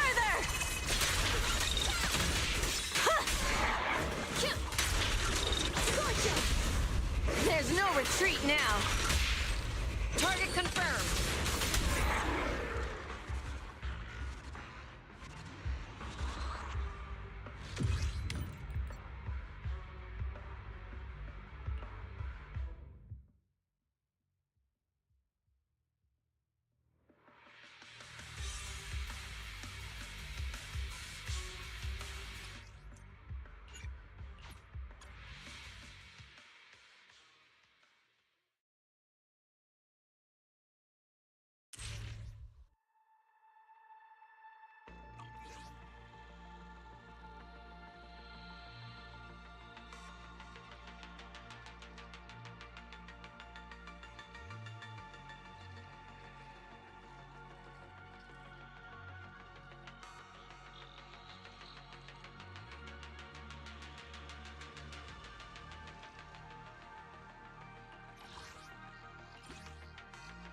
Promise to tell me if anything's wrong, okay?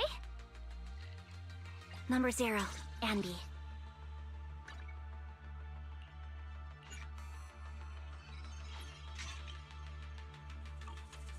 Standing by.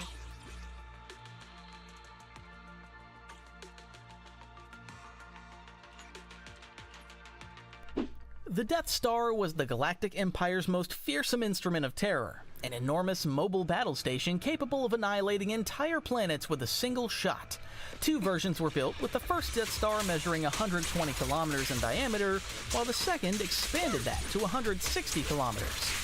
A big part of its internal volume was dedicated to support systems such as the super laser and the massive hypermatter reactor that powered it. These reactors burned with the intensity of several main sequence stars, fueled by stellar plasma which was contained in energy bottles along the reactor's perimeter. The Death Star was divided into 2 massive equatorial trenches, separating it into a northern and southern hemisphere. This area housed the main hangars, propulsion systems, tractor beam arrays, and sensor suites. In addition, supplementary trenches located midway between the poles and equator contained secondary systems. Internally, the Death Stars were segmented into 24 zones, with 12 per hemisphere, with each managed by a dedicated command bridge. These zones were further organized into specialized sectors like command, military, or technical. To move, the Death Stars relied on a sophisticated propulsion network of ion engines that converted the hypermatter reactor's output into thrust.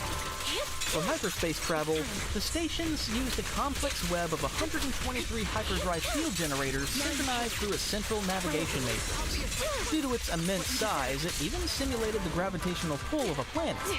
Although it was a military station, the Death Star still needed to accommodate its massive personnel. To achieve that, the station included civilian-friendly features like parks, shops, recreation centers, and social venues such as the Hard Heart Cantina, where crew members would go and talk about their latest day guarding the trash compactor over a nice cocktail. The super laser, the station's central weapon, was powered directly by the hypermatter reactor. Its design focused the energy of 8 beams into a single massive beam using an amplification kyber crystal. When fired at full power, the blast could destroy a planet in seconds. However, after each shot at full power, the reactor needed at least 24 standard hours to recharge. The super laser's power could also be adjusted to target smaller vessels or only destroy a planet's surface, as seen during the Battle of Endor in Rogue One. This would be achieved by only using a portion of the reactor's power, as Tarkin says in Rogue One. Target the base at Scarif. Single reactor ignition. Yes, sir. Aside from the main weapon, it also included approximately 15,000 ion and turbo laser batteries, as well as 768 tractor beam projectors. The concept of the Death Star originated with Wraith Saynar from the Saynar flight systems as an expeditionary battle planetoid, but considered it impractical. The concept did make its way to the, at the time, Supreme Chancellor Palpatine, however, who saw potential in the design. He went on to put the necessary steps in place to start development on it. He first assigned the project to the engineer Bevel Lemelis, who was able to reach a breakthrough in hypermatter energy science in collaboration with the Geonosians under Archduke Toggle the Lesser.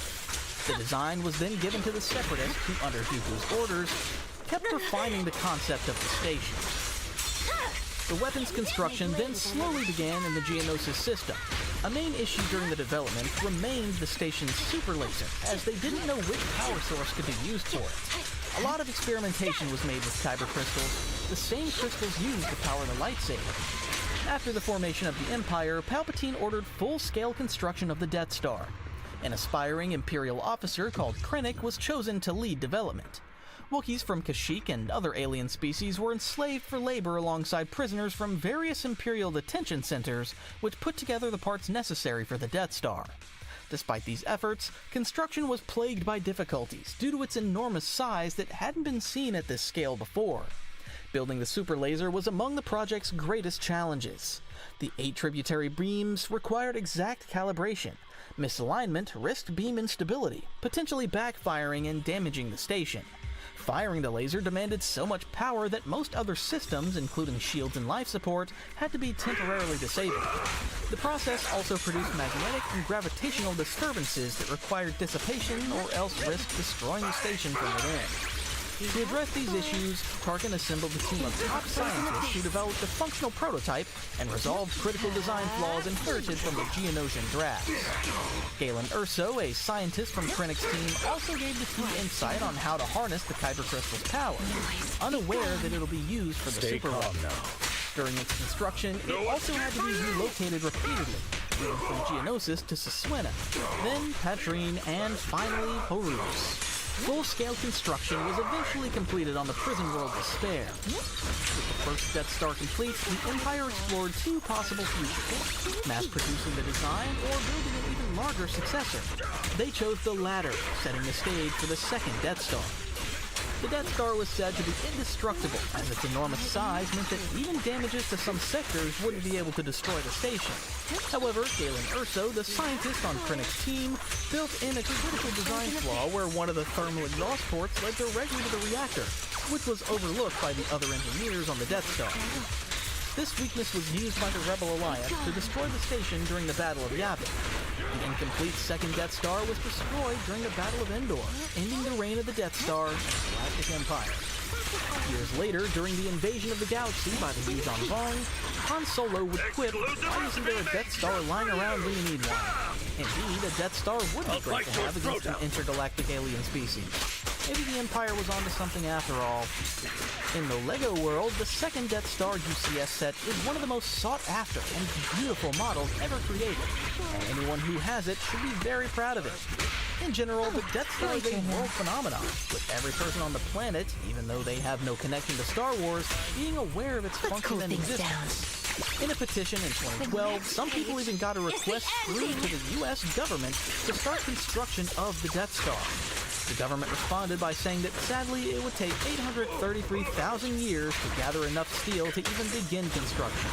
So a real-life Death Star is not a reality right now. The Starforge was a massive automated shipyard built by the Rakatan Infinite Empire around 30,000 BBY. Unlike super weapons, which seek to destroy things, the Starforge was designed to forge the most powerful military force the galaxy had ever seen. To achieve that, the station drew raw material and energy directly from a nearby star in the Leyhan system, combining that power with the dark side of the Force to produce a limitless supply of starships, droids, and weapons of war at an unnatural pace. It was constructed through the labor of slaves from conquered worlds of the Rakata and was an unparalleled technological achievement. Yet it came at a profound cost. The Rakata were a cruel and violent species steeped in the dark side of the Force. This darkness seeped into the Starforge, which gradually became a semi-sentient construct, feeding off the negative traits of its creators. Over time, the Starforge began to exert influence over the Rakata themselves, corrupting them further to fuel its insatiable hunger for power. This self-perpetuating cycle of darkness contributed directly to the collapse of the Rakuten Empire. Though technologically brilliant, the station had become a dark side artifact, dangerous even to those who commanded it. After the fall of the Rakuten Empire, the Starforge was lost and its existence unknown to the wider galaxy. It wasn't until Darth Revan and Darth Malak, on a quest to rebuild the Sith Empire, discovered its location through the star maps scattered across the galaxy. The Starforge's structure was unlike anything else ever seen in the galaxy. It consisted of a central spherical core with 3 massive fins attached. These fins reached toward Abba, the system star, and channeled solar matter into the station with endless manufacturing processes. These fins also housed the docking facilities for starfighters and small freighters, with the bays located along the fin structure. Despite its immense size and value, the Starforge was very lightly armed, as only a handful of turbo-laser batteries protected the hangar zones. As mentioned already, the Starforge relied on its ability to mass-produce ships and droids as its main purpose. For defense, an outside fleet was required. Internally, it was fortified by heavy blast doors and a constant flow of battle droids. Additionally, the Temple of Allegiance on Lehon projected a powerful energy field that disabled incoming ships, pulling them into the planet's gravity well and flashing them onto the surface. Disappointing. Like other Rakuten artifacts, the Starforge featured self-repair capabilities that allowed it to survive for tens of thousands of years without a crew. Its influence extended to devices like the star maps, semi-sentient navigational maps scattered across the galaxy. Though the Rakata had attempted to destroy the star maps during their empire's collapse, the Starforge slowly rebuilt them itself. The Starforge's main appearance was in the first Knights of the Old Republic game. There, Darth Revan and Darth Malak used it to construct a Sith Armada with the goal of overthrowing the Republic. However, Revan was defeated due to Malak's betrayal, and his memory was wiped by the Jedi. Revan had to slowly rediscover the location of the Starforge by searching for the star map yet again. Darth Malak at that point had it running at full capacity, with the station churning out vast numbers of ships to bolster Malak's Sith fleet, pushing the galaxy further into the war. Revan eventually found the Starforge's location and returned alongside the Republic fleet to confront Malak aboard it. In the ensuing battle, Malak revealed that the Starforge was also able to link near-dead Jedi bodies to itself, allowing it to transfer their force energy directly into him. These Jedi, trapped in a limbo between life and death, could not become one with the Force. Malak used their energy to heal himself and prolong his life during his duel with Revan. However, despite having the Starforge's full capability at his disposal, Malak was eventually beaten in his duel with Revan, and the Republic fleet, with the guidance of Basila Shan's battle meditation, destroyed the Starforge and the Sith fleet protecting it. With the Starforge destroyed and Malak dead, the Jedi Civil War ended. The Republic chose to suppress knowledge of the station and its creators. As a result, the Lehon system was quarantined, and what remained of the Starforge was left adrift in obscurity. For most of the galaxy, the Starforge became little more than legend, its story buried, its ruins off-limits, and its dark legacy deliberately forgotten. Centerpoint Station was one of the oldest and most powerful technological artifacts in the galaxy. It was built around 100,000 BBY by the Philic Hive under the Order of the Celestials. The Celestials being the daughter, the son, and the father. Measuring 100 kilometers wide and 350 kilometers long, the station was even larger than the first Death Star. From afar, it looked like a massive semi-transparent sphere with 2 small cylindrical extensions. At its core was a 60-kilometer wide hollow chamber housing the station's pressure beam projector and power source. A floating orb of energy called the Glow Point. Now, what was the super weapon? Centerpoint Station had an incredibly advanced network of high-energy systems capable of generating an immensely strong tractor beam through hyperspace. This beam could lock onto targets which were as large as planets or even black holes, and move them across space to reposition them. With enough energy, it could even collapse entire planets by destabilizing their cores by generating a massive gravitational shift. The Celestials used Centerpoint Station to shape entire star systems, including the Corellian system. They also created a black hole cluster called the Maw to imprison their mother, the Celestial known as Abeloth. When the Celestials withdrew themselves from the known galaxy, the station was left at a Lagrangian point between the twin worlds of Talos and Tralis in the Corellian system.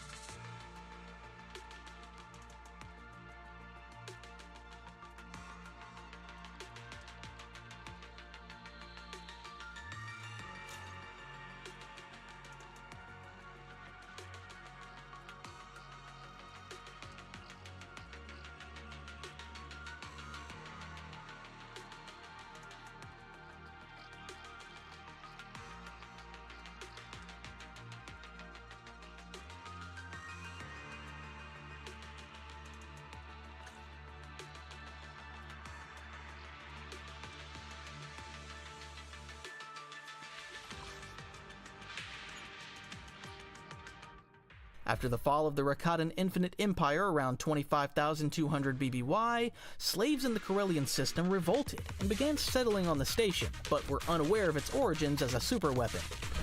The central chamber housing the glow point became known as Hollow Town, a habitable zone where crops could grow. Over time, the station became all but a mystery. Its purpose and capabilities long forgotten. For thousands of years, the station lay dormant. It wasn't until 1880Y, when scientists from the planet Sikoria were able to unlock the station's tractor beam function. They activated it, causing the destruction of a nearby star. The activation of the beam also led to the destruction of Hollow Town as the glow point reached an insanely high temperature, all but incinerating every inhabitant. The station was then abandoned once again. However, its power and capabilities have been rediscovered and were a known quantity in the galaxy. Sometime later, during the Triad's uprising, the station was used to destroy 2 stars before Anakin Solo was able to stop it. During the Wujan Vong War, it was used once again to destroy an entire Yuuzhan Vong fleet. However, as the weapon was rather difficult to operate, they accidentally also destroyed an entire allied fleet with it. The station was then used by several different actors in the galaxy with varying degrees of success. Realizing the threat Centerpoint posed to galactic balance, Grandmaster Luke Skywalker and the new Jedi Order decided to launch a mission to destroy it. Jedi Master Kip Duran led the attack, managing to reprogram the station to fire on itself. But before they could attempt to trigger the weapon, a technician attempted to fire it at Coruscant as he wanted to avenge his lost wife, unaware that the station had been reprogrammed.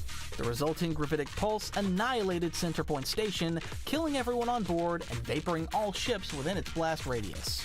Unbeknownst to Luke, though, the destruction of the station led to the destabilization of the Maw Cluster, which contained Abeloth, bringing back the power of chaos that the Celestials had once imprisoned. World Devastators were massive superweapons deployed by the Dark Empire under the reborn Emperor Palpatine. These colossal machines were equipped with powerful tractor beams capable of tearing apart planetary surfaces and harvesting their materials for war production. A World Devastator's core tactic was simple: descend onto a planet's surface and activate powerful tractor beam projectors that would rip the ground apart. The raw material was then fed into onboard molecular furnaces, which powered the Devastator and supplied its massive foundries. These internal factories could rapidly produce starfighters, droids, speeders, and even cruisers, deploying them straight into battle from the assembly line. This basically made them a combination of the Starforge and Central Point Station.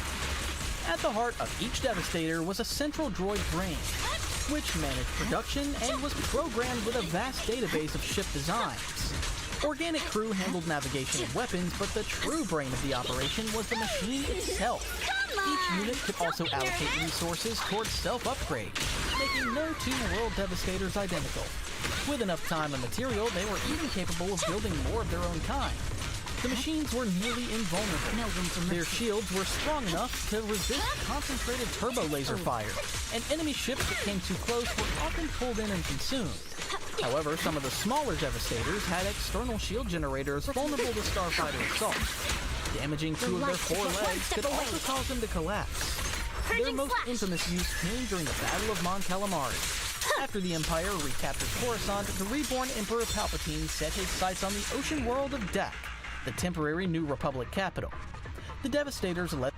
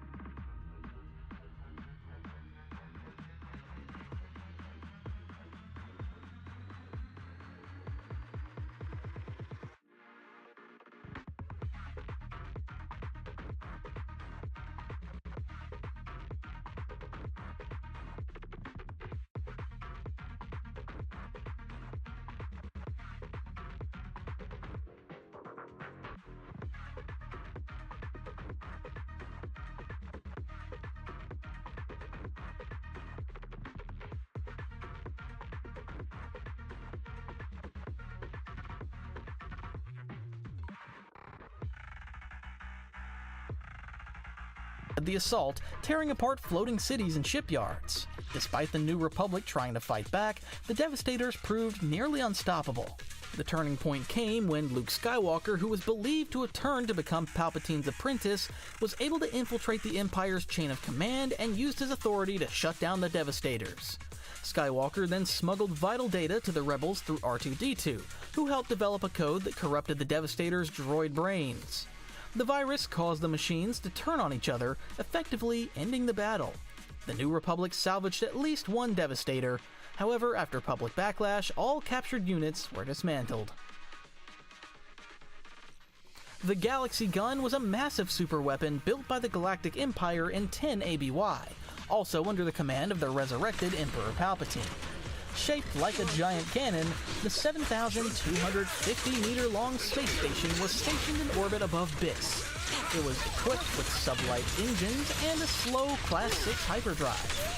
Its sole function was to launch advanced missiles armed with particle disintegrator warheads, also known as lightspeed torpedoes. These missiles could enter hyperspace, jump across the galaxy, and hit targets within hours. Upon emerging from hyperspace, the missile would lock onto its target and even had built-in defenses which activated mid-flight, including laser cannons and deflector shields to protect against intercepting ships or weapons. On impact, the warhead triggered a chain of nucleonic reactions that converted matter to energy, vaporizing anything in its path. This meant it could lay waste to entire planets, completely destroying its surface. The weapon could also be dialed down for smaller strikes like taking out a city. Palpatine kept the Galaxy Gun free in Biss's orbit, guarded by a massive fleet. In retaliation for Luke's escape and the assault on his citadel in Biss, Palpatine ordered the first shot. Take this. The missile obliterated the New Republic base on Pinnacle Moon within hours. The Galaxy Gun soon laid waste to multiple targets. Even high-powered defenses like SWAT's V-200 ion cannons couldn't stop its missiles. In 11 ABY, during the Battle of Onderon, the Galaxy Gun met its end. R2-D2 managed to hijack the Superstar Destroyer Eclipse II and crashed it into the Galaxy Gun. The Galaxy Gun was too large and too slow to avoid impact, resulting in the weapon's destruction. However, one final missile had launched just before the destruction, but it was caught by Biss's gravitational field and detonated on the planet, annihilating the Emperor's remaining forces and ending Operation Shadowbird. The Malachor Sith Temple was an ancient temple hidden beneath a stone-crusted cavern on Malachor. It was built thousands of years before the Battle of Yavin and was built by a Sith Lord called Darth Tannis. At its heart was a massive kyber crystal that powered the weapon. When the Jedi discovered the Sith's plan, they launched an assault on Malachor. Disappointing. During the battle, the weapon was fired, instantly killing and turning everyone on the battlefield to stone, both Jedi and Sith. The catastrophic event became known as the Great Scourge of Malachor. After that catastrophe, the temple was forgotten. Thousands of years later, Darth Maul and Ezra Bridger rediscovered the weapon. Together, they managed to get the Sith holocron that was needed to activate the weapon by placing it into an obelisk at the temple's peak. However, before it could fire, the holocron was removed prematurely, leading to a chain reaction that led to an explosion. During the ensuing duel between Vader and Ahsoka, the temple started crumbling and was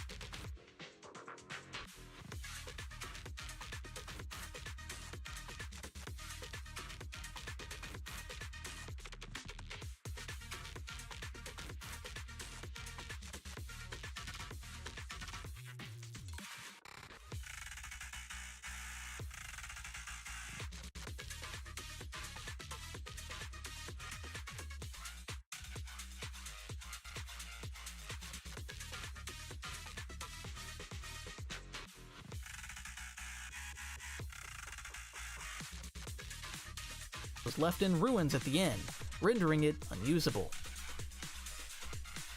The Mass Shadow Generator was a super weapon from the Mandalorian Wars and the Old Republic era. It was designed to tap into the natural gravitational forces of planetary bodies known as mass shadows and exploit these intense gravitational anomalies to unleash massive destruction on anything near the planet. It was designed specifically for Malachor V, though theories suggested it could be adapted for use in any star system. The weapon was powerful enough to tear apart ships and space stations in orbit and obliterate nearly everything on a planet's surface. It was developed under the orders of Jedi Knight Revan in 3960 BBY as the key piece of a trap meant to end the Mandalorian Wars. Jedi General Meetra Surik oversaw the device's deployment. Revan lured the Mandalorians to Malachor V, sparking a massive battle in orbit of the planet. At the height of the conflict, Surik gave the command to activate the weapon. The result was catastrophic.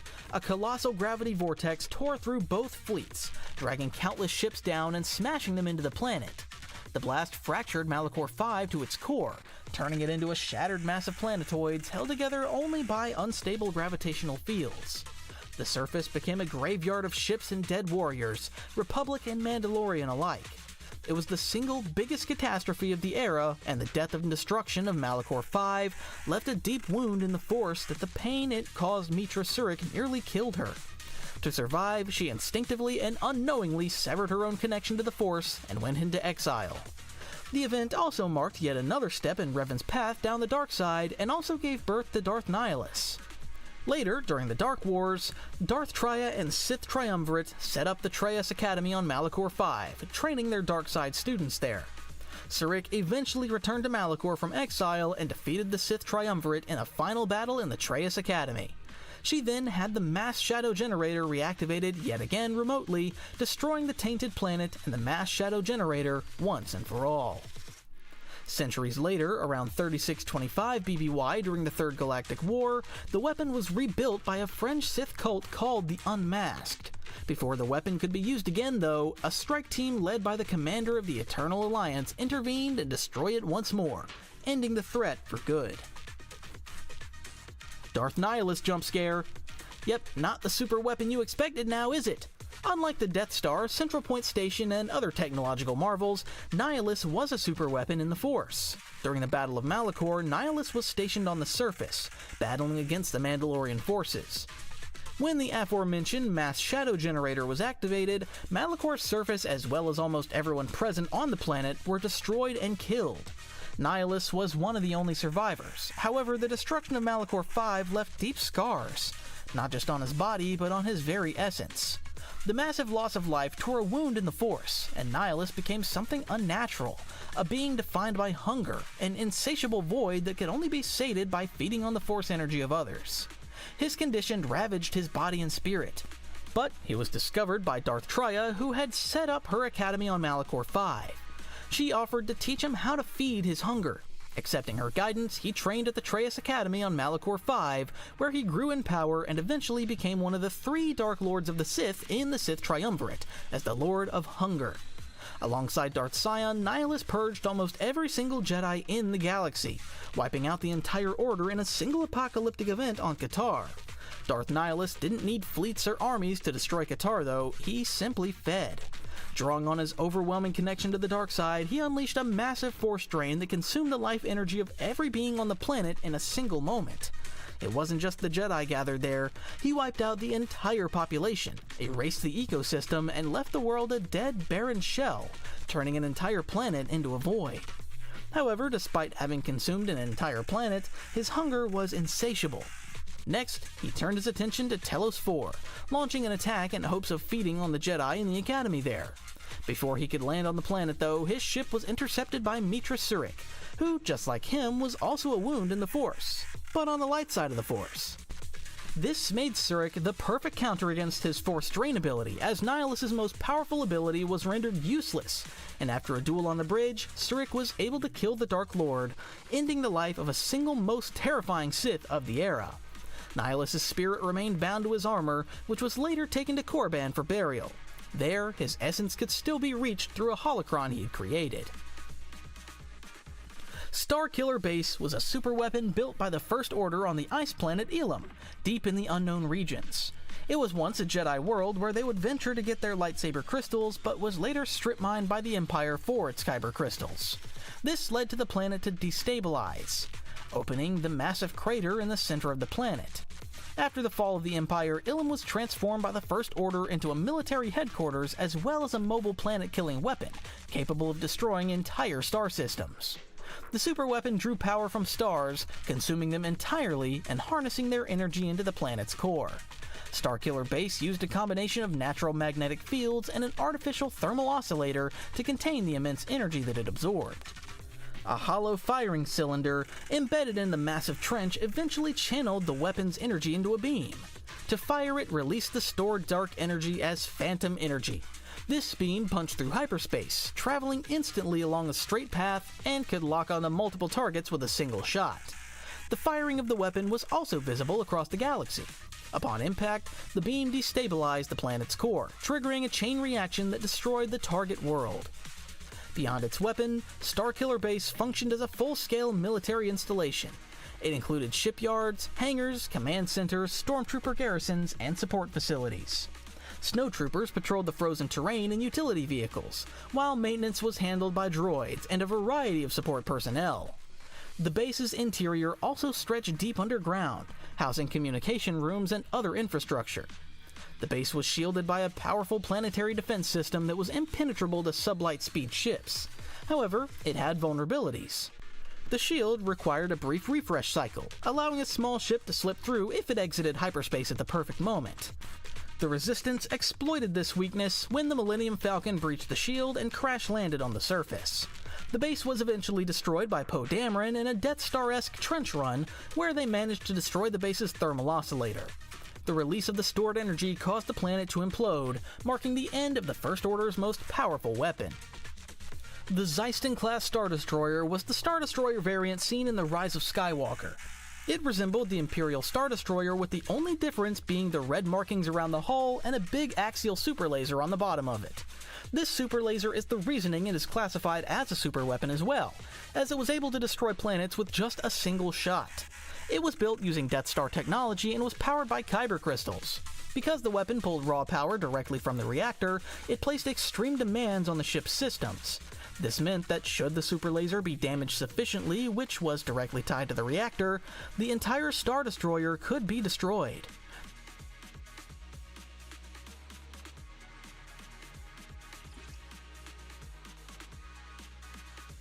I'll give you a hand. I'm here. Need a hand?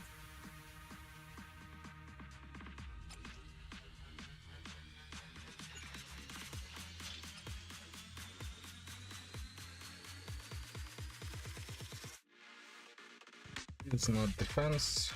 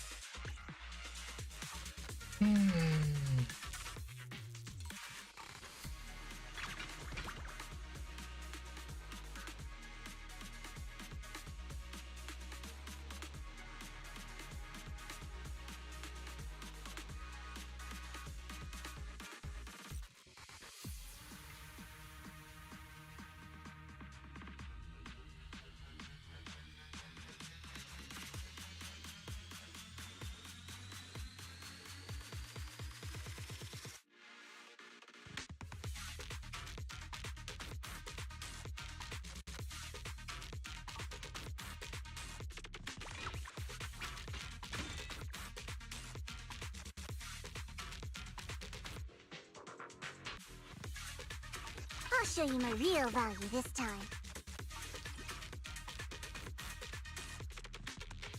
Promise to tell me if anything's wrong, okay?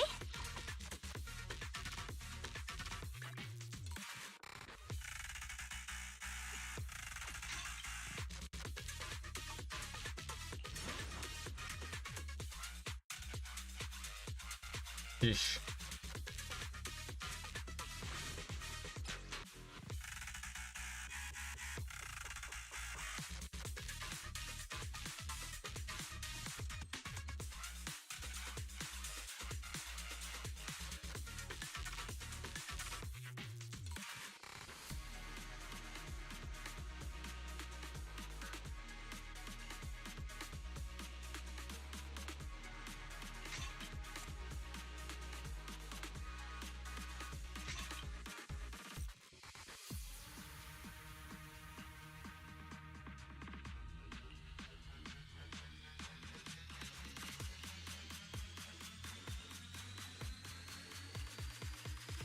It's fine. I'll give you a hand.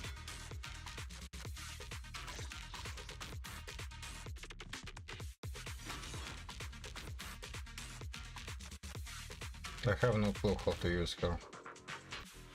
Promise to tell me if anything's wrong, okay? I'll give you a hand.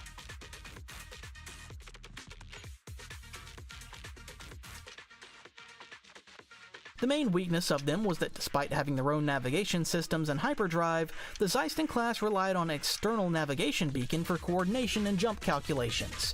This was most likely only in Exegol's chaotic atmosphere though, where the local environment's static discharges also prevented the activation of hyperdrives and shields while in system.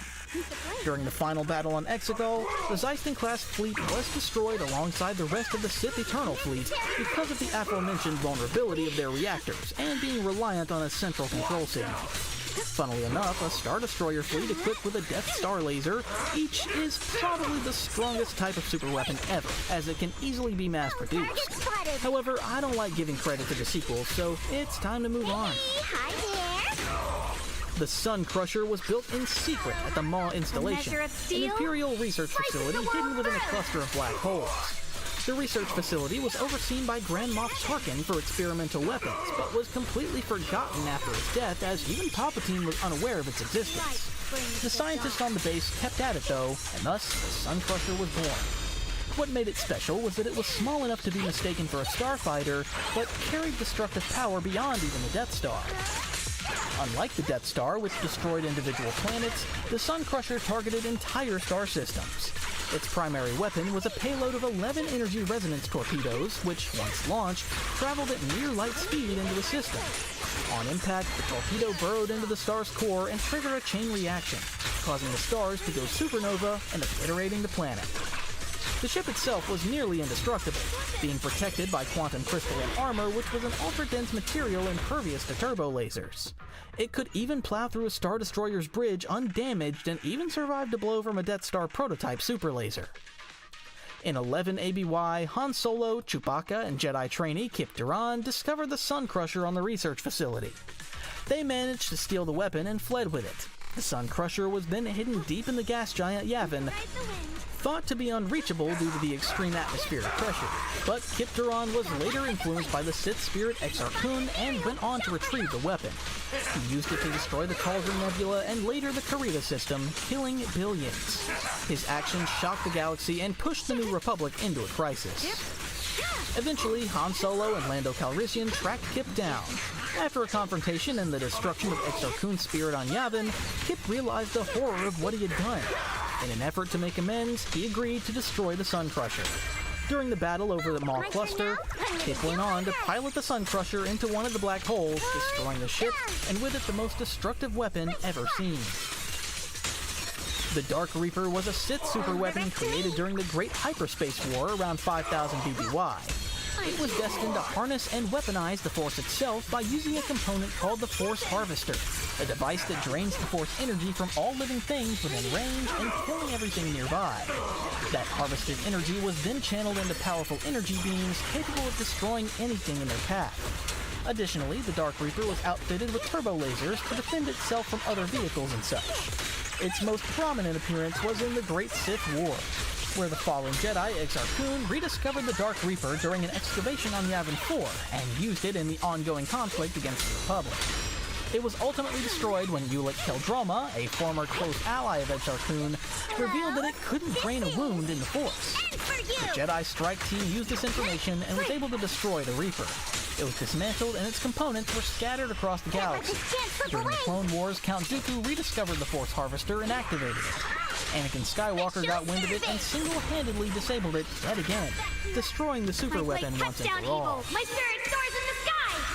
The Darksaber, and no, it's not the lightsaber, was actually a super weapon conceived by the Hutt crime lord Durga. It was designed by the same engineer behind the original Death Star and was made because Durga wanted to start an ambitious campaign to conquer the galaxy. Durga's vision for the Darksaber was simple. He wanted a cheaper alternative to the Death Star that retained its most important feature, its planet-destroying firepower. Everything deemed unnecessary was removed. The result was a kilometers-long tube of Durasteel centered entirely around a redesigned super laser, capable of greater energy output and faster recharge rates than the original Death Star laser. However, the execution was sloppy as the builders Durga hired lacked the experience and misassembled it in several sections. This led the Darksaber to constantly malfunction, venting steam, sparking wires, and triggering false alarms due to the poor craftsmanship. The New Republic eventually learned of Durga's new weapon and sent a strike team to eliminate it. However, after a sabotage attempt failed, Durga was granted a chance to activate the weapon. But when it came time to fire, the weapon failed. Durga's corner cutting by saving costs had come back to bite him. Before the Darksaber could escape the advancing New Republic fleet, it was crushed between two massive asteroids, killing everyone aboard. Hammer Station was a prototype battle station built by the Galactic Republic during the Great Galactic War, in a desperate attempt to shift the tide against the Sith Empire. It was constructed within a hollowed-out asteroid and housed a powerful combination of a tractor beam and a gravity cannon.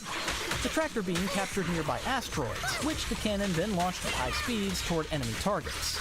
The kinetic impact was so immense that no shield could withstand it. When positioned over a planet, Hammer Station could level entire cities in a single strike. The Republic, however, was too terrified to use it, even against the Sith, and decided to shut the project down.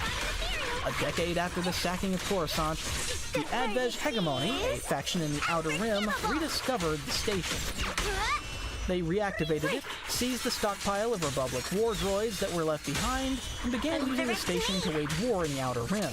The Sith Empire and the Republic both then dispatched strike teams to destroy the station, which led to the end of Hammer Station. The Desolator was a Sith superweapon created by the Sith Empire during the Cold War with the Galactic Republic. Designed by Darth Angral as a planet-killing weapon, the Desolator was a hybrid system built by combining three separate Republic superweapon projects: the Planet Prison, the Deathmark Laser, and the Shockstrom. The Desolator's process to destroying a planet thus occurred in three escalating stages. First, it ionized a planet's atmosphere, effectively turning the entire planet into a massive ion cannon. This cut off all communication, grounded ships, and trapped the inhabitants.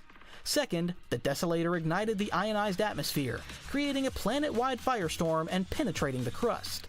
Finally, it triggered seismic vibrations powerful enough to destabilize the planet's core, tearing the world apart over a matter of hours. The result was catastrophic, as entire planetary chunks scattered into space, with debris forming an asteroid field and the world left in ruins. The lingering ionization also meant the planet remained inaccessible for months. The Desolator's first and only successful test was on the Agarworld of Euphrates, which was devastated.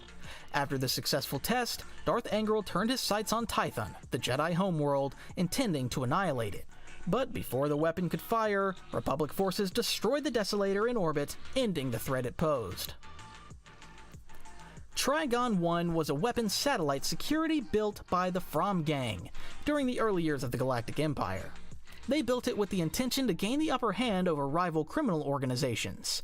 The satellite was rather small, but was claimed to be capable of destroying an entire planet at full power. However, this claim was never proven. R2-D2 eventually sabotages its guidance systems, and it crashes into a Fromm Gang base. The Tarkin was yet another planet-destroying superweapon built by the Galactic Empire in the aftermath of the Death Star's destruction at the Battle of Yavin. It was named after the late Grand Moff Tarkin, who was killed on the first Death Star. It looked rather unique, having a command bridge that resembled a Star Destroyer's bridge, but was mainly just an elongated body with a huge super laser mounted on it. It was smaller than the original Death Star, but still dwarfed an Imperial Star Destroyer, having a length of 42 kilometers and a height of 75 kilometers. The Tarkin's primary weapon was the enormous ionic super laser mounted on its forward section, similar to the dish design of the Death Star super laser. As the Tarkin neared completion, a first test was conducted on the planet Aten II to harvest its rare Stygian crystals. The operation was a success, with the Tarkin super laser obliterating the planet. However, this would be its first and only confirmed use in battle. Shortly after the destruction of Aten II, a rebel pilot stole the schematics of the Tarkin, alerting the Alliance to a new threat. A team of rebels, including Luke Skywalker, Chewie, and Leia, infiltrated the station in order to destroy it from within. There, they managed to sabotage it to a degree before being forced to flee, as Vader himself was in hot pursuit. The crew of the Tarkin then decided to open fire on their fleeing shuttle with the super laser. As the weapon charged and activated, Leia's sabotage triggered a catastrophic feedback loop. Tarkin's super laser fired directly into itself, causing a massive explosion. The blast destroyed the Tarkin, nearby Star Destroyers, and dozens of smaller vessels. Vader and the gang barely escaped it. And that's it. Every super weapon I wanted to cover. There are, of course, some that were missed, like the Malevolence. However, I don't really deem those as planetary threats. Please subscribe and like the video. And till next time. Hey!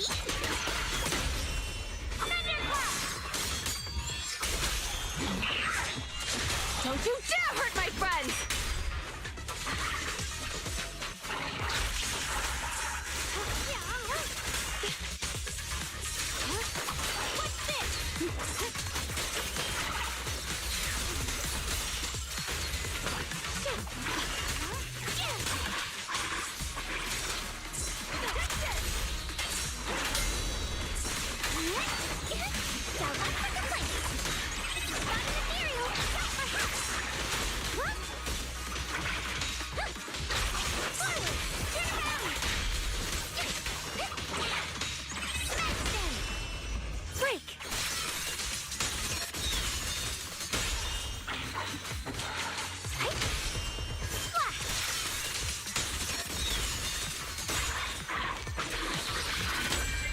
The sword follows my will, and winds howl in the heavens!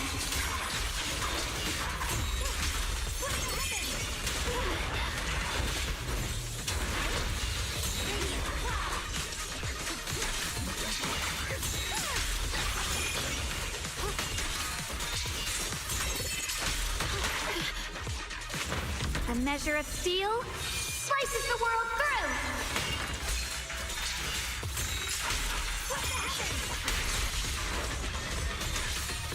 Let this sword array send you away!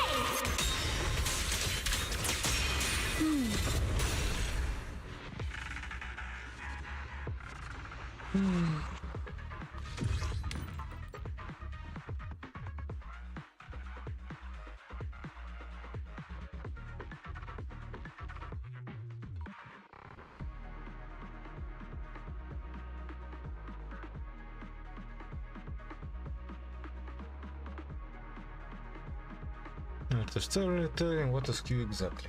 Star Trek: The Next Generation is full of interesting characters, but there's none quite so mysterious as Q, the all-knowing, all-powerful being for whom the Enterprise crew is a mere curiosity or plaything. Q is the show's most popular recurring character, and is about the closest thing the show has to a villain, though to frame him merely as such would be far too reductive. His true purpose in the show is much more nuanced, and despite only appearing in 8 of its 178 episodes, Q is one of Star Trek's most enduring enigmas. So in this video, we're going to reflect on what we know about Q. The faithless what are a blight upon this world. Holds up a mirror to humanity.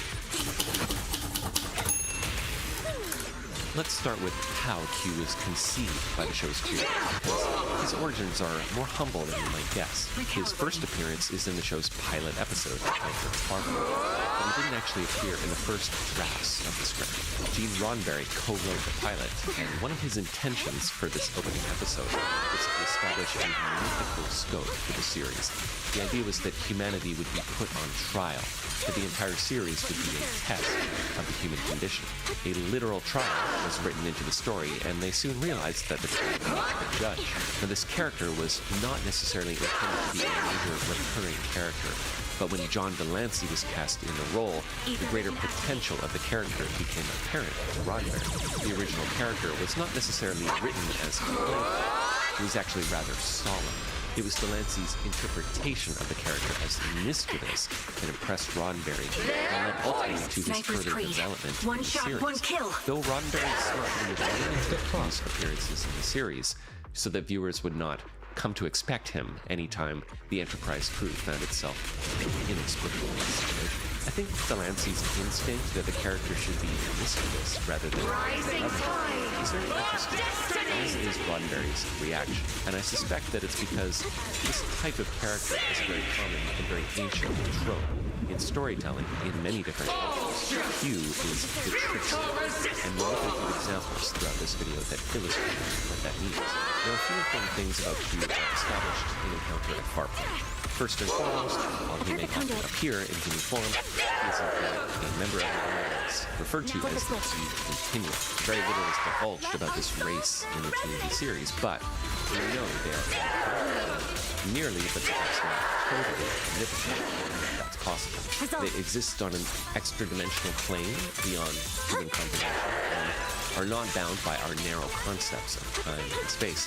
In fact, they can control and manipulate reality in ways that, as far as humans are concerned, they thank God. But he himself does not hold humanity in very high regard, calling them a savage child race, not worthy of its growing galaxy. And this initial disdain for humanity plays out as contempt, especially as I've argued before on my channel, Picard's character is meant to represent the highest ideals of humanity.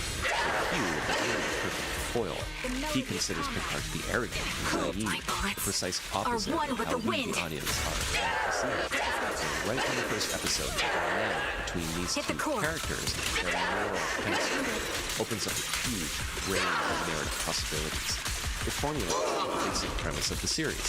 How do the highest human ideals hold up in an unfair universe? Q continues his experiment the next time we see him by hitting the powers of the Q and therefore posing the question, what happens if a human being is power? Q makes a wager with Picard that Riker will be tempted by his powers. Riker gives Picard his word that he will not. But when he has the opportunity to save a little girl's life, he realizes what a challenge that will actually be. In the end, he offers to cure the Enterprise crew of their personal struggles, turning Wesley into a square-jawed jock, restoring Geordi's vision, and giving Worf a Klingon mate. But each of them rejects Riker's offer, arguing that they would lose the very thing that makes them human, or Klingon. But what's really fascinating about this episode for our purposes is a conversation between Q and Riker, in which Q admits that the reason the Continuum has taken such an interest in humanity is that they fear that humanity will one day become something more powerful. Score performance points. That's fine.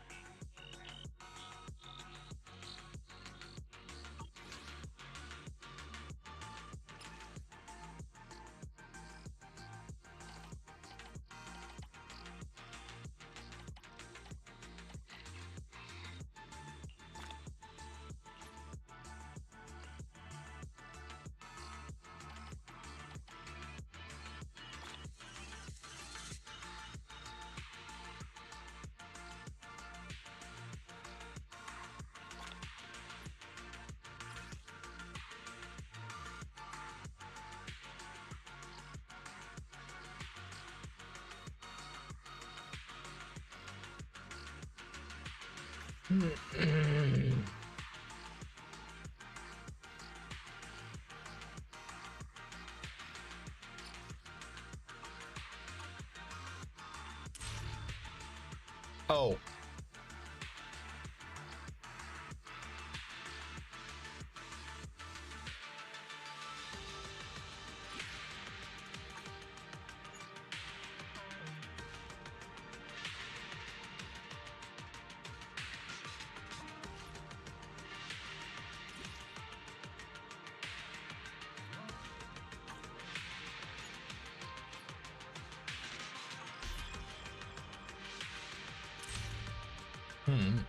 Interesting.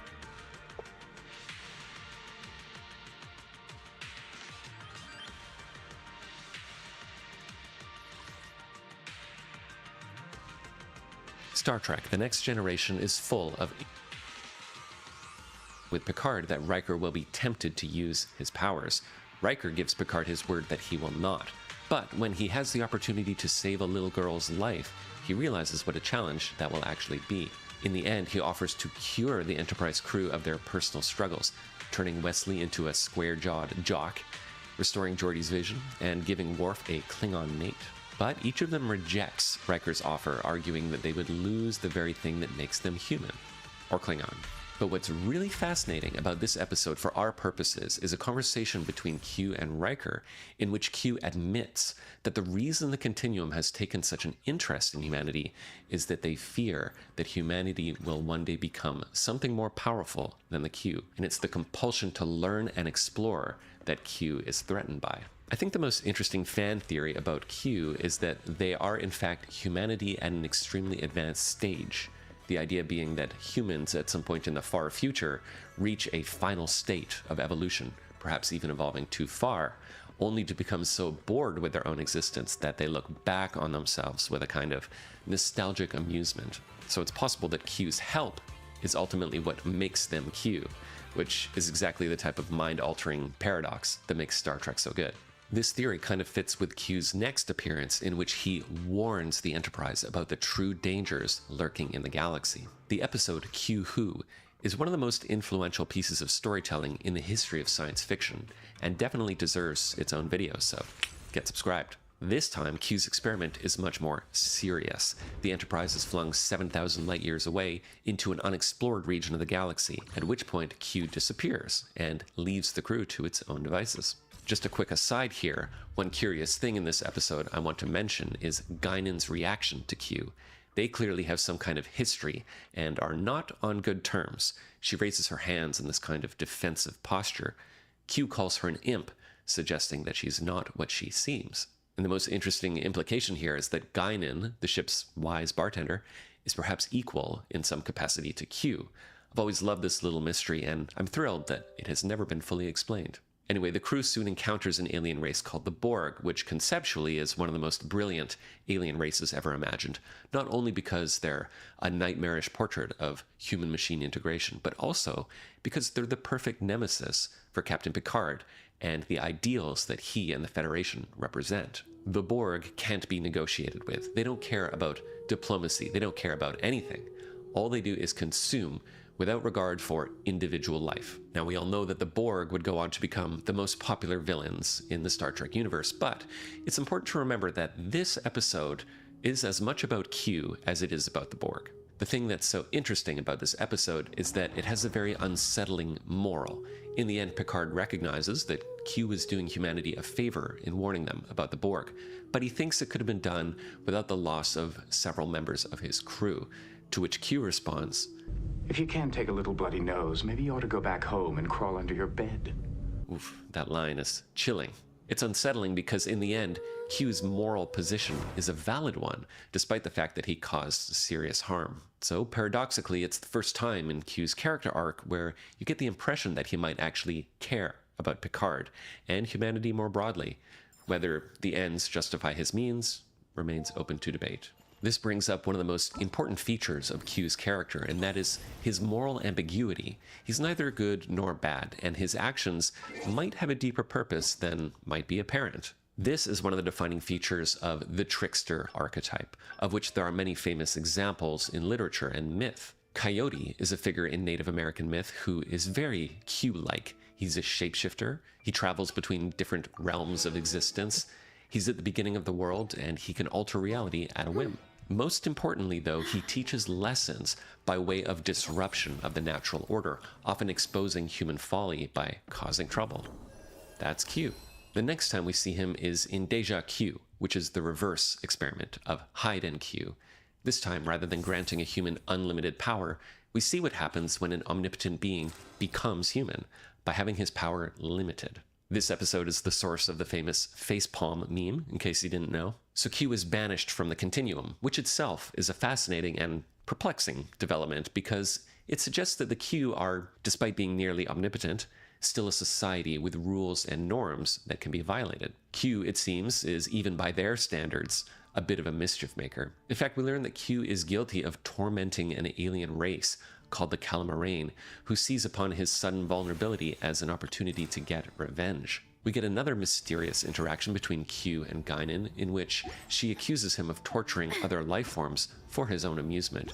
So it should be noted that there is an aspect of Q's character that might actually be somewhat malevolent rather than merely mischievous. His failures to integrate with the crew are highlighted by his conversations with Data, who finds it ironic that Q has achieved the thing he desires the most. Like Data, Q fails to understand the finer points of being human, but unlike Data, he's repulsed by his newfound humanity. Data saves Q's life, causing him to feel ashamed of his own selfishness, and it's only after committing an act of self-sacrifice that Q is permitted back into the Q continuum.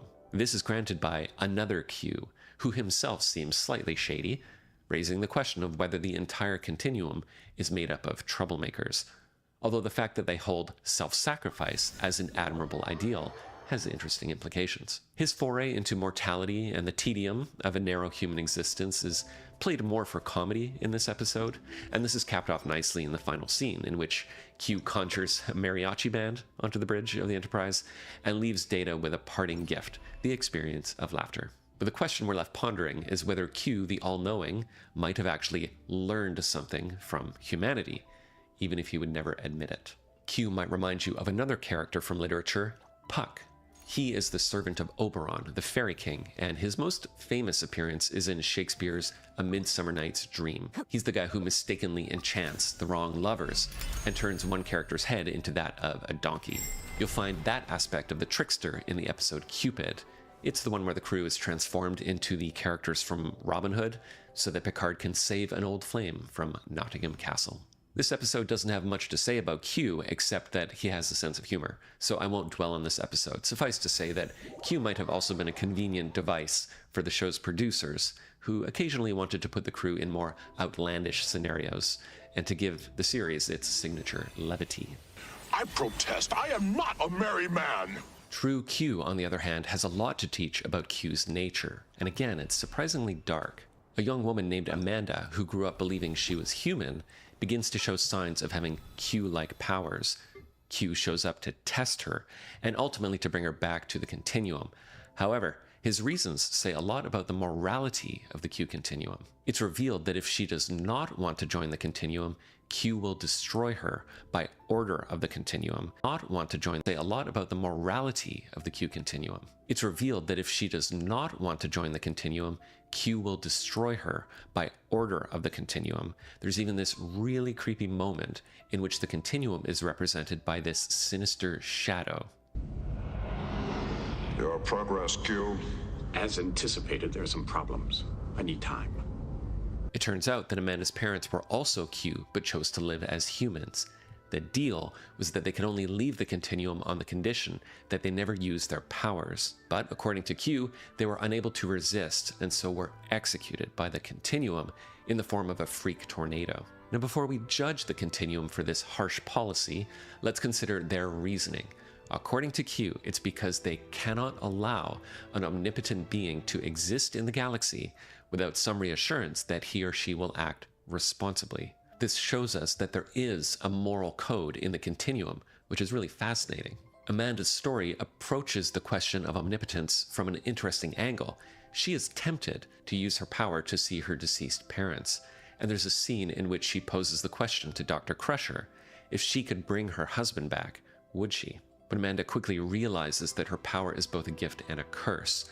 The more she uses her power to live out her fantasies, the more she realizes that the experience is hollow. There's also a scene in which Q and Picard compare human morality with that of the Continuum. Picard's proposition being that the Q, despite their omniscience, are incapable of having a moral center. Now we arrive at Tapestry, a story in which Picard apparently is fatally wounded and appears to reach the afterlife. Lo and behold, Q is there to greet him, claiming to be God. You are not God. Blasphemy.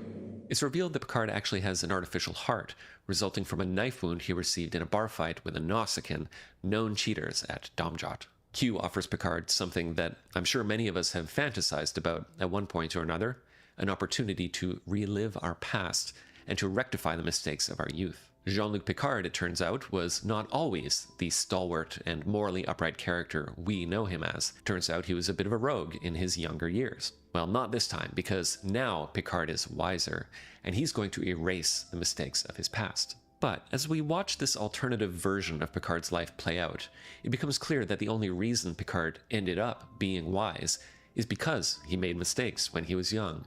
So, having now prevented those mistakes from happening, Jean-Luc Picard grows up to be a low-ranking officer.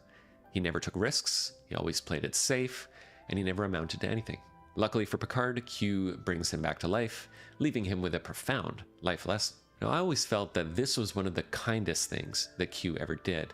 It's less about giving Picard a warning, and more about just giving him a gift. It's all too easy to regret the decisions we've made in our past.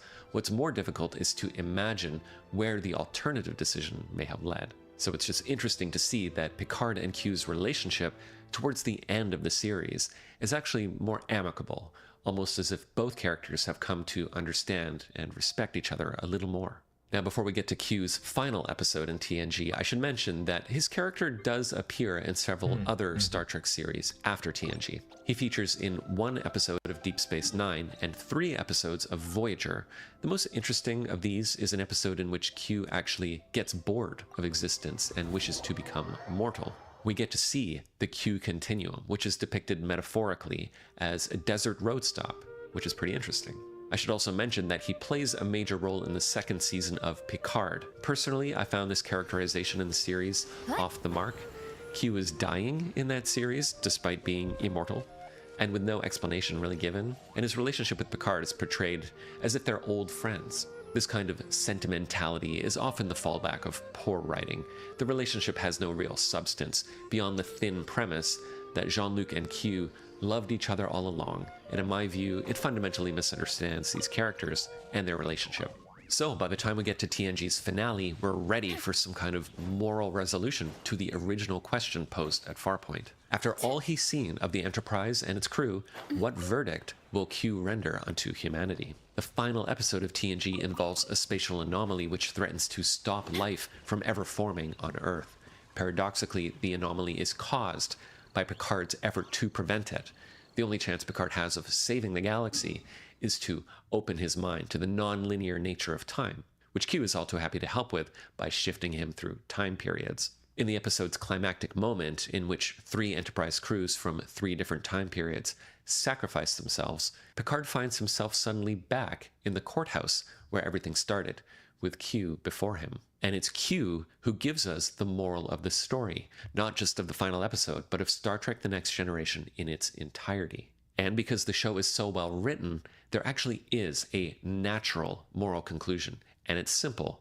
The trial never ends. Humanity never stops growing. But interestingly, and I think this is also the main point of Q's character, he says exploration is less about what's out there and more about the inner possibilities of conscious existence. And in keeping with Q's character, not much more than that is given, because the writers recognize that more than that really cannot be given. It's a beautiful and thought-provoking conclusion to not only the series, but to a character who plays almost as much a role in defining the series as Picard himself. And for that, I believe much of the credit must go to John Delancey for helping this character to really leap off the page and to embrace and continue the deeper literary and cultural tradition of the trickster character. As for what Q actually is, we're of course never really meant to know. He is the great mystery personified, and that is how he ought to remain. So thanks for watching. Check out my Patreon if you'd like to support this channel, and I'll see you on the next one.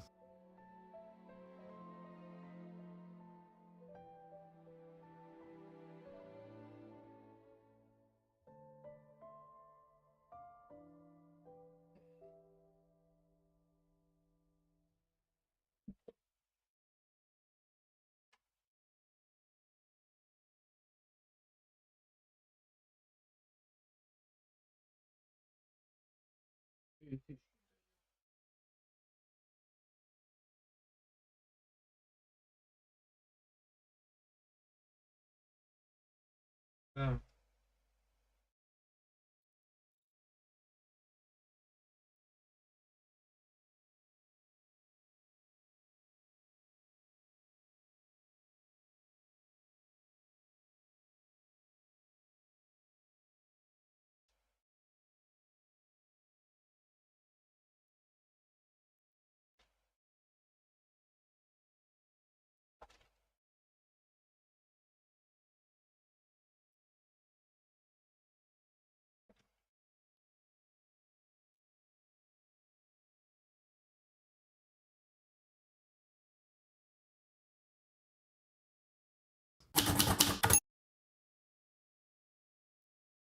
Lieutenant Commander Data, the android who yearns above all else to be human. On its surface, this is a straightforward concept for a character, but the more we learn about Data as his story unfolds, the more this character confronts us with some difficult questions about our own humanity. Intriguing.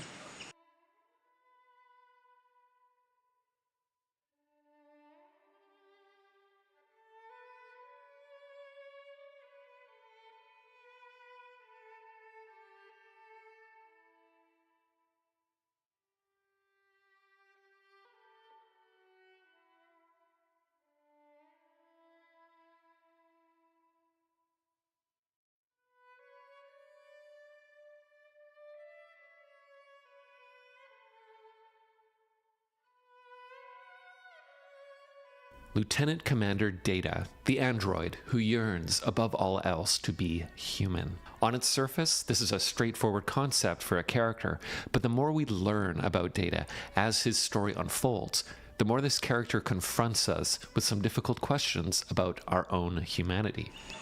Intriguing. So in this video, we're going to look closely at Data's character arc, because I don't think there's another character in all of fiction who's quite like him. So let's get into it on The Art of Storytelling. I think the best place to start is with Gene Roddenberry's original intent for the character, which can be put very simply. Data is a synthetic being who gradually becomes more human without ever fully getting there. So right from the beginning, this character had not only a clear development trajectory, but also a definite limitation. It gives you a sense of Gene Roddenberry's wisdom and insight that he designed the character this way. Data, as we'll see, is deeply paradoxical. If you look past his painted skin and yellow eyes, he's basically indistinguishable from a human being. And the more time you spend with him, the more you begin to feel that the humanity he seeks to achieve is perhaps not so far from his grasp. And yet we're persistently reminded through some clever acting and some practical effects that he is a machine, a marvelously advanced machine, but a machine nonetheless. It's an elegant contradiction, and it confronts the viewer with a question, one that is posed in various ways throughout the series. How is this highly complex synthetic life form any different from you and me? Now, Data is by no means the first character to pose this kind of question. In fact, he's part of a long tradition of outsider characters who, because of some fundamental difference, look into humanity from a somewhat removed perspective. Data is in some ways a successor to the character Spock from the original series, who does have emotions, but who suppresses them through reason and discipline. Data is also very similar to the replicants of Ridley Scott's Blade Runner, loosely based on Philip K. Dick's Do Androids Dream of Electric Sheep. The replicants also raise philosophical and moral questions about artificial life, especially given their subhuman status and short lifespan. The droids from Star Wars might come to mind here, but the similarities similarities are mostly superficial in this case, Star Wars generally avoids posing too many questions about the sentience of its droid characters, and they tend to be more functional anyway, more like kitchen appliances. Sorry, 3PO. That's not to say that they're never humanized to any degree, but they have a more magical quality owing to the more fantastical nature of Star Wars. Going way back, you could look at Fritz Lang's Metropolis, often cited as giving us the first android ever shown on film, and in literature you could even point to Frankenstein's monster as a prototypical android character. Now, speaking of the word android, it was historically used in reference to automata, old mechanical devices that seem to perform human activities.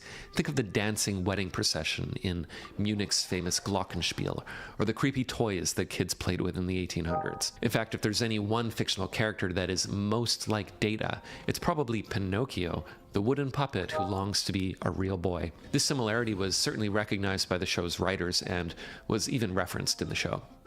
Nice to meet you, Pinocchio. But despite being part of a long tradition of android-esque characters, Data is different in one critical way, and that is just how close he is to being human.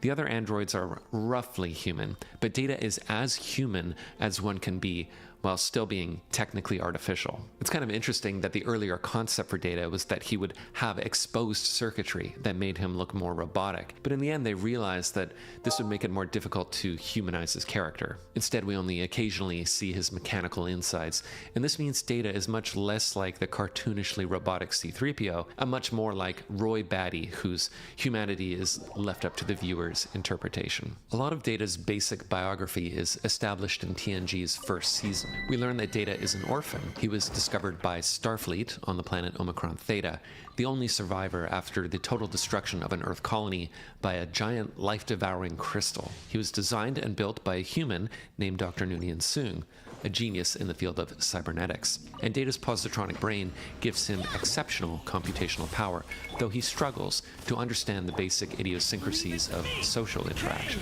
Watching the first season of TNG, it's clear that Brent Spiner was still figuring out precisely how mechanical Data should be, and his androidnesses played as a bit of a novelty in these first episodes. His movements are sometimes a bit too robotic, and his mannerisms are sometimes a bit too human. But that's not a criticism. On the contrary, Brent Spiner should be credited with having the wisdom and insight to let the character grow and develop organically over time. We learn a lot more about Data throughout the show, but there are a few key episodes that focus primarily on Data's growth and transformation, which I'll focus on in this video. Beginning with the episode Data Lore, we learn that Dr. Soong in fact created another identical android before Data, his diabolical twin brother, Lore, also played by Spiner. It's one of the first episodes that explores the moral dimension of Data's identity in greater detail, including Captain Picard's observation that We are merely a different variety of machine. In our case, electrochemical in nature. Lore will be a recurring character, and as we'll see, Data's family is really the main focus of his development. The big thing that we take away from Lore is that Data could be very different if he were configured differently, and this opens up the possibilities of Data's character. We get a sense of what he could be like if he were more human. We also learn one important detail about Data, and that is that he has an off switch that he understandably wants to keep private. If you had an off switch, Doctor, Let's move! would you not keep it secret? It's justice o'clock! Yes, I would. This is a brilliant touch because it clearly marks him as a machine. This is used to great effect in The Measure of a Man Season 2. This episode is often cited by fans and the cast as one of the best in the series because it proved the show capable of handling more serious subjects. In this case, the question of the legal rights of synthetic life, or going a layer deeper, the moral implications of man's tendency to other and dehumanize those who are different. What begins as a hearing about whether Data is Starfleet property turns out to be a searing indictment of human prejudice. And a key moment comes when Commander Riker exposes Data's lack of autonomy by simply switching him off. Pinocchio is broken. Its strings have been cut. The fact that this is done in the context of a legal proceeding is really important. You know, there are many ways that human culture has tried to define what the key ingredient of a human being is. A religious person might say that it's a soul or free will. A philosopher might say that it takes thought or self-awareness. A scientist might say that humanity is just a biological category. But this episode asks, what is the legal definition of personhood? And that frames Data's humanity as a moral question, rather than simply some abstract philosophical or scientific question. And that deepens his character in a big way and hints at things to come. These questions are explored further in Season 3 with The Offspring. The premise is similar, except now Starfleet wants to study a cybernetic being that Data has himself created, his daughter, Lal. She's a somewhat more rudimentary and childlike version of Data, who struggles even more than he does to grasp the subtleties of social interaction, despite Data's efforts to guide her as a parent. When Captain Picard discovers that Data has conceived Lal, he actually scolds him for not asking for permission, to which Data replies, I have not observed anyone else on board consulting you about their procreation, Captain. This is a clever illustration of the fact that even Data's closest friends have an unconscious prejudice towards synthetic life. And again, it poses the question of what the boundaries of Data's autonomy and personhood really are. When Lal learns that she's going to be taken by Starfleet and separated from Data, she has an emotional reaction, which leads to a critical malfunction, and her ensuing deactivation is one of the most emotional scenes in the series. I love you, Father.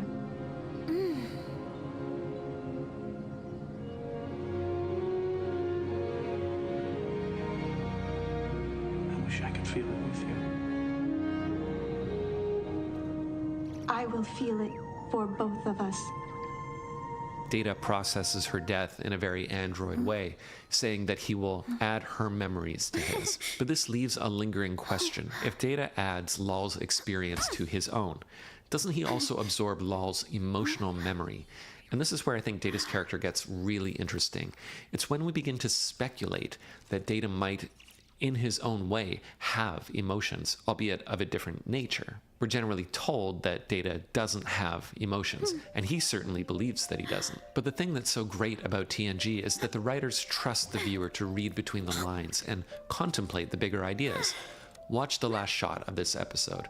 On the one hand, there's nothing in Brent Spiner's very subtle performance that tells you necessarily that he's feeling anything as he sits back down at the helm after losing his daughter. But this shot certainly suggests that Data has changed as a result of his experience, and it makes you wonder, if Data did have emotions, would he even realize it? On the other hand, are you, the viewer, projecting your own feelings onto Data?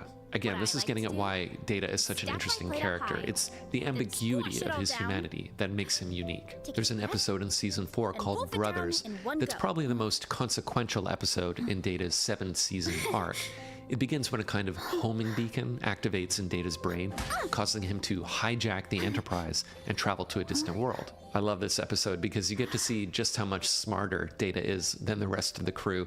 He kind of casually takes over the ship by strategically locking the crew out of the ship's computer and command functions. Classic TNG, really fun to watch. It's revealed that this homing device was triggered by Dr. Noonien Soong, also played by Spiner. Turns out he survived the crystalline entity's attack on Omicron Theta and has at long last perfected an emotion chip that he wants to give to Data. Unfortunately, Lore also turns up and tricks Dr. Soong into giving the emotion chip to him. Now, this chip is the single most important thing in Data's character arc, because if Data gets emotions, he gets much closer to being human, which means his character gets that much closer to being resolved, and that means his story gets that much closer to being over. The emotion chip tells us that Data's quest to become human is more than an abstract aspiration. There's actually a hardware upgrade that will get him there, and the big question moving forward is when and how that will occur. There's another episode in Season 4 called In Theory that I think deserves an honorable mention here. A crew member develops romantic feelings for Data, who she feels is a nice change from her previous partner, who was emotionally unpredictable. The two begin dating, and Data tries his best to develop a romantic subroutine, which ultimately fails when she realizes that he cannot genuinely care about her. Are we no longer a couple? The episode has another one of those poignant endings that leaves you in contemplation of what Data is. After basically getting dumped, Data responds in very android-like fashion. Then I will delete the appropriate program. He's left sitting alone in his quarters, except here comes Spot, Data's cat, who jumps on his lap and begins to purr. Hello, Spot. And if you think this is just a cute little detail tacked onto the ending, think again. The point is that Spot doesn't know that Data is an artificial life form and doesn't care. Data's girlfriend couldn't find it in herself to love Data, but Spot doesn't have that problem. So it makes you wonder how much of our feelings about Data might be different if we didn't know he was a synthetic life form. Again, this just highlights the bias that we all have towards biological life as uniquely endowed with personhood and consciousness. More on Spot later, because he's really the key to everything. And yes, I know there's debate about Spot's gender. The next big development comes in Descent. On an away mission in which they encounter the Borg, Data experiences anger when he kills a Borg drone, and it's revealed later he also felt pleasure in doing so. This causes Data to wonder if, in his quest to become human, he might become a bad human. The question here is whether becoming human is necessarily something worth aspiring to at all. It turns out that Lore is using the stolen emotion chip to manipulate Data in his project of liberating the Borg from the collective. He instructs Data to perform life-threatening experiments on his best friend Geordi. Turns out that Data having emotions might not be such a good thing after all. In the end, Data is freed from Lore's spell and deactivates him, at last taking possession of the emotion chip that Dr. Soong intended for him. But Data does not install it. In fact, he tries to destroy it before Geordi intervenes at the last second. So the thing Data wants more than anything is within his grasp, and yet he doesn't take it. This is an interesting decision on the part of the writers, and there could be many reasons for it. One is that they knew that the series was coming to a close. Pre-production for Star Trek Generations actually began during season 7 of TNG, so they were in the awkward position of having to resolve some of the characters while still leaving room for development in the upcoming feature films. The trouble with the emotion chip is that it's kind of the end point in Data's character arc. Short of becoming biological, there's not much left for him to strive for after getting emotions, though I actually think there's potentially one more thing, which we'll get to. In any case, the writers opted to leave this final step in Data's journey for the big screen, for better or worse. There's one more episode that needs to be mentioned, and that is Season 7's Inheritance. We learn that Dr. Soong had a wife on Omicron Theta who was essentially Data's mother. After being critically injured during the attack on the colony, her consciousness was transferred into an android body, one even more sophisticated than Data's. She's so convincingly biological that Data is the only one who can perceive that she is an android. In fact, she herself is unaware of it. This is revealed in a scene on the holodeck in which Data has a conversation with a much younger Noonien Soong. By the way, let's just stop and appreciate the fact that Data's entire family history is portrayed by Brent Spiner. And that brings us to the end of Data's arc in the television series, which in my view is a wonderfully self-contained story. No sequels, spin-offs, or reboots necessary. The show ends with Data's quest to become human beautifully unresolved, in keeping with Gene Roddenberry's original concept for the character. The moral of his story seems to be that the quest to become human is one we must all embark on, and one that is never finished. But this show is too popular to not continue, and we have 4 feature films and 1 spin-off TV series to include in our analysis.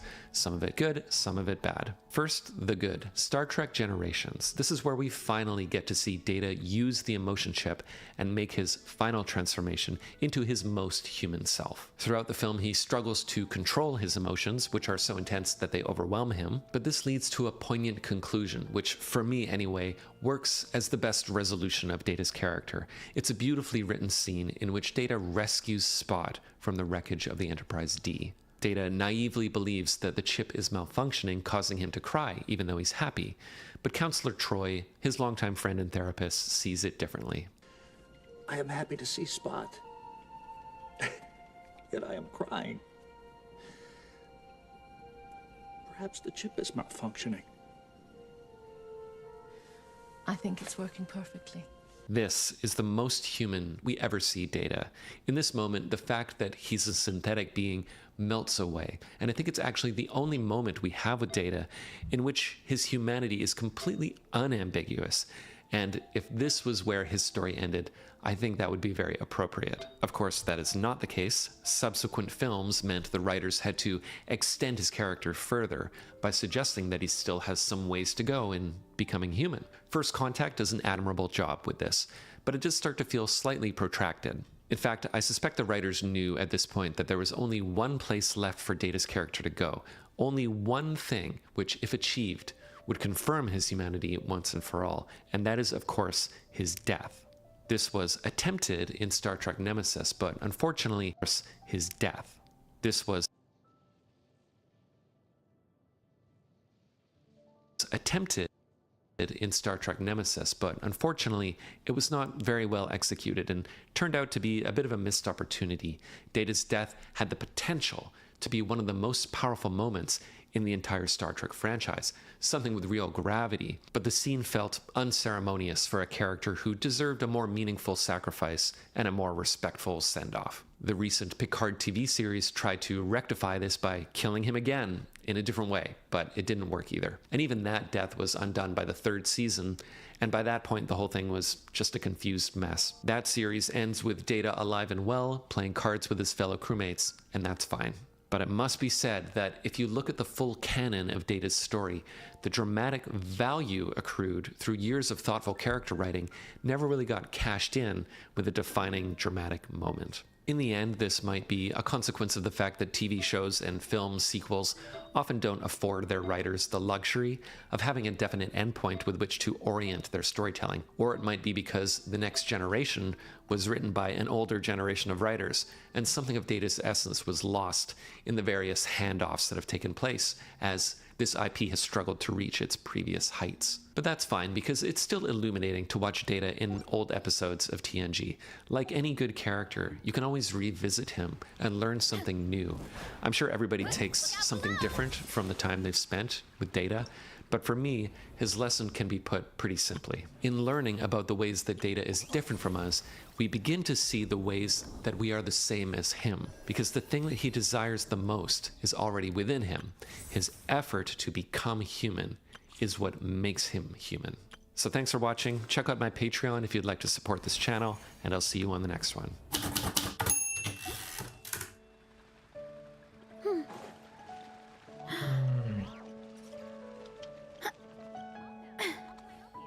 Do I want to play anything now?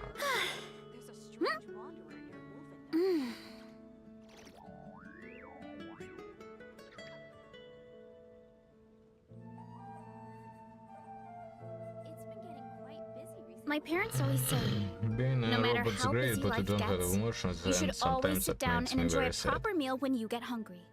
What I like to do is stack my plate up high, then squash it all down, take a deep breath, and wolf it down in one Okay, go. Universal Paperclips. Let's just go for a bit of that. Well, version is bullshit. Welcome to Universal Paperclips.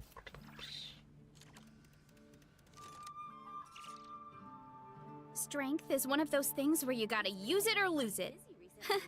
So, wanna train with me sometime?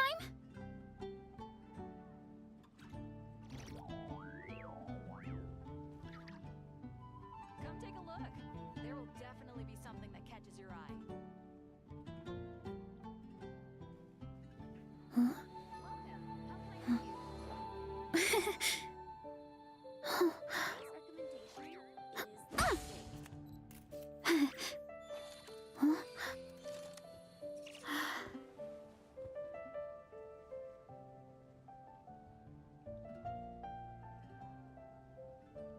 Come take a look. There will definitely be something that catches your eye. There's a lot that goes into managing an orchard. Watering, weeding, fertilizing the soil, making sure the temperature is right. But most importantly, you have to keep the fruit in a good mood.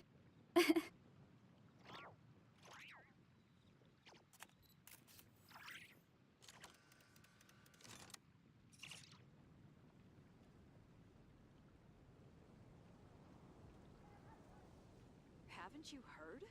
There's a strange wanderer near Wolfendom. It's been getting quite busy recently. The neighboring nation of Norway is the most prosperous commercial port in the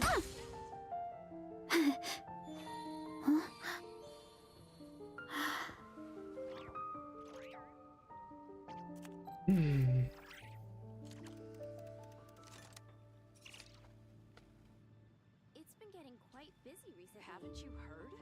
There's a strange wanderer near Wolfendom.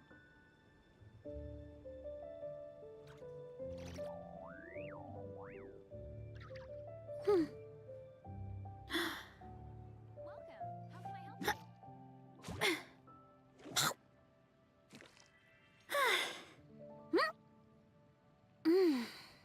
Today's recommendation is the steak.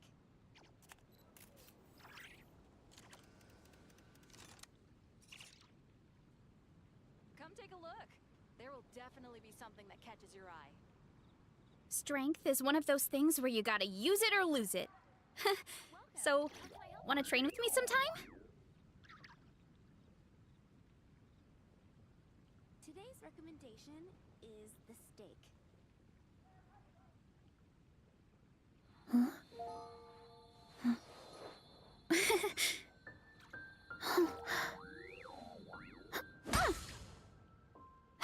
Haven't you heard?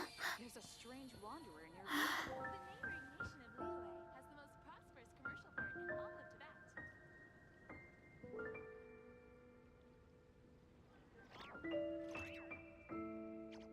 It's been getting quite busy recently.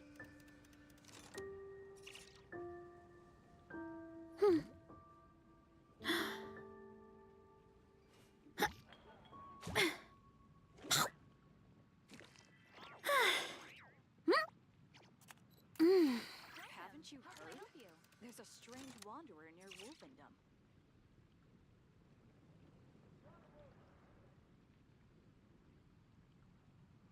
My parents always say, no matter how busy life gets, you should always sit down and enjoy a proper meal when you get hungry.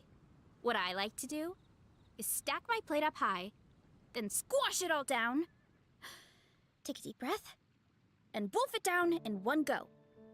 That way, I get to eat my fill without wasting too much time. It's been getting quite busy recently.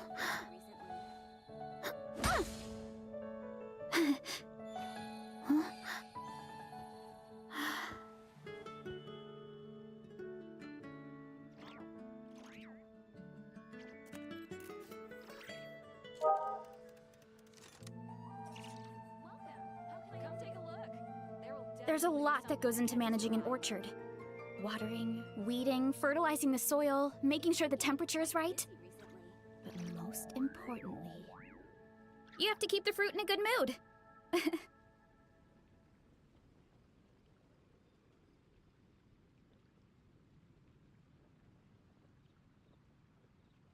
Welcome. How can I help you? Haven't you heard? There's a strange wanderer near Wolfendom.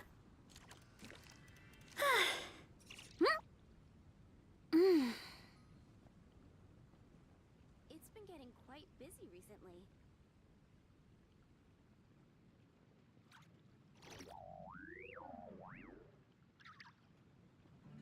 Welcome. How can I help you? Come take a look. There will Strength is one of those things where you gotta use it or lose it. So, wanna train with me sometime?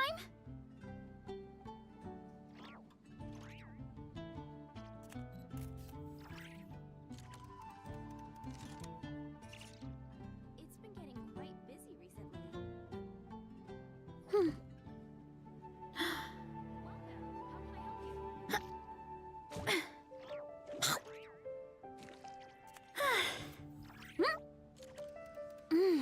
Haven't you heard? There's a strange wanderer near Wolfendom.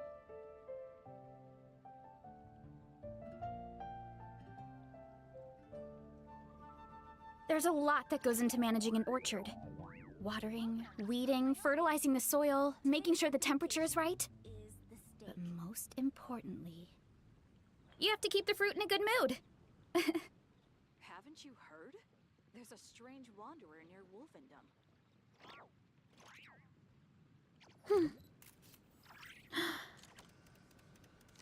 The neighboring nation of Liyue is the most prosperous commercial port in all of Japan. Today's recommendation is steak.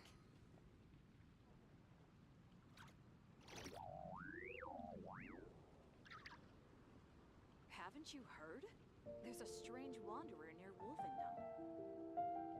My parents always say, no matter how busy life gets, you should always sit down and enjoy a proper meal when you get hungry. What I like to do is stack my plate up high, then squash it all down, It's been getting quite busy. take a deep breath, and wolf it down.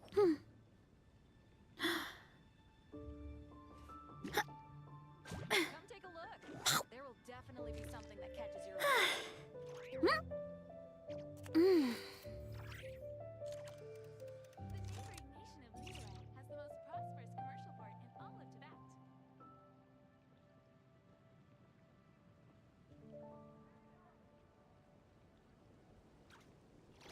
Today's recommendation is the steak.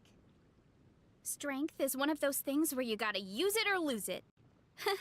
So, wanna train with me sometime? Look, there will definitely be something that catches your eye.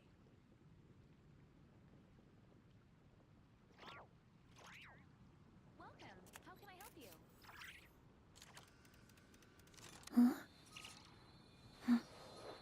It's been getting quite busy recently.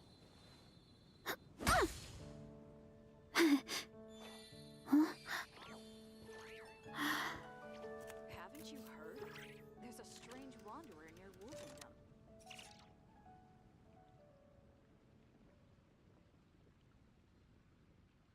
Welcome. How can I help you?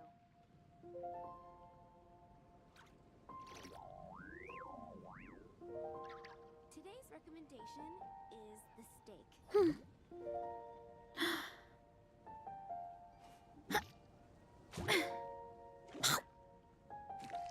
Come take a look. There will definitely be something that catches your eye.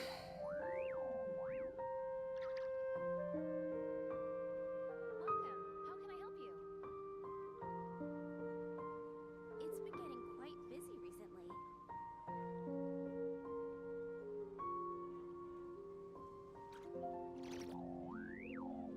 My parents always say, no matter how busy life gets, you should always sit down and enjoy a proper meal when you get hungry. What I like to do is stack my plate up high, then squash it all down, take a deep breath, and wolf it down in one go. That way, I get to eat my fill without wasting too much time.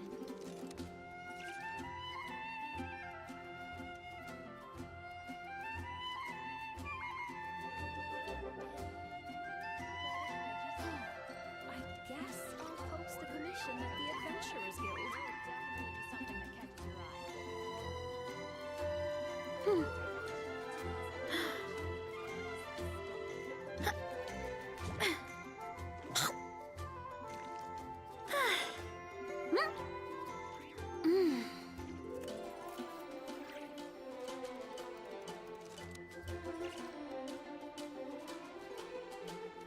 Haven't you heard? There's a strange wanderer near Wolfendom.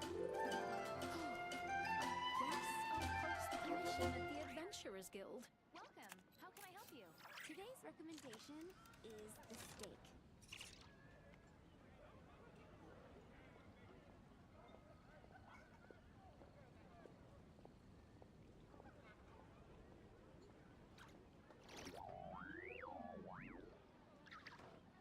Come take a look.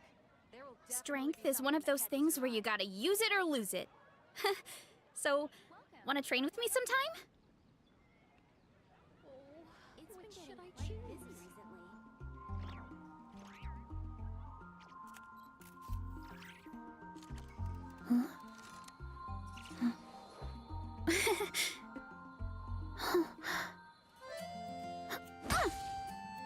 Haven't you heard? There's a strange wanderer near Wolfendom. Today's recommendation is the steak. Which should I choose?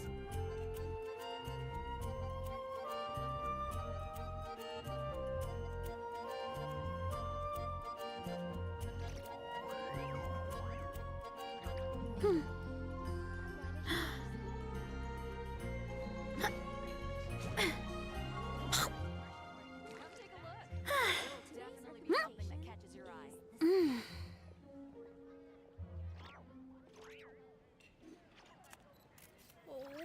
which should I choose?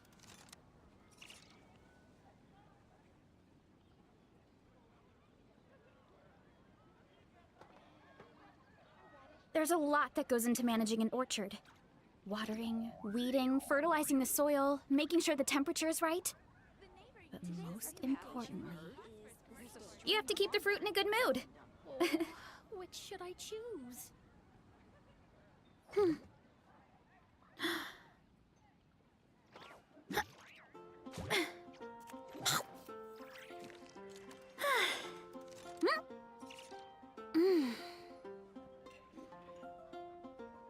Today's recommendation, come take a look.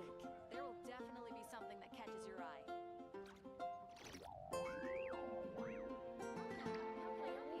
Which should I choose?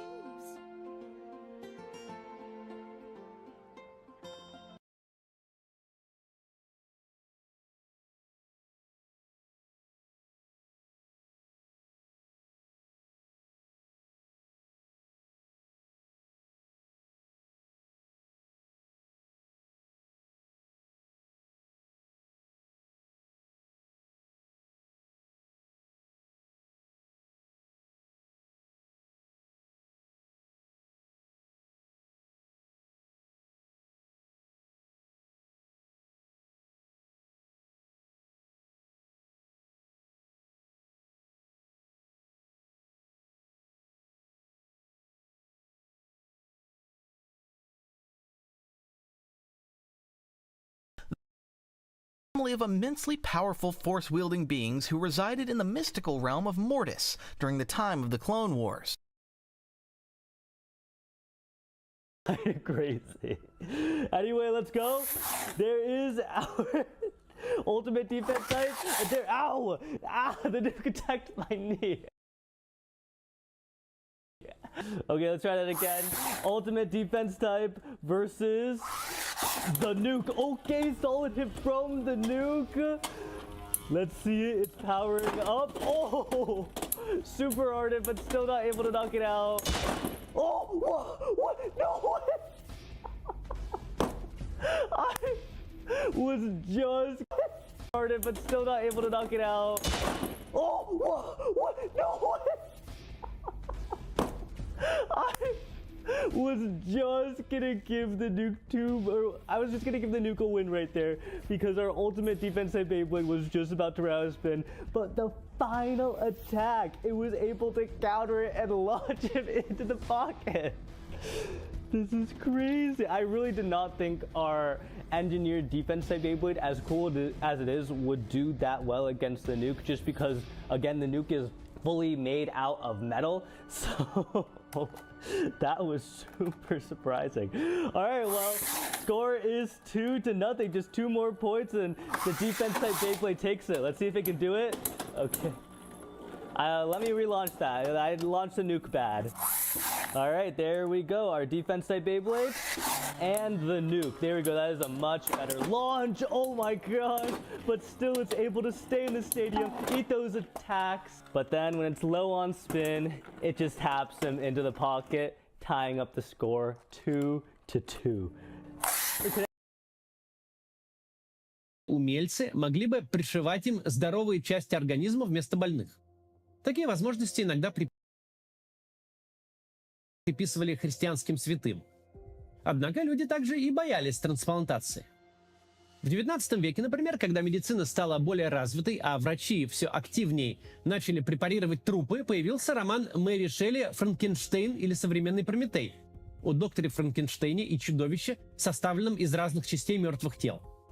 Монстр Франкенштейна становится фундаментальным культурным мифом о том, как научные и медицинские технологии вторгаются в область сокровенного, меняя восприятие человека. Но каким бы страшным ни казалось будущее с монстрами, людям куда страшнее умирать или иметь серьезные проблемы со здоровьем. Так уже в 1883 году проводится первая операция по пересадке щитовидной железы. Ее осуществляет выдающийся швейцарский хирург Эмиль Теодор Кохер, будущий Нобелевский лауреат в области медицины.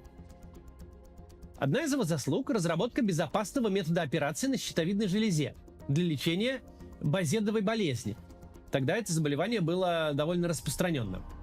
Кстати, в 1913-м он прооперировал в Швейцарии страдавшую этой болезнью Надежду Крупскую, жену Ленина.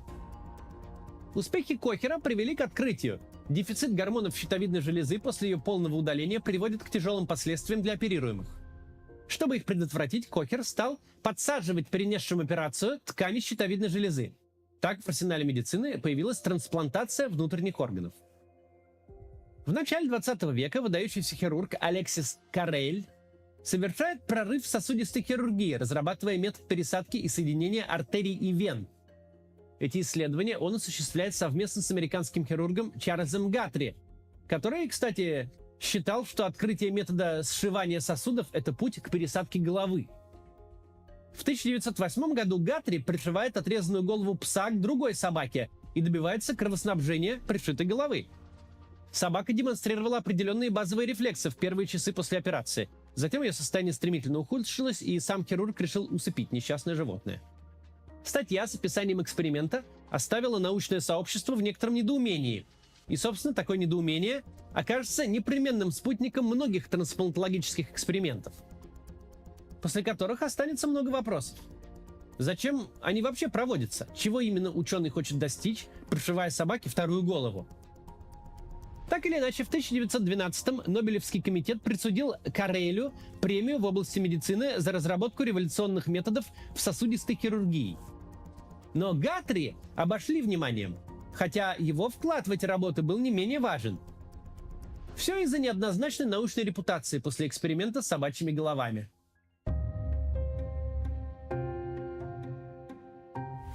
После первых успехов с пересадкой внутренних органов, физиологи и хирурги в разных странах мира начали экспериментировать на лабораторных животных с пересадкой почек, печени и сердца. Но быстро обнаружили, организм реципиентов донорские органы отторгает. Иммунная система воспринимает их как опасное народное тело и старается от него избавиться. Что делать с этой проблемой, никто не знал, поэтому эксперименты прекратились, но идея не угасла. В 1920-е мир снова заговорил о пересадке органов. Отчасти на это повлияла бурная деятельность Сержа Воронова, еврейского эмигранта из России, обучавшегося медицине во Франции. Он был учеником Алексиса Кареля и заинтересовался трансплантацией, правда, довольно в специфическом ее аспекте. Тогда физиологи всего мира начинают пристально изучать человекообразных обезьян. Исследователям закономерно кажется, что медицинские эксперименты лучше проводить на организмах обезьян, ведь они наиболее близки к человеку. Реакция организма той же собаки может сильно отличаться от человеческой. Из-за близости обезьяньего организма высказывались идеи, что обезьяньи и человеческие органы взаимозаменяемы. И Воронов начал эксперименты в этом направлении. В частности, он пересаживал ткани щитовидной железы шимпанзе больным с соответствующими тяжелыми патологиями. Положительный эффект вроде бы был, но не стойкий. Однако Серж Воронов таки смог найти применение другим обезьяньим железам и открыл персональную золотую жилу. Он заявил, что готов бороться с увядающей жизненной силой стареющих мужчин. Проблему такого увядания он видел в ослабевающей работе мужских тестикул и утверждал, что пересадка тканей тестикула шимпанзе или бабуина непременно мужчине поможет. В итоге богатые стареющие мужчины поверили в силу тестикул диких обезьян, и проблем с клиентами у Воронова не было. Считается, что он пересадил тестикулы сотням пациентов за вполне приличный прайс. В лучшие годы он постоянно жил в одном из самых дорогих отелей Парижа, снимая целый этаж. Как ни странно, после операции большинство пациентов действительно ощутили прилив сил. Некоторые даже провели повторную пересадку через несколько лет. Современные ученые считают, что физиологического объяснения у этой реакции нет. Дело могло быть только в психологическом эффекте. Однако факт есть факт, жалоб не поступало. Даже наоборот. Материалы о чудесном докторе, омолаживающем пожилых миллионеров обезьяньими железами, появились в газетах и широко обсуждались, примерно как сейчас о стремящихся жить вечно миллионерах-биохакерах из Кремниевой долины. Ну а мысль о мужской силе обезьян на службе человека открывала богатый простор воображению о будущем человечества и человеческой природы и вновь нашла отражение в поп-культуре. Для русскоязычного человека сюжет с ученым, экспериментирующим с пересадкой органов, это «Собачье сердце» Булгакова. Там омолаживающие пересадки богатым клиентам были главным источником заработка профессора Преображенского. Сложно, правда, сказать, где он мог достать столько обезьяньих тестикул в советской России. Однако показанные Вороновым чудеса обернулись разочарованием. Пересадка тестикул для повышения жизненной силы была признана вариантом магических обрядов, а эксперименты по приживлению печени или сердца на животных не принесли результата. Органы по-прежнему отторгались. Науке нужны были новые техники и методы. Такая работа велась во многих странах, и в том числе в СССР. В 1926 году ученый Сергей Брюханенко изобретает первый в мире аппарат искусственного кровообращения и называет его автожектором. С его помощью Брюханенко проводят опыты, где снова не обошлось без собачьей головы. Он подключает ее и удаленное легкое собаки к своему автожектору. В получившейся системе голова живет несколько часов, реагируя на раздражители и даже пытаясь есть предложенный сыр. В 1940 году эксперименты Брюханенко снимаются для документального фильма «Опыты по оживлению организма». Конечно, живая собачья голова выглядела довольно ужасающе, но в этом случае хотя бы было понятно, зачем проводить такие опыты. В принципе, искусственное кровообращение может быть использовано для определенных операций на остановленном сердце. Однако необходимо дальнейшее усовершенствование этой техники для ее практического внедрения. Брюханенко также проводил опыты по насыщению кровью отдельных изолированных органов для поддержания их жизнеспособности. Так создавались важные предпосылки для последующих трансплантационных операций, где органы должны оставаться живыми после извлечения из организма донора. В 30-е Алексис Карель представляет свой вариант насоса, который обеспечивает циркуляцию жидкостей через удаленные внутренние органы, помещенные в специальную камеру. Органы оставались живыми от нескольких часов до суток. В 50-е кардиохирургия делает большие успехи. Проводятся операции на открытом сердце с использованием систем искусственного кровообращения, когда сердце временно отключается для проведения операции. У ученых появляются представления, как подавлять иммунитет, а значит облегчать пересадку внутренних органов. Создаются первые препараты для подавления иммунитета – кортизон, а затем амизоприн. Проводятся первые операции по пересадке почек и легких, даже с относительным успехом. Но о том, чтобы пересадить человеку сердце, пока не шло и речи, риск слишком велик. Проблему пересадки сердца изучает в США талантливый кардиохирург Норман Шамвей, работающий в клинике Стэнфордского университета. Одновременно в СССР аналогичной работой занят Владимир Демихов, который с 1945 года проводит разнообразные эксперименты по пересадке внутренних органов на собаках в Институте экспериментальной клинической хирургии. Демихов получает лабораторию, целенаправленно занимающуюся разработкой хирургических методов пересадки органов.